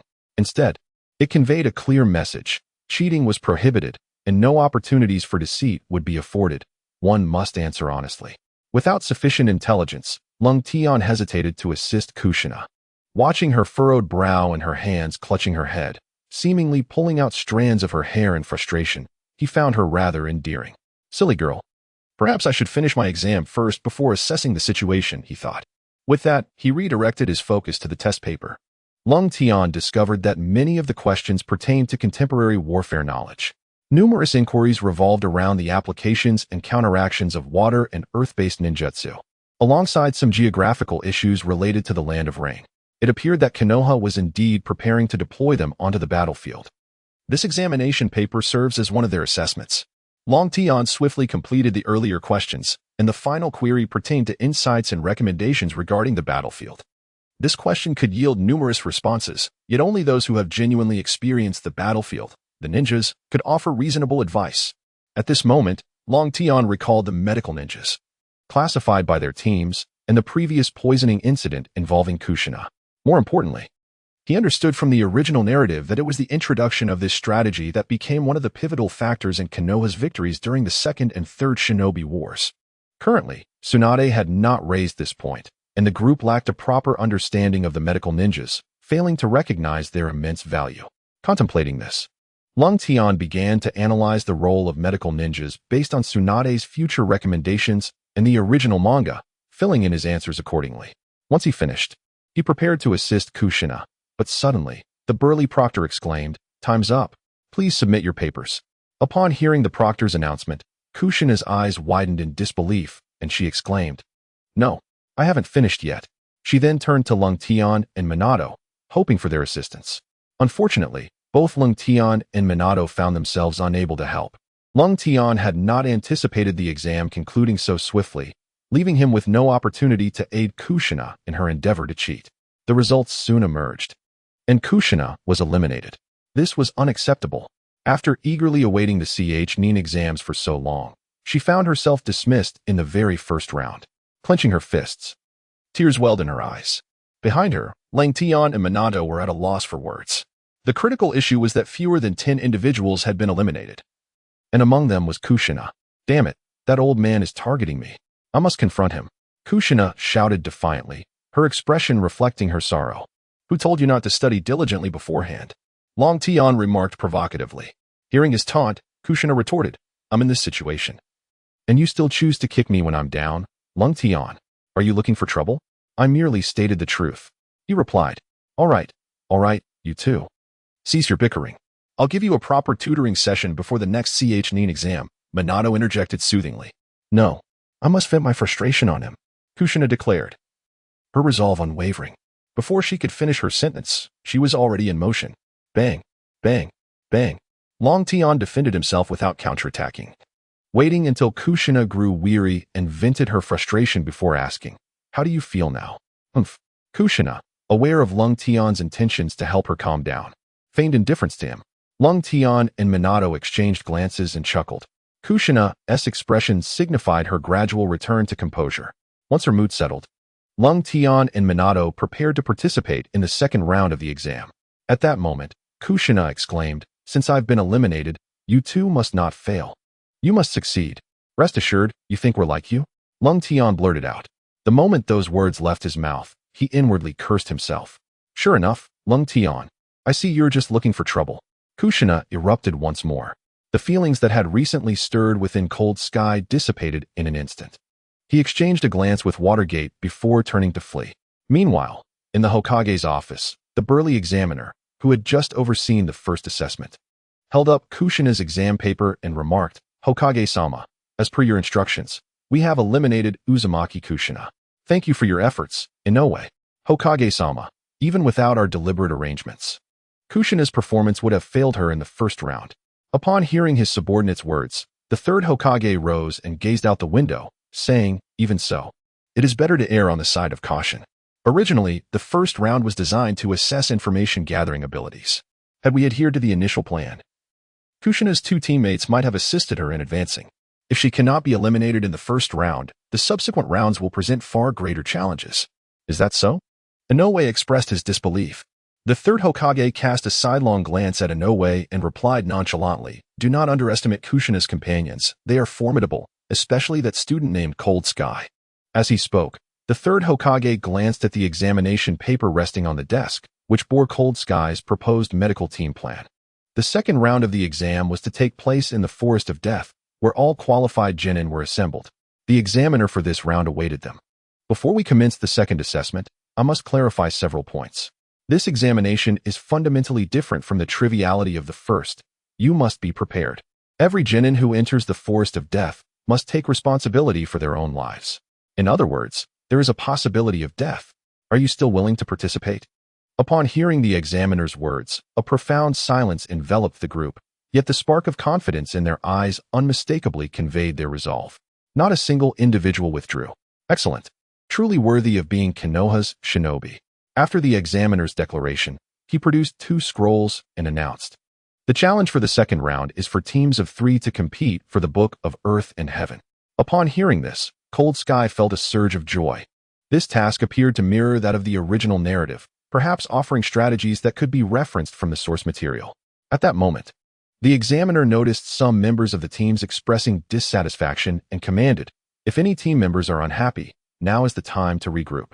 As soon as the examiner finished speaking, the disgruntled teams from the first round quickly began to select their teammates. However, not a single person was willing to team up with Might Guy, a perennial genin, a mere practitioner of taijutsu. Whoever partnered with him would be deemed unfortunate. Such was the consensus among the others. "Might Guy, would you like to join our team?" Upon hearing Cold Sky's invitation, Might Guy momentarily froze, unable to believe it, before nodding vigorously. "Of course, I would be delighted." His face radiated joy. Observing Cold Sky as choice to team with Might Guy, disbelief washed over the faces of the onlookers.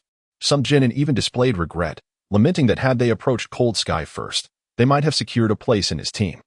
Unbeknownst to them, Cold Sky had already decided his team when he made the invitation. Noticing Cold Sky's selection of Might Guy, Uchiha Jenka scoffed disdainfully. "Only those of your caliber would choose such trash." "Oh," Cold Sky replied with a bemused expression. "It seems you have just been taught a lesson by Yunren. Yet you still have the audacity to speak of others?" Cold Tian feigned indifference as he spoke. This incident is the most humiliating experience for Uchiha Schwanhua. The mere mention of it by Cold Tian only heightened his embarrassment. "Do not let me encounter them in the Forest of Death, for if I do, I shall surely take action against them." As he uttered these words, Uchiha Schwanhua cast a furious glance toward Yunren and his companions.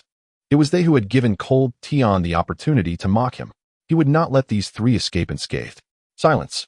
The examiner surveyed the crowd and barked, "Now, each team must choose a captain to randomly draw a scroll from me." He then pointed to the tallest white tower within the Forest of Death and continued, "Once you have obtained a scroll, you may enter the Forest of Death. Once inside, I shall not intervene regardless of your methods. After 6 hours, you must return with either the Heaven Scroll or the Earth Scroll to the White Tower. Failure to do so will result in mission failure. A note, there are only 4 Heaven Scrolls, while the remainder are Earth Scrolls." Upon hearing this, Cold Tian and his companions instinctively furrowed their brows. The examiner's implication was clear. The number of successful teams would likely not exceed 4. Cold Tian's mind raced further. If someone were to acquire 2 or even 3 Heaven Scrolls, the number of qualified individuals could dwindle even further. Ryuryu was the first to step forward to draw a scroll. The others parted, allowing him to be the first to unveil the scroll, revealing an earth technique. I hope that when we meet, you have acquired the heaven scroll. Perhaps then I might spare one of you, Ryuryu declared with an arrogant demeanor. Causing all the leaf ninjas he surveyed to lower their heads involuntarily. At that moment, Cold Tion nonchalantly approached, drew a scroll from the examiner, and with a flourish, opened it. He chuckled softly. What great fortune! I have obtained a heaven scroll. Just as Ryuryu was about to enter the forest of death, he halted abruptly and turned sharply to glare at Cold Tion. Cold Tion calmly held up the scroll, deliberately revealing the character for heaven inscribed upon it. The message was clear. If you possess the capability, then come and take it. The two locked eyes, each unwilling to yield an inch. The remaining genin, yet to claim their scrolls, instinctively took a step back, fearing that the two would clash right there. Suddenly, Ryuryu erupted into laughter. Huh, how intriguing, truly fascinating. Such an amusing situation. I shall save it for last. With that, he vanished into the forest of death alongside his two companions. Meanwhile, Cold Tion led Minato and Might Guy into the forest of death as well. At this juncture, the examiner of the second round finally exhaled a sigh of relief. He understood that Cold Tion had intentionally chosen the Heaven Scroll. Though the scroll's inscription had been obscured, it was no challenge for the Hyuga clan with their Byakugan. Nonetheless, this was all within the rules. In previous Chunin exams, this scenario had arisen, yet no one had dared to act as boldly as Cold Tion and Ryu, openly declaring their intentions. Who among them was unaware that once the information of a scroll was revealed to others, it became an open secret? Individuals like Cold Tion and Ryuryu were truly a rare occurrence. Especially in this scenario involving Cold Day. He has laid bare himself before all the ninjas in possession of the scrolls. Is it confidence or arrogance? The examiner muses to himself. Regardless, the outcome will ultimately find its way to the Hokage's desk. Truly, this troublesome youth does not cease to amaze. Let me witness the extent of his abilities. In the Hokage's office, the third Hokage murmured, while a crystal ball before him displayed Cold Day's circumstances. Unbeknownst to Cold Day, he had quietly captured the attention of the third Hokage. In the Death Forest, Cold Day leisurely led Minato Namikaze and Might Guy along their path. Yes, leisurely indeed. Cold Day strolled ahead, hands behind his back, exuding an air of relaxation. In stark contrast, Minato and Might Guy appeared visibly tense. Observing their anxious expressions, Cold Day shook his head. With his acute hearing, no sound around him escaped his notice. Even if danger lurked, he had long evaded it. Realizing they had not encountered a single ferocious beast or adversary along the way, Minato quickly grasped the situation. After all, Cold Day had previously showcased this ability at the border of the Land of Fire. However, Might Guy remained ever vigilant, and Cold Day chose not to disclose the truth. Thus, they continued unimpeded towards the White Tower. The third Hokage had been closely monitoring the situation of Cold Day's team. Was it due to the Byakugan's influence? Suddenly, Cold Day halted, igniting excitement in Might Guy. Has someone arrived? After such a lengthy journey without encountering a single foe, Might Guy began to question whether this truly was the Death Forest his teacher had spoken of. Indeed, but let us refrain from engaging with them for now. Cold Day replied with a smile. Hearing his words, Might Guy felt somewhat displeased, but ultimately Minato pulled him along to hide. Before long, a figure burst forth from the woods, appearing frantic as he sprinted. Hot on his heels were three others. Hand over the scroll. I told you. What I possess is not the Book of Heaven, the fleeing genin insisted repeatedly. Who would believe you? The three pursuers remained relentless. Only once they had dashed past did Cold Day emerge. This prompted a puzzled Might Guy to inquire. Why didn't we seize the opportunity? He just claimed it wasn't the Book of Heaven, which means it must be the Book of Earth. Cold Day waved his hand dismissively, chuckling. There's no rush. Once we arrive at the White Tower, many books of Earth will come to us. While Might Guy remained perplexed by Cold Day's words, Minato quickly comprehended. You mean we should lay in ambush near the White Tower? Cold Day nodded in affirmation. And one more thing, if we arrive too late, we will be surrounded by competitors, and I wish to avoid such complications. Cold Day recalled how Naruto's team had lost the books of Heaven and Earth and subsequently reclaimed them by lying in wait around the White Tower. Thus, he aimed to be the first to reach there and patiently await the arrival of his quarry. As they continued their journey, Cold Day quickened his pace, almost to the point of sprinting. Yet, even so, they encountered no competitors. At this juncture, even Might Guy, usually slow on the uptake, began to sense that something was amiss. Had you already detected their presence and intentionally avoided them? Might I, suddenly noticing the eyes of Cold Sky, exclaimed in realization, "Damn. I forgot about the Byakugan of your Hyuga clan." Cold Sky exchanged a glance with Minato, but no explanation was offered. At the terminus of the second round, within the White Tower, several examiners were attentively monitoring the conditions of various candidates. Suddenly, a CH-Nin pointed at Cold Sky on the monitor, stating, "This group is quite peculiar. They have yet to encounter a single opponent, not even a wild beast." Not surprising. "That is the ability of the Byakugan from the Hyuga clan," remarked an indifferent J-Nin, lazily leaning against the wall. It was none other than Jiraiya, who had been summoned back by the third Hokage. Jiraiya had taken notice of Cold Sky and his companions well before the examiners.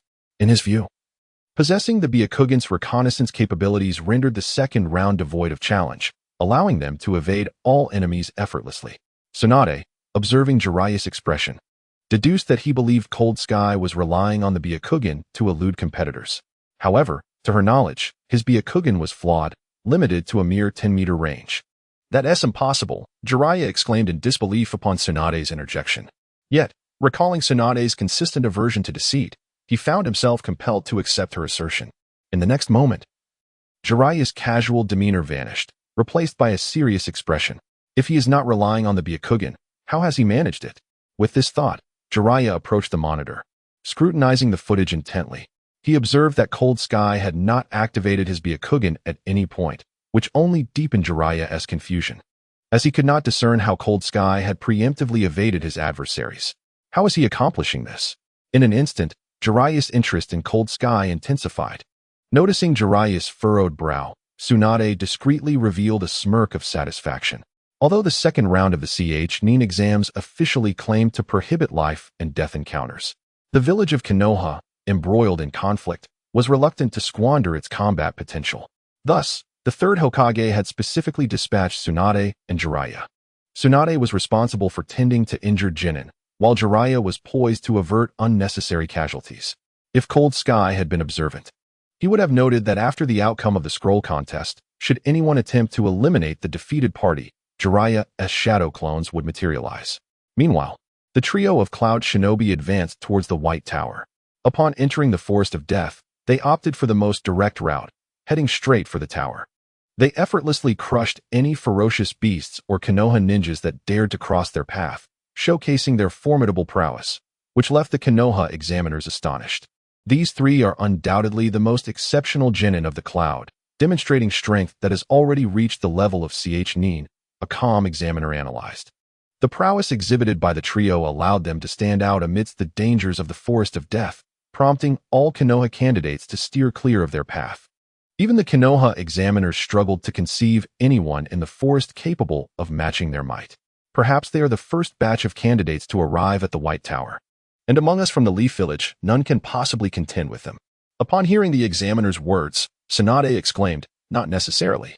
This took the examiner by surprise, prompting him to consider inquiring whom Tsunade held in high regard. Just then, a new development unfolded in the surveillance. The trio from the Cloud Village discovered the Inoshikacho team hiding in the grass. "Come out," Reikage said impatiently. Upon being discovered, Nara wisely chose to forego resistance. The trio from Cloud regarded them with disdain. "The Leaf Village seems to be filled with cowards," they sneered. Although the Leaf examiners were unaware of the specifics of the exchange, the contemptuous expressions on Reikage's face allowed them to infer the nature of the conversation. "What a disgrace for the Leaf. They don't even dare to fight back," one examiner remarked in anger. As the trio from Cloud passed by the Inoshikacho group, Nara suddenly called out, "Wait." Hearing Nara's voice, Reikage looked at him with amusement and asked, "Are you trying to reclaim the scroll?" "No, I understand the disparity between us. However, I wish to convey that while I may not be your match, I am aware of one who can challenge you." "Oh," Reikage replied, intrigued. Just as he was about to inquire who this individual was, Uchiha Genka arrived with his companions. Upon the appearance of Uchiha Genka, several Leaf examiners felt a surge of anticipation. After all, the Uchiha clan was renowned as a family of geniuses. Surely, they possessed the capability to confront the Cloud Trio. Previous tensions had already arisen, especially since Uchiha Genka was fixated on defeating the Cloud Trio to redeem his family's honor. Thus, upon encountering the Cloud team once more, Uchiha Genka wasted no time and initiated an offensive with ninjutsu, Phoenix Fire Technique, and Great Fireball Technique. One after another, activating his Sharingan, he accelerated his movements, startling the swift Soku, who had always prided himself on his speed. Do you think I would fall to the same trick twice? Uchiha Genka's cold voice reached Soku's ears. Previously, he had been ambushed by Soku, and now he harbored deep animosity towards him. At that moment, Ju joined the fray. Yet even the combined efforts of Ju and Soku could not gain the upper hand. Uchiha Genka and his two teammates worked seamlessly together, maintaining the advantage. This caused the examiners within the White Tower to feel a wave of excitement. Truly, the genius clan of the Leaf. Everyone, step aside. At this moment, Reikage, who had remained on the sidelines, finally made his move. A formidable surge of lightning chakra erupted from him, startling many examiners within the White Tower. Lightning chakra. This could be problematic, Jiraiya muttered under his breath. Meanwhile, Cold Sky and his team finally reached the vicinity of the White Tower. Suddenly, a fierce battle erupted ahead, unleashing a thick wave of chakra energy. Other ninjas nearby either hurried to evade the chaos or, filled with curiosity, approached the scene. Clearly, Cold Sky and his companions belonged to the latter group. Within the White Tower, the examiner monitored the fierce battle unfolding. With the arrival of Raikiri, the previously dominant Uchiha trio was swiftly subdued. Boom, boom. Jiraiya shook his head as he observed through the surveillance. Within a brief moment, two Uchiha candidates had already fallen to the ground. The remaining Uchiha Genka was struggling desperately, clearly being toyed with by Raikiri. The disparity in chakra was immense, and their combat awareness was markedly inferior. Before these three youngsters were utterly defeated, I must intervene swiftly to halt the conflict. Just as Jiraiya prepared to step in, a figure suddenly darted from behind, delivering a kick towards Raikiri. Bang! Raikiri blocked the attack with his arm. It was Might Guy? Realizing his kick had been thwarted, Might Guy forcefully twisted in midair, using Raikiri's arm as leverage to launch a spinning kick. Leave Hurricane. Raikiri, lowering his body, evaded Might Guy's kick yet again, countering with a punch aimed at him. Is that all you've got? A glint of impatience flashed in Raikiri's eyes, startling Might Guy. Boom. With nowhere to evade, Might Guy could only shield himself with his arms. His entire body was sent flying, but Raikiri's assault was far from over. He pursued with another punch. Might Guy once again brought his arms together, believing he could withstand this strike as well, but Raikiri suddenly brought his fingers together, resembling a blade, lunging at Might Guy.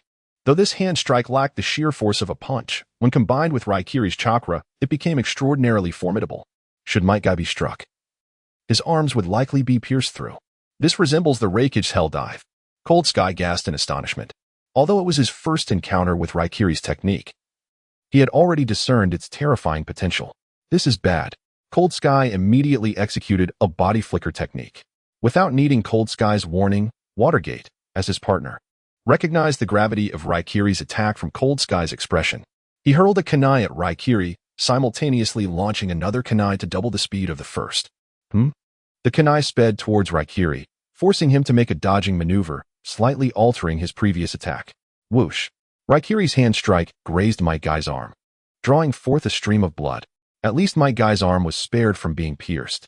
This unexpected turn of events left the examiners within the White Tower utterly stunned.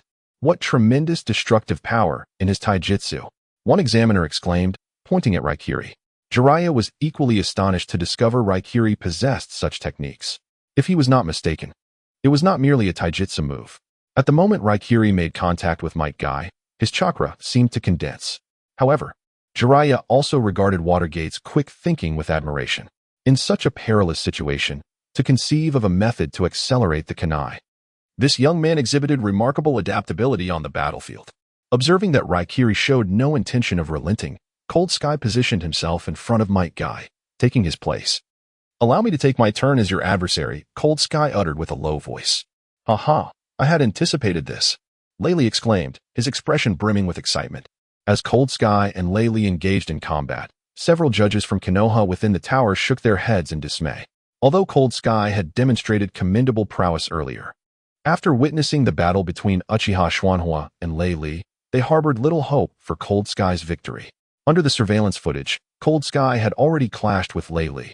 The 8 trigram's empty palm unleashed a gust of wind from Cold Sky's palm, colliding with Lei Li's lightning blade.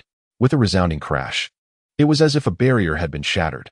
Lei Li's hand suddenly radiated with brilliance, enveloped in crackling lightning. Inside the tower, Jiraiya exclaimed in alarm, "This is bad. That ninjutsu cannot be met head-on." While others might fail to perceive the potency of this technique, he and Tsunade were all too aware.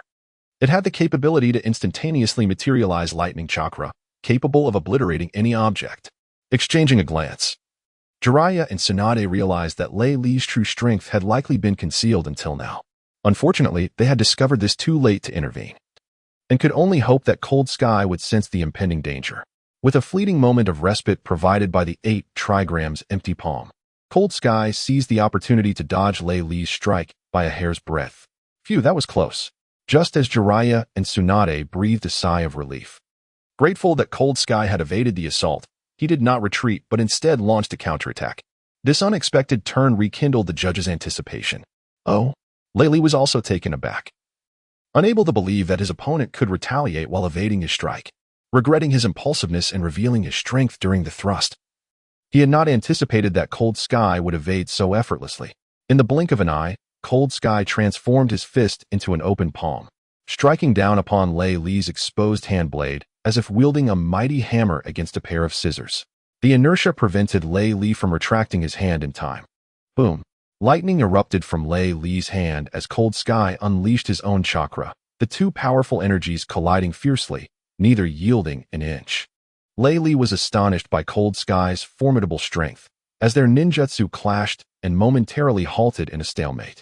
Just when Lei Li believed this assault would result in a draw, Cold Sky seized the brief opportunity, converting his punch into a palm strike that struck the back of Lei Li's hand. Crack! A sharp pain shot through Lei Li's hand, startling him as he realized he had been struck at an acupoint.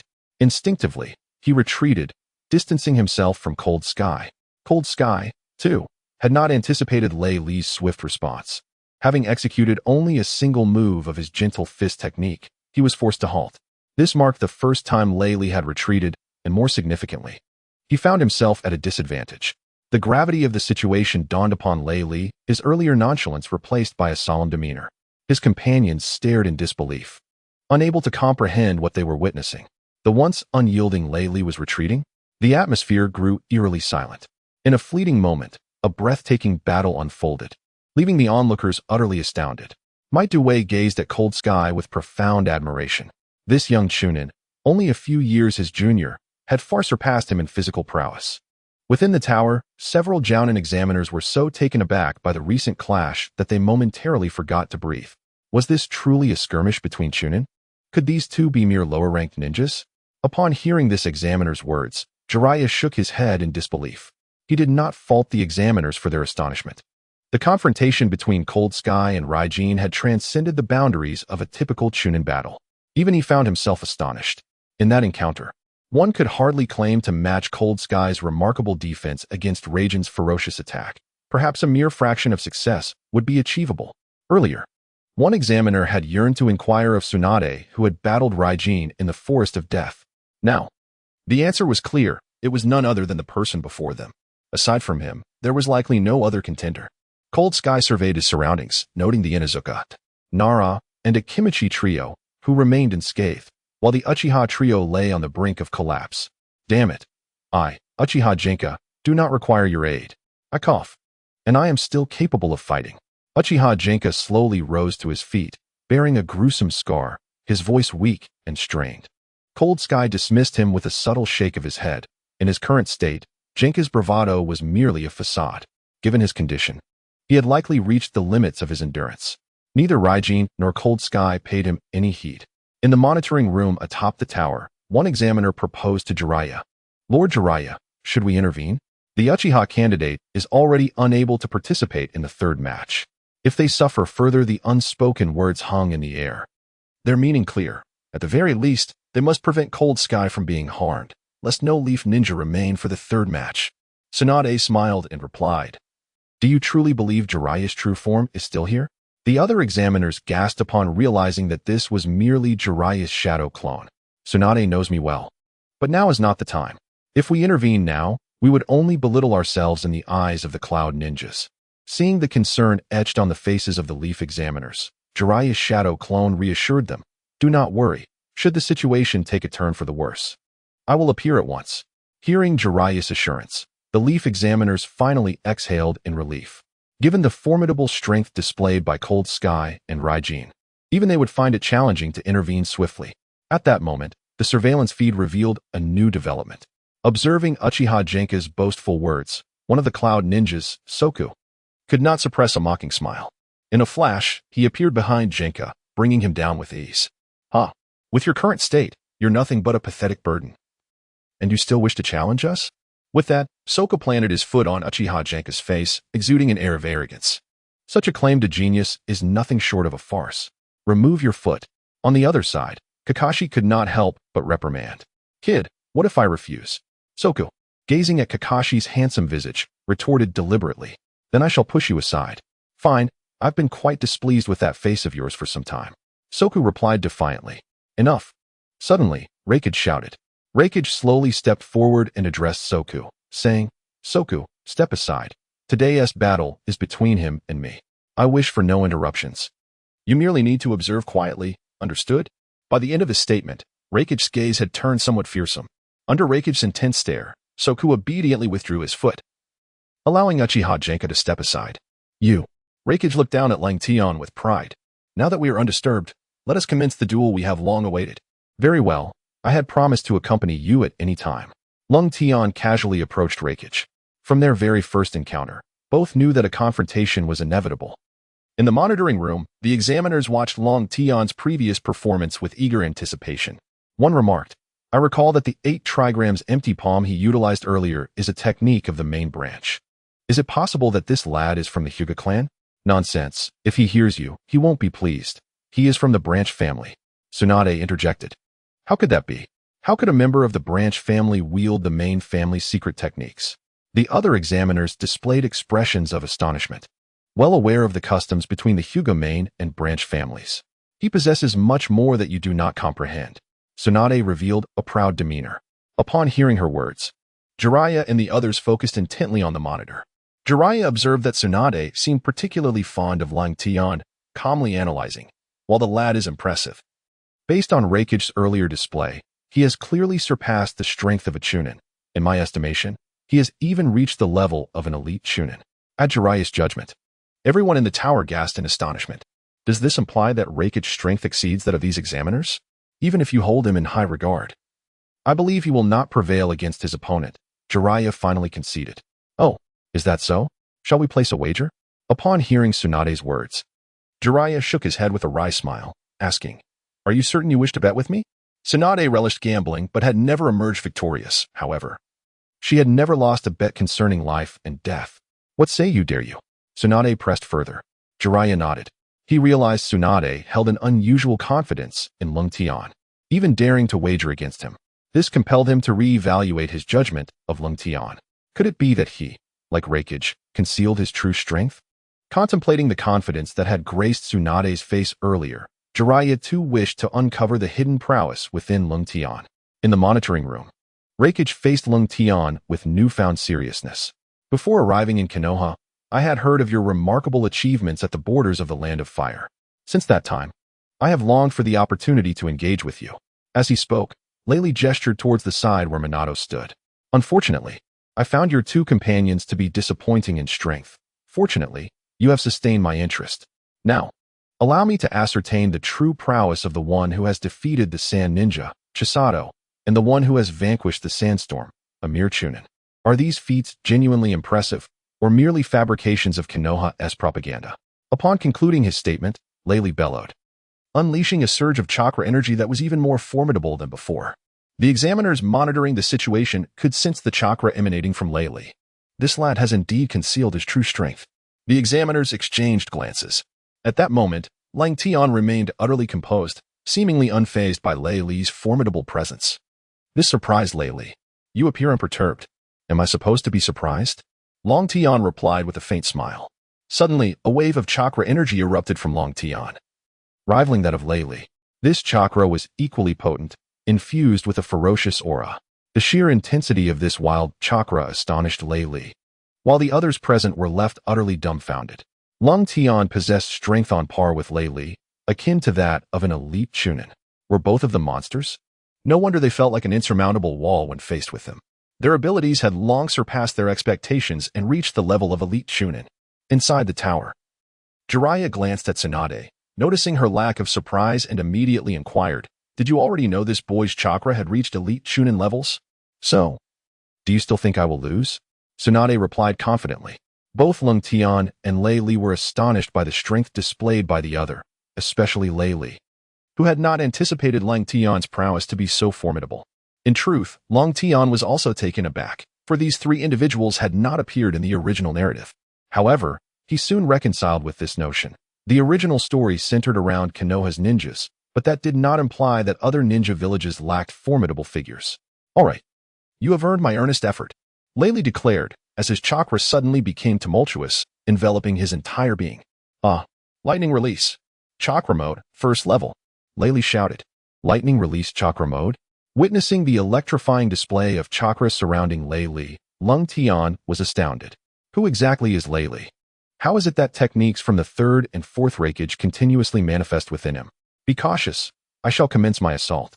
Do not perish too swiftly, or I shall lose interest, Lei Li remarked with a hint of a smile. With a powerful push, Lei Li's feet propelled him off the ground, uprooting the very earth beneath him, while his speed surged to more than double that of before, leaving his previous velocity incomparable. Before he could even evade, Lung Tian was struck by a powerful punch from Lei Li. Ugh! Although Lung Tian had honed his physique, this blow instinctively bent him over, nearly causing him to retch. He must endure. There is more to come. Lei Li flashed behind Lung Tian, delivering a swift axe kick. Humph! Kaiten! Instantly, Kaiten manifested around Lung Tian. Bang! Kaiten thwarted Lei Li's kick. Is this the famed Kaiten of the Hyuga clan? Lei Li was repelled by Kaiten, landing a short distance away. Indeed, it is a remarkable technique, but if you cannot even ascertain where your enemy stands, I dare say Kaiten will prove futile. Lei Li remarked as the figure before him suddenly vanished with a bang, an illusionary clone.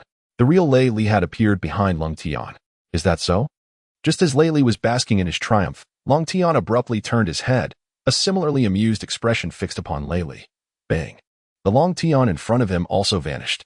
The genuine Lung Tian emerged from behind Lei Li. Within the White Tower, Jiraiya's eyes widened in disbelief. When did he form those hand seals? Bagua KSH. Whoosh. Just as the palm was about to strike Lei Li, he swiftly evaded with his astounding speed. Alas! Inside the tower, Jiraiya sighed.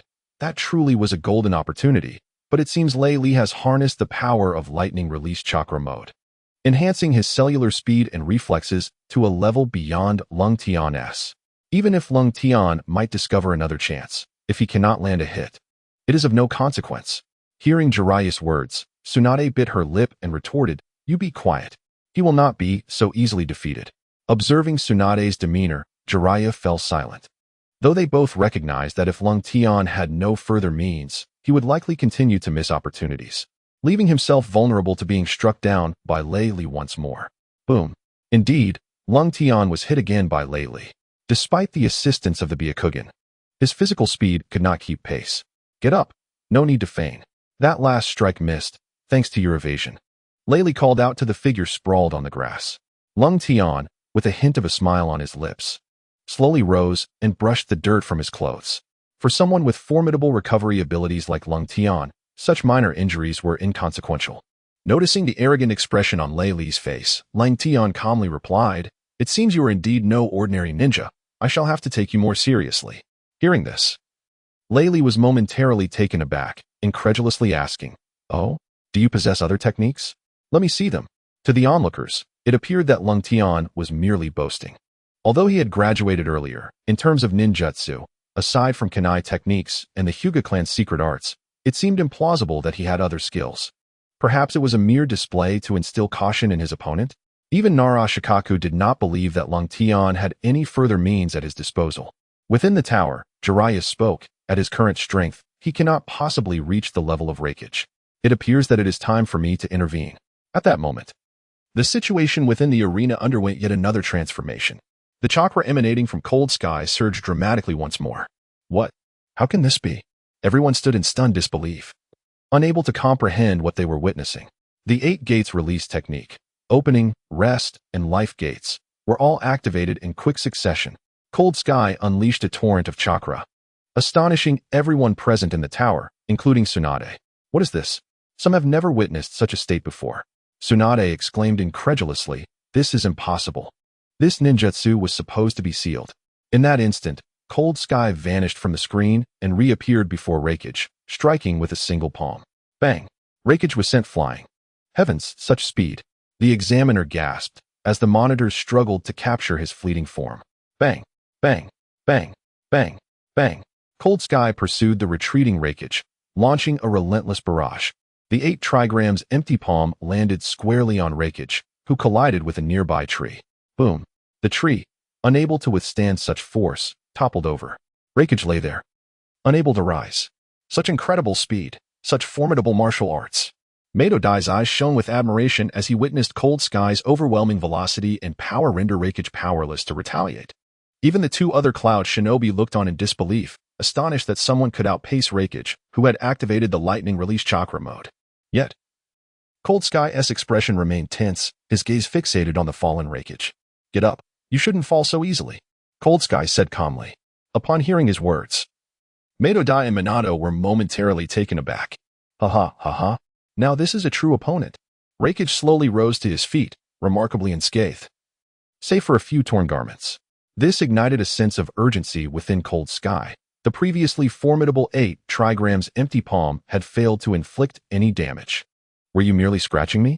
Allow me to demonstrate what true power is. Lightning release chakra mode, 2nd level, force.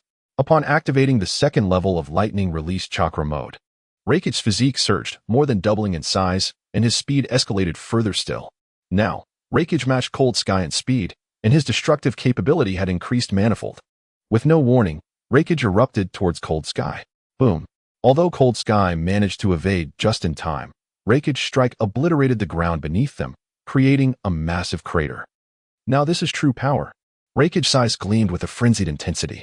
Observing this, Jiraiya suddenly exclaimed, this is bad. The power has exceeded what an ordinary nin can endure. Only an elite nin or nin can withstand such force. Stop. Jiraiya's true form finally manifested within the arena. I hereby announce that the teams of Zhu Ludi and Uchiha have been eliminated. You 2 groups must cease your conflict and continue the search for other volumes of the Book of Earthly Realms. Observing the arrival of a Konoha Jonin, Lei Li sneered at Lung Tian, saying, Humph, so it takes a Jonin from Konoha to ensure your survival? How pathetic. Upon hearing Lei Li's remark, both Minato and Might Guy clenched their fists, realizing that they were utterly powerless during the earlier battle. It seemed that, as Lei Li had stated, only a Jonin could intervene to halt the fighting. Cease your arrogant words. Our battle is far from over. Lung Tian bellowed, his body erupting with a formidable chakra that even approached the level of a Jonin. What? Jiraiya gasped in surprise. 8th gate, opening of the injury gate, open. 5th gate, opening of the limit gate, open. With all 5 gates unleashed, Lung Tian's presence became even more terrifying, enveloped in chakra. Come, let the 2nd round commence. Lung Tian beckoned to Lei Li with a finger. With equal speed and prowess, they engaged in combat, their strikes causing the very heavens to dim and the surroundings to shatter into chaos. This spectacle left everyone in the monitoring room utterly astonished. What sort of ninja possesses such strength to participate in the Chunin exams? When did Konoha give rise to such formidable individuals? As Lung Tian and Lei Li battled, numerous other candidates cautiously approached, initially shocked but now thoroughly intimidated. Who would dare attempt to seize the techniques from either of these 2 groups? Such an act would be tantamount to courting death. Haha, what a thrill. After exchanging dozens of blows, Lei Li was the first to change tactics. Lightning release, thrust. This time, Lei Li's chakra enveloped not just his hand, but his entire arm, rendering his thrust far more powerful than before. Observing the formidable chakra, Lung Tian chuckled. Did no one inform you? The Hyuga clan of Konoha possesses the strongest defense. Returning heaven, Lung Tian proclaimed. Let us see whether our Cloud Ninja's thrust is mightier than your defense. The thrust and returning heaven collided. Yet the potent returning heaven did not immediately repel Lei Li's assault. Push through, Lei Li commanded. his arm crackling with lightning as his fierce thrust tore a gaping hole through returning heaven. This scene left the Konoha Chunin in disbelief. Some even closed their eyes, unable to watch. Facing such a powerful thrust, Rengtian within returning heaven seemed unlikely to survive. Even Jiraiya had not anticipated this outcome and realized he could do nothing to intervene. With a resounding crash, returning heaven dissipated, revealing it to be empty. Where is he? Lei Li's mind went blank. Just then, Rengtian appeared behind him. When did he? Lei Li had no time to react. 8 trigrams, empty palm. This time, Rengtian concentrated all his chakra into both palms, unleashing the 8 trigrams empty palm upon Lei Li. Lei Li was abruptly sent soaring into the sky, only to crash heavily back to the ground. Lying there, he suddenly coughed up blood yet continued to laugh maniacally. 2 distinct palm prints marred his chest, evidence of the close-range assault delivered by Rengtian. Has he been defeated, unable to accept the reality? Muttered some lower ninjas observing from a distance. The remaining 2 members of the Cloud Ninja Trio displayed expressions of panic and fear. Hey, hurry and carry him away for treatment. We can't let him keep laughing here. Meidodai urged the other 2 Cloud Ninjas. You fools, you've stirred up trouble. He's about to go berserk. What? Does he still have a hidden card? At that moment, upon hearing Chong and Su's words, not even Rengtian, let alone Jiraiya, could believe it. Yet, Lei Li slowly rose to his feet, exclaiming, what a thrilling moment. Fortunately, I managed to activate my final level of lightning release mode. As Rengtian observed Lei Li's cold gaze, he suddenly noticed that, at some point, Lei Li's physique had reverted to its original form. You are the first to compel me to utilize my 3rd lightning release. Lei Li's demeanor had shifted from frenzied to composed, which rendered him even more terrifying. Furthermore, Rengtian noted that Lei Li had not only slimmed down, but his skin had darkened, or perhaps it was more accurate to say it had become tougher. Noticing Rengtian's scrutiny, Lei Li smirked and pointed to his skin, saying, this is my 3rd level of lightning release chakra mode. Offensive, defensive, and swift. Humph. Stop boasting. Rengtian replied through gritted teeth. Enduring the pain from having opened 5 gates and having recently executed techniques he was not well versed in, which left his body aching and his chakra nearly depleted. Then why not give it a try? Lei Li retorted nonchalantly, a mocking expression gracing his face. Or are you too afraid? Roaring in indignation, Rengtian had never been so underestimated. He dashed forward with a body flicker technique. 8 trigrams, empty palm. With a resounding bang, the smoke cleared, revealing Lei Li standing unscathed. Is that all the power your 8 trigrams empty palm possesses? Or have you exhausted most of your chakra, diminishing its effectiveness? How can that be? Rengtian hesitated. And in that instant, Lei Li charged forward. Bang! Their fists were intercepted by a figure. Jiraiya. Was it my lack of clarity or your inability to comprehend? Jiraiya stated calmly. Yet his imposing aura made it clear to everyone around that he was furious. Who is this person? Able to so effortlessly block my 3rd level of lightning release chakra mode? Lei Li was astonished by the intruder's strength. Rengtian, already aware of Jiraiya's identity, felt no surprise. Humph. Realizing he had lost the opportunity to strike, Lei Li had no choice but to withdraw.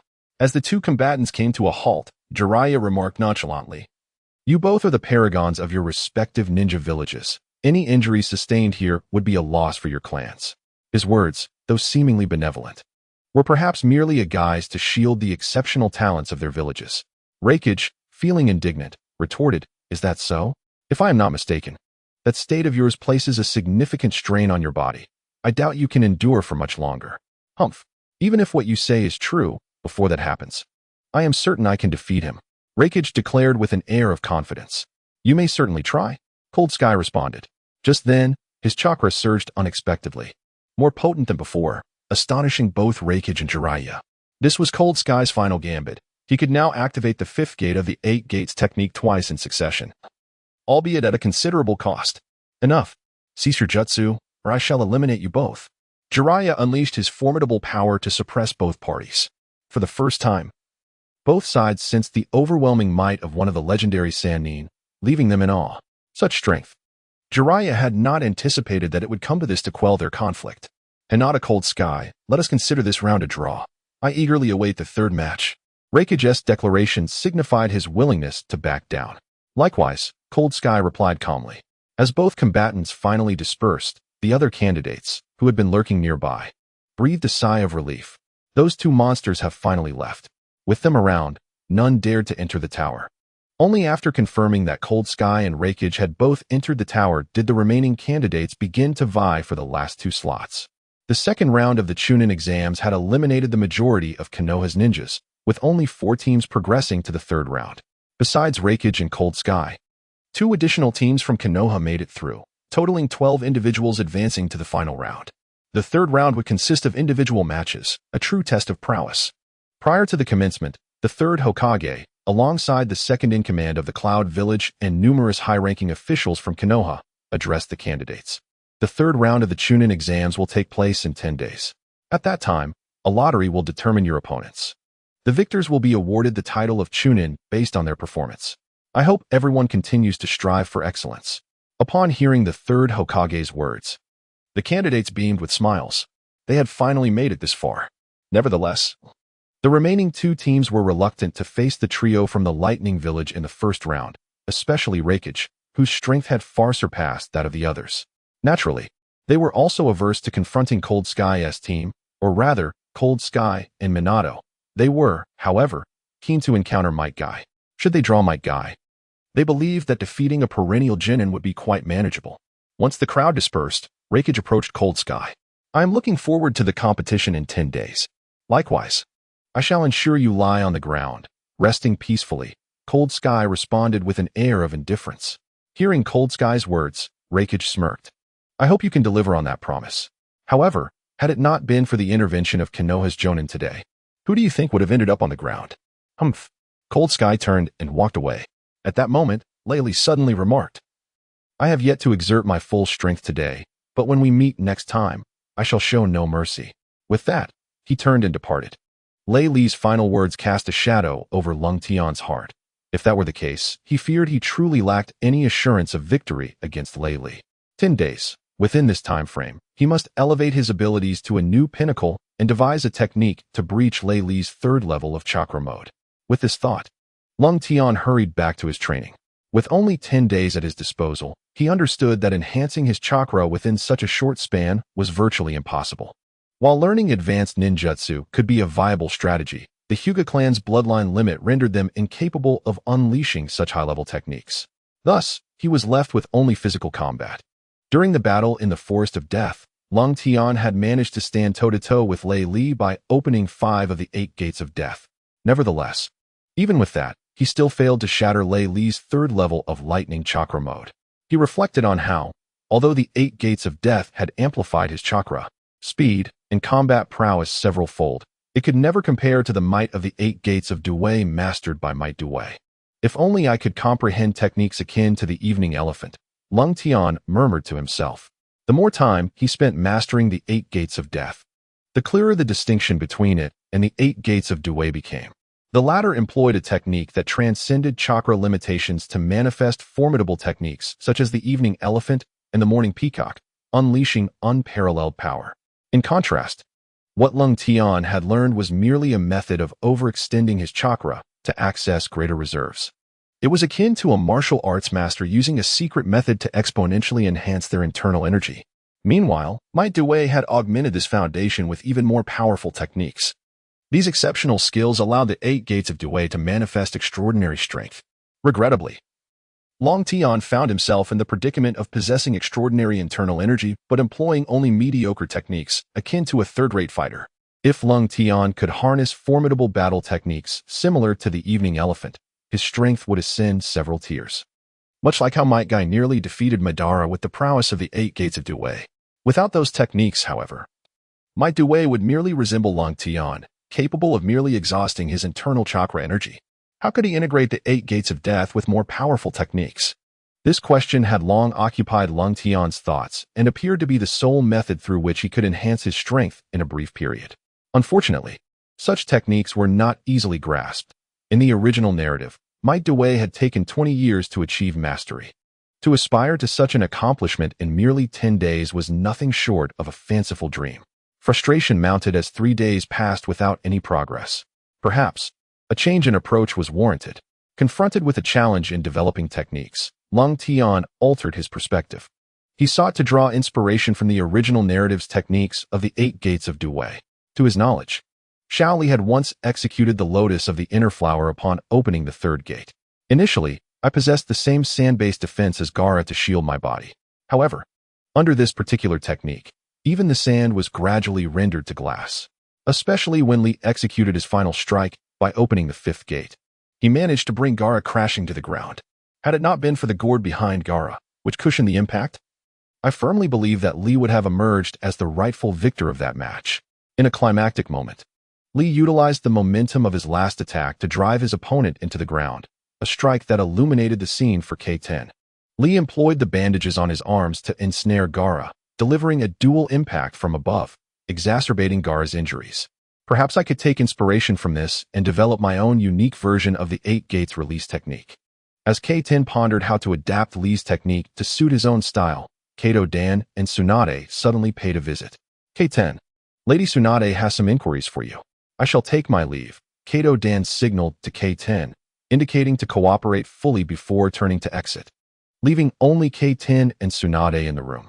Upon witnessing Tsunade's serious expression, K10 had an inkling of the nature of her questions. As anticipated, after Dan departed, Tsunade immediately inquired, K10, tell me truthfully, where did you learn the 8 Gates release technique? Indeed, this was the question. K10 had been prepared for it. Having previously conspired with Kushina to provide a consistent narrative, it was Kushina who taught me, K10 replied nonchalantly. That girl Kushina, she is utterly reckless. Does she not understand the dangers of this ninjutsu to teach it so carelessly to others? Upon hearing K10's response, Tsunade's demeanor softened, albeit with a hint of exasperation. The third Hokage had previously mentioned Kushina's theft of the sealing technique and her mastery of the shadow clone technique. That must have been when it occurred. With this thought in mind, Tsunade pressed further. Aside from this technique, did she teach you any other ninjutsu? No, I only learned this one. Just as Tsunade sighed in relief, K10 suddenly added, she also taught Minato a few ninjutsu, but I am unaware of what they were. K10 took the opportunity to voice his complaint, not intending to implicate Minato, as it would be quite peculiar for him to be the only one to learn such techniques. Moreover, K10 was aware that Minato had indeed mastered a few ninjutsu. With a thud, Tsunade felt a trickle of sweat form on her forehead upon hearing K10's words. That girl is going to stir up trouble. Setting aside Kushina's matters, Tsunade fixed her gaze on K10 and said, in truth, the third instructed me to inquire about the 8 Gates release technique. However, rest assured, I will personally explain this to the third. Upon hearing Tsunade's words, K10 felt a wave of relief wash over him. He knew that with Kushina's loose tongue, it was only a matter of time before the truth came to light. Thankfully, he had previously coordinated with both Kushina and Minato, assuring that the third would not suspect him. Tsunade had been closely observing K10, knowing that the 8 Gates release technique was exclusive to their Senju clan. To her knowledge, there had been no successful instances of its use by anyone outside the Senju clan. In the upper echelons of Konoha, there had once been an experiment, but all the ninjas who underwent the training suffered severe damage to their chakra pathways, leading to its prohibition. However, the young man before them had unlocked the 5th gate without any harm to his meridians, a veritable miracle. No wonder during his last examination, it was revealed that his chakra pathways were gravely injured. This was indeed the reason. Contemplating this, Tsunade suddenly inquired, are you still troubled about how to defeat that cloud ninja? Cold Sky nodded. The third level of Thunder's lightning release chakra mode not only boasted remarkable speed and immense power, but also possessed formidable defensive capabilities, akin to wearing armor. Much like Gaara's sand armor. Although Cold Sky could attain comparable strength to Thunder S through the 8 Gates release technique, he lacked the mastery of the techniques associated with the 8 Gates, rendering him unable to execute the hidden lotus to shatter Gaara's armor as Lee did. Once the effects of the 8 Gates release technique wore off, it was highly likely that he would be the one to be defeated. Thunder ultimately claimed he had yet to exert his full strength, and Cold Sky surmised that this full strength likely referred to the various transformations of the Hell Stab. Much like the 4th Reikage, when he unleashed the dual-fingered Hell Stab. The sheer force was so overwhelming that even Cold Sky could not ascertain whether his reversal technique could withstand it. Noticing the troubled expression on Cold Sky's face, Tsunade suddenly made an astonishing remark. Perhaps I can assist you in defeating that cloud ninja. Taken aback by her statement, Cold Sky lifted his gaze in surprise. I possess a secret technique that can amplify your strength dozens of times in a short span, And with your mastery of the 8 gates release technique, you could become even stronger. Upon hearing Tsunade's words, Cold Sky immediately thought of her monstrous strength. During his readings of the original Naruto, he had always felt that Tsunade's extraordinary power was akin to the 8 gates release technique. Although Sakura's strength would later prove formidable, it was evident that it paled in comparison to Tsunade's. Furthermore, the key difference was that Tsunade's strength was not static, it could surge dramatically. Once Cold Sky learned the 8 gates release technique, he began to suspect that Tsunade's monstrous strength bore the influence of the 8 gates, particularly since she belonged to the Senju clan. With this in mind, Cold Sky suddenly asked, Lady Tsunade, is the secret technique you mentioned related to the 8 gates release technique I am studying? Tsunade was taken aback by his insight. This boy was truly remarkable, able to make such connections. Realizing this, Tsunade no longer concealed the truth. Indeed, my secret technique is known as monstrous strength, which concentrates the majority of one's chakra into a pair of fists. Cold Sky's eyes brightened at her revelation. If all the chakra's power were focused into his fists, what tremendous force that would unleash. It was no wonder that Tsunade could render her foes helpless with this singular technique. One strike can conquer 10. This ninjutsu was inspired by ancient texts from the Senju clan. I believe it was devised by a formidable ancestor dissatisfied with the side effects of the 8 gates release technique. He proposed the formation of a chakra reservoir within the body, storing all chakra in this reservoir, allowing for a powerful outburst during battle, rivaling the might of the 8 gates release technique. Tsunade revealed her jade arm and pointed to a specific spot marked in red, stating, "This is the chakra dantian I have developed." Upon hearing her words, Lung Tian grew increasingly puzzled, realizing that the concept of a dantian should not exist in the world of Hokage. Could it be that this formidable member of the Senju clan was also a traveler from another realm? Tsunade continued to elucidate that esteemed predecessor had a commendable idea, yet unfortunately, it was never realized. He proposed a location below the abdomen, which did not yield optimal results. Hence, I improved upon this secret technique by relocating the chakra dantian to the arms. By mastering this dantian, one can channel all the chakra energy within the body to concentrate here. Even without the 8 gates release technique, the chakra stored in the body can unleash several times its usual power. After sharing these insights, Tsunade, fearing that Lung Tian might struggle to grasp this concept, cautiously inquired, "Do you understand?" Lung Tian nodded, finding no difficulty in comprehending the idea. It was akin to the dantian in martial arts. Effectively, it was merely relocating the dantian to the arms. Tsunade felt a wave of relief at Lung Tian's swift acceptance of her philosophy. Nevertheless, she cautioned that creating this chakra dantian within the arms was perilous. A misstep could lead to injury, rendering the technique inaccessible to those lacking fine control over their chakra. Tsunade also pointed out the drawbacks of this incredible strength technique. The chakra dantian could not absorb chakra indefinitely and would reach saturation after a certain point. However, even with this limitation, the explosive chakra unleashed could reach magnitudes up to 10-fold, rivaling the power achieved through the 8 gates release technique, Tsunade assured him. Upon hearing her words, Lang Tian felt a surge of excitement, momentarily dismissing the drawbacks of this technique. As long as he could find a way to harness the power of the 8 gates release technique, that was sufficient. Suddenly, a thought struck him, and he asked, "Lady Tsunade, have you also trained in the 8 gates release technique?" Tsunade was taken aback by Lung Tian's perceptiveness and nodded in affirmation. Seeing her response, Lung Tian finally understood why Tsunade's incredible strength was so formidable in the original narrative.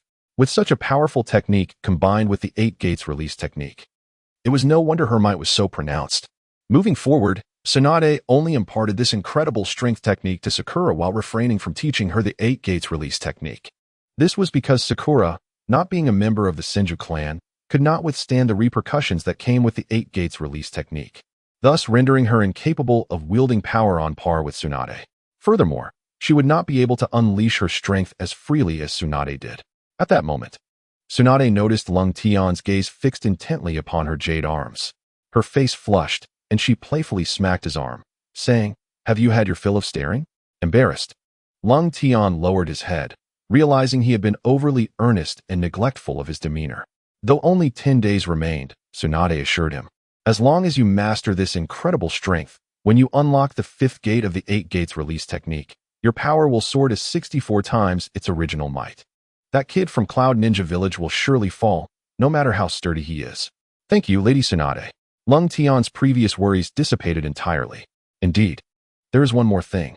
I have already spoken with Kato Dan on the way, and I wish to take you as my disciple. Are you willing? As this conversation unfolded, Tsunade cast a nervous glance at Cold Sky. Upon hearing her words, Cold Sky experienced an epiphany. It was no wonder Tsunade was so eager to impart the secrets of the monstrous strength technique to him. However, considering that this matter had already received the approval of Teacher Cat D, who surely wished for his agreement. A joyful smile illuminated Cold Sky's face as he nodded and expressed his gratitude, saying, "Thank you, Teacher Tsunade." Seeing Cold Sky's agreement, Tsunade also smiled. Initially, she had been concerned that Cold Sky might struggle to master the technique, and thus she had meticulously shared her own experiences with him. Unbeknownst to her, Cold Sky possessed the ability of internal vision, allowing him to control his chakra with remarkable ease. When Cold Sky demonstrated the red dots on his arms to Tsunade, her expression was one of sheer astonishment. It is worth noting that she had spent half a year developing her own chakra reservoir, while Cold Sky accomplished this feat in merely half a day. In that moment, Tsunade finally grasped the sentiments that Teacher Cat D must have felt. She was left to ponder what kind of extraordinary talent she had taken under her wing. After mastering the monstrous strength technique, Cold Sky could feel the immense power coursing through his arms. Should he choose to employ the Eight Gates release again, the force he would unleash would be several times greater than before. This time, he was determined to break through Rakich's defenses. Later, Cold Sky escorted Tsunade outside. Cat D, who had been waiting outside, did not inquire about Tsunade's conversation with Cold Sky. Instead, he cautioned Cold Sky to exercise utmost caution during the third assessment, particularly when facing Rakich. He emphasized that if the situation became dire, conceding defeat would not be a matter of shame. However, noticing the resolute glint in Cold Sky's eyes, Cat D understood that defeat was not an option in his mind. Rest assured, I have high hopes for this young man. How about a wager? Tsunade playfully remarked as she patted Cat D on the shoulder. To her surprise, Cat D immediately waved his hands in refusal. He was well aware that Tsunade had never won a bet and had no desire to jest about such matters. Cold Sky chuckled softly. After Tsunade and Cat D departed, he began to store his chakra within his reservoir. Possessing the ability to control chakra, Cold Sky quickly filled his reservoir to capacity. In that moment, he truly felt the immense power of the monstrous strength technique that Tsunade had taught him. For the past few days, Cold Sky had been diligently training in the dense forest. Yet, he was not satisfied with the enhancements brought by the monstrous strength. He aspired to create techniques that could rival the Eight Gates. After completing his training that day, Cold Sky suddenly declared, "Come forth. You have been tailing me for days. It is time to reveal yourself." Upon hearing his words, a figure quietly emerged from the distance. It was Might Guy? Cold Sky had known from the very beginning that it was Might Guy. He simply chose to address it today. Looking at Might Guy, Cold Sky smiled and inquired, "Is there something you wish to discuss, Brother Guy?" Hesitating at Cold Sky's question, Might Guy's face flushed crimson as he stammered, "Well, actually." He repeated actually several times, struggling to articulate his purpose. Cold Sky could already surmise a portion of his intent, but he was intrigued to see Might Guy in such a shy state. Finally, with his eyes shut tight, Might Guy exclaimed loudly, "What I truly want is to ask you to teach me the martial arts technique you used that day. I wish to learn." Upon finishing, Might Guy could not bring himself to open his eyes. Simultaneously, he dared not harbor hope in his heart. For how could such formidable ninjutsu possibly be imparted to others by a ninja of that caliber, especially one as lowly as himself, a mere low-ranking shinobi? Yet, the fervent desire to grow stronger burned within him. The only skill he possessed was physical combat. The powerful techniques displayed during the battle in the Death Forest against Raikiri represented the sole opportunity for Might Guy to enhance his abilities. Thus, even if there existed but a 1 in 10,000 chance, he was resolved to make an effort, fully prepared for the possibility of rejection. At that moment, he heard Ling Tian respond, "Very well. I agree." Upon hearing Ling Tian's reply, Might Guy instinctively exclaimed, "Really?" He then widened his eyes in astonishment, taking a moment to process the words. With a face alight with excitement, he inquired, "What did you just say?" Long Tian smiled and replied, "I said I can teach you." Once he confirmed he had not misheard, Might Guy found himself momentarily stunned, unable to believe that Ling Tian had acquiesced so readily. During the days he spent learning from Tsunade, Lung Tian had come to know many secrets regarding the 8 Gates released formation. Previously, Konoha had selected a few individuals for experimentation, seeking to gather data to determine if the 8 Gates technique could be disseminated. However, the side effects of the technique proved too much for anyone but the Senju clan to endure, leading to the eventual cancellation of the project over time. Perhaps it was due to his time traveling that he subtly altered certain plot lines. Had it not been for his arrival, Might Dai might have received the 8 Gates technique at that very moment. According to the original storyline, it is likely that, after witnessing numerous failures, Konoha's higher-ups would have suspended the experiment.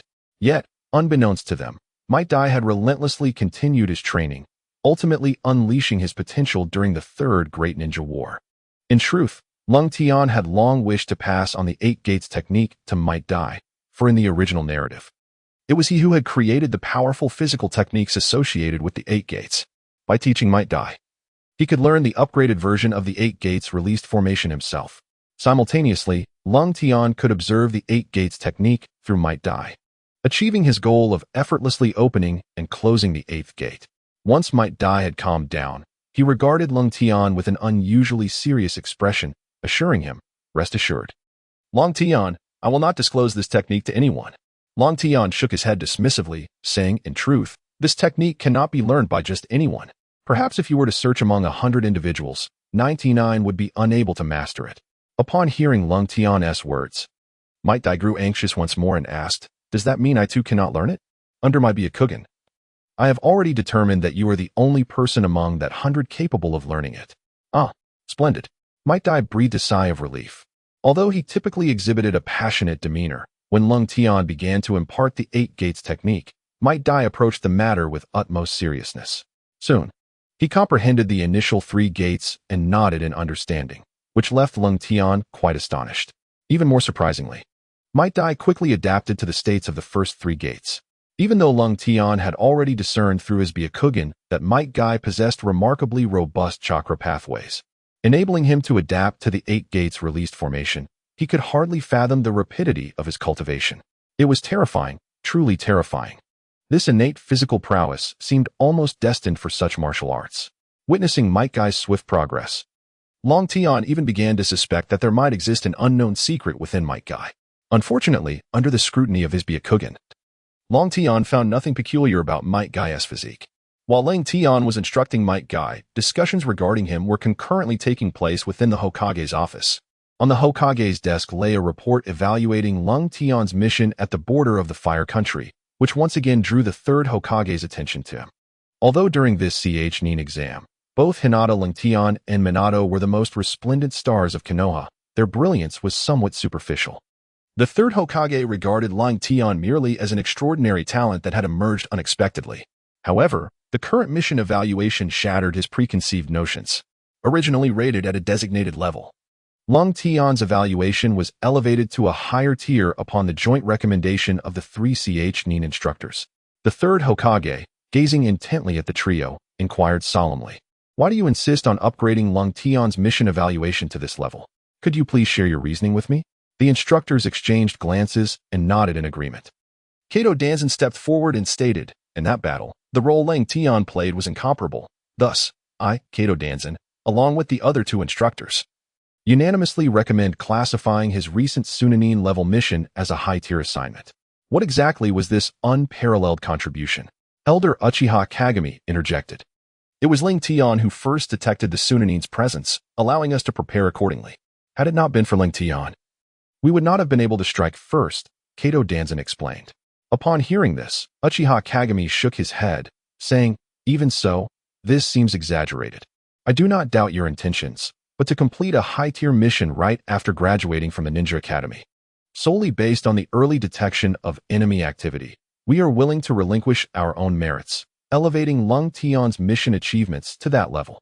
Kato Danzan's declaration astonished everyone present, leaving even Uchiha Kagami momentarily speechless.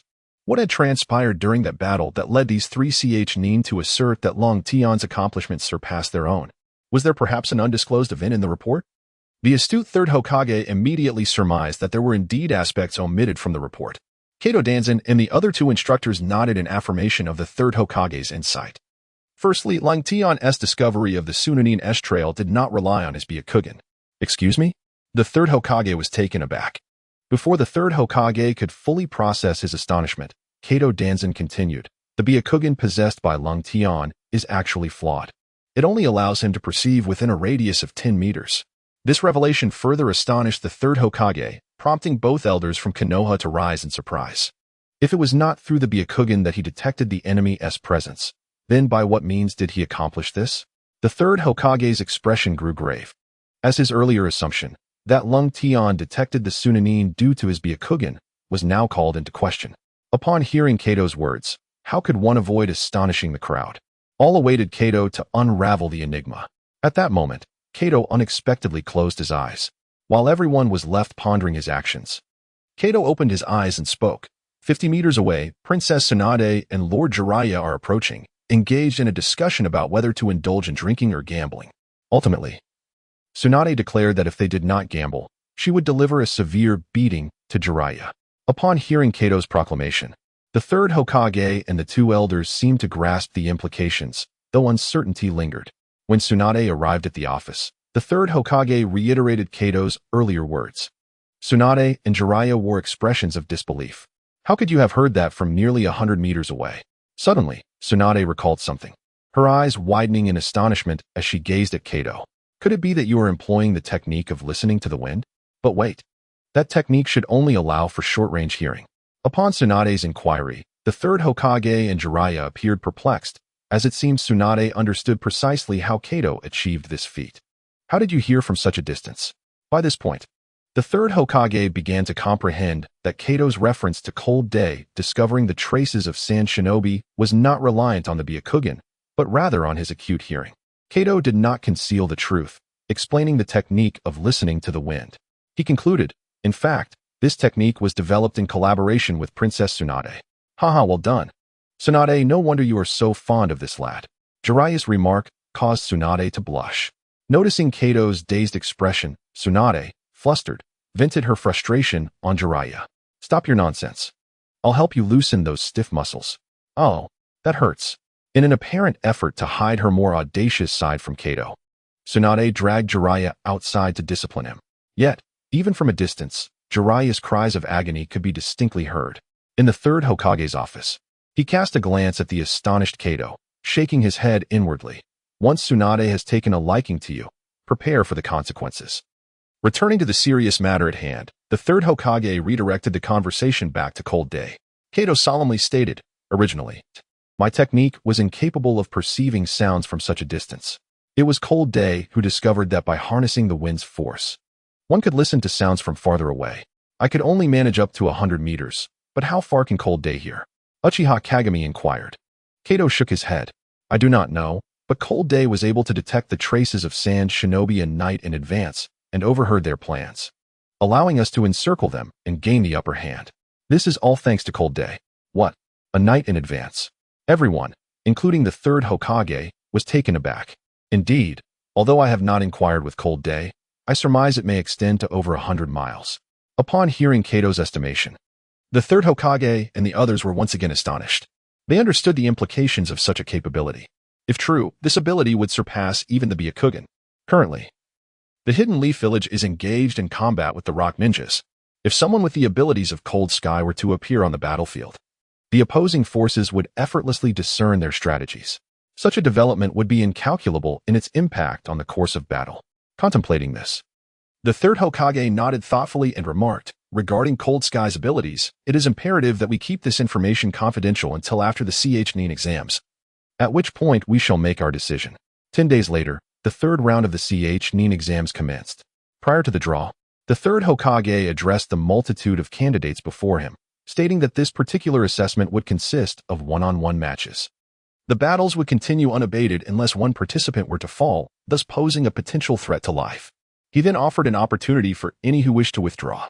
Yet, none chose to step back. The third Hokage nodded in satisfaction, and his gaze shifted to Cold Sky, the boy lauded by Kato Duan for possessing a flawed Byakugan, yet having devised an exceptional ability akin to the ear of the wind. The third scrutiny made Cold Sky feel a twinge of anxiety. Could the old man still be contemplating the matter of the sealing book?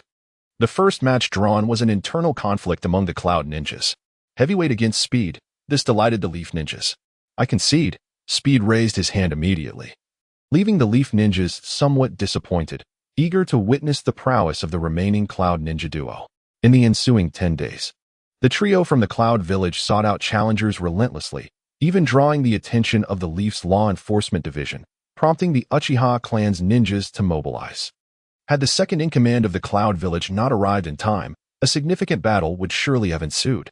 In the second match, Cold Sky was pitted against one of the Leaf's exam participants. As he stepped onto the arena, he sensed a palpable animosity emanating from his opponent. I am Inoha. You are Hyuga Cold Sky.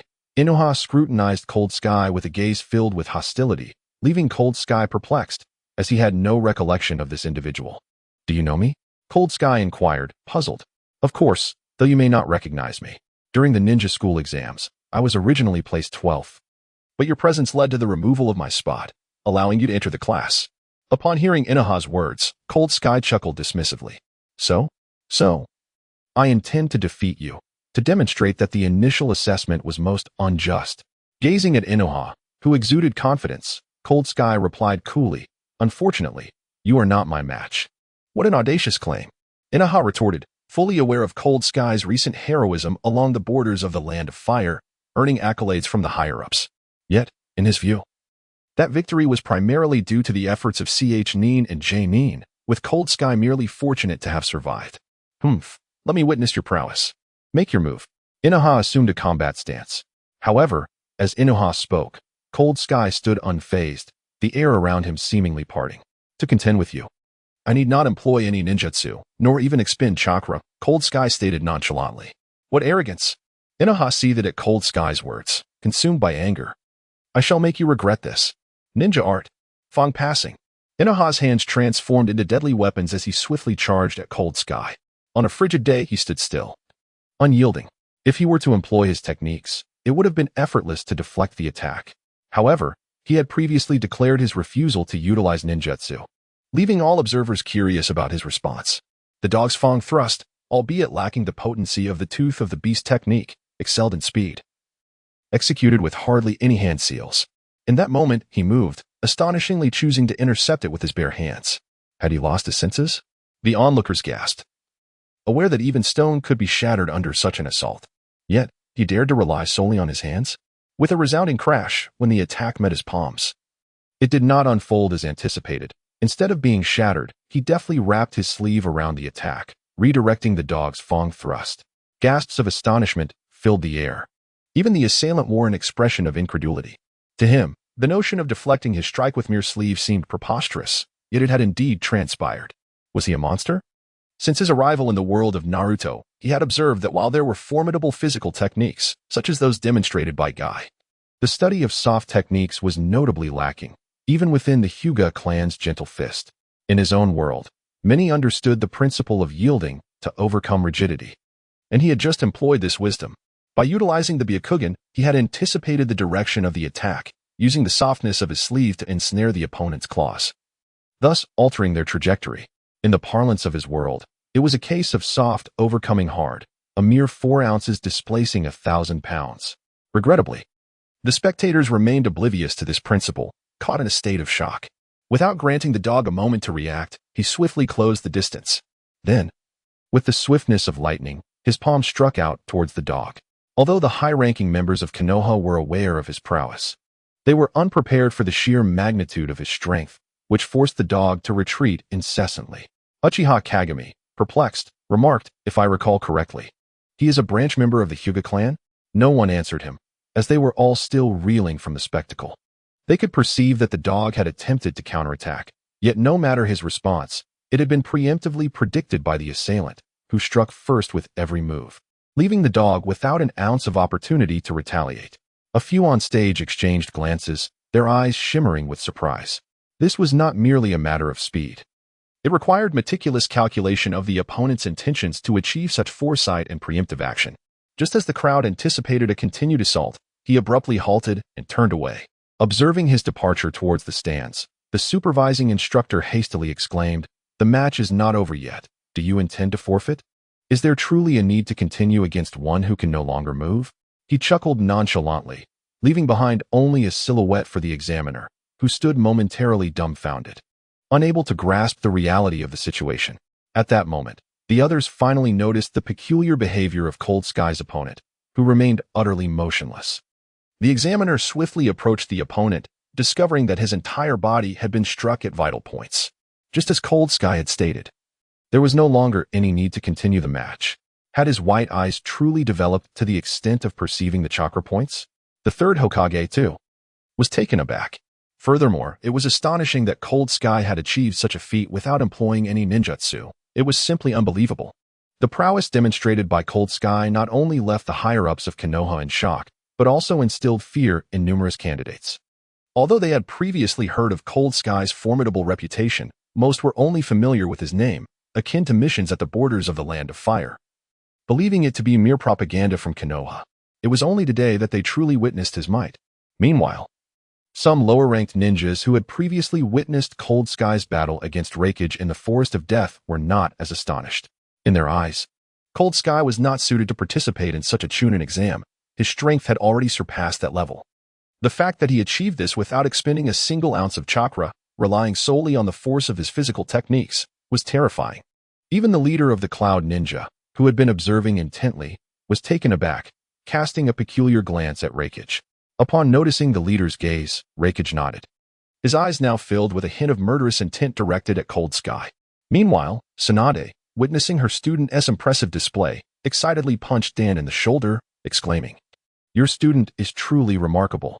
Dan rubbed his shoulder, aware that Tsunade's action had been unintentional, yet the pain it caused was considerable, reminding him of the pitying looks he had received from many in the Hokage's office.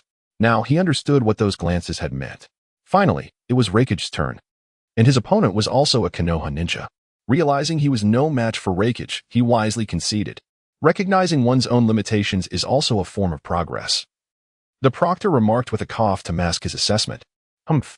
Raikage scoffed at this, casting a disdainful look. He turned a glance at Cold Sky, a mysterious smile curling at the corners of his mouth. "You are my prey." The fourth round featured a contest between two Konoha candidates, with a tall contestant ultimately emerging victorious. In the fifth round, it was Minato's turn. The remaining two candidates anxiously stared at the large screen. For the next opponent was Might Guy. Compared to others, whoever could seize this opportunity was guaranteed advancement. In the end, a girl became Minato's opponent. Although she felt somewhat disappointed, upon seeing the handsome face of Minato Namikaze, she blushed and said, "Minato, I cheer for you. You must become a Chunin." After saying this, she weakly raised her hand and declared, "Referee, I concede." TCH. At that moment, Kushina displayed an unhappy expression. Observing Kushina's demeanor, Cold Sky quickly distanced himself. When the last Konoha genin faced Might Guy, he wore an expression of sheer ecstasy. "Haha, fortune favors me. The lottery prize has been drawn, and astonishingly, it was you, the perennial genin." Haha. The candidate was so elated that he could hardly stand. This caused the proctor to furrow his brow and address Might Guy, stating that the competition was about to commence. Might Guy assumed a combat stance, yet his opponent, perhaps overwhelmed by joy, displayed no response whatsoever. "Hey, the competition has begun," Might Guy shouted. It seemed as though his words fell on deaf ears as the candidate continued to laugh uncontrollably. "Well, I shall not hold back." Upon finishing his declaration, Might Guy swiftly closed the distance. It was only then that the candidate exhibited a look of surprise. "What is happening?" While pondering this, Might Guy had already circled behind him. With a swift kick, he sent his opponent sprawling. Losing his balance, the candidate was sent soaring through the air. Konoha's blossoming lotus, Might Guy exclaimed as he leaped into the air, adhering to his opponent's back before executing a throw. Bang! The opponent fell unconscious. Cold Sky, witnessing this maneuver, was momentarily taken aback. It bore a striking resemblance to the 8 Gates blossoming lotus technique that he had previously suggested to Might Guy. To his astonishment, Might Guy had grasped it so quickly. The fact that Might Guy emerged victorious left the onlookers dumbfounded. Although the opponent's carelessness played a role, it was indeed embarrassing to be easily defeated by a perennial genin. Only a few jonin furrowed their brows slightly. They had never witnessed the physical techniques employed by Might Guy before, and discussions ensued. Is this truly that perennial genin? When did he acquire such formidable techniques? Observing the whispers among the crowd, it seemed that the attention had shifted beyond Cold Sky and Thunder Power prompting the second-in-command of the Cloud Village to curiously inquire. One of the Leaf Village Jonin chuckled. If you were aware that he was once dubbed the perennial Genin, you would understand the reason for such discussions. Upon hearing this, the leader of the Cloud Village nodded. It is not surprising for a strong individual to defeat an enemy. However, for a last-place Genin to triumph over a candidate who typically performed well is indeed remarkable, despite everyone believing it was due to the opponent's carelessness. Ultimately, 6 individuals advanced to the second round: Cold Sky, Minato, Might Guy, Thunder Power, Heavy, and another Leaf Genin from a different class. Alright, your matches will take place this afternoon at the Leaf Village's training grounds, the proctor stated blandly, allowing them to rest for the time being. The training grounds were already filled with spectators. This also served as a means for the Leaf Village to display its strength, instilling confidence in the villagers regarding the ongoing war. The draw for opponents was quickly determined.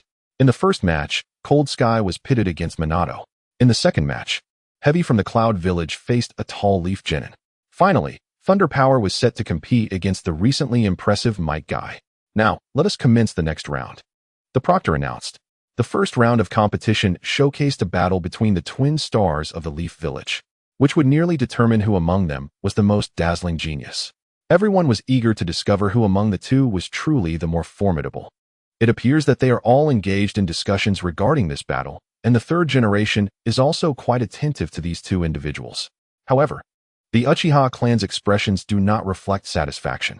In this round of the CH-9 exams, not a single candidate from the Uchiha clan advanced to the third round. All were eliminated in the second round, despite their awareness that figures such as Uchiha Genka were defeated solely due to their encounter with the trio from the Cloud Village. They remain unable to accept this reality. Upon returning, there will undoubtedly be a renewed emphasis on rigorous training for the clan's younger members. They must not allow the Hyuga clan to gain an upper hand. Little does Cold Sky know that this particular CH-9 exam has led to an intense and punishing regimen for the Uchiha youths from their elders, which, in turn, has indirectly fostered growing animosity toward Cold Sky among them. For every complaint of fatigue or struggle, the elder members of the Uchiha clan would mock them with references to the exam, reminding them that even the lowest-ranking members of the Hyuga clan made it to the final round while they were all eliminated. How could they still have the audacity to plead for mercy? At this moment, as Cold Sky and Minato make their entrance, all spectators are filled with anticipation. Last time I conceded, but this time will be different, Minato asserts. Oh? Have you devised a strategy to counter my heavenly return? Cold Sky inquires with curiosity. You will find out shortly, Minato replies with confidence. I eagerly await that moment. The two engage in a brief exchange before their gazes sharpen with determination. Both are acutely aware of the significance of this battle, each viewing the other as their foremost rival. Be careful, Cold Sky. Minato warns before swiftly accelerating, not charging directly forward, but rather moving rapidly around Cold Sky. Attempting to find a flaw in my defenses this way? Perhaps it may work on others, but under my Byakugan, you will find no opportunity. With that, Cold Sky's eyes narrow as he activates the Byakugan. The entirety of the surroundings becomes visible to him, rendering Minato unable to evade his gaze. Minato, understanding that Cold Sky has activated the Byakugan, suddenly alters his course and rushes toward Cold Sky. 8 trigrams, empty palm. Cold Sky, already fully aware of Minato's position, does not even glance and delivers a strike from a distance. Bang! The 8 trigrams empty palm connects with Minato. At that moment, the struck Minato dissipates into a cloud of smoke. Shadow clone technique? Is that where you are? Cold Sky smiles, turning to his left. Whoosh! A large shuriken appears before Cold Sky. Humph! Such trivial tricks won't deceive me. He effortlessly evades the attack. Oh really? Minato, now facing Cold Sky, suddenly grins.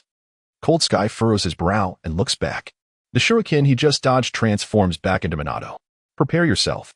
This is Minato's true form. What had appeared before Cold Sky was merely a shadow clone. Minato unleashes his most prized technique, Kunai. Moreover, it is aimed precisely at the singular blind spot of Cold Sky's Byakugan. Indeed, Cold Sky must concede that Minato's plan is exceptionally well conceived. However, his opponent was Hinata Raiden, the one who possessed the Heavenly Return technique. Upon realizing the limitations of his Byakugan, Raiden had remained vigilant. Thus, such an attack could never inflict harm upon him. Heavenly Return. With effortless ease, Raiden deflected Minato as shuriken. I recall stating at the border of the Land of Fire that hidden weapons are ineffective against me.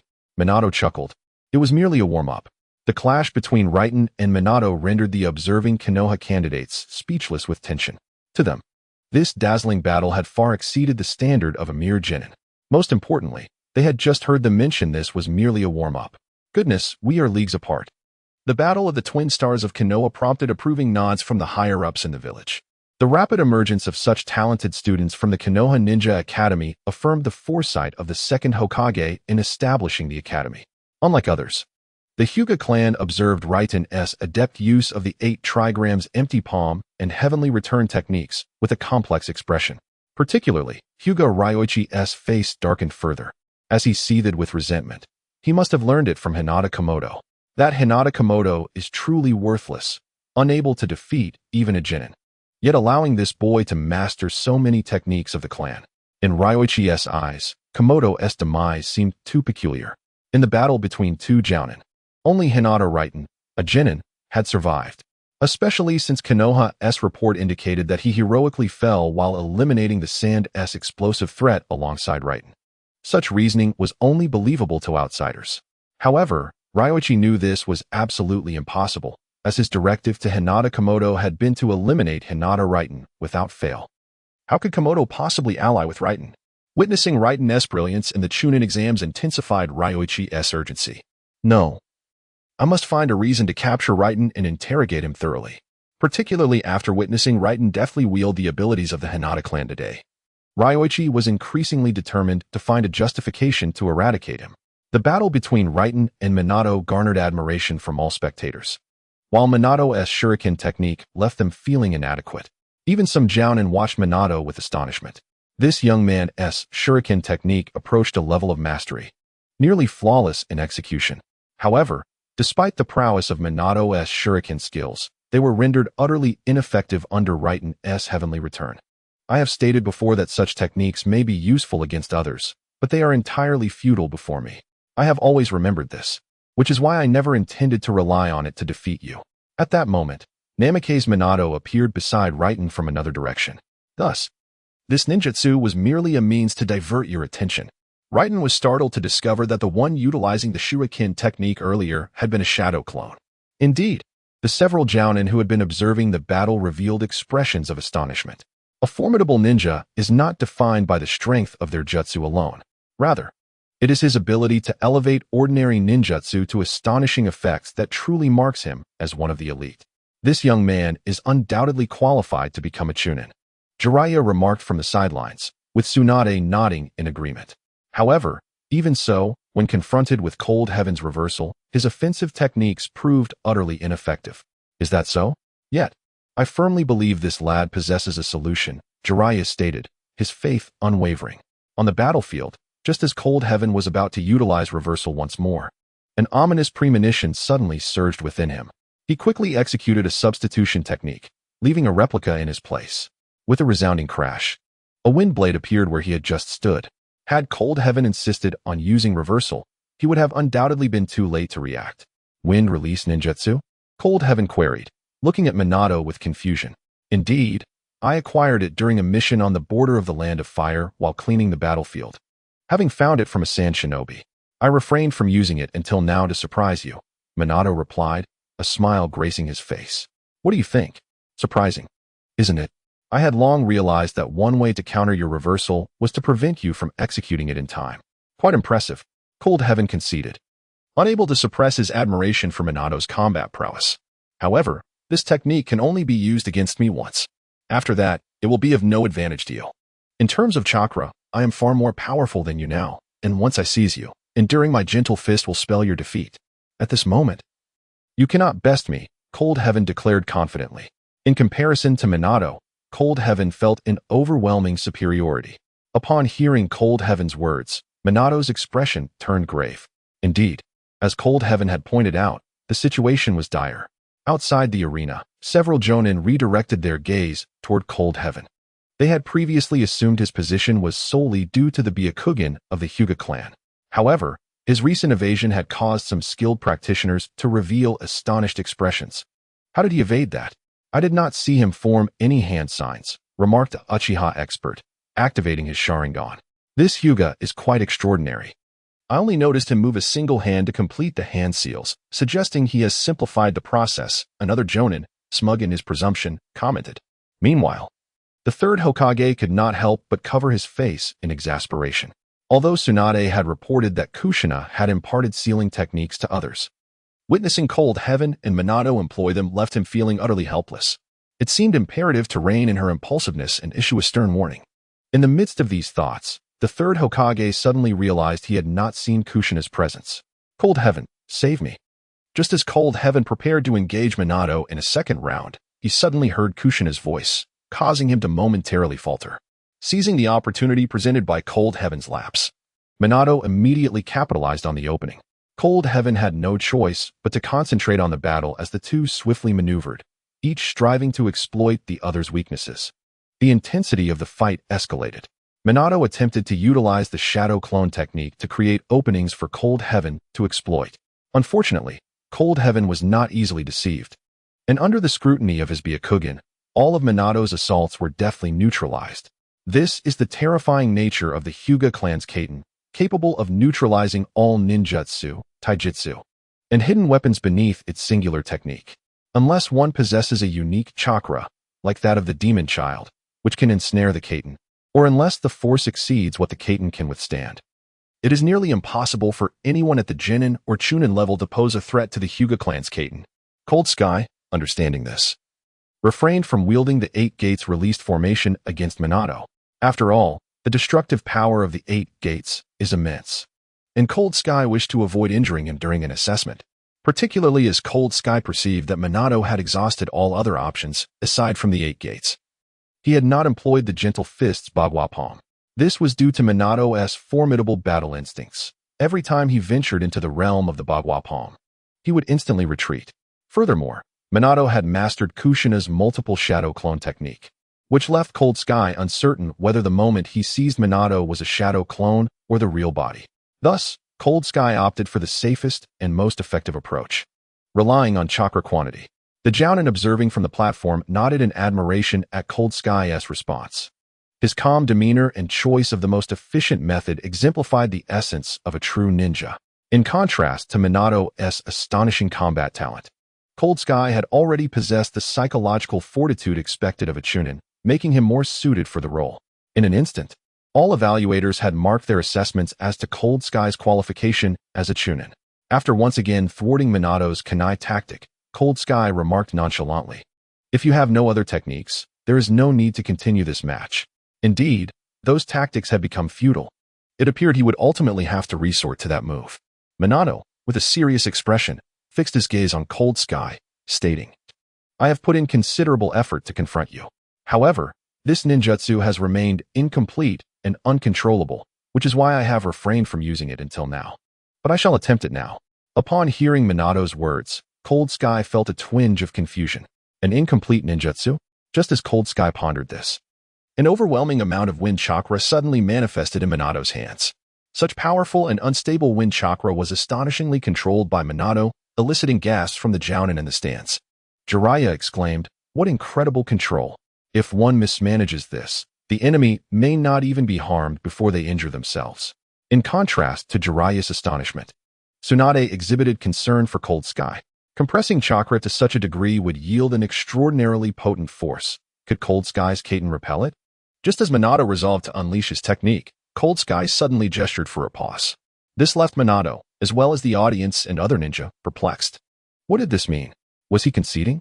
Cold Sky, indifferent to the reactions around him, had already closed his eyes, his acute hearing attuned to a faint call for help. "Help me, Cold Sky." Yes, that was Kushina's voice. He had not misheard. It was indeed her cry for assistance. There, on a frigid day, Rengtian swiftly discerned the direction of Kushina's cries for help, which led directly to the entrance of Konoha village. Suddenly, a scene from the original story came to mind. The ninjas of Kyumogakure, apart from the failed attempts by the brothers Kin and Jin to capture the Nine Tails, had previously kidnapped Kushina. As this realization struck him, Rengtian abruptly looked up, only to find that apart from the leader of Kyumogakure, the other three ninjas had vanished without a trace. Could it be that?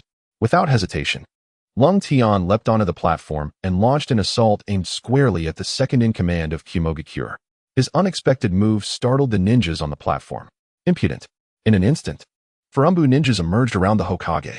Others gazed in disbelief. Was Ling Tian out of his mind to dare attack the Hokage? Upon realizing that Ling Tian's target was the second-in-command of Kyumogakure, two of the ninjas exchanged glances and moved to intercept him. Stand down. They prepared to join forces and subdue Ling Tian. Yet, at that moment, he inexplicably vanished from their sight. This development was alarming. They had just observed his match from the shadows, astonished at his youthful prowess, but to the battle-hardened ninjas, he still seemed inexperienced. They never anticipated that in their first encounter, they would lose track of him completely, not even catching a glimpse of his disappearance. Conversely, the Hokage immediately detected Ling Tian's reappearance, as he materialized before the second-in-command and struck him with a powerful punch. Naive, scoffed several ninjas. Even if Ling Tian is a prodigy of Konoha, to attempt an assault on a jonin of Kyumogakure with such a simplistic maneuver is sheer folly. However, when Ling Tian's unembellished yet forceful fist landed squarely on the second-in-command's face, the expressions of all present transformed dramatically. The outcome left the audience in stunned silence. Even the third Hokage was momentarily taken aback. With a resounding thud, the second-in-command of Kyumogakure, celebrated as one of the 5 great warriors of the village, was felled by Ling Tian's strike. To everyone's astonishment, the second-in-command suddenly morphed into another individual. Isn't that our member, the frog? One of the illusionists from Konoha exclaimed. He has fallen victim to an illusion, transformed to resemble the leader of Kyumogakure. At this revelation, the third Hokage felt an ominous premonition. He commanded the surrounding ninjas to halt and fixed his gaze on Ling Tian. Hyuga Rengtian, what is the meaning of this? What have you discovered? As the third spoke, Kato Dan, Tsunade, and Jiraiya rushed over. Master, Kushina has been kidnapped by the ninjas of Kyumogakure, Ling Tian asserted rapidly. Following his declaration, he dashed towards the village entrance. Behind him, Minato Namikaze, upon hearing Ling Tian's words, immediately pursued him. The third Hokage's expression shifted drastically as he ordered Tsunade, Jiraiya, and Kato Dan, you 3 must follow at once. If this is indeed true, we must rescue Kushina at all costs. She is to be the next vessel for the Nine-Tails. We cannot afford to lose her. At the gravity of the third Hokage's words, both Jiraiya and Tsunade felt a jolt, while Kato Dan's expression grew complex. Indeed, Tsunade had harbored an inkling of suspicion prior. Upon witnessing the anguish etched upon Kakashi's face, she sighed deeply, then spoke with a grave demeanor. It is the Hokage. Not long after they had ventured out into the cold, the members of the Konoha reappeared before the third Hokage. They had just received a report from the police force stating that the guards at the Konoha gates had been slain. Do you know who is responsible? Although the third had his suspicions, he could not restrain himself from inquiring further. It was the Cloud Shinobi. Upon hearing the Umbu's words, the third nodded solemnly. Indeed, it was the Cloud Shinobi. At that moment, Daiten had arrived at the village entrance. Several members of the police were examining the corpses, and upon seeing Daiten and his companions attempting to rush out of the village, they immediately shouted, "Halt! Stand back!" Ignoring their commands, Daiten surged forward. The police ninja prepared to unleash a jutsu, but suddenly the ground trembled, causing the officers to lose their footing and tumble to the earth. It was Tsunade's immense strength that caused the tremors, effectively thwarting their advance. Witnessing Tsunade and Jiraiya also charging forth incited further irritation among the police. Quickly, report to Lord Uchiha. Inform him that Konoha ninjas have left the village without authorization, branding them as traitors. As Daiten and Minato pursued outside the village, they discovered several divergent paths before them. Should they recklessly chase without discernment, they risked straying ever further from their goal. Daiten composed himself, analyzing the situation. Based on the location of Kushina's cries for help, she should be near the Konoha gates. Despite not wasting a moment, the captors had already taken Kushina far away. Remaining calm, he focused his mind, listening intently, knowing that once they had abducted her, they would hasten their escape. Kushina was aware of his abilities and would undoubtedly cry out for help. He was certain he could hear her voice. As Daiten concentrated, Tsunade, Kakashi, and Jiraiya finally caught up. Much like Daiten, they were momentarily taken aback by the sight of multiple paths ahead. At that moment, Kakashi halted Tsunade's inclination to split up, gesturing towards the quietly focused Daiten. He will guide us to Kushina's location, Kakashi asserted confidently. Upon hearing his words, Tsunade and Jiraiya recalled that Kakashi had previously mentioned Dayton's remarkable auditory skills, capable of discerning sounds from several dozen miles away. However, Jiraiya and Tsunade remained a tad skeptical. Just then, Dayton suddenly opened his eyes, pointing to the southeast. I found it. How far? Kakashi inquired. At least 15 miles, Dayton replied in a hushed tone. 15 miles? Are you certain? Jiraiya exclaimed in surprise. I heard Kushina's voice. I cannot be mistaken, Dayton declared, then set off toward the southeast. Minato silently followed suit. Jiraiya turned to Tsunade and Kakashi, asking, what should we do? Let us trust him. Since Dayton claims to have heard Kushina's voice, he cannot be wrong, Kakashi asserted. Jiraiya and Tsunade exchanged glances and followed suit. At the same time, Jiraiya exclaimed in astonishment, this is truly remarkable. There are few in the entire shinobi world capable of such feats. If I were to mention that on the border of the Land of Fire, Cold Day heard the Sand Shinobi's plans a night in advance, I surmised the range of what he overheard then was tenfold that of today. Finally, Cat Dan articulated his speculation. How is that possible? Tsunade responded, incredulous. Although she considered the strong winds at the border of the Land of Fire, she reasoned that sound over such a long distance would be feeble, making it implausible for human ears to detect it. I understand your thoughts. Perhaps his ability to discern the wind has evolved into something akin to a bloodline limit, a skill akin to wind listening, as long as the wind blows. No sound can elude his ears, Cat Dan murmured. The ability Cold Day had just demonstrated convinced him that Cold Day's wind sense technique had diverged from what he previously understood. Perhaps through refinement, it had become extraordinary. Cold Day, the Hokage has issued a command to retrieve Kushina, as she is. Tsunade did not finish her sentence. Cold Day nodded, lost in thought. Jiraiya, still skeptical, inquired, can you truly determine their escape direction? Cold Day nonchalantly replied, on the border of the Land of Fire. I overheard the Sand Shinobi's plans from 3 times this distance. What? Jiraiya gasped, astounded by Cold Day's statement. At that moment, Cold Day abruptly halted before several forks in the road. Damn, they must have planned this. Otherwise, they wouldn't have chosen such a route, he acknowledged, agreeing with Jiraiya's observation. He recalled how the 3 Cloud Shinobi had been roaming the village challenging others, which many had interpreted as a display of strength. In hindsight, it seemed they were merely surveying the terrain of Konoha. Just then, from another direction, Cold Day suddenly detected a rustling sound. This noise was unusual, reminiscent of someone sprinting at high speed. They turned back, heading in another direction. Upon hearing Cold Day's words, the others were once again taken aback, not expecting the Cloud Shinobi to be so cunning. As they gazed toward the direction Cold Day indicated, a sense of dread enveloped Jiraiya and Tsunade. That path did not lead back to the Land of Lightning. Rather, it led to the border between the Land of Rivers and the Land of Rain. Originally a single nation, the Land of Rain and the Land of Rivers had been divided due to protracted conflict. The current ninja war had erupted because the Land of Rain began expanding into the Land of Rivers, prompting a plea for assistance from the Rock Shinobi. They had not anticipated that the Cloud Shinobi's escape route would lead them directly to the battlefield. In an instant, Tsunade and the others grasped the situation. With Konoha engaged in battle against the Rock and Rain Shinobi, that area would be the most chaotic, providing the easiest means of evading Konoha's pursuit. It seemed their plan had been meticulously crafted over an extended period. Jiraiya solemnly analyzed, the more detailed their plan, the slimmer our chances of retrieving Kushina. Meanwhile, as Cold Day and the others pursued Kushina, a man with a dark aura materialized in the Hokage's office. On a frigid day like this, one can only recognize the presence of Danzo. What is happening? I have heard that the Cloud Shinobi has abducted Kushina. As Danzo entered, the atmosphere in the room grew noticeably colder. The third Hokage, a seasoned warrior who had weathered numerous storms, faced Danzo's accusations with a calm demeanor, stating, this matter is my oversight. Should Kushina ultimately go missing, I shall bear full responsibility. Full responsibility you shall indeed bear.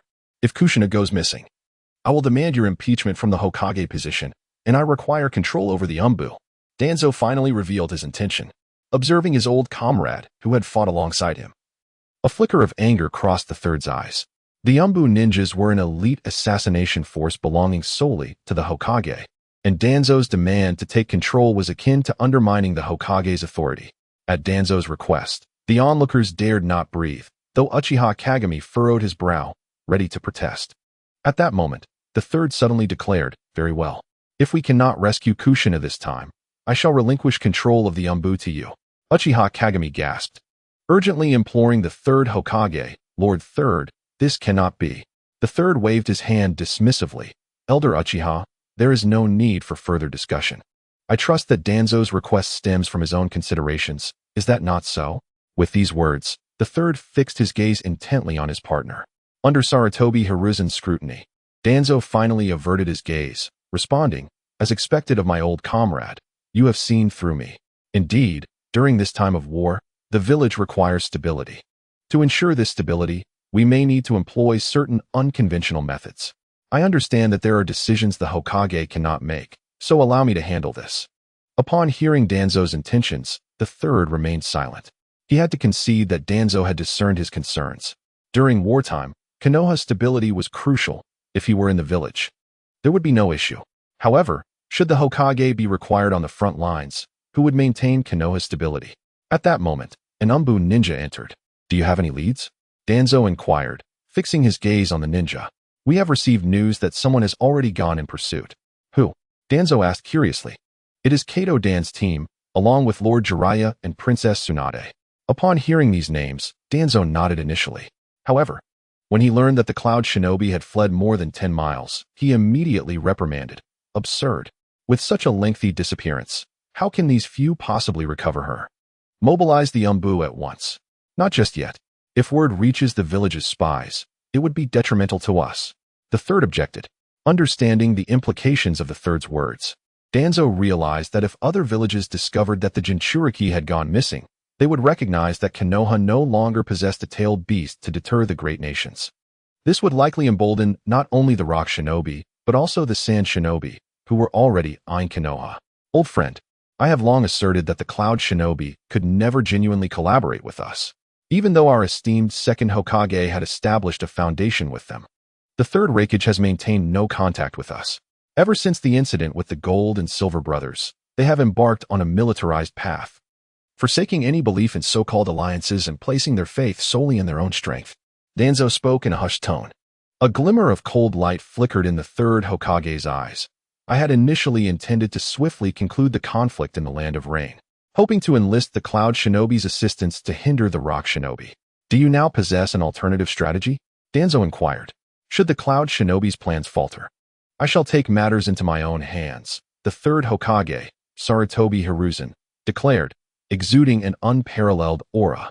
In the presence of this formidable presence, none in the office could stand against it, including Danzo, leaving him momentarily astounded. After a brief contemplation, Danzo shifted the topic. This is not the time for such deliberations. Should Kushina not be rescued, we must seek substitutes. You intend to prepare backup options? The third Hokage was taken aback by Danzo's words. Indeed. I shall orchestrate the disappearance of a number of children from the village as a precautionary measure. Absolutely not. The third Hokage exclaimed in shock. Such actions could incite turmoil within Konoha. We are at war, Hiruzen. We do not have the luxury of time to ponder, especially since that esteemed individual may not endure much longer. Danzo's final statement prompted a complex expression from the third Hokage. Is that so? The first Hokage's beloved is nearing her end. Knowing this, do not impede me. Danzo was about to leave to make preparations when the third Hokage suddenly called out to him. Halt. I have stated that I shall bear full responsibility. Until we receive accurate information, I cannot authorize your plan. Even at this juncture, you are still preoccupied with this and that? Are you truly the Hiruzen Sarutobi I once knew? Danzo retorted in anger. I am the Hokage and possess the authority to disapprove of your plan. It is temporarily shelved as I await Jiraiya's news. The third Hokage, Sarutobi Hiruzen, waved his hand, once again rejecting Danzo's proposal. Meanwhile, outside Konoha, Tsunade and Jiraiya had already begun to pursue the route taken by the Cloud Shinobi. As they neared their destination, Tsunade remarked, the meticulousness of their plan leads me to believe they cannot possibly be acting with just a handful of individuals. Jiraiya's analysis startled Tsunade, and before she could respond, the cold-hearted Ten froze in place ahead. Ten, what is it? Tsunade inquired. Something feels amiss. We are walking into an ambush. Ten hesitated and replied. Just as Ten finished speaking, 4 figures descended from the sky, simultaneously exclaiming, Ninjutsu. 4 purple flames formation. A chakra-infused barrier enveloped Ten and the others. Hee. Our esteemed leader anticipated your pursuit. Hence, this barrier was preemptively set to intercept you. Realizing they were trapped within the barrier, Ten felt a weight in his heart. He recognized this barrier, having encountered it in the original narrative. When Orochimaru initiated the plan to devastate Konoha and attempted to assassinate the third Hokage, he employed this very barrier to ensnare the third Hokage, preventing even the elite of Konoha from breaching it. Little did they expect to find themselves ensnared in this very barrier today. How infuriating. Do they think a mere barrier can obstruct us? Ninjutsu. Incredible strength. Tsunade swiftly struck towards the barrier. However, despite the tremors it experienced, it showed no signs of breaking. Jiraiya similarly unleashed ninjutsu on the opposite side of the barrier, but with no success. As Jiraiya and Tsunade alternated their attacks, K-10 observed with his Byakugan, noting that their strikes were being neutralized by the chakra of the adversaries outside. This barrier consumes too much chakra with each of my assaults. The four outside simply reinforced the breach, rendering any escape impossible for the time being unless we engage in a battle of attrition. Hearing Jiraiya's words, K-10 anxiously remarked, "By the time we manage to break through, they will have long since fled with Kushina." Just then, a figure suddenly appeared in the arena. "What are you all doing?" It was Might Guy? Hope emerged. Upon seeing Might Guy, K-10 exclaimed. The four cloud shinobi who had come to reinforce were equally astonished, not expecting to find a straggler. "Might Guy, can you hear me?" K-10 projected his voice in a thin thread. K-10? Might Guy responded, surprised. And as he grasped the situation, K-10 turned to Jiraiya and Tsunade, saying, "Lord Jiraiya, focus your attacks on the barrier." Jiraiya, taken aback, nodded, eager to see what this young boy might devise since he had no other recourse against the barrier. "Tsunade-sensei, once Lord Jiraiya begins his assault, I will immediately inform you of the precise point to strike. You must attack without hesitation." Tsunade and Jiraiya exchanged glances and nodded, seemingly comprehending K-10's intentions. "All right." Kato-dan, still somewhat perplexed, inquired, "K-10, do you have a plan?" K-10 affirmed, "This barrier appears formidable, but its strength ultimately lies with the four outside. They distribute chakra within the barrier. When those inside strike, they resist with the collective power of the four, which is why Lord Jiraiya's efforts seem futile." "You should have mentioned this sooner," Jiraiya retorted, irritated. K-10 shook his head. "I only discerned this through my Byakugan. Moreover, this barrier possesses the ability to absorb chakra. If we distribute our attacks evenly, we might not succeed in breaching it." "Then let us commence a simultaneous assault," Tsunade exclaimed with joy. "Water release technique. Fire release technique. Ninjutsu. Incredible strength. Wind release. Wind cutter technique." Everyone within the barrier began their onslaught. Yet, every time a breach was made, it was swiftly sealed once more. Observing this, K-10 quickly transmitted a message to Might Guy outside, urging him to take the opportunity to strike at one of the cloud shinobi. Indeed, after the barrier was breached, the sealing process slowed. Under the combined pressure of Jiraiya and Might Guy, K-10 finally discerned a flaw in the barrier. "Tsunade-sensei, concentrate your efforts on the northwest," K-10 instructed swiftly. Upon hearing his words, Tsunade immediately unleashed her ninjutsu. Concentrating all the chakra within, an overwhelming force was unleashed, delivering a barrage of strikes. Alarmed expressions emerged on the faces of the four cloud shinobi. They had channeled all their chakra to contend against Jiraiya and Might Guy, leaving no time to defend against Tsunade's assault. With a resounding crash, the barrier shattered under Tsunade's might. The backlash from the barrier left the four cloud shinobi unconscious. Exhausted, Jiraiya collapsed onto the ground, overwhelmed by the sheer amount of chakra expended. Even he, drained of energy, found himself unable to rise. Tsunade, in a similar state, exchanged a knowing glance with Jiraiya, both fully aware of their circumstances. "Kato-dan, and K-10, the task now rests upon your shoulders. Tsunade and I have exhausted all our chakra and can no longer accompany you," Jiraiya stated. Upon hearing Jiraiya's words, Kato nodded affirmatively. "Rest assured, we shall rescue Kushina." Just as K-10 and the others prepared to pursue the cloud shinobi, Might Guy interjected, "Wait, let me join as well." However, Kato hesitated, uncertain of Might Guy's capabilities. At that moment, K-10 assured, "Have faith, teacher. Might Guy's strength will astonish you." Reassured by K-10's words, Kato nodded, declaring, "Very well, let us depart." Frustration welled up within them as they realized the cloud shinobi had deliberately left numerous traces, obfuscating their escape route. The four continued their pursuit. Yet the path was increasingly littered with destruction, including remnants purposely left by the Cloud Shinobi. They understood this was a tactic employed to confuse their pursuers. After such a delay, even K-10's keen hearing could scarcely detect any sound. Faced with a dilemma, they were compelled to discern which direction the Cloud Shinobi had truly fled. Every fleeting moment was crucial, and yet they found themselves stalled. Kato glanced at K-10, who remained silent, activating his Byakugan as if searching for something. This piqued the curiosity of both Watergate and Might Guy. K-10 recalled that in the original narrative, Watergate had tracked down Kushina by discovering a clue related to her red hair. He hoped that in this timeline, Kushina might employ a similar strategy. Suddenly, K-10's face lit up with joy as he spotted a strand of red hair caught on a branch. Without hesitation, K-10 dashed towards it. Upon confirming it was indeed Kushina's hair, Kato and Watergate shared a moment of elation. "This girl is remarkably clever," Kato remarked, his face beaming with happiness. "Let us go." The four immediately surged forward at their utmost speed. At that moment, the leader of the Cloud Shinobi furrowed his brow, halting to address his comrades. "You three proceed ahead. The tail has caught up with us." The trio of Cloud Shinobi was taken aback. They had not anticipated such fortune amidst the myriad of false trails. "Captain, could it be that the four-man squad has failed?" one queried. "I cannot decipher it. Perhaps a stray has been overlooked. You must go on ahead. I will catch up shortly." The leader of the Cloud Shinobi harbored doubts that anyone could escape from the barrier, and he suspected that others from Konoha had circumvented the four-man team. When the Cold Weather Quartet encountered the Cloud Shinobi leader brazenly standing there awaiting them, they halted in surprise. Upon recognizing the Cold Weather trio, the leader was momentarily taken aback, but soon a relaxed expression graced his face. After all, they were merely a few low-ranking shinobi, not the elite jonin of Konoha. At that moment, Kato Dan suddenly addressed the Cold Weather group. "Continue your pursuit. I will handle this here." However, Cold Weather expressed concern, "But he is a jonin." Kato Dan smiled reassuringly. "Do not underestimate me. Hurry and pursue. You must bring Kushina back."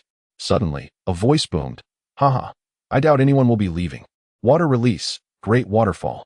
Lightning release, thunderstorm technique. Quick dodge." Kato Dan shouted, alerting them.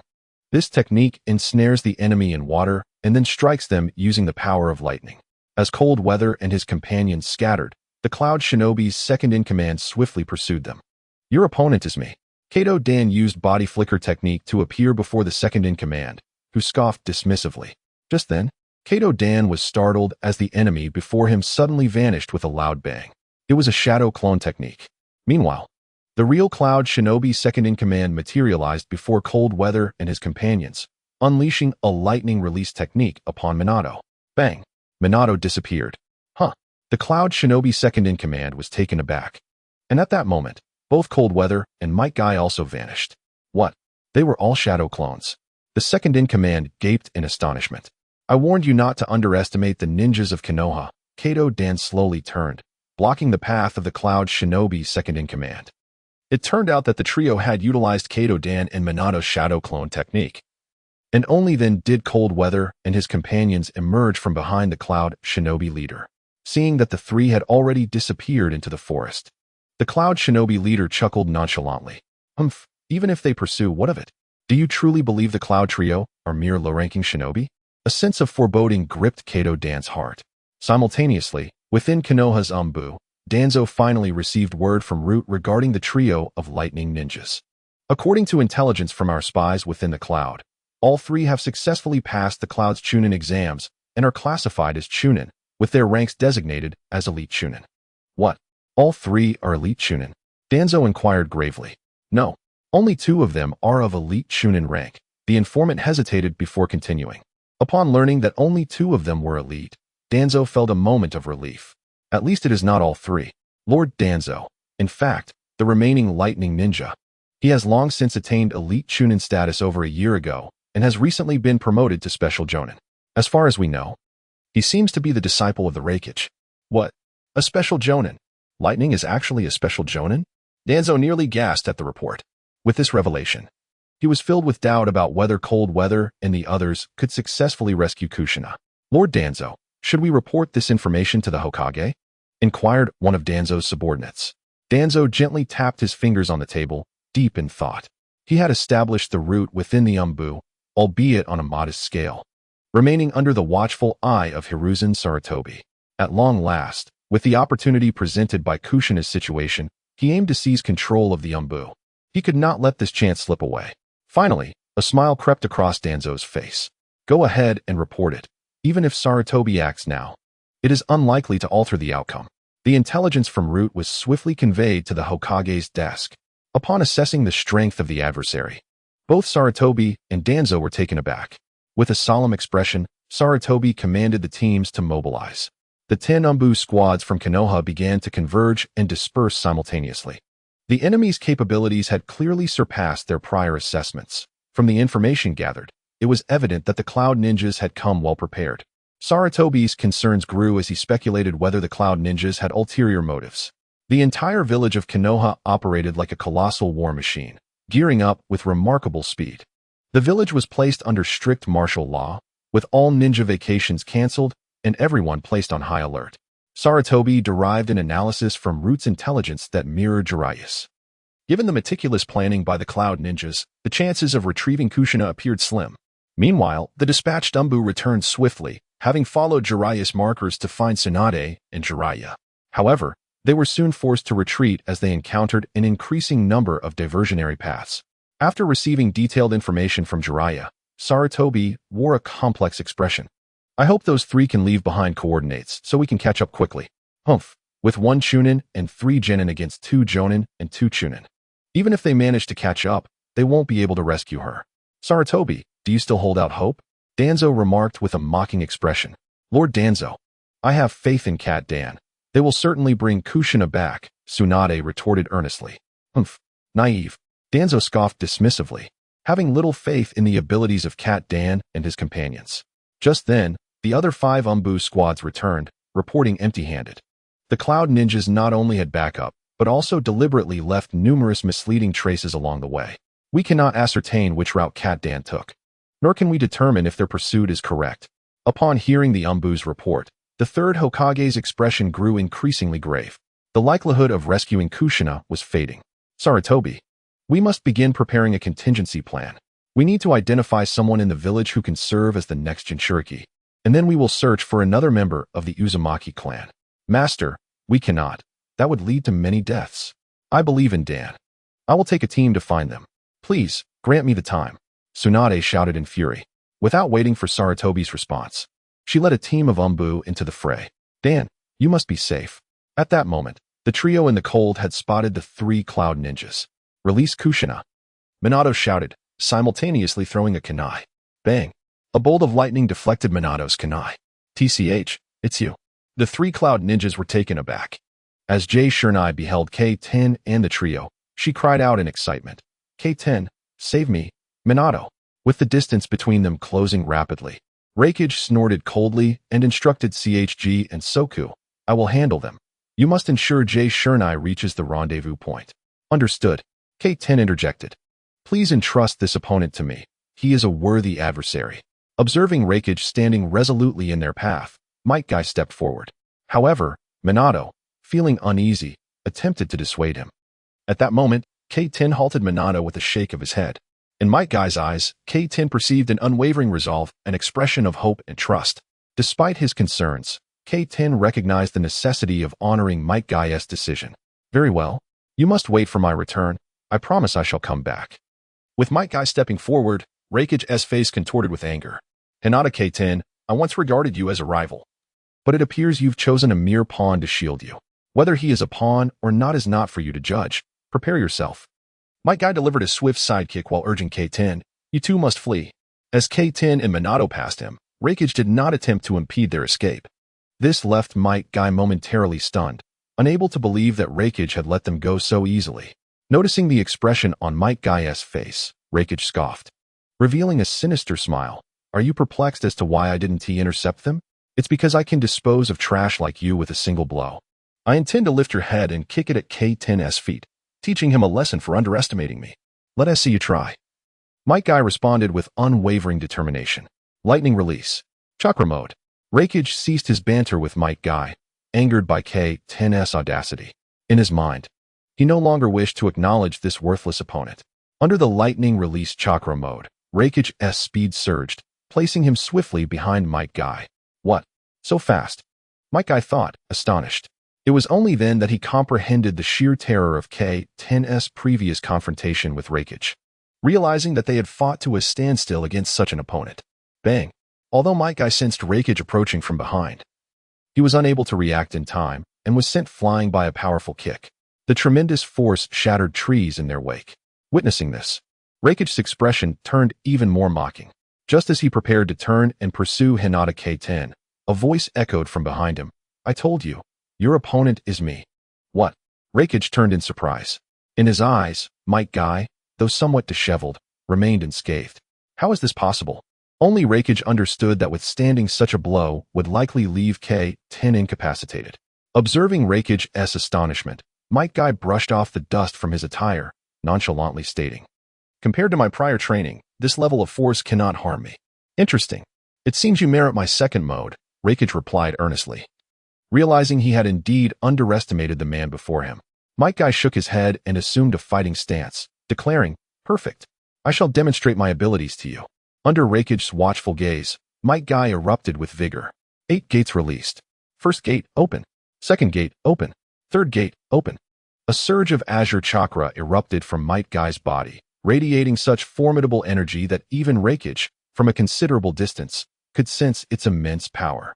More crucially, this scene reminded him of a similar display he had witnessed previously, embodied by Hyuga K-10. So, you have mastered this ninjutsu as well.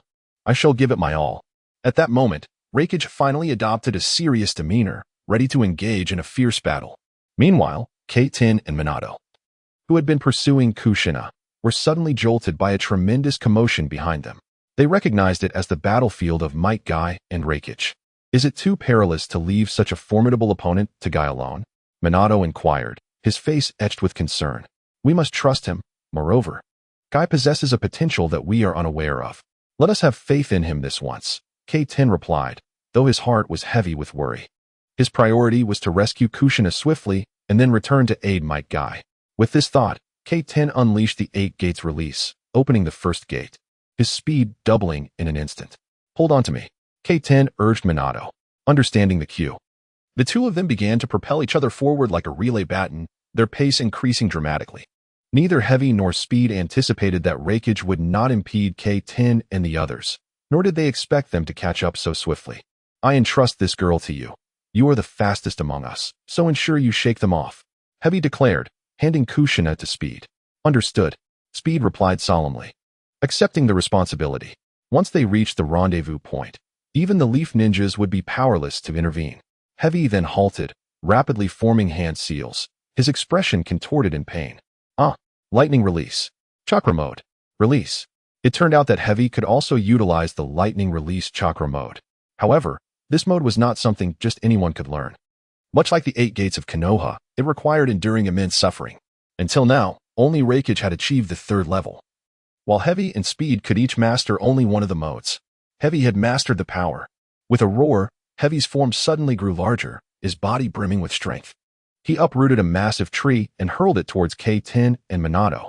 Minato, you're fast. Go after them, K-10 swiftly instructed, positioning himself defensively. Return. The colossal tree thrown by Heavy was deflected by K-10. He cast a surprised glance at Heavy, exclaiming, I didn't expect you to have grown even larger. Becoming quite the hefty fellow. I assure you, I am not a hefty fellow, perish. Hyuga K-10's eyes gleamed with cold determination. I'll return that remark. I have no time to play with you here. With that, the two unleashed their full power. 8 gates release. First gate. Second gate. Third gate. Fourth gate. They engaged in a fierce clash, devoid of any frivolity. With a resounding thud, Heavy suddenly felt his strength countered, only to be met with an even more formidable force emanating from his opponent. Surprise flickered in Heavy's eyes. How could it be? I have actually lost in strength? 8 gates of death. 16-fold monstrous strength. Boom. The heavy impact of Cold Sky's combination of the 8 gates and monstrous strength sent me flying far away. Pain. Excruciating pain. Before I could rise, Cold Sky had already appeared beside me with a swift movement. Adopting a posture of dominance, Cold Sky coldly declared, You have entered my domain of Bagua. Fear. I remained completely unresponsive, as Cold Sky surrounded me with relentless strikes. Bagua's 2 palms, 4 palms, 8 palms, bang, bang, bang. My entire being was enveloped by the shadows of Cold Sky's palms, and as my chakra was sealed, my body reverted to its original state. At that moment, I had completely lost my ability to resist. By the time Cold Sky concluded the 128 palms of Bagua, I was rendered utterly immobile. I say you are a fatty. Indeed, you are nothing but a fatty, Cold Sky remarked, delivering a decisive Bagwire palm. Faced with this strike, I found myself utterly defenseless and was sent flying once more. Suddenly, a figure descended from the sky behind me. Hell's piercing thrust. Returning heaven. Cold Sky's reflexes were sharp. He immediately executed returning heaven. Boom. A powerful collision akin to the strongest spear clashing with the mightiest shield sent both combatants sprawling. Upon seeing Thunder Force appear before him, Cold Sky's expression grew serious. What has become of my comrade? Hearing this, Thunder Force touched the scar on his cheek and replied with a smirk, "Fear not. As a reward for managing to injure me, I spared his life. However, it seems his condition cannot hold much longer." Damn it. Cold Sky, realizing that Might Guy had ultimately resorted to the 8 gates of death, felt a surge of anxiety, uncertain of his comrade's current state. Haha. You seem quite anxious about your companion. Unfortunately, you are in no position to save him now, Thunder Force boasted arrogantly. Enough chatter. Let us unleash our full strength. Humph. As you wish. 8 gates of death, 5th gate. Open. Lightning release, chakra mode, 3rd level. Having previously clashed in the forest of death, both were acutely aware of each other's strength, thus holding nothing back and unleashing their most formidable attacks. Hell's piercing thrust. Returning heaven. Once again, they employed the same techniques, both intent on utilizing their mightiest moves to eliminate the other as swiftly as possible. Humph. Your technique is indeed impressive, but such powerful moves require substantial chakra to sustain. I do not believe you can maintain this indefinitely. Thunder Force attempted to erode Cold Sky's confidence while battling, unaware that Cold Sky had already learned monstrous strength from Tsunade. Oh, is that so? I too possess a few tricks. Allow me to demonstrate once more. 8 gates of death, all 5 gates open, 32-fold monstrous strength. Cold Sky proclaimed, suddenly unleashing his ace in the hole. Ninjutsu without hand seals, body flicker technique. Bang. Cold Sky appeared behind Thunder Force. This was the first time Cold Sky revealed this ability without any concealment, leaving Thunder Force astounded. Cold Sky would not grant him a moment's respite. With a sweeping kick, he sent Thunder Force flying, then leapt high into the air. 8 gates of death, 5 gates of monstrous strength, 32-fold, fully unleashed. As the cold day approached, Laylee shouted, 4th mode of lightning release. Was there truly a 4th mode? A flicker of surprise crossed Cold Tion's mind. However, a powerful punch from Guayli struck Laylee with tremendous force. Boom. Dust soared, and the ground trembled. The surroundings sank into a pit. Just when Cold Tion believed that such a blow would leave Laylee unable to rise, he slowly stood up. This prompted Cold Tion to slightly part his lips in disbelief. Such a formidable punch would incapacitate even a Jonin, let alone him. Cough. It was indeed an impressive blow. But my 4th mode can accelerate the healing of my body. Laylee gradually rose, the imprint of the punch on his abdomen fading under the effects of the 4th mode of lightning release. Indeed, you are the 2nd person to force me to use this mode. The first has already fallen behind. I must thank that individual.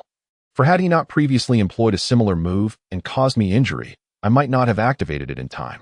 At this moment, Laylee glanced at his abdomen, still faintly aching. Your technique is significantly more powerful than his. If I had to endure such a powerful strike, I doubt I could withstand it. But now, you might be in a worse position, heh.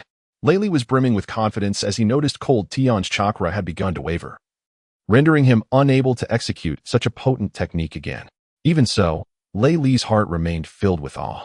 Although the 4th lightning release chakra mode allowed him to heal swiftly, it came at the expense of his vitality. Thus, neither Cold Tion nor he could employ their most potent techniques any longer. However, it seemed that he was now in the advantageous position. Cold Tion had not anticipated that Laylee possessed such a technique, and he felt a subtle admiration for his opponent. Laylee, too, regarded Cold Tion with a gaze of respect. I, Laylee, am the youngest special Jonin of the Cloud Village. I once thought my ninjutsu unmatched at this age. Yet today I have encountered you. Likewise, I never expected to meet a master of your caliber. Cold Tion sincerely replied, acknowledging him as a peer to the elite of the original 12. Both could sense each other's intentions, sharing excitement at the prospect of battling such a formidable opponent. Alas, one genius is sufficient, a second is unnecessary. As Lei Li spoke, his chakra began to concentrate in his arms. Indeed, one strong individual is enough. The two clashed once more, this time unleashing an even greater velocity. Lei Li transformed the hell stab into a three-fingered thrust, surpassing the original fourth rakeage technique by one finger. Cold Tion similarly unleashed a swift heavenly return to counter. This time, the heavenly return spun with greater speed. Useless. Before my hell stab, even your Hyuga clan's heavenly return cannot hold. Lei Li's hell stab struck against the heavenly return, unleashing an even more potent lightning chakra. To Cold Tion's astonishment, his heavenly return did not deflect, with the advantage of striking from a point to break through the surface. The formidable force unleashed by Lei Li finally exceeded the resilience of Lung Tion's defensive technique. Bang! Lung Tion's defense was breached, yet there was no trace of him within, which startled Lei Li. At that moment, a voice echoed from behind him, Lung Tion's voice. Byakugan. Simultaneously executing dual techniques, Lung Tion unleashed his other lethal maneuver. Boom! The powerful impact of the Byakugan struck Lei Li head-on, sending him flying instantaneously. At this juncture, Lung Tion bellowed once more, 8 gates release technique, 6th gate open. The force surpassing Lung Tion's limits contorted his face in agony, even causing fissures to appear on his body. Whoosh!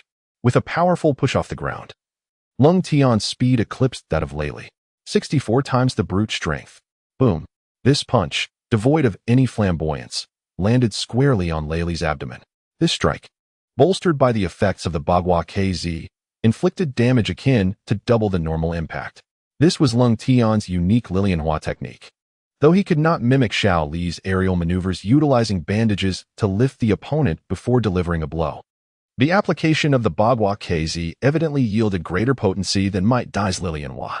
In one fell swoop, the punch rendered Lei Li unable to rise, causing him to foam at the mouth, his body emitting a sharp crackling sound. Utilizing the Byakugan, Lung Tion finally executed his version of the Lilianhua. Lei Li lost consciousness and collapsed, while Lung Tion swiftly closed the 8 gates release technique. In that fleeting moment of closure, he nearly fell himself. The dual techniques, discovered serendipitously while countering the assassination by Qi Sha, proved to be of significant importance once more.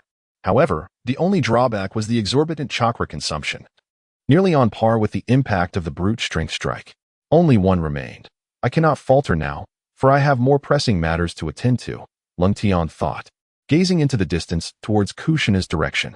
As he pursued forward, Kato Dan and the leader of the Cloud Ninja were also nearing a conclusion in their battle. Nevertheless, the tide of war was decidedly in favor of the Cloud Ninja leader, who was indeed a master of the Cloud Village. Initially, Kato Dan managed to hold his ground due to the terrain, but gradually, the disparity between the two became apparent, coupled with the chakra difference within their bodies. Kato Dan found himself at a disadvantage. He concealed himself once more, waiting for an opportunity to hurl a kunai. Humph, this is all you have left. At that moment, the Cloud Ninja leader suddenly appeared behind Kato Dan. The distant target struck was, in fact, a mere shadow clone. Whoosh! The Cloud Ninja's second-in-command thrust an attack into Kato Dan's body. Cough! Kato Dan spat a mouthful of blood. To have kept up with me for so long. You are indeed a commendable ninja, but your time is up. Just then, Kato Dan revealed a faint smile. In truth, I intentionally lured you close to me. Nonsense. The Cloud Ninja leader replied incredulously. Kato Dan ceased his explanations and began to form hand seals rapidly. Whoosh! A phantom suddenly surged forth from Kato Dan's body and dove into the Cloud Ninja leader's form. The leader of the Cloud Ninja felt a sudden dizziness enveloping his mind, as his consciousness began to dissipate. This is my final move, the art of spiritual transformation. Do not struggle. This technique allows me to control your body. He sneered. Such a technique relies solely on the weakness of the opponent's will. If your will were stronger, you would not be so easily subdued. The words were fragmented as he spoke. You are correct. This technique indeed has its flaws. However, I only need to control you for a single attack, and that shall suffice. 2 voices emerged from the Cloud Ninja leader's mouth. One attack? Once you leave my body, it will be your demise. For now, your only hope is to prolong your life with this technique, he retorted. Indeed, Kato Dan interjected, his voice intermittent. But have you forgotten my earlier statement? I need only to control you once. With that, Kato-dan suddenly seized control of the Cloud Ninja leader, compelling him to draw a kunai and plunge it towards his own heart, seemingly intent on mutual destruction. Have you lost your mind? The Cloud Ninja leader exclaimed in shock. I have gained the upper hand. This is the will of Konoha, the determination to protect one's comrades, something you cannot comprehend, Kato-dan declared, showing no hesitation as he let the kunai descend. Damn it! The Cloud Ninja leader roared. Suddenly, a torrential rain began to pour down on Konoha, growing heavier by the moment, prompting the search parties to retreat. The downpour washed away all traces of the Cloud Ninja and Kato-dan, rendering even the assistance of the Inuzuka clan's ninja dogs futile. Both Kato-dan and the Cloud Ninja leader lay on the ground, their fates uncertain as the rain continued to drench them. Suddenly, Kato-dan's hand twitched. Am I still alive? Just as his consciousness began to fade, he spotted a familiar figure in the distance, one that had appeared countless times in his mind. Tsunade had been using her keen senses to navigate the area. Though she knew her abilities could not compare to those of the cold heavens, a glimmer of hope remained in her heart. Upon hearing the furious roar of the Cloud Ninja leader, she felt a jolt of alarm. Dan, hurry! Yet when she arrived, her heart sank at the sight of the brutal battlefield. It was a scene of utter devastation, one that left even the Umbu ninjas in shock. The adversary was a Jonin from the Cloud Village, and as the representative for the negotiations, his strength was surely on par with any elite Jonin. To think that the outcome would be one of mutual annihilation was beyond expectation, and it appeared that Kato-dan had emerged victorious, though his injuries were grave. Meanwhile, after parting ways with the cold heavens, Minato accelerated, finally catching up to Soku, who had taken Kushina hostage. Damn it! Soku grimaced as he faced Minato, his expression dark. He positioned a kunai against Kushina's throat, stating ominously, if you continue this futile struggle, I will kill your companion. Is that so? If that were your intention, why not act sooner instead of waiting until now? I believe your orders from the cloud are to capture Kushina alive, Minato replied calmly, seemingly unfazed by Kushina's peril, though the tension in his clenched fists betrayed his inner turmoil. In truth, he was deeply concerned that the adversary might harm Kushina, yet he could not allow them to perceive his trepidation. Unfortunately, this very gesture did not escape the keen eyes of Soku. With a sly grin, Soka remarked, Is that so?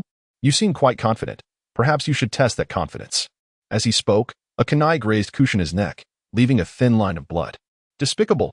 Minato could no longer maintain his composure, exclaiming, to use a woman as a shield. What sort of hero does that make you? Thank you for the compliment. But I am no hero, I am a ninja. As long as I accomplish my mission, the timing matters not. You, on the other hand, are not foolish enough to speak of heroism. Do you believe we still dwell in the age of samurai? Faced with Soku's mockery, Minato gritted his teeth in fury. Yet it was to no avail. At that moment, Soka suddenly hurled a kunai at Minato. Without a moment's hesitation, Minato responded in kind, launching a kunai of his own. The two kunai clashed mid-air, ricocheting off one another. Konoha has kunai masters like you. Truly remarkable, Soka praised, though jealousy gnawed at him. He too was among the few in the Cloud Village skilled in the use of kunai, yet he found himself utterly outclassed by Minato. Die! In an instant, Soku unleashed 3 kunai in a triangular formation. Minato easily evaded them, recognizing that such simplistic kunai techniques were merely a matter of quantity. Then, Minato threw another kunai, while simultaneously releasing another from his other hand, launching it to intercept the first kunai, thereby accelerating its speed towards Soku. Startled, Soku quickly released a kunai of his own. But this time it was deflected, and Minato's kunai hurtled toward him unabated. In a critical moment, Soku audaciously used Kushina as a shield. Damn it! Minato's eyes widened in fury, flames of rage igniting within him. Fortunately, the kunai merely grazed Kushina's arm as it flew by, seizing the moment of Minato's shock. Soka hurled 5 more kunai. At this juncture, Minato could only evade. Seeing this, Soku's smile returned. What's wrong? Why don't you retaliate? Infuriating. Minato had never encountered such a despicable and shameless individual, using a hostage as a shield. This left him with no choice but to evade. Minato, don't worry about me. Just go, Kushina shouted urgently. At that moment, she was bound by curse seal handcuffs, her chakra sealed, rendering her powerless to resist. Minato, shackled in a similar manner, found himself equally constrained. Fearing for Kushina's safety, he was unable to unleash any of his power. No, I absolutely cannot give up. The resolute determination in Minato's eyes ignited Soka's ire. The one thing this handsome man despised most was such unwavering resolve. More than that, he loathed Minato's handsome face. With that thought, Sokka suddenly threw a kunai at Minato's feet. Do you not wish to save your companion? Let us see if you can satisfy me. I want you to mar that pretty face of yours, Sokka spat, a visage of hatred etched upon his features. No, Kushina cried out in despair. Move quickly, or I shall mar her face. As he spoke, Su swiftly pressed a kunai against Kushina's cheek. Please, no? Kushina shook her head, tears streaming down her face. Do you not care for your companion? If that is the case, then you shall comply with my demands, Minato stated. His expression grave as he fixed his gaze upon Su. The murderous intent in his eyes was so palpable that even Su felt a shiver of fear, a sensation he had never experienced from Raijin. Just as Su thought Minato would abandon Kushina's fate, Minato suddenly picked up the kunai from the ground. With a swift motion, he slashed his own cheek, a crimson line appearing on his face. The forest fell into an eerie silence for a moment. Then, Su erupted into an unparalleled grin. Huh. I am genuinely moved. It appears your bond transcends mere camaraderie. Lovers, perhaps? He declared with delight, while Kushina stood frozen in shock. Su observed Minato, who appeared unfazed by the wound on his face, a serene expression gracing his features. How infuriating! Despite his handsome visage being marred, Minato remained composed, igniting within Su a tumult of jealousy and madness. Very well, you truly evoke my emotions. Stand there and do not move. I assure you, should you dare to shift, I will end her life. Su exclaimed, a manic glint in his eyes. Minato, please don't worry about me. I beg you. Kushina implored, shaking her head fervently, desperate for him not to acquiesce to Su's demands. Yet, Su wasted no time, hurling the kunai toward Minato. Thud! The kunai embedded itself in Minato's shoulder, and he stood still, much to Su's astonishment. Could such a fool truly exist in this world? A gleeful expression crossed Su's face. A fool like you is unfit to be a ninja. Perish. He then launched another kunai directly at Minato's heart. Forgive me, Kushina, Minato suddenly shouted, hurling his own kunai in response. Are you disregarding your own companion? Su gasped in disbelief. The two kunai collided midair, altering their trajectories. Minato's kunai veered toward Kushina. Upon seeing the incoming weapon, Kushina closed her eyes with a serene smile. Swish! The kunai struck her leg, causing her to stumble and collapse to the ground, revealing Su behind her. Su was momentarily stunned, unable to comprehend this unexpected turn of events. As he hesitated, a flash of light caught his eye. It was Minato's kunai. In a split second, as Kushina exposed Su's position, Minato had launched 3 kunai in rapid succession. Each kunai that struck the previous one accelerated its speed.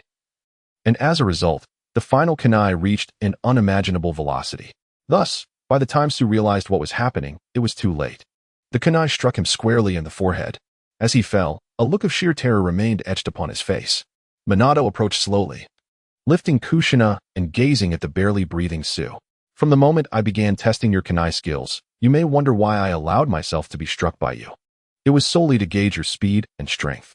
Thus, when I retaliate with my own kunai, I can control the force and ensure it only grazes Kushina's leg.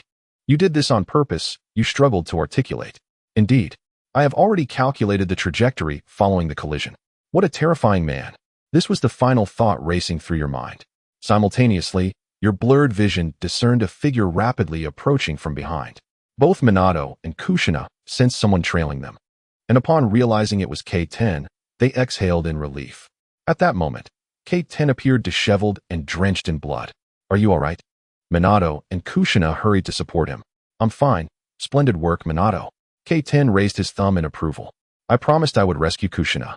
I can't always let you take center stage. They both chuckled heartily. All right, enough of that. At this juncture, Kushina finally unshackled her handcuffs, gazing tenderly at the two boys before her. You are both my heroes. K-10 and Minato exchanged playful gestures. We should head back, Minato suggested, to which Kushina nodded in agreement. Just then, K-10 abruptly blocked Kushina's path, leaving both her and Minato perplexed, especially Kushina, who was bewildered by K-10's intentions. Do you truly wish to return? K-10 inquired with grave seriousness. Hearing this, Minato regarded K-10 with curiosity. If Kushina doesn't return, where else could she go? He anxiously interjected. I command you to be silent. I have matters to discuss with Kushina. K-10's expression had never been so solemn, his demeanor startling even Minato. At this moment, Kushina shared a similar gravity, cautiously asking, K10, do you know something? K10 refrained from answering her directly, instead gesturing towards the path ahead. Kushina, this is a rare opportunity. From here, you can journey to the land of rivers, where even Konoha would struggle to find you. You could attain the freedom you desire, free from becoming a tool of Konoha. What do you mean, a tool of Konoha? K10's words left Minato utterly astonished, while Kushina's expression shifted dramatically.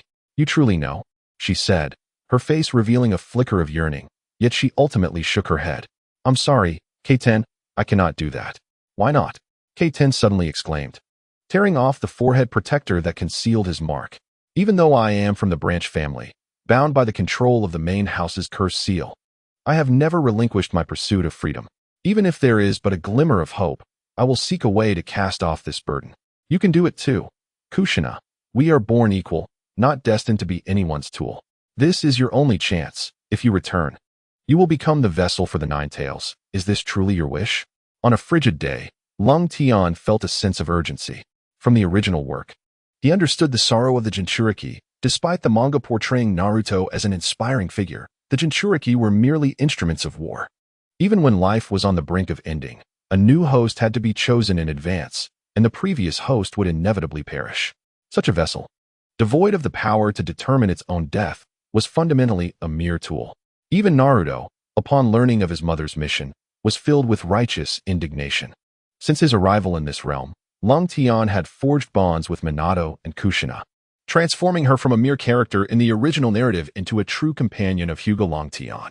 Thus, upon discovering the intentions of the Cloud Ninja, his thoughts extended beyond merely rescuing Kushina.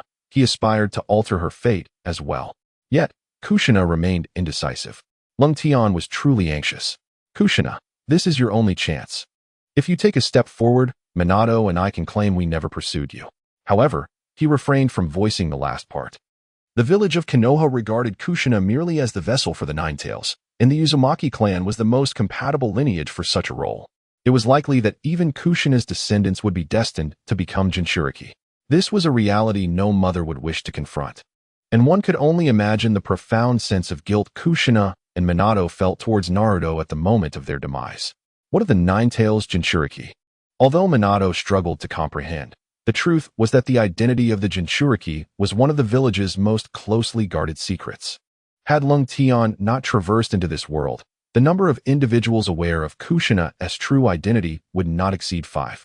Even Tsunade and Jiraiya only learned of the abduction incident after the third Hokage disclosed it. However, Minato recognized that Kushina's subsequent decision held significant weight for both her and Konoha, which is why, despite Lung Tian's relentless pressure on Kushina, he refrained from intervening. I'm sorry, Lung Tian, Kushina began, but Lung Tian lost his composure upon hearing her unfinished words. Observing Lung Tian's demeanor, Minato stepped protectively in front of Kushina and addressed him. Lung Tian, since Kushina wishes to return, you must not pressure her further. Step aside. Lung Tian replied impatiently. Minato showed no intention of yielding and instead assumed a stance of readiness for battle. You just stated that we are born equal and no one can dictate our will. Since Kushina has made her choice, I will not allow you to coerce her. I intend to take her back. Are you suggesting that we must oppose each other, even to the point of violence? Lung Tian declared, his fighting spirit surging forth. If it must be so, we can resume our unfinished duel right now. Very well. I too am of that mind. Let us see if your techniques can penetrate my heavenly rotation. Lung Tian was poised to activate the 8 gates again. As their words escalated, the tension between them intensified, and neither party appeared willing to relent. In that moment, Kushina suddenly stepped in between them and shouted, "What are you two doing?" Her intervention silenced both Lung Tian and Minato. We are not merely good companions, bound by the trials of life and death. Are you truly prepared to confront one another today? Cold Sky, as you have expressed, this is my own decision, my desire to return. Are you willing to forsake your freedom? This is a singular opportunity. Upon hearing Cold Sky's words, Kushina felt a tremor in her heart. In the end, she raised her head once more, gazing intently at Cold Sky and Minato, and with utmost seriousness declared, my choice to relinquish freedom and return is not driven by Konoha's acceptance of me, but rather by the presence of you both that compels me to go back, even if it means becoming a tool. I no longer wish to lead a transient existence. Here, I have found familial bonds, friendship, and so much more. Hence, this is my own decision, is it not? Observing the resolute expression on Kushina's face, Cold Sky lowered his stance of aggression. Very well, let us return. With Cold Sky's agreement, Kushina took hold of Minato with one hand and Cold Sky with the other. Together, we shall return. The three of them shared a smile, as if the previous events had never transpired. The members of Konoha's Umbu, following Tsunade's findings, ultimately traced the remnants left by Cold Sky and his companions along the way. Upon discovering the gravely injured Might Guy, they promptly transported him back for treatment, while simultaneously subduing the three Cloud Shinobi. Yet, the final traces vanished without a trace. Unbeknownst to them, this was Cold Sky's deliberate act. Just as they were about to part ways again, Minato and Cold Sky successfully brought Kushina back unscathed. Upon receiving this report, not only was the third Hokage elated, but even Danzo, lurking in the shadows, was taken aback. After such an extensive duration, the Cloud Shinobi had devised meticulous plans. While Konoha had only a team of lower-ranked ninjas as their rescue unit, yet they managed to rescue their comrade from the clutches of two Jonin and two Chunin. We must uncover the entirety of what transpired. I require a detailed account. The ability to rescue Kushina under such circumstances must have involved a critical factor. Yes. Once his subordinates departed, a keen glint appeared in Danzo's eyes. Even if Sarutobi cannot seize control of the Umbu this time, I shall take advantage of the opportunity to detach Root. A comprehensive report was soon placed before the third Hokage and Danzo. It was indeed Cold Sky's remarkable auditory discernment skills, which, now refined through his expertise, resembled a formidable jutsu, even akin to a new bloodline limit, wind listening ear. Astonishingly, he could hear sounds from 10,000 meters away. This formidable ability brought immense joy to the third Hokage, particularly as it could provide advanced knowledge of enemy strategies on the battlefield, allowing for a preemptive strike. Truly a blessing from the heavens. I had been contemplating how to swiftly conclude the war in the Land of Rain, and now with a talent like Cold Sky at this juncture. The third Hokage pondered for a moment before issuing a command to the nearby Umbu ninja. Ensure Cold Sky's protection. He is currently in Konoha Hospital, and no unnecessary individuals are permitted to approach. After the Umbu ninja departed, Uchiha Kagami, standing nearby, inquired with curiosity, "Are you concerned that Danzo may take action?" The third Hokage nodded. In truth, aside from the third Hokage and the Umbu, another faction had taken an interest in Cold Sky, the Hyuga clan's main family. The events that transpired during the Nin exams could not be concealed from the Hyuga clan. After all, it was in a public setting that K-10 exposed the Cloud Ninja's conspiracy. Given the circumstances, the Hyuga family had already sensed that. Despite the flaws in K-10's Byakugan, he had acquired another ability, sound hearing. Hyuga Rengtian had long since issued an order to retrieve K-10 from the hospital. Intent on extracting the secret behind this newfound power. Was K-10 sound hearing a form of ninjutsu, or merely another manifestation of the Byakugan? If it were indeed a ninjutsu, it would imply that other ninjas from Konoha could also attain it, thereby diminishing the status of the Hyuga clan significantly. Rengtian even contemplated silencing K-10, convinced that even the clan leader would support his decision. After rescuing Kushina, K-10 found himself hospitalized once more due to the forced opening of the 6th gate of the 8 gates. Even with Tsunade's healing, he was unable to rise from his bed. While lying there, he heard the door open and turned to see members of the Hyuga clan entering. This sight raised K-10's suspicions. 3 young members of the Hyuga clan strode in confidently, one of them pointing at K-10 and declaring, "The clan leader requests your presence. Come with us." K-10's gaze sharpened. This was no invitation, but rather an order. However, he found himself powerless to refuse, as he was currently unable to utilize any chakra. With a slight nod, he acquiesced, discreetly leaving a signal beneath the bed. K-10 was aware that he was under the protection of Umbu operatives and doubted that they would allow the Hyuga ninja to take him easily. Yet, in the next moment, the 3 seized K-10 and leapt out of the window. "Humph, do you think those Umbu will go unnoticed?" The leading Hyuga ninja scoffed.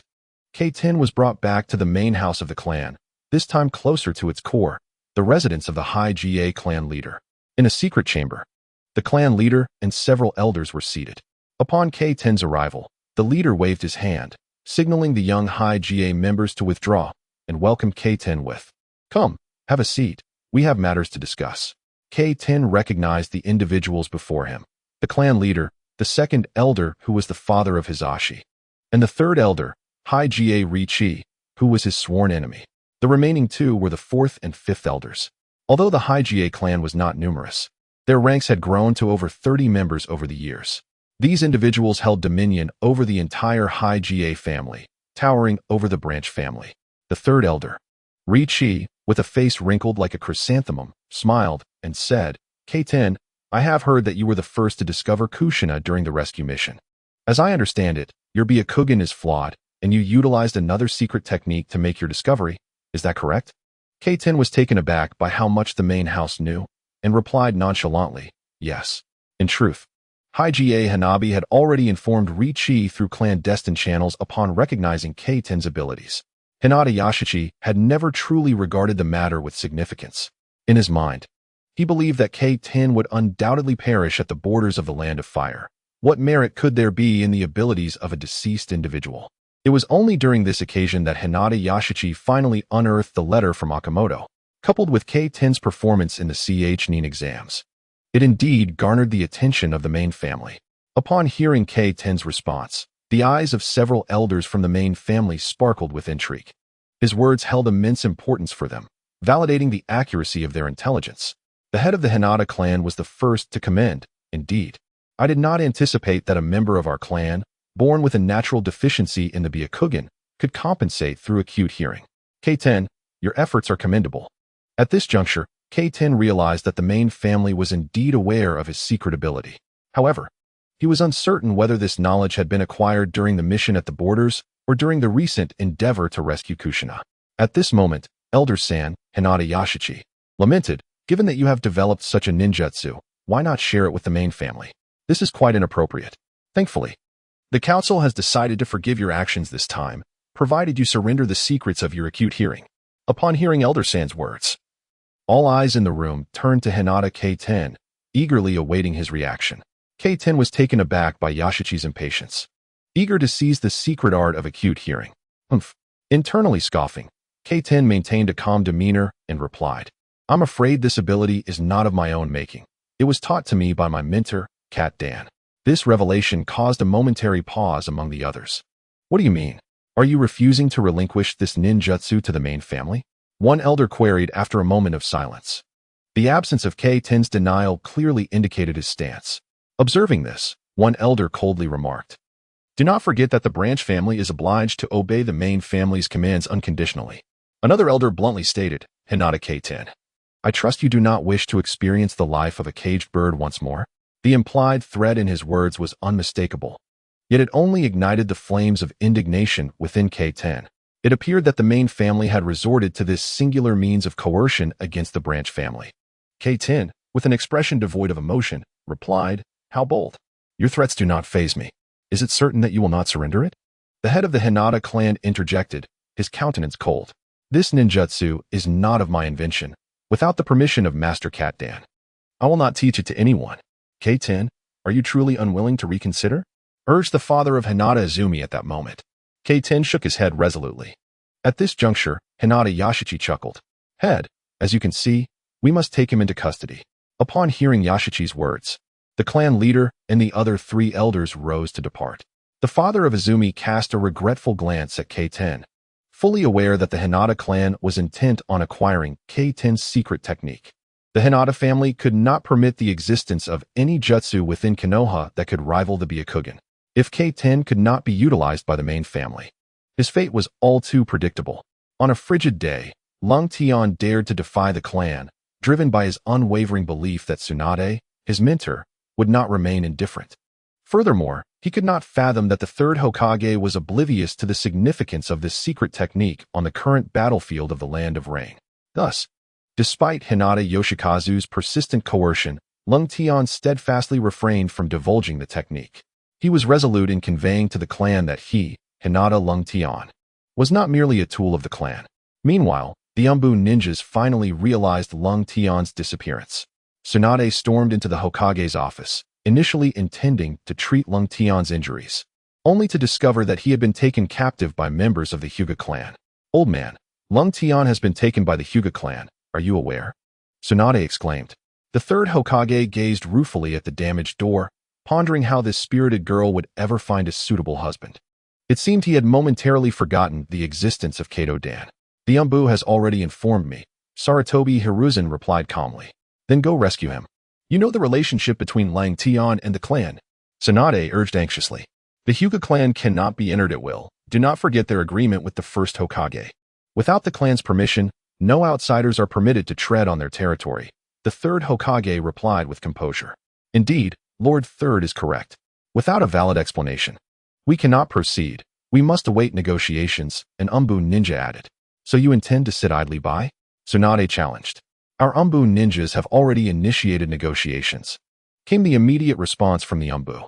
Just then, another Umbu ninja entered the Hokage's office. Hokage-sama, the negotiations have failed. The Hyuga clan head refuses to release him. Claiming it is an internal matter, he reported. Damn it. Tsunade seethed upon hearing the news. Wait, where are you going? The third Hokage demanded, watching Tsunade dash out. Of course, I am going to rescue my disciple. They cannot possibly prevent me from doing so. With that, Tsunade leapt out of the window, leaving the third Hokage helplessly lowering his hand. Among his 3 disciples, only Tsunade was the most disobedient and the one he could least control. Go, summon Jiraiya immediately. And also gather the Elder Council. I am issuing a secret order as Hokage, he commanded the nearby Umbu ninja. Yes, several Umbu ninjas displayed expressions of astonishment. The issuance of a secret order requires the signatures of both the Hokage and the Elder Council, symbolizing the will of Konoha and representing the highest command that none may defy. Was the third Hokage truly prepared to issue such an order for that brat of the Hyuga clan? In a dim chamber, Hinata Yoshikazu wore a sinister smile as he gazed at Rengtian. Do not presume that, having acquired some strength, you can escape the clan's grasp. I shall make you aware of the consequences of opposing the clan. Bring him to the interrogation room. Yoshikazu commanded the clan members outside to take Hinata Rengtian to the torture chamber. Upon hearing the third elder's words, the 2 clan ninjas were taken aback. It was well known that the Hyuga clan's torture chamber was no trifling matter. The methods employed within were more severe than those of the Konoha Umbu. However, the Hyuga clan had never resorted to such measures against their own kin. At this moment, Tsunade had arrived at the territory of the Hyuga clan. Halt! Shouted a ninja from the Hyuga clan. Do you know where you are? How dare you trespass on the Hyuga clan's land? I don't care who you are, leave. Without hesitation, Tsunade took action. At that moment, 4 more ninjas from the Hyuga clan appeared, surrounding her. Your Excellency, please stop. Upon realizing she was encircled, Tsunade unleashed a formidable chakra, which astonished the Chunin guarding the Hyuga territory. Who are you? They wondered, alarmed by her strength and perplexed as to why she had intruded upon their clan's land. I am Tsunade. Hand over my disciple, Hyuga Niji. Tsunade declared, unfazed. What? You are Tsunade. The revelation of her identity took the Hyuga ninjas by surprise. Although the Senju clan had fallen from grace, they were still one of the 3 founding clans of Konoha alongside the Uchiha and Hyuga clans. Particularly, Tsunade's status as the granddaughter of the first Hokage and disciple of the third Hokage commanded respect. One of the older Chunin, contemplating the situation, spoke slowly, Princess Tsunade. This is the territory of the Hyuga clan. Without the permission of Lord Hokage and the main family, no outsiders are allowed entry. Please return. I can return, but only if you hand over my disciple, Hyuga Niji. Otherwise, I shall wreak havoc upon the Hyuga clan today. Tsunade's aggressive stance left no room for retreat. Given the disparity in their strengths, the Hyuga ninja pondered for a moment before finally conceding. Lady Tsunade, perhaps you could wait a moment while I report this inside. Just as Tsunade was about to refuse, Jiraiya arrived, grasping her arm and shaking his head. Let us not escalate this situation. It may lead to complications for the old man. Upon hearing Jiraiya's words, Tsunade clenched her fist and replied, You had better provide me with a satisfactory answer. Otherwise, I will challenge the Hyuga clan today. The Hyuga clan leader, upon receiving the report from his subordinate, furrowed his brow in anger. There had been a regulation established during the founding of Konoha that no other ninja could enter the Hyuga clan's territory without their consent, and now Tsunade's presence felt like a direct challenge to their authority. However, given the current tumultuous times, with Konoha engaged in battle in the Land of Rain, and the Hyuga clan being distanced from the higher-ups, the clan leader suppressed his fury and asked in a deep voice, What do they claim is the reason for this? It seems Lady Tsunade is saying that one of our clan members has captured her disciple, came the response. Nonsense, the clan leader exclaimed. When did we ever capture her disciple? Lord, Lady Tsunade claims her disciple is named Hyuga Niji. What? The clan leader's expression changed upon hearing this. Previously, he had dismissed the reports from the Umbu regarding negotiations, not realizing that Tsunade was here for that very individual. Could it be that this young man had attracted the attention of Konoha's upper echelons? The clan leader began to waver in his resolve, while he could disregard Tsunade herself. The repeated appearances of the Umbu and Tsunade for the sake of Niji warranted further consideration. Just how much value did this young man possess? At last, the leader of the Hyuga clan relented and allowed Tsunade and her companions to enter. Upon seeing the clan leader, Tsunade swiftly exclaimed, "Where is my disciple? K10? Release him at once." The clan leader firmly rejected her plea, stating, "According to our previous agreement with Lord Hokage, we have the authority to decide the fate of non-jonin level Hyuga members." He continued, "Furthermore, that boy has defied the clan's orders, and we are currently administering punishment. It is impossible for you to take him back." Hearing that K10 was enduring punishment filled Tsunade with anxiety, prompting her to utter harsh words. "Very well. I warn you, if my disciple is harmed, the Hyuga clan will suffer injuries on the battlefield, and I, Tsunade, will refuse to provide medical treatment, regardless of the repercussions from the Hokage." At this, not only did the clan leader's expression darken, but the other ninjas of the Hyuga clan also appeared alarmed. Who was not aware that Tsunade was the finest medical ninja in the village? Injuries were inevitable on the battlefield, and to offend Tsunade was akin to pushing the Hyuga clan's members into a perilous situation. The clan leader, upon hearing Tsunade's threat, felt compelled to take her words seriously. Tsunade possessed the credentials to make such a statement, her medical prowess unmatched in all of Konoha. Furthermore, the clan leader had not anticipated that Tsunade would go to such lengths for K10. In her eyes, K10 had transcended the role of a mere student, embodying the bond of a successor. This relationship, second only to that of one's parents, was immensely significant. To antagonize the village's most skilled medical ninja, who was also a disciple of the third Hokage, for the sake of a single Hyuga, was a dangerous gamble, causing even the clan leader to hesitate. As time passed and the clan leader remained silent, Tsunade, growing impatient, resolved to resort to force to liberate K10. Observing that the clan leader still refused to release him, Jiraiya let out a cold snort and said, "Clan leader, our purpose for coming here extends beyond merely seeking K10 as Tsunade's disciple." "Oh, is there another reason?" The clan leader finally broke his silence. Jiraiya produced a scroll from his robe and tossed it into the clan leader's hands, declaring, "This is an order from Lord Hokage. K10 plays a crucial role in the upcoming battlefield of the Land of Rain. Lord Hokage formally summons him. This is a top-secret order." "What? A Hokage's secret order?" The clan leader and the surrounding elders' faces paled at the mention of the Hokage's decree. The Hokage's secret order represented the highest command of Konoha, requiring the signatures of both the Hokage and the Council of Elders to take effect, embodying the will of the village. No one dared to defy it. When did this boy manage not only to catch the Hokage's attention, but also to earn such significance? With the issuance of the Hokage's secret order, the clan leader realized he had no further justification to obstruct. Meanwhile, in the basement, K10 smiled, fully aware of the unfolding events above. In the interrogation room, the commotion caused by Tsunade reached the ears of Hyuga Rengtian. The boy is quite clever, aligning himself with Tsunade as his master, thus securing an ally. However, I assure you, even Tsunade cannot act recklessly within the Hyuga clan. Today, I shall extract the secrets of the listening ear from you." Hinata Ryoki spoke harshly. "Is that so? Then you may certainly try." Lung Tian revealed a mocking expression. Upon witnessing the disdainful look on Lung Tian's face, Hinata Ryoki's countenance darkened, nearly obscuring his features. He had never encountered such a disobedient branch family member. "I should have dealt with you just as I did your parents. You finally admit that you are responsible for my parents' demise. Hinata Ryoki, mark my words, one day, I will make you regret this." In response to Hinata Ryoki's declaration, Lung Tian coldly replied, "Huh? Is that so? You might not even make it out of here alive today, yet you speak of revenge. Huh?" Faced with Hinata Ryoki's arrogant demeanor, Lung Tian chuckled in turn. "Not only will I leave today, but I will make you escort me out. Do you believe it?" Lung Tian declared with sudden confidence. Hearing his words, Hinata Ryoki scoffed. "Still counting on your teacher Tsunade to rescue you? You overestimate her. I assure you, Unless the Hokage comes personally, no one will be able to save you. Is that so? How about we make a wager? If you obediently escort me out later, you shall address me as young Master Rengtian, the audacious youth boasted, genuinely believing Tsunade to be his support. Fine, I accept your challenge. But if Tsunade leaves in disgrace, what then? Rengtian asserted on the spot. I will immediately relinquish the secret technique of the listening ear. Very well. Hinata Ryoki laughed arrogantly. He could not believe that a fallen clan like Tsunade would dare to stand against the Hyuga clan.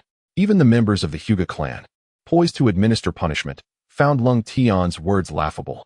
At that moment, a member of the Hyuga clan rushed down, whispering a few words into Hinata Ryoki's ear. What? Release Rengtian. Hinata Ryoki's voice suddenly rose several octaves, his eyes nearly bulging out. The expressions of the others in the interrogation room were equally incredulous. Only Rengtian remained unfazed, gazing at Hinata Ryoki with a hint of mockery in his eyes. You fools, keep a close watch on this brat. I will personally consult the clan leader. Hinata Ryoki's face turned a deep shade of anger, perplexed by the clan leader's decision. Casting one last glance at Rengtian, Hinata Ryoki turned to ascend, determined to inquire about the situation from the clan leader. When he beheld the Hokage's secret order, his expression shifted dramatically. The Hokage's secret edict, as the highest command in Konoha, held more weight than the Hokage's personal presence. What are you waiting for? Quickly notify the others to bring Rengtian up. The clan leader commanded the stunned third elder. Hinata Ryoki's mouth was filled with bitterness. He never anticipated that Rengtian could attract the attention of the Hokage, prompting such a significant response. What tremendous influence this must entail. Surely, even a jonin would not have the privilege of such favor. In an instant, Hinata Ryoki seemed to age several years. After a moment, the family member dispatched to release Rengtian returned and whispered a few words to the clan leader. The clan leader furrowed his brows, glanced at Hinata Ryoki, and solemnly stated, Rengtian requests that you invite him out. What? Let me fetch that little wretch myself. Is it appropriate for a venerable elder of the clan to summon a member of the branch family? This is an utter humiliation for Hyuga Rengtian. Yet, upon observing the countenance of the clan leader, Hyuga Rengtian found himself compelled to acquiesce. Within the interrogation room, Hyuga Rengtian and Hyuga Rengtian once again locked eyes. But their expressions were entirely transformed. You have some audacity, kid. However, I must warn you, should you ever find yourself in my grasp, I shall not show you mercy. The fury blazing in Hyuga Rengtian's eyes did not perturb Rengtian in the slightest. He approached Hyuga Rengtian and whispered, next time, make sure not to send someone as useless as Hyuga Okamoto. At the mention of Okamoto, Hyuga Rengtian was taken aback, realizing the chilling implications in Rengtian's gaze. It became evident that Okamoto's demise was indeed linked to this young man. With the knowledge that Hyuga Okamoto would not let him off easily, Rengtian felt no need for subterfuge. Moreover, bolstered by the attention of the Hokage and the support of his mentor, Tsunade, he found that being forthright offered a certain level of security. This, in turn, would instill caution in his adversaries, preventing them from overtly plotting against him. The threat from the Hyuga clan had been temporarily diffused, yet Rengtian understood that the next time, Hyuga Rengtian would employ even more ferocious tactics against him, especially as he remained powerless against the cursed seal of the caged bird upon his forehead. What troubles you? What are you contemplating? Tsunade inquired as she entered the infirmary, directing her gaze towards Rengtian. Nothing, merely eager to reach the front lines. Rengtian replied. Prior to this, Minato had journeyed to the land of rain with Jiraiya. The evening before Minato's departure to the front lines, he had sought out Rengtian. Rengtian, you are not the only one willing to risk everything for Kushina. I assure you. Unless they step over my corpse, no one shall harm her. Observing the earnest expression on his friend's face, Rengtian responded with equal gravity. You had best remember your words. Otherwise, even if you descend to hell, I shall drag you back and give you a sound thrashing. With that thought, Rengtian smiled. Suddenly, a fist struck Rengtian on the head. He turned to Tsunade with an innocent expression. You wish to go to the front lines? Do you not realize that your overexertion of the sixth gate of the 8 gates technique has caused severe ruptures in your chakra pathways? Rengtian shook his head in disbelief. You fool. This type of injury will heal slowly, unlike your previous ones. If you continue to exert yourself with that overloaded 8 gates technique, your chakra pathways may never recover. Do you understand? Tsunade admonished with a serious demeanor. How long will it take to heal? Rengtian asked anxiously. At least 6 months. During that time, You must not open more than the 5th gate of the 8 gates technique. Do you comprehend, Raiten? Tsunade gazed intently at her disciple. Raiten had not anticipated the severity of his condition. Observing the disappointment etched on his disciple's face, Tsunade offered words of solace. The front lines undoubtedly require your presence. Yet refrain from rushing ahead. Your true worth lies in your ability to serve as our vigilant informant, assisting us in gaining the upper hand on the battlefield, which is of paramount importance. Here is my letter of recommendation for Orochimaru. Upon your arrival at the front, present it to him, and he shall recognize your potential. Startled by his mentor's words, Cold Sky raised his gaze and inquired, Tsunade-sensei, will you not accompany me to the front lines? Tsunade's expression darkened. Your teacher, Kato Dan, has narrowly escaped death, yet his injuries are grievous enough to preclude him from serving as a ninja any longer. I must remain behind to ensure his safety before I can venture to the land of rain. In the interim, Orochimaru will assume command in my stead. You must perform admirably and uphold my honor. Cold Sky was taken aback by the severity of Kato Dan's injuries. Witnessing the sorrow on Tsunade's face, he felt a sense of fortune in misfortune. Compared to the original tale where Kato Dan perished on the battlefield, this outcome at least preserved his mentor's life. Within the Hokage's office, the atmosphere between the 3rd Hokage and Danzo was tense. I hear you have been experimenting with the informant technique Cold Sky provided? The 3rd inquired. Indeed, but regrettably, all attempts have failed, Danzo replied, his expression impassive. I must caution you, he is now a disciple of Tsunade. Do not harbor any ulterior motives towards him, nor should you underestimate the Hyuga clan that stands behind him, even if he currently has conflicts with them. The Hyuga will never permit outsiders to harm their own. Danzo dismissed the 3rd's warning with a scoff. This refrain again? They may act against their own kin, but outsiders are strictly forbidden from intervening. Our teacher was perpetually dissatisfied with this situation and sought to alter it. Alas, he was too lenient. If change is unattainable, then perhaps it is best to eradicate the issue altogether. Konoha does not belong to any singular clan, as our teacher always asserted. Enough. Do not think I am unaware of your schemes. Stay within the bounds of my tolerance. The Senju clan's affairs have already crossed the line, the 3rd retorted. His aura menacing. Not to be outdone, Danzo countered. Is this a warning? It is a reminder. The 3rd pressed, advancing his stance. At this juncture, Danzo's eyelids fluttered involuntarily. He finally took a step back and said slowly, Then I shall remind you to keep her away from matters that do not concern her. As long as she remains oblivious to these issues, I will quietly wish her well, for she is one of the last remaining relatives of the 1st and 2nd Hokage. A week later, Cold Sky emerged from the hospital, bearing Tsunade's handwritten letter, as he joined the new contingent of Konoha ninjas heading to the front lines. The weather in the land of rain was perpetually dreary, mirroring the grim situation at hand. This region was plagued by incessant rainfall, leaving many of the freshly arrived Konoha ninjas feeling quite out of sorts. Cold Sky's initial impression of the land of rain was one of dampness, coupled with a palpable sense of hatred and despair emanating from the local populace. Prior to his arrival, Konoha had recently encircled and decimated a contingent of Rain Village ninjas under Orochimaru's command. Before Lord Orochimaru returns, you should remain at the encampment, a Konoha ninja stated flatly. Cold Sky and his companions were assigned to a modest dwelling. All the Leaf ninjas who came to support are gathered here, awaiting orders. This contingent consists primarily of lower-ranking ninjas, with only a few Ch-nin like Cold Day among them. The fact that Cold Day achieved the rank of Ch-nin at such a young age has drawn considerable attention. 2 days later, Orochimaru finally returned to the rear base. Cold Day, bearing Tsunade's letter of recommendation, finally came face to face with Orochimaru, one of the legendary Sannin who would later become renowned throughout the ninja world. Is this truly Orochimaru? Upon meeting him, Cold Day was struck by how vigorous and robust Orochimaru appeared in his youth. His expression was solemn, yet it exuded a palpable strength, distinctly different from the later, more sinister demeanor he would adopt. This version of Orochimaru bore a striking resemblance to the 3rd Hokage. It is no wonder that Orochimaru believed he had the greatest chance of succeeding in the Hokage competition. His style was so closely aligned with that of his mentor that he felt he should have garnered his teacher's support, yet ultimately, he did not. Even at this stage, the sheer aura surrounding Orochimaru was enough to convey his formidable power to outsiders.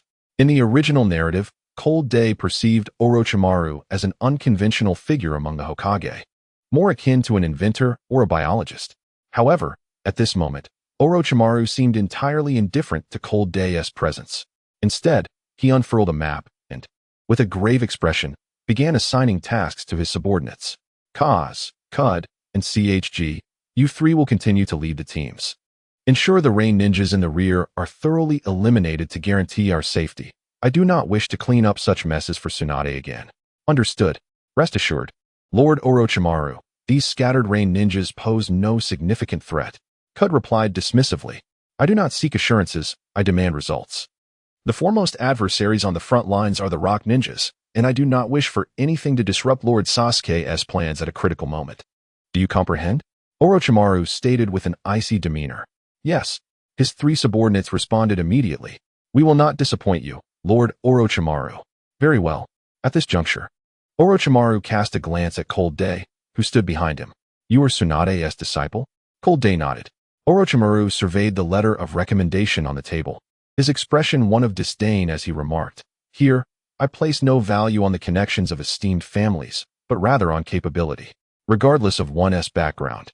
If you hold no worth to me, even a friend's recommendation will not sway my judgment. Orochimaru's words tightened Cold Day's chest, suggesting that the impression he left on this formidable figure was not particularly favorable, especially as he noticed the derisive smiles of those around him.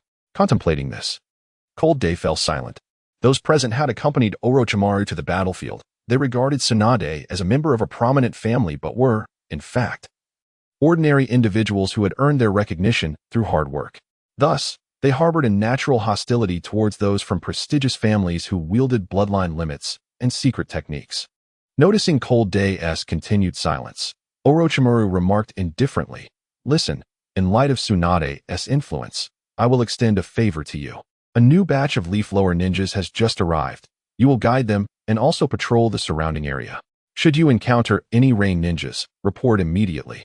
Upon hearing Orochimaru's words, Cold Day realized that he was not trusted with his own abilities. Even the contents of the recommendation letter placed on the table went unnoticed by him.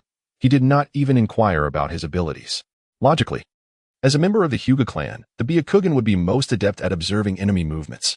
Moreover, Tsunade-sensei had explicitly stated in her letter that he possessed the ability of acute hearing, which could greatly assist Orochimaru.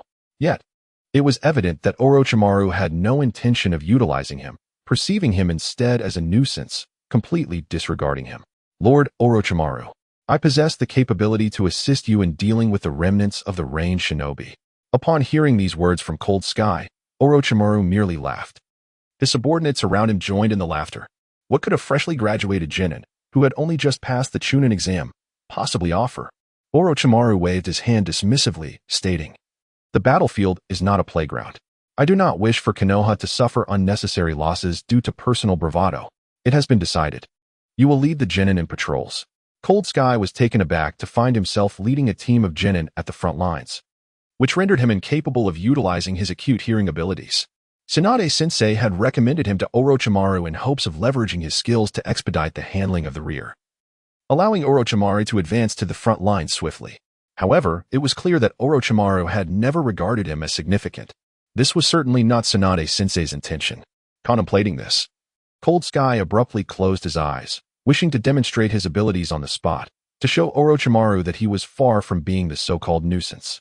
Unfortunately, Orochimaru misinterpreted Cold Sky's intent, perceiving it as dissatisfaction. Did I not make myself clear? Depart at once. This is an order. Do not waste my time. The chill in Orochimaru's words was unmistakable. His subordinates wore expressions of mockery, saying, You dare question Lord Orochimaru's orders? Truly a reflection of your noble lineage. Indeed. It was these self-important little brats who not only disrupted Orochimaru's plans, but also often brought him criticism from the village. Get lost, brat. Your presence here is an eyesore. Sending someone like you to the front lines is merely feeding data to the enemy. Recognizing the futility of continuing, Cold Sky understood that Orochimaru was not specifically targeting him. He simply had no interest in being distracted from his meticulously arranged plans. Even if Cold Sky possessed some abilities, Orochimaru could not fathom how they would be of significant aid to him, which explained his complete disregard for the recommendation letter from Tsunade. Realizing that persisting would only lead to humiliation, Cold Sky resolved to demonstrate his capabilities through action, intending for Orochimaru to personally invite him later. Armed with the mission scroll provided by Orochimaru, Cold Sky made his way to the assembly point for the genin. Upon learning that the members of Team 9 had already reported, he approached the destination and soon spotted 3 youths, roughly his age, waiting for him, 1 boy and 2 girls. The boy sat on the ground, his face alight with excitement as he conversed with one of the girls nearby. The girl ensnared in the situation was adorned in the distinctive garb of the Uchiha clan, her expression one of palpable annoyance. Meanwhile, another girl, under the canopy of a crimson umbrella, was gently waving it about. When the cold day beheld the young lady beneath the red parasol, he was momentarily taken aback by her enchanting visage. Clad in a flowing green attire and wielding a red umbrella, she exuded a striking contrast that was hard to ignore. Greetings, I am Hyuga Rengtian, the captain of Team 9, and your guiding instructor. What? You are our instructor? Surely, this must be a jest. You appear to be no older than us. A boy gazed incredulously at the letter of introduction in Rengtian's hand. I recently attained the rank of Chunin in the Chunin exams, so there is no room for doubt. You little brats, Rengtian asserted. Upon hearing his words, the youth wore a look of utter bewilderment, struggling to fathom that someone of his own age had achieved such a prestigious rank. Observing that the new captain hailed from the Hyuga clan, the Uchiha girl beside him appeared visibly uncomfortable. In stark contrast, the girl with the umbrella maintained an air of indifference, seemingly unconcerned with the title of instructor. Rengtian shook his head, recognizing that this situation was markedly different from his previous encounter with Uchiha Schwanwa. His foremost task was to unite Team 9.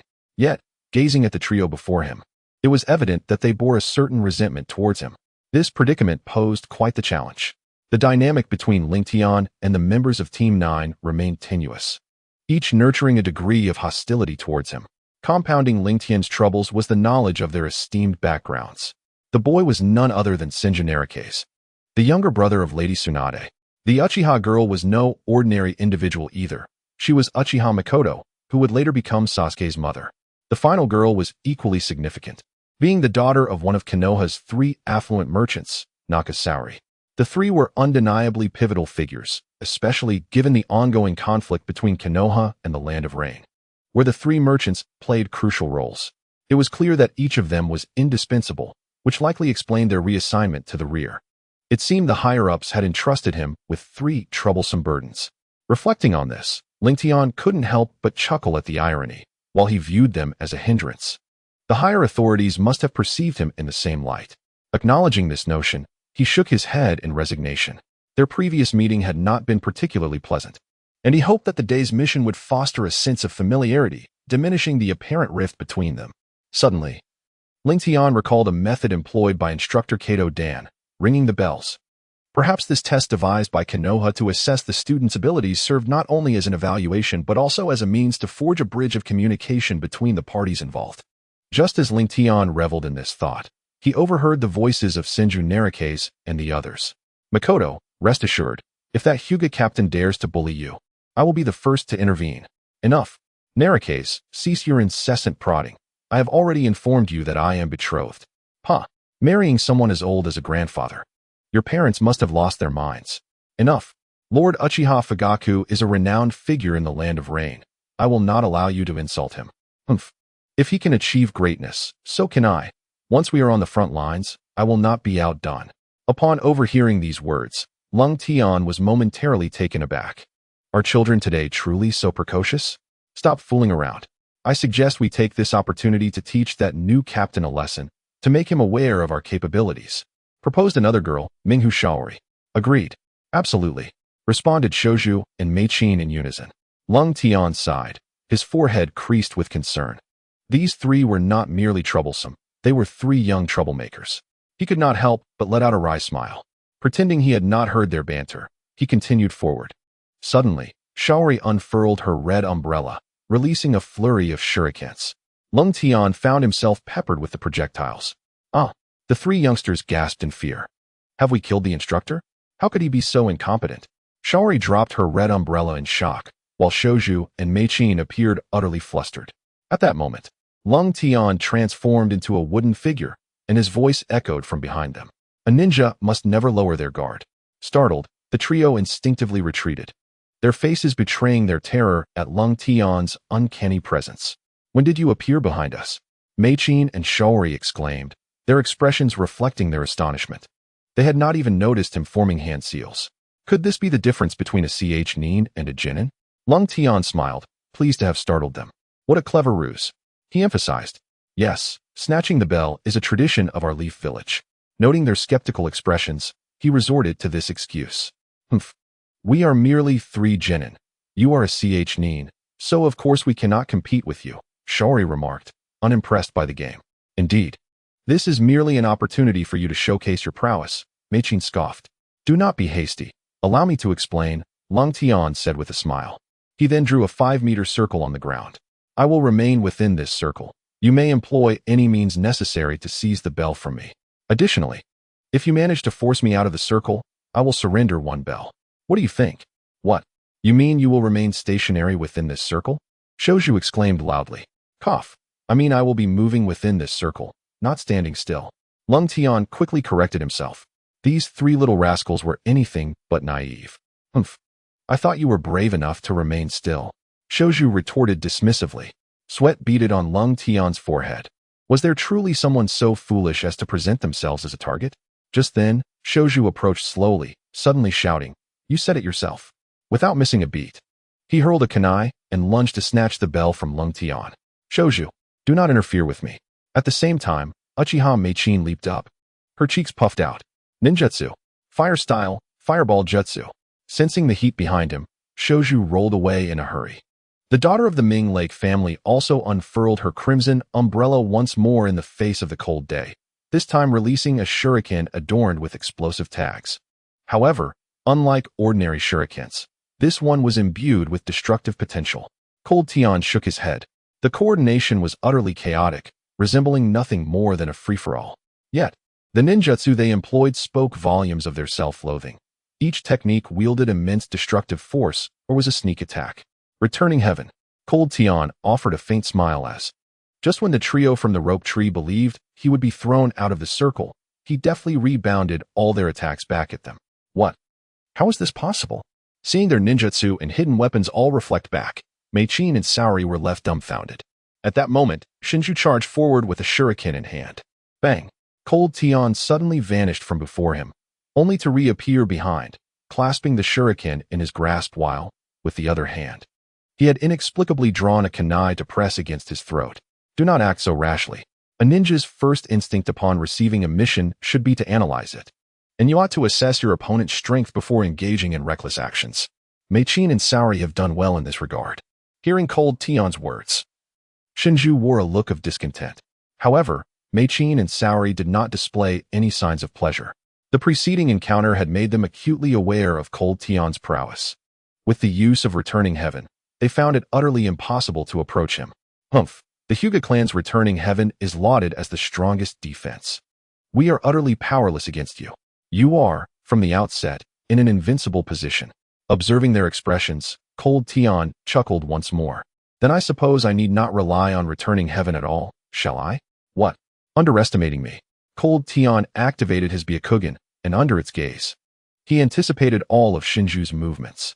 Within the confined 5-meter radius, he effortlessly dodged the ninjutsu unleashed by Mei-chin and the others. Their assaults were rendered futile against him, and their close-range attacks were repeatedly repelled by Cold Tian's gentle strikes, all while he refrained from using chakra. At that moment, Saori suddenly shouted, Everyone, make way for me. Not good. Saori is about to unleash her full power. Teacher, run. Shinju yelled. Let me show you the might of the thousand-faced umbrella. Ninjutsu. The thousand-faced umbrella's radiant flow. Saori unleashed a torrent of hidden weapons from her umbrella, including shurikens, kunai, and fine spikes, all interspersed with numerous explosive tags.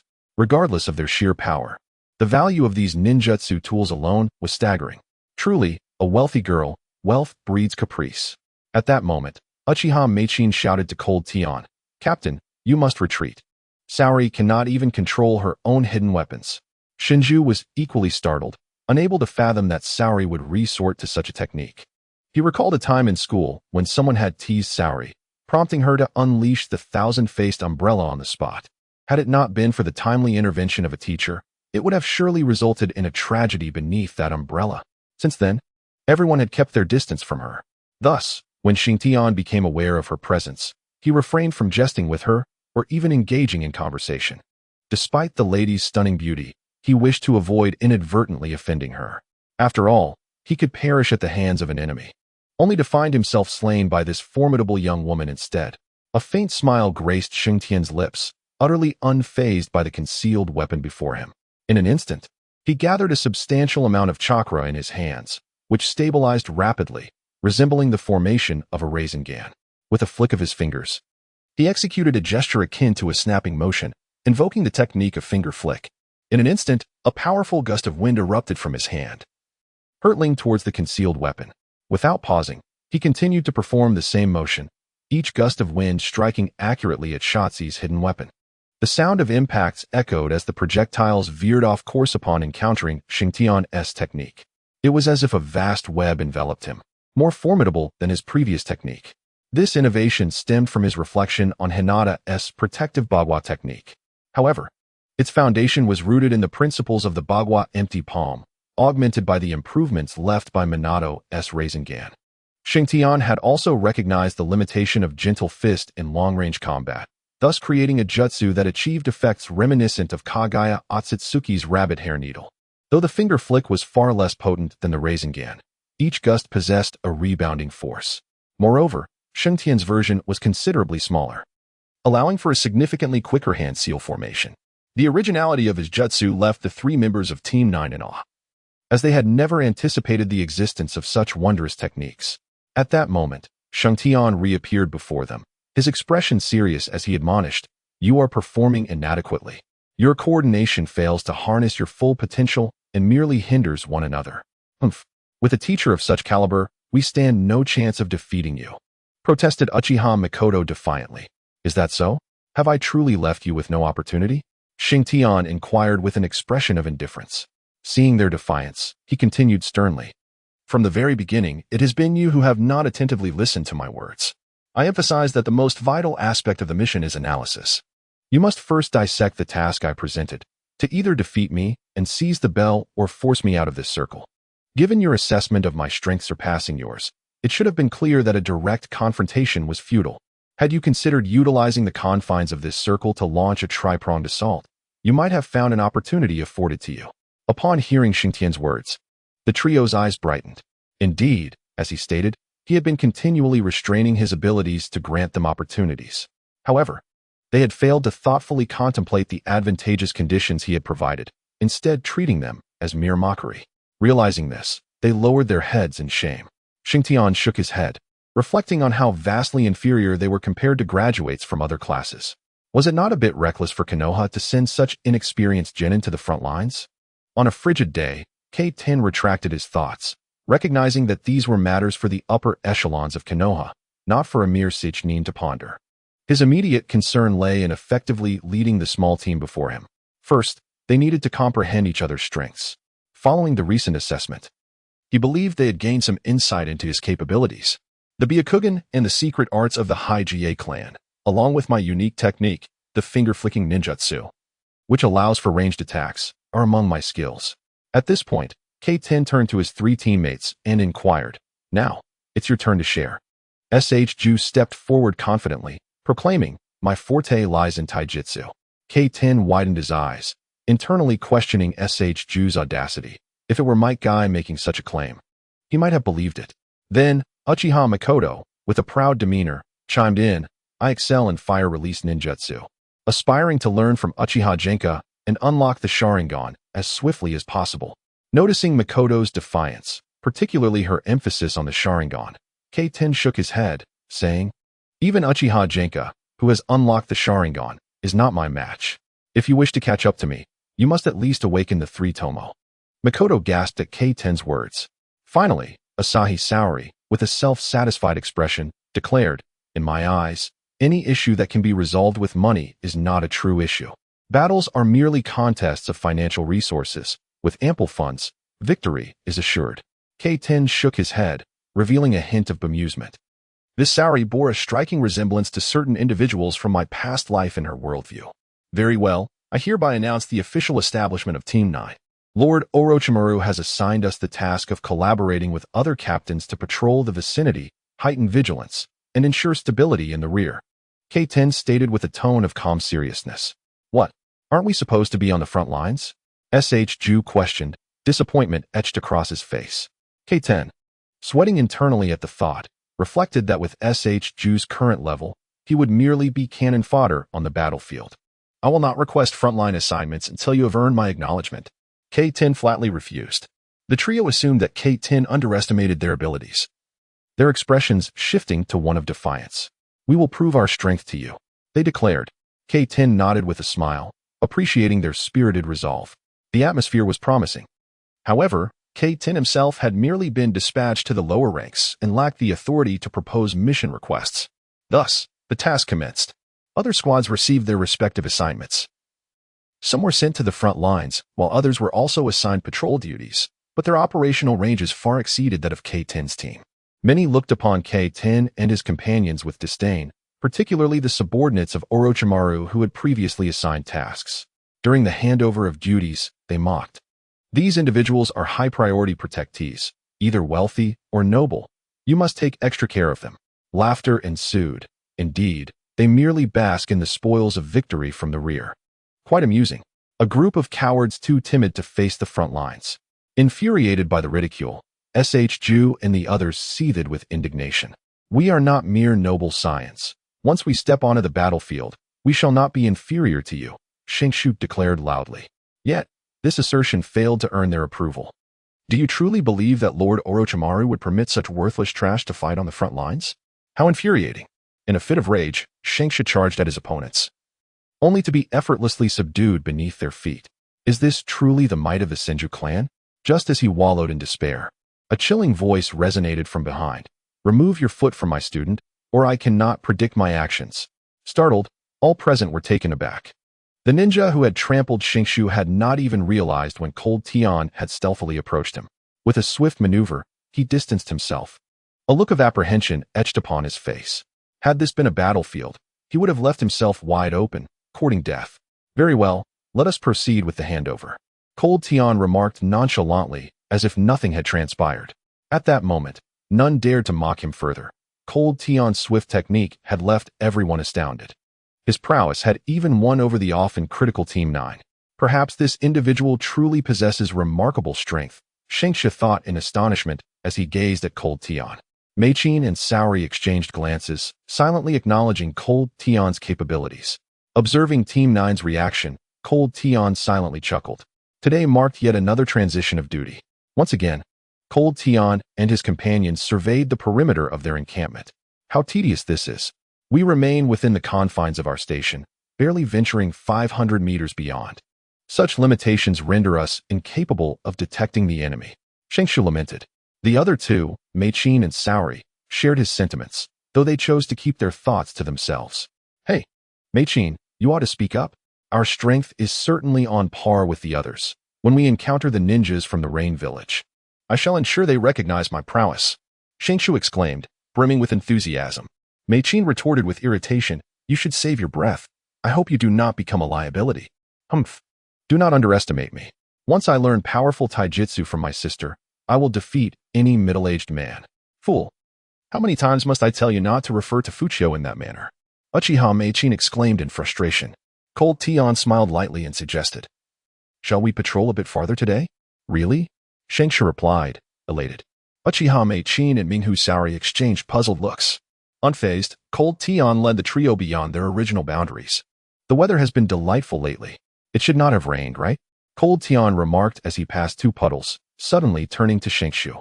However, Shinkshu looked up in confusion, seemingly oblivious to the relevance of Cold Tian's seemingly trivial remark. At that moment, two ninjas from the Rain Village suddenly discarded their disguises, leaping from the water to swiftly attack Cold Tian. The sight of Cold Tian being ambushed by the ninjas from the Rain Village left Shinkshu and his companions frozen in shock. Cold Tian appeared equally unprepared, taking a direct hit.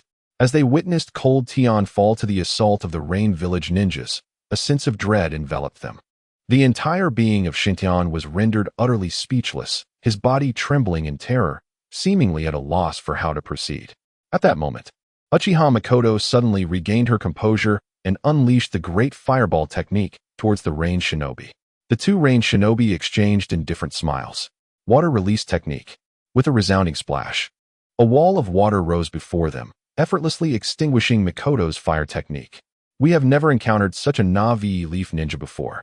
After all, they are merely children. Let us show them mercy and free them from this folly, for they are unfit to be shinobi. As the two advanced, Minghu Saori suddenly shouted, and, eyes closed, opened the thousand-faced umbrella. Hundreds of hidden weapons flew towards the ranged shinobi. Bang, bang, bang. The ranged shinobi before them vanished. Have I killed them? Saori inquired as she opened her eyes. What do you think, little sister? Came the voice of a ranged shinobi from behind Rengtian and the others. They don't even know the shadow clone technique.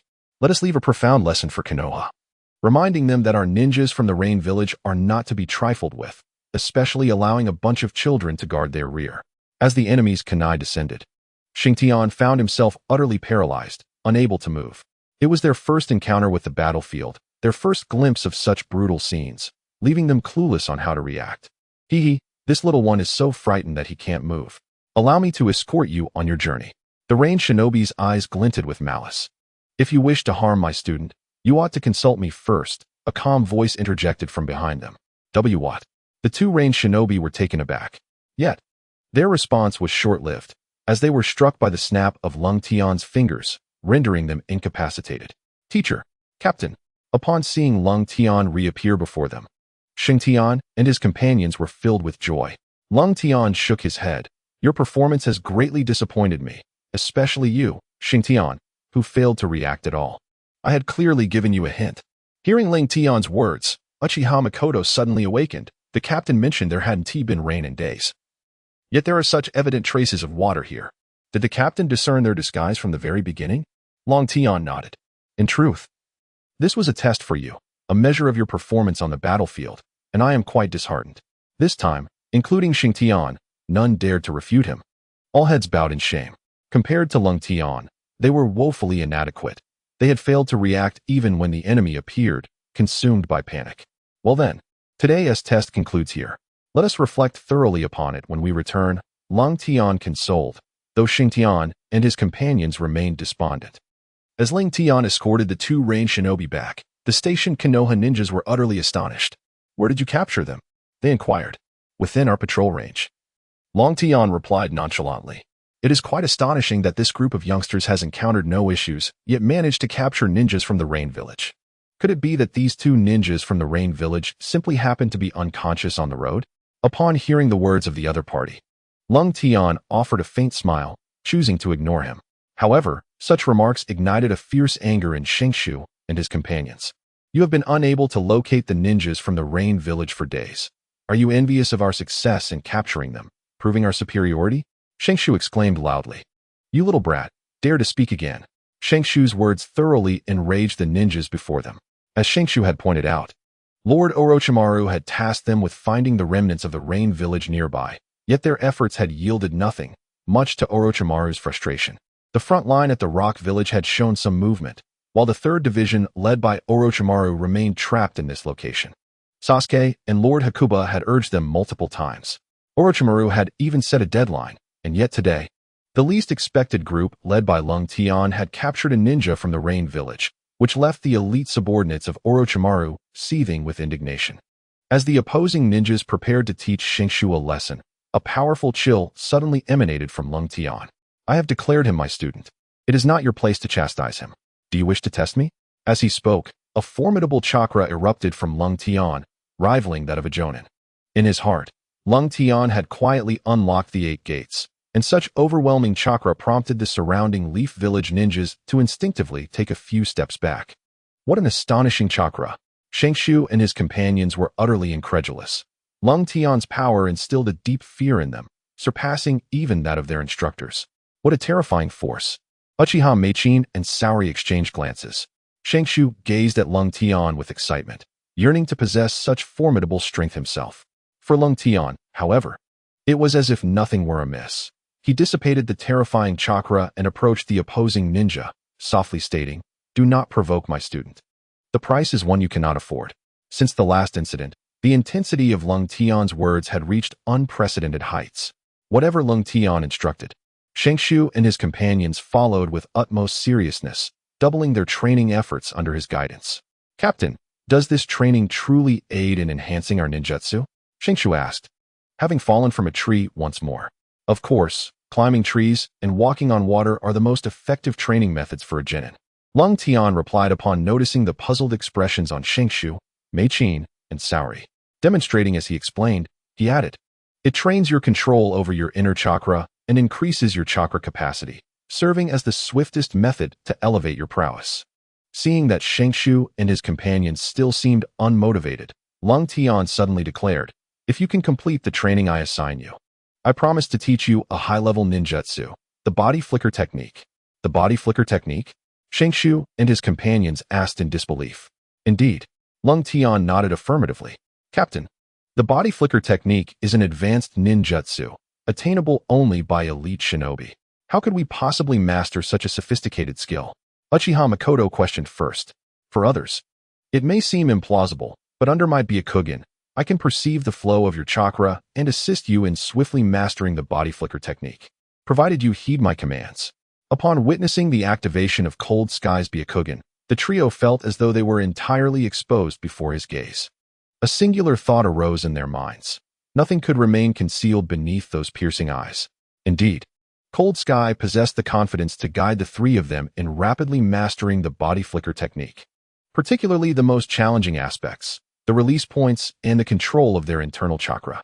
He could easily assist them in identifying the release points. Yet the mastery of chakra control was ultimately their own responsibility, which is why he encouraged their rigorous training. In Cold Sky's Byakugan, the trio's progress varied, as did their control over chakra.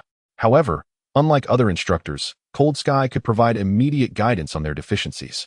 Whether it was Ju, Uchiha Makoto, or Saori, he could point out any errors during their practice, rather than waiting for mistakes to be made, making his teaching far more efficient. Stand still. Cold Sky suddenly pressed against Uchiha Makoto's back, a surge of chakra flowing into her, enveloping her in a wave of warmth. This chakra then began to open the release points in her legs. Makoto felt as if the blockages in her chakra pathways had been suddenly cleared. With wide eyes filled with astonishment, she gazed at her captain. At that moment, Saori and Ju looked on in confusion. Cold Sky calmly instructed Makoto, try forming the seals to release the body flicker technique. His unassuming words were imbued with a profound confidence. Without hesitation, Makoto began to form the seals, gathering chakra within her. She directed her chakra through the release points sequentially. Boom. Makoto's figure vanished, reappearing beside Ju.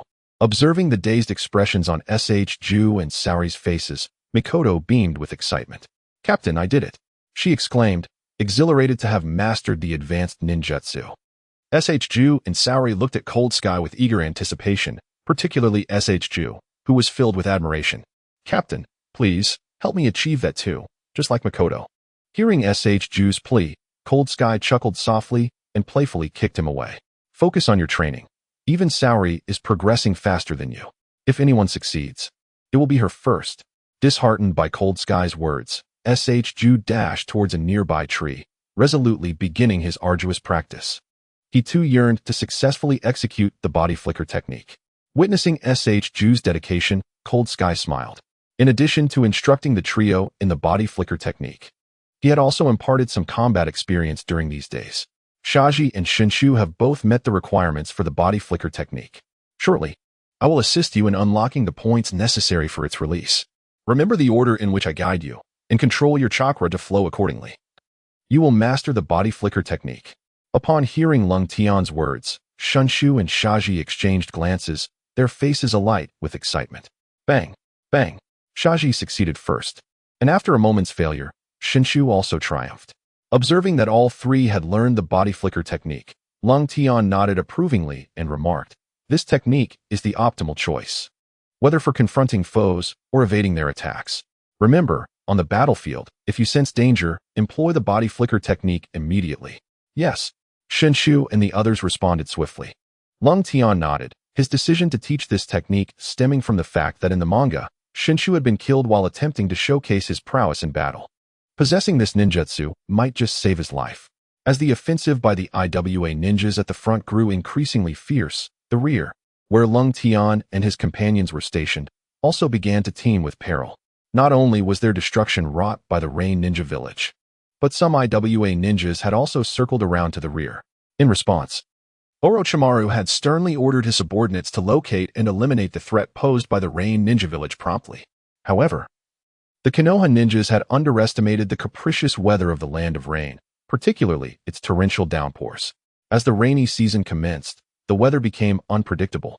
One moment it was clear, and the next, it was engulfed in heavy rain. Visibility was severely compromised, and all patrolling Konoha ninjas exercised extreme caution. For this was the most natural concealment of the Rain Ninja village. Today, Sato's team had expanded their search area.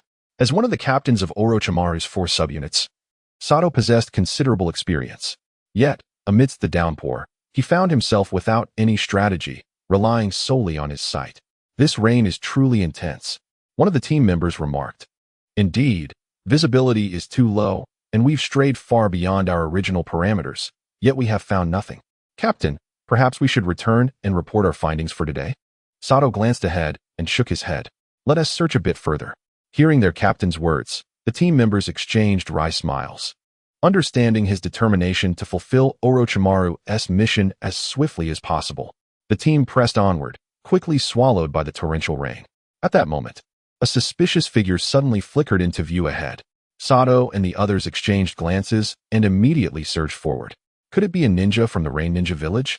The last individual they had captured had merely been a scattered ninja from that village, offering no value. However, judging by the figure's movements, it appeared to be a chunin, a significant catch. Sato and his subordinates exchanged knowing smiles. Yet, after pursuing for a while, the figure abruptly vanished. Not only that, but they sensed the surroundings had changed. The downpour that had enveloped them moments ago had ceased. This is bad. It's a trap, Sato thought, a sense of foreboding creeping in. However, before he could remind his companions, one of them had already been abruptly slain by a rogue ninja from the Rain Village. Soon after, a dozen more Rain Village ninjas emerged around them. At this moment, Sato comprehended the situation. The earlier rogue ninja had deliberately lured them into this trap. This was the first time Sato had encountered such a multitude of Rain ninjas, particularly with their formidable prowess. You must be one of the main forces hiding in the rear, causing destruction, Sato inquired nonchalantly. Haha, it's good that you understand, declared one of the leaders with pride. Sato exchanged glances with his remaining teammates, fearing they might indeed meet their demise here today. The rain poured down even heavier. Cold Sky and his 9th squad had arrived at the rendezvous point. Rope Tree complained, why haven't they returned yet? Could it be that they've all gone back? Cold Sky shook his head, finding it peculiar, when suddenly he heard a strange sound. Close your mouth. Don't disturb me. Rope Tree fell silent upon hearing the captain's stern tone. He and his teammates, Meichin and Saori, exchanged glances, recognizing the gravity of the situation. They understood their captain possessed numerous skills. Had he perhaps sensed the enemy's presence ahead of time?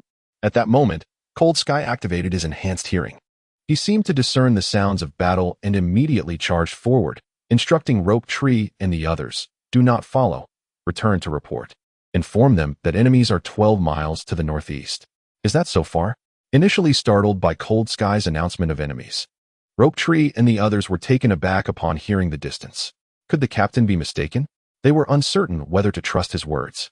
Yet, it was Rope Tree who unwaveringly believed. After all, their captain possessed the Byakugan, though he had never heard of anyone using the Byakugan to perceive such distances. I'll go report, Rope Tree exclaimed, sprinting back, while Saori and Meichin exchanged determined looks and said in unison, we'll go with you. At that moment, Sato's team had already eliminated nearly half of their foes. However, they were all injured and had nearly exhausted their chakra. Captain, we'll cover you. You go first. 2 subordinates suddenly proposed. Sato shook his head, a grave expression on his face. If anyone is to leave, it shall be I who covers you. How touching. But let us all stay, the small leader of the Rain Ninjas remarked. What he says is true, haha. Who would have thought a Jonin-level Konoha ninja would perish at our hands? The other Rain ninjas wore expressions of smug satisfaction. For the reputation of Konoha's ninjas echoed throughout the ninja world, and other villages' ninjas took pride in defeating them, let alone in killing a Jonin from Konoha. Just the thought of it brought a sense of pride to their faces. Enough dawdling, let us finish this quickly. If Konoha realizes they haven't returned for a long time, they will surely search for them. Ultimately, it was the leader of the Rain ninjas who remained composed. Sato and his companions positioned themselves back to back in a triangular formation. Although they acknowledged the truth in their enemy's words, they feared they could not endure until that moment. Despair had begun to settle over Sato and his teammates. Even in death, we must take down a few more with us. At that moment, a sudden surge of energy erupted from the rain. These forces, mingled with raindrops, struck the rain ninja like bullets. The ninjas of the rain village were startled, and everyone hastily retreated. The leader of the rain ninja wore an expression of sheer horror. Could it be that the ninjas from Konoha had arrived? Was help finally here? The trio of Sato displayed excitement. At that moment, a figure slowly emerged from the downpour. It was Riten. Sato and his subordinates rejoiced upon seeing the newcomer. To their astonishment, it was indeed Hyuga Rengtian who had come. However, their joyous expressions quickly dimmed, for it appeared that he was the only one who had arrived. Sato shook his head with a bitter smile. Was this yet another life sacrificed in vain? After a brief moment of chaos, the ninjas from the rain village also realized this situation. Upon seeing that only Riten was present, the remaining rain ninjas exhaled in relief. To think that one person would attempt to rescue was nothing short of a death wish, merely adding another casualty to their accomplishments. Riten, you need not concern yourself with us. Hurry back for reinforcements. Sato shouted at that moment. Compared to them, Riten had yet to be surrounded. However, he seemed oblivious, approaching leisurely as if strolling in the rain. Just as he was about to draw near, Riten suddenly gathered a vast amount of chakra in his hands, then snapped his fingers. Boom! A wave of energy surged from the water, relentlessly shooting towards the rain ninjas on the opposite side. It was Riten's newly developed finger jutsu. Like hundreds of concealed weapons, it rained upon the ninjas of the rain village. Everyone, be cautious. This individual is extraordinary. The leader of the rain village felt an immediate sense of danger, quickly evading while alerting his comrades. Utilizing this long-range attack, Riten's finger jutsu, combined with the 8 trigrams 64 palms, finally carved a path for Sato and his group. Witnessing that their enemy was but a single individual, yet he had already forced their entire side to retreat, even rescuing Sato and the others, incited furious cries from the rain village leader. Quick, move closer, he is alone. At this juncture, Sato and his companions had reached Riten's side. Riten, do not linger, we must flee. Sato, taken aback by Riten's prowess, reminded him that their adversaries still outnumbered them and urged a hasty escape. Yet, Riten seemed impervious to their warnings. In a flash, he executed the body flicker technique, directly entering the encirclement of the rain village. This left both Sato and the rain ninjas in a state of bewilderment.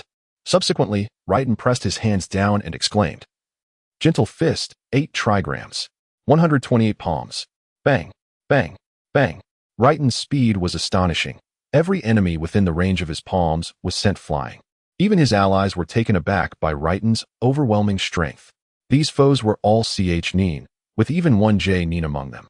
Yet, now Riten, relying solely on his own might, had turned the tide against them. It was utterly inconceivable. The leader of the rain ninja village was utterly astonished. The infiltrator within Konoha had failed to report the presence of such an extraordinarily powerful ninja.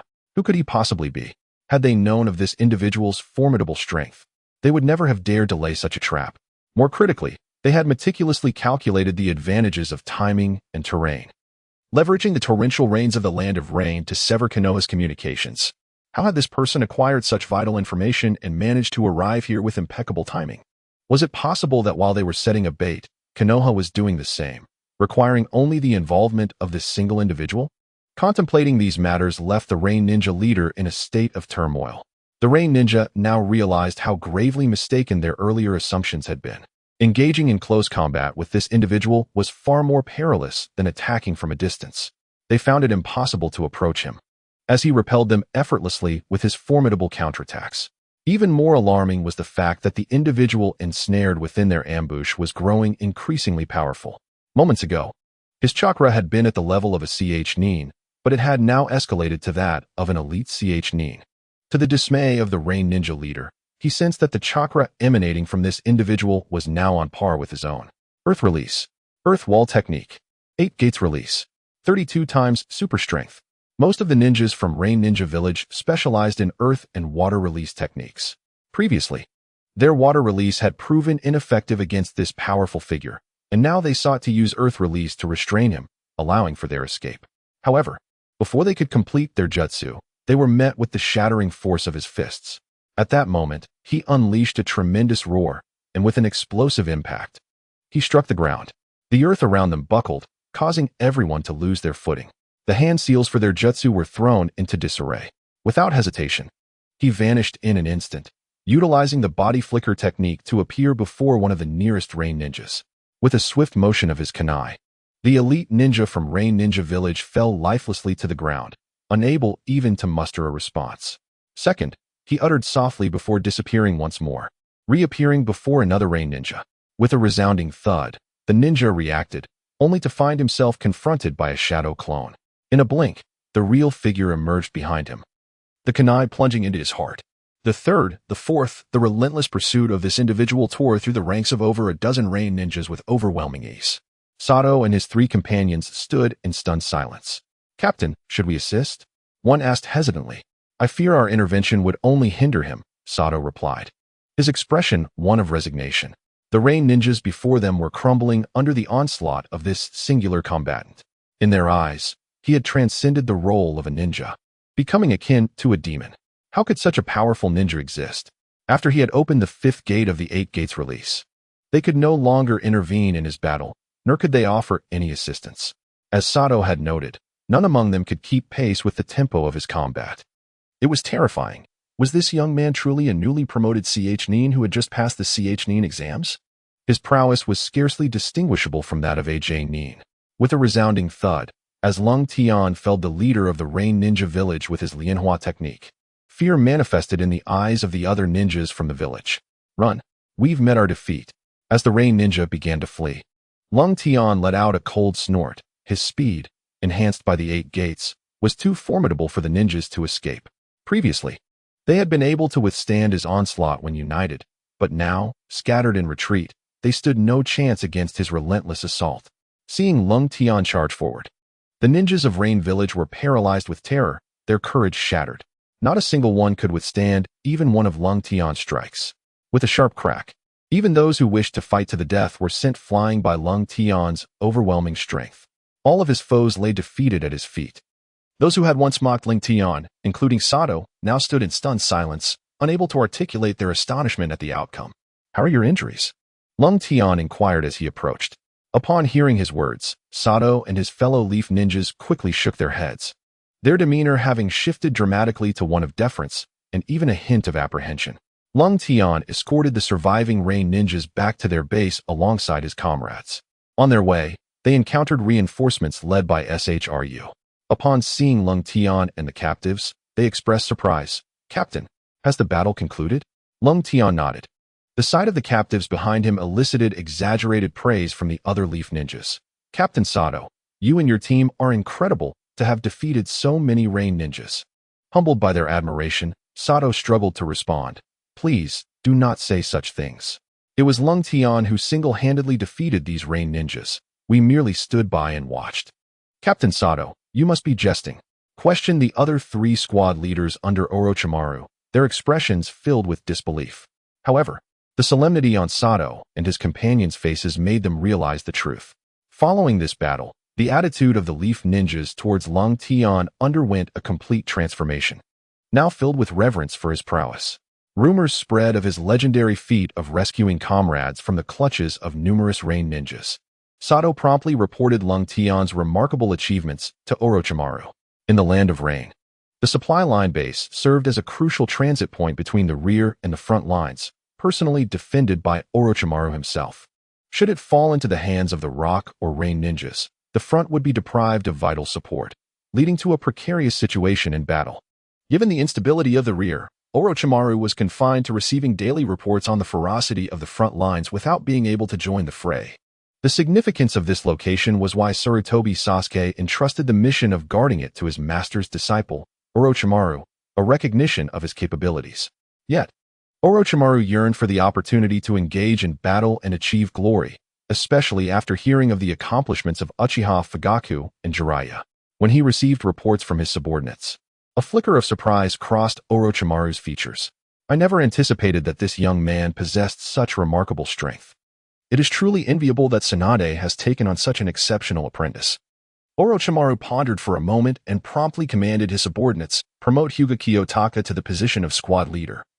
Instruct him to join forces with the other 4 leaders to eliminate the rain ninjas in the rear. Why would the master suddenly promote that boy? One of Orochimaru's subordinates inquired. Unfazed, Orochimaru responded, "It is nothing, merely that the lad's prowess is somewhat extraordinary." For Orochimaru, the paramount concern was to resolve the troubles behind them. Since Kiyotaka had demonstrated noteworthy capabilities, he intended to make the most of it and swiftly eradicate the latent threats.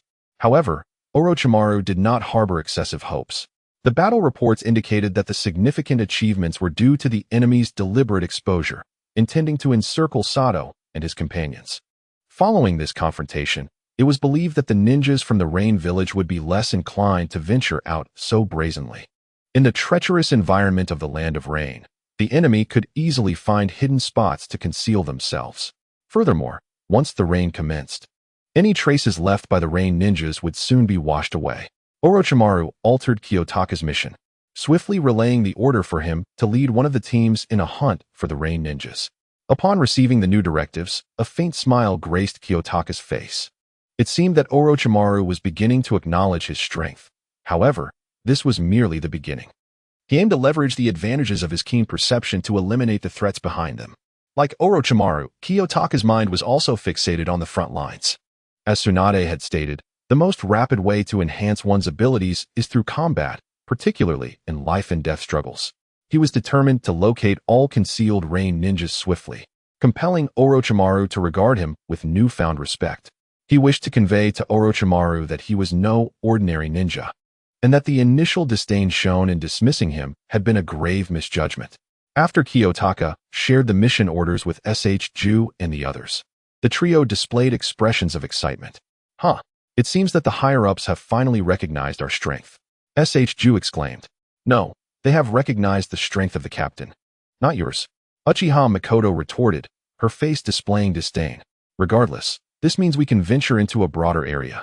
Ju continued. Kiyotaka nodded in agreement. Indeed, we can extend beyond the patrol limits to farther regions, but this also entails greater danger. If your performance does not meet my expectations, I will not hesitate to leave you behind. At Kiyotaka's words, Ju and the others lowered their heads. Compared to Kiyotaka's displayed strength, they felt akin to toddlers just learning to walk. Even Ju had quickly set aside his arrogance, realizing that combat was not as simple as he had envisioned. However, your training these past days has greatly pleased me. I believe it will not be long before you can join me on the front lines. Kiyotaka suddenly praised. Hearing their captain's words, the trio nodded vigorously. Captain, we will certainly impress you. Ju vowed passionately. Upon witnessing the expression on Shinshu's face, Lung Tian shook his head gravely and remarked, while it is commendable to possess tenacity, it is imperative to remain composed, especially you, Shinshu. If you continue in this manner, I must insist you remain in the rear. Remember, even in adversity, maintaining your composure can unveil opportunities. Indeed, the supplies from Konoha have been steadily increasing these days. Lung Tian analyzed. It appears that the conflict between Konoha and IWA shinobi on the front lines is intensifying. As the supplies arrive, the responsibilities at the rear for Konoha grow heavier. The captains of the 4 teams anxiously convene to discuss how to safeguard these provisions. At that moment, upon seeing Lung Tian return from his patrol, Sato immediately beckoned him over, eager to hear his insights. After all, no one doubted that Lung Tian was the strongest ninja at the rear. It is exceedingly challenging to remain vigilant at all times. We must take the initiative, Lung Tian declared resolutely. We are aware of Captain Lung Tian's prowess, but if the enemy remains elusive, we are at a loss, another captain interjected. Hearing their concerns, Lung Tian offered a faint smile. As long as you heed my commands, I will ensure that the ninjas of the Rain Village reveal themselves. Another batch of supplies departed from Konoha, destined for the rear base in the Land of Rain. Upon receiving the news, Lung Tian led his team to rendezvous ahead of time, significantly reducing the escort personnel by 2/3, leaving only 7 or 8 lower-ranked ninjas to accompany the provisions. Do you truly believe your strategy of luring the snake out of its hole will ensnare the Rain ninjas? Sato quietly inquired beside Lung Tian.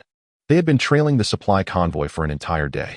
At that moment, Lung Tian suddenly focused intently, then signaled his companions with a discreet gesture.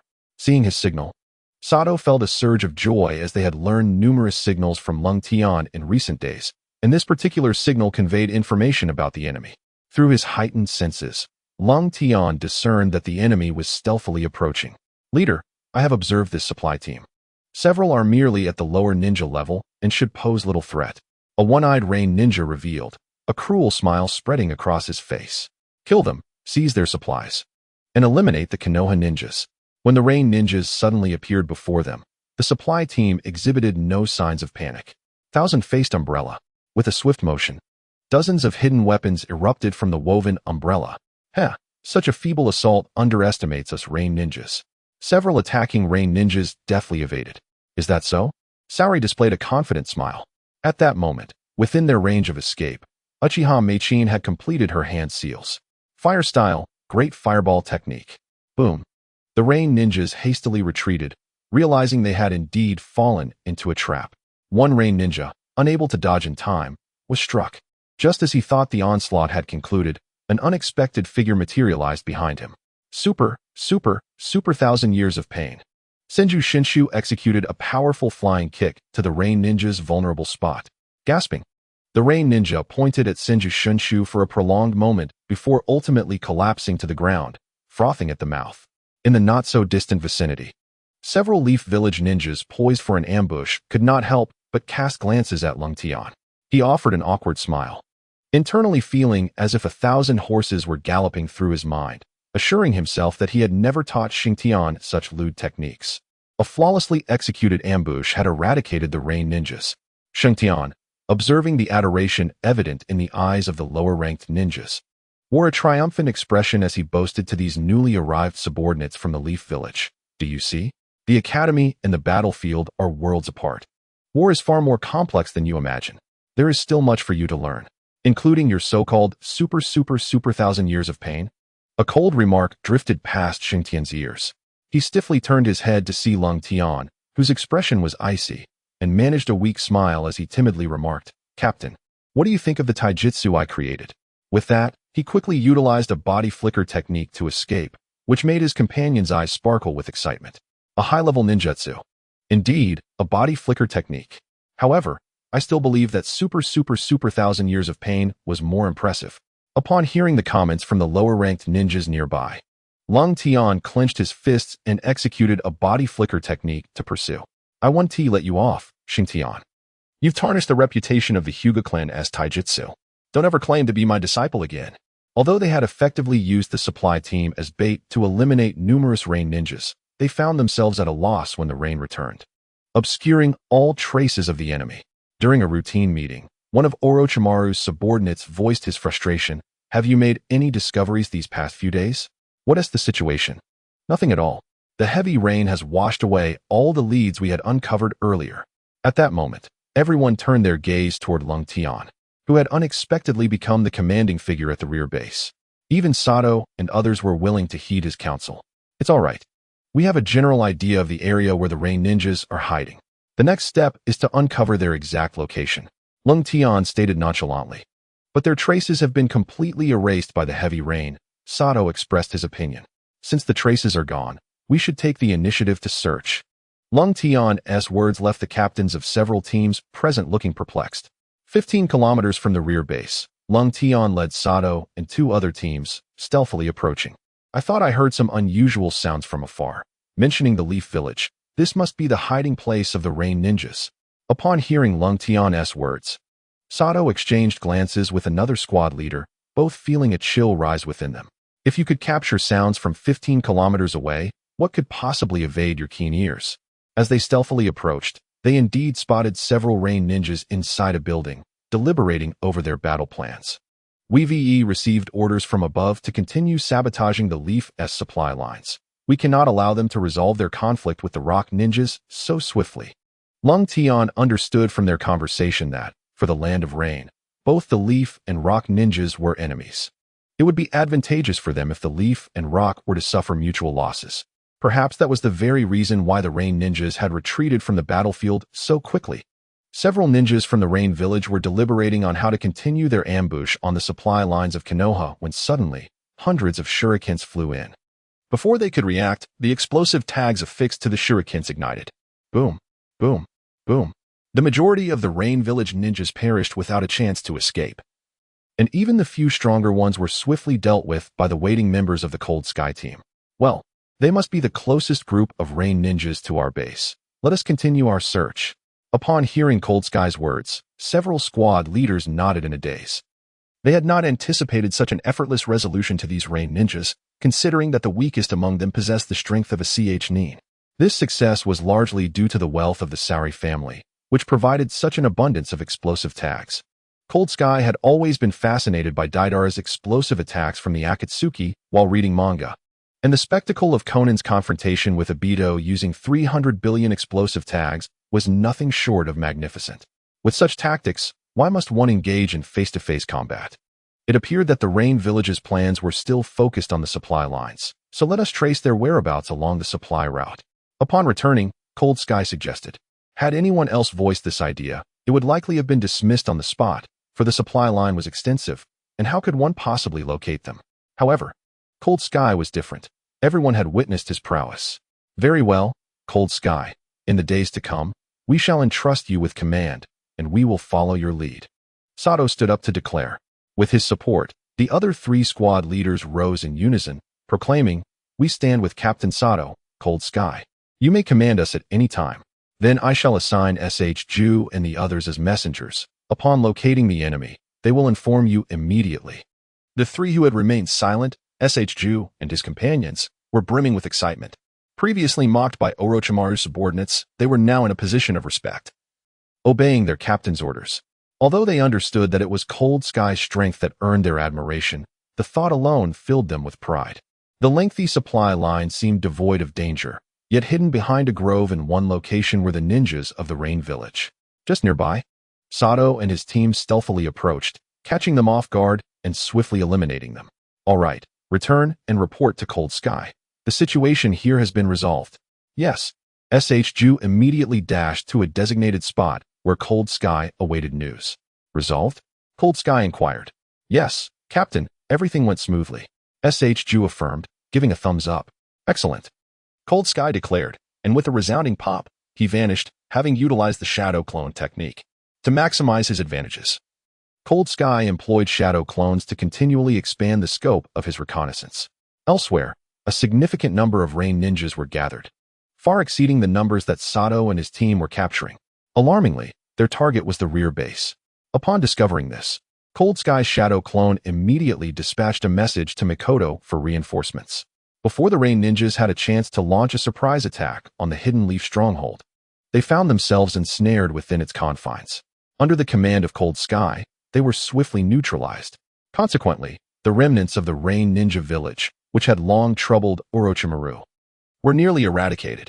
Supply lines from the rear became increasingly stable, with provisions reaching the front lines without delay, much to the delight of Orochimaru and the frontline commander, Sarutobi Shinjiro. In fact, Shinjiro even left White Fang behind to personally commend Orochimaru for their achievements. This news astonished Orochimaru. During the ongoing conflict between the Hidden Leaf and the Rock Ninjas, both sides had been plagued by ambushes from the Rain Ninja village. Yet, the Hidden Leaf managed to maintain a secure supply line, gradually gaining the upper hand in their battle against the Rock Ninjas. Even more astonishing news soon followed. All of this was attributed to someone Orochimaru had previously overlooked, the commendable efforts of Hyuga Cold Sky. The latest reports indicated that Cold Sky and his team had cleared all enemies within a 50-kilometer radius of their rear base, ensuring that no adversaries remained within that expanse.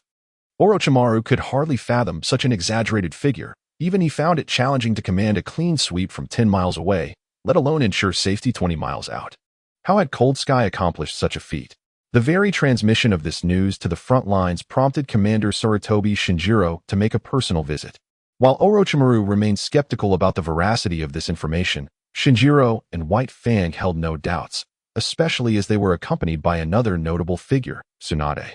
On their journey, Tsunade had already informed them of Cold Sky's prowess, and they were particularly intrigued by his remarkable hearing abilities. To them, such a prodigy should not remain in the rear, but should be on the front lines, showcasing his true potential. At the rear command post, Orochimaru was still trying to grasp the unfolding events. Lord Orochimaru, We owe our success this time to Hyuga Cold Sky. Without him, we could not have completed our mission so swiftly. Sato reported. Has that child been of significant assistance to you? Orochimaru could not help but inquire. Indeed, Lord Hyuga Cold Sky is an exceptional chunin. His established code system has allowed our patrols to connect with one another, and in the event of an ambush by the Rain Ninja village, a loud call would ensure that Lord Cold Sky could hear us and swiftly lead reinforcements to the battlefield. What did you just say? He can hear your calls? Orochimaru interrupted, questioning his subordinate. Yes, Lord Cold Sky's acute hearing can detect sounds from a 15-mile radius. The ninjas from the Rain Ninja village stand no chance of evading his keen senses. Hearing Sato speak with such admiration, even referring to Cold Sky as Lord Cold Sky, left Orochimaru genuinely astonished. He raised his hand, his expression serious as he asked, please elaborate. Isn't the Hyuga clan most adept at using Byakugan to detect enemies? Why would they rely on hearing?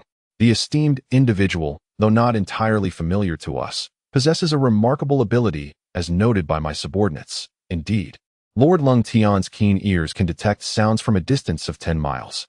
It is through this extraordinary talent that we uncovered the hiding place of the Rain Ninjas and subsequently eliminated them.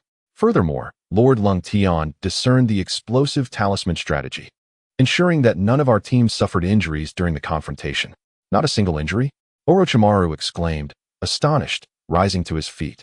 He immediately seized the battle report to scrutinize it closely. Before he could finish, he heard Tsunade's voice. Orochimaru, how did my disciple perform? With his abilities, he must have alleviated many of your troubles. What? You didn't even look at my recommendation letter. Tsunade's fury ignited upon receiving such news from Orochimaru. If it weren't for my obligations keeping me in Konoha, I would never have entrusted such a treasure as Lung Tian to you. How could Tsunade not be enraged that her accomplished disciple was not utilized to his full potential? I even recommended him to you to assist in resolving your issues. You must understand that Lord Shin Nosuk and Lord White Fang on the front lines are eager to have Lung Tian deployed immediately. Hearing that Lung Tian had even garnered the attention of Lord Shin Nosuk and Lord White Fang, with intentions to transfer him to the front lines, Orochimaru's expression grew even more incredulous. Yet, he remained perplexed about Lung Tian's exact capabilities. He had previously speculated why Lord Shin Nosuk would come to the rear, only to discover it was specifically for this young man. Although Orochimaru had not read the recommendation letter, the reports from the front lines and Tsunade's demeanor had led him to surmise some of Lung Tian's abilities. Despite Lung Tian's exceptional talents, his combat prowess could not compare to the elite Jonin. Most importantly, Tsunade's earlier remark about quickly resolving issues with the Rain Ninjas, was that the feigned listening ear ability that Sato had mentioned? It was only at this moment that Orochimaru retrieved the original envelope, hastily tearing it open to read Tsunade's correspondence. Upon learning that Lung Tian's keen hearing could rival that of bloodline limits and the extent of his auditory range, Orochimaru's eyes nearly bulged with astonishment. Had he known of Lung Tian's extraordinary capability, he would have avoided such complications altogether. At that moment, Shin Nosuk entered the room. As the eldest son of Sarutobi Hizashi and the true commander of this war, he, alongside Konoha's White Fang, was celebrated as a star of Konoha. The titles of Lung Tian and Minato stem from their duo, while Orochimaru, Jiraiya, and Tsunade merely served as their support. How did you arrive so swiftly, Lord Shin Nosuk? Orochimaru asked, astonished.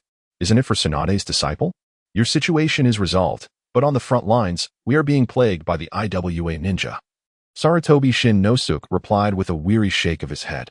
It turned out that the IWA ninja had altered their tactics, focusing on infiltration and ambushes, which were particularly challenging to detect among the 5 great ninja villages. We are about to take him away, Orochimaru. You won't hold it against me for seizing your prized student, will you?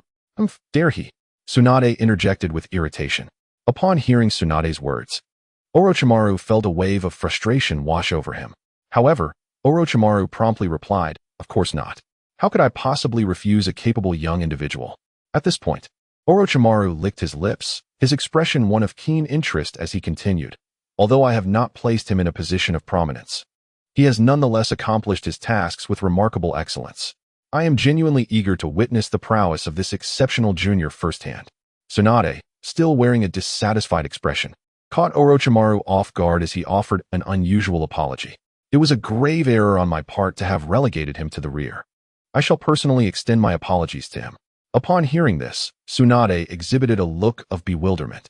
In her eyes, Orochimaru was a man of great pride.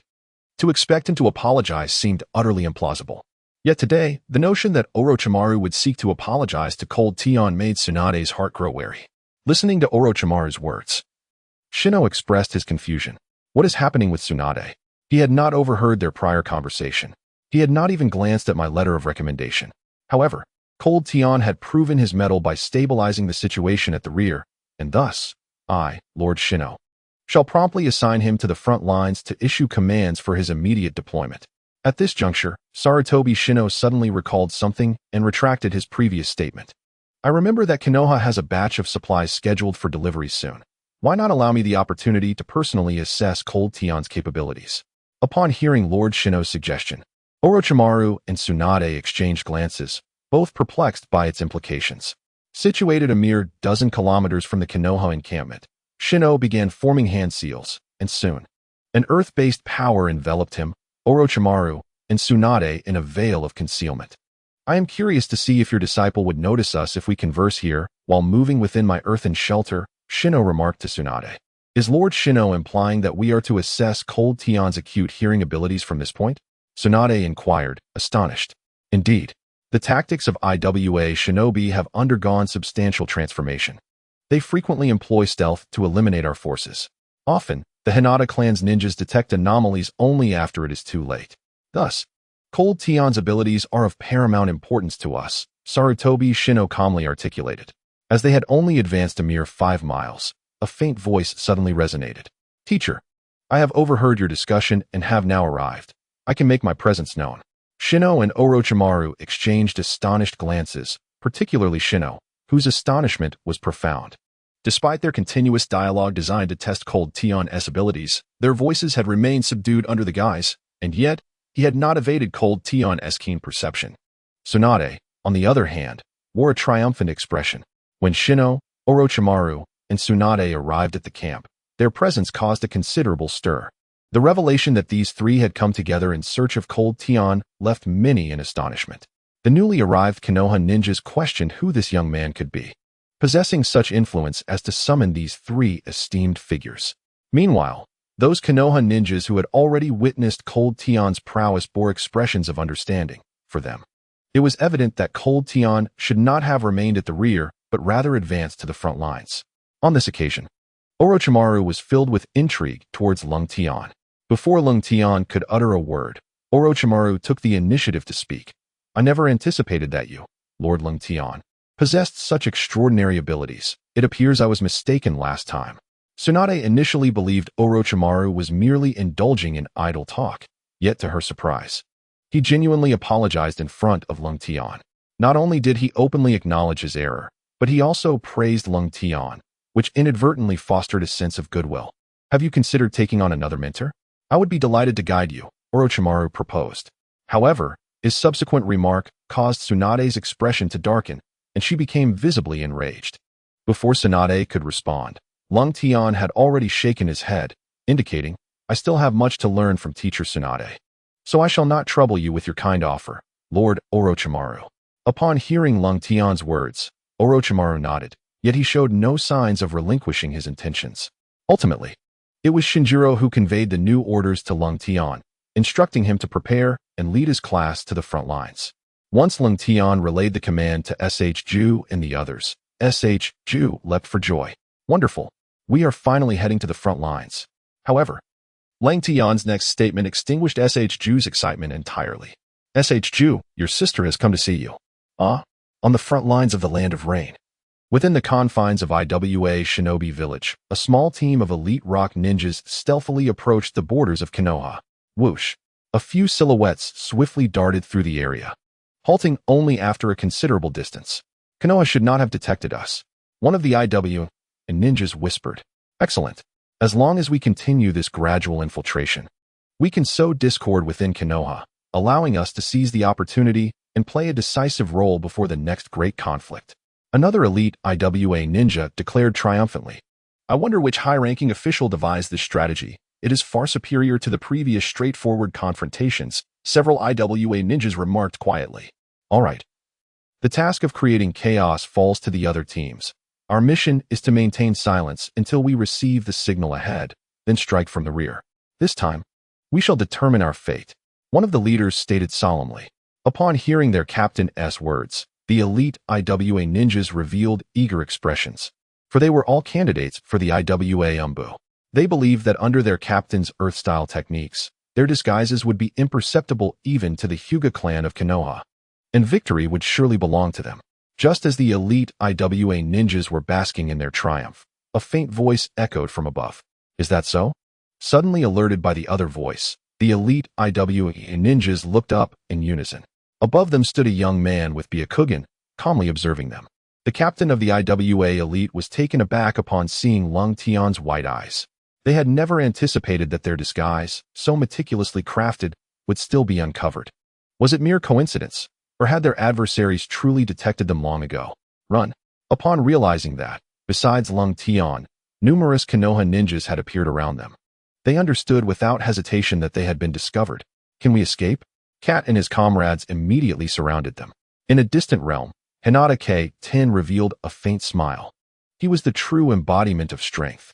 His essence continuously absorbed the information relayed by the shadow clones, and suddenly, he opened his eyes and addressed Shino. The ninjas from the Rock Ninja village in the east have been dealt with. However, this time, they approached with great ferocity, and it appears that reinforcements are entering our defense zone in batches. From their conversations, it seems they intend to launch a surprise attack while we engage on the front lines. Such audacity, Shino remarked, taking out a map and examining it with composure. To dispatch such a large contingent of elite ninjas without detection by our patrolling forces suggests that the Rock Ninja village has significant ambitions this time. Fortunately, we have K-10. Without him, we might have found ourselves in a precarious position. Inform the encirclement's White Fang to take matters into his own hands. Upon hearing the name White Fang from Shino's lips, K-10 felt a jolt of surprise. He had long revered the renowned figure. While K-10 pondered this, Shino inquired again, K-10, can you ascertain how many individuals are in the rear? And what can you overhear about their plans? After a moment of contemplation, K-10 replied, there is an abundance of information. I require more time. However, their strategy seems to involve a frontal assault coupled with an ambush to encircle us. Moreover, it appears they have brought a formidable individual to assume the role of the frontline commander. What? At K-10's revelation, a wave of shock coursed through Shino. No wonder their maneuvers were so audacious. It seemed our adversary had acquired a new mastermind. But who could possess such cunning? And who was this powerful figure? Gazing into the distance, Shino murmured to himself. Ever since this formidable presence had emerged, the Rock Ninjas, once at a disadvantage, had begun to regain their footing. The seemingly endless array of techniques showcased the true terror of their adversaries. Yet, observing K-10 behind him, Shino felt a surge of relief. It was fortunate that Konoha had dispatched such a trump card. It seemed the time to engage in decisive battle had arrived. The elite ninjas of Konoha swiftly mobilized. K-10 noted that these ninjas wore masks, clearly indicating they were members of the Hokage's Umbu. This revelation startled K-10. Evidently, Konoha was quietly bolstering its frontline strength. Simultaneously, K-10 understood that the clash between Konoha and the Rock Ninjas was drawing ever closer. These Umbu ninjas obeyed K-10's directives, led by his shadow clones to eliminate the infiltrating Rock Ninjas. Observing the young K-10, who seemed to assume the role of a commander, these Umbu were taken aback. When this conflict concluded, K-10's contributions would undoubtedly be substantial. He might even be promoted to the Umbu. I heard from the team leader that he had long suggested to the captain that K-10 be inducted into the Umbu, bypassing the customary assessment period to elevate him directly to the rank of squad leader. Hearing this from his companions, even with their masks on, several Umbu ninjas could not conceal their astonishment. To become an Umbu leader, one typically had to endure at least 3 years within the Umbu and achieve a minimum of 5 successful high-level missions. For K-10 to leap over such prerequisites at such a young age was nothing short of remarkable. As the rain country entered its rainy season, the downpour showed no signs of abating. Moreover, the rain has washed away many traces, allowing the Rock Ninjas to conceal themselves more easily. During the previous encirclement, several Rock Ninjas managed to escape. However, Cold Sky served as the final trump card, effectively eradicating these threats in their infancy. Some Rock Ninjas may have disguised themselves as Leaf Village Ninjas, Yet the moment they speak, they cannot evade Cold Sky's keen ears. Another small team of rock ninjas has emerged, having narrowly evaded last night's siege. After eliminating a nearby leaf ninja, they assumed the guise of leaf ninjas to commence their breach of the rock ninjas' defenses. This failure has made them aware that their adversaries are already informed, and perhaps a leaf spy has infiltrated their ranks. They must report this intelligence to their superiors. At this moment, Cold Sky appeared in their line of sight alone. A few of them exchanged sly smiles, thinking they had encountered an easy target to dispatch. Just as the two sides passed each other, Cold Sky suddenly struck, catching these elite rock ninjas off guard. Return to heaven. The formidable rebound force propelled several nearby rock ninjas away. The boy has actually discovered us. Several rock ninjas displayed expressions of astonishment.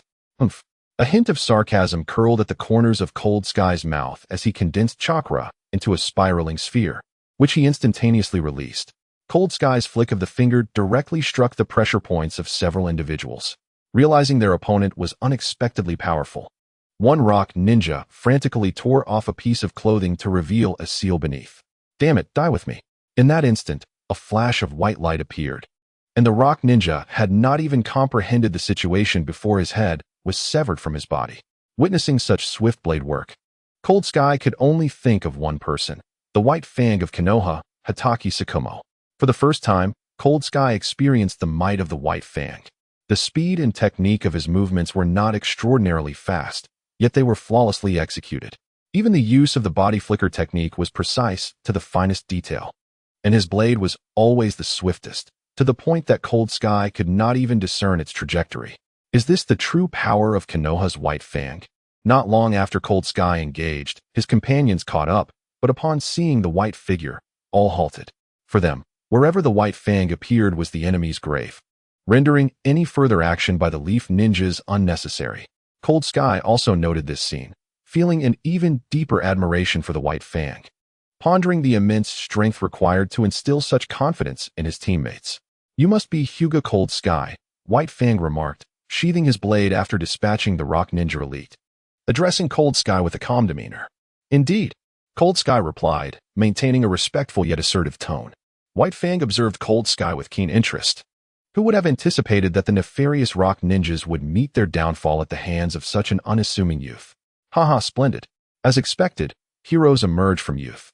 Shinobu will surely speak of you, just as he does of that boy Namikaze Minato. Upon hearing the praises from Kiba, Long Tian was genuinely taken aback. When he heard the name of Minato Namikaze, he incredulously inquired, Lord Kiba, have you met Minato? Haha, you shall soon find out, came the reply. The achievements from the front lines were relayed back to the Hokage's office. After meticulously reviewing the reports, the third Hokage placed greater emphasis on Lung Tian's abilities, elevating his status to a level above that of the elders, restricting access to his information. This marked a significant asset against future adversaries. At that moment, a covert Umbu ninja stealthily entered the Hokage's office, presenting a secret scroll marked with a symbol of lightning. Upon opening it, the third Hokage revealed a faint smile at its contents. Summon Elder Uchiha Kagami and Danzo, he instructed. Upon Uchiha Kagami's arrival, he immediately inquired, how is the situation at the front? The third Hokage responded with a slight smile. We have regained the upper hand. I have called you both for two matters. He then produced the scroll handed to him by the Umbu ninja and presented it to Uchiha Kagami. The Raikage has agreed to form an alliance with us and has pledged military support against the Land of Earth, although he requests the release of his disciples. The Raikage's demand for the release of his disciples is one aspect. However, it seems he harbors ulterior motives as well, Danzo interjected. It appears Lung Tian has once again distinguished himself. Despite Lung Tian being from the Hyuga clan, Uchiha Kagami could not help but admire him. The third Hokage nodded in agreement. I have summoned you for two matters. First, we must dispatch a prominent individual to Kumogakure to solidify our alliance with the third Raikage. Second, we need to send someone of equal stature to negotiate with Hanzo of the Salamander and Amigakure. I believe that once Konoha gains the upper hand, even the semi-divine Hanzo will recognize the futility of continuing hostilities against us. Upon hearing Sarutobi's words, Danzo and Uchiha Kagami exchanged glances and shared a knowing smile. The elderly Uchiha has aged. Allow me to handle the task in the Land of Rain, as it is bound to require a confrontation, Danzo stated coldly. Haha. It has been quite some time since I last saw the third Reikage. The last encounter was with the second Hokage. It has been many years. I shall take this trip. Uchiha Kagami replied with a slight smile, acknowledging Danzo's assertion. Very well, you shall embark on your secret mission shortly. I will also issue a general offensive command to the front lines. Meanwhile, back at the front, Rengtian and his comrades returned triumphantly, greeted with fervent enthusiasm from shinobi like Shinji and others. However, the most radiant presence among them was undeniably Konoha's White Fang. At that moment, Rengtian noticed Minato beside Jiraiya. Minato also recognized Rengtian, and the two exchanged smiles. In an open space, Rengtian and Minato faced each other from a distance.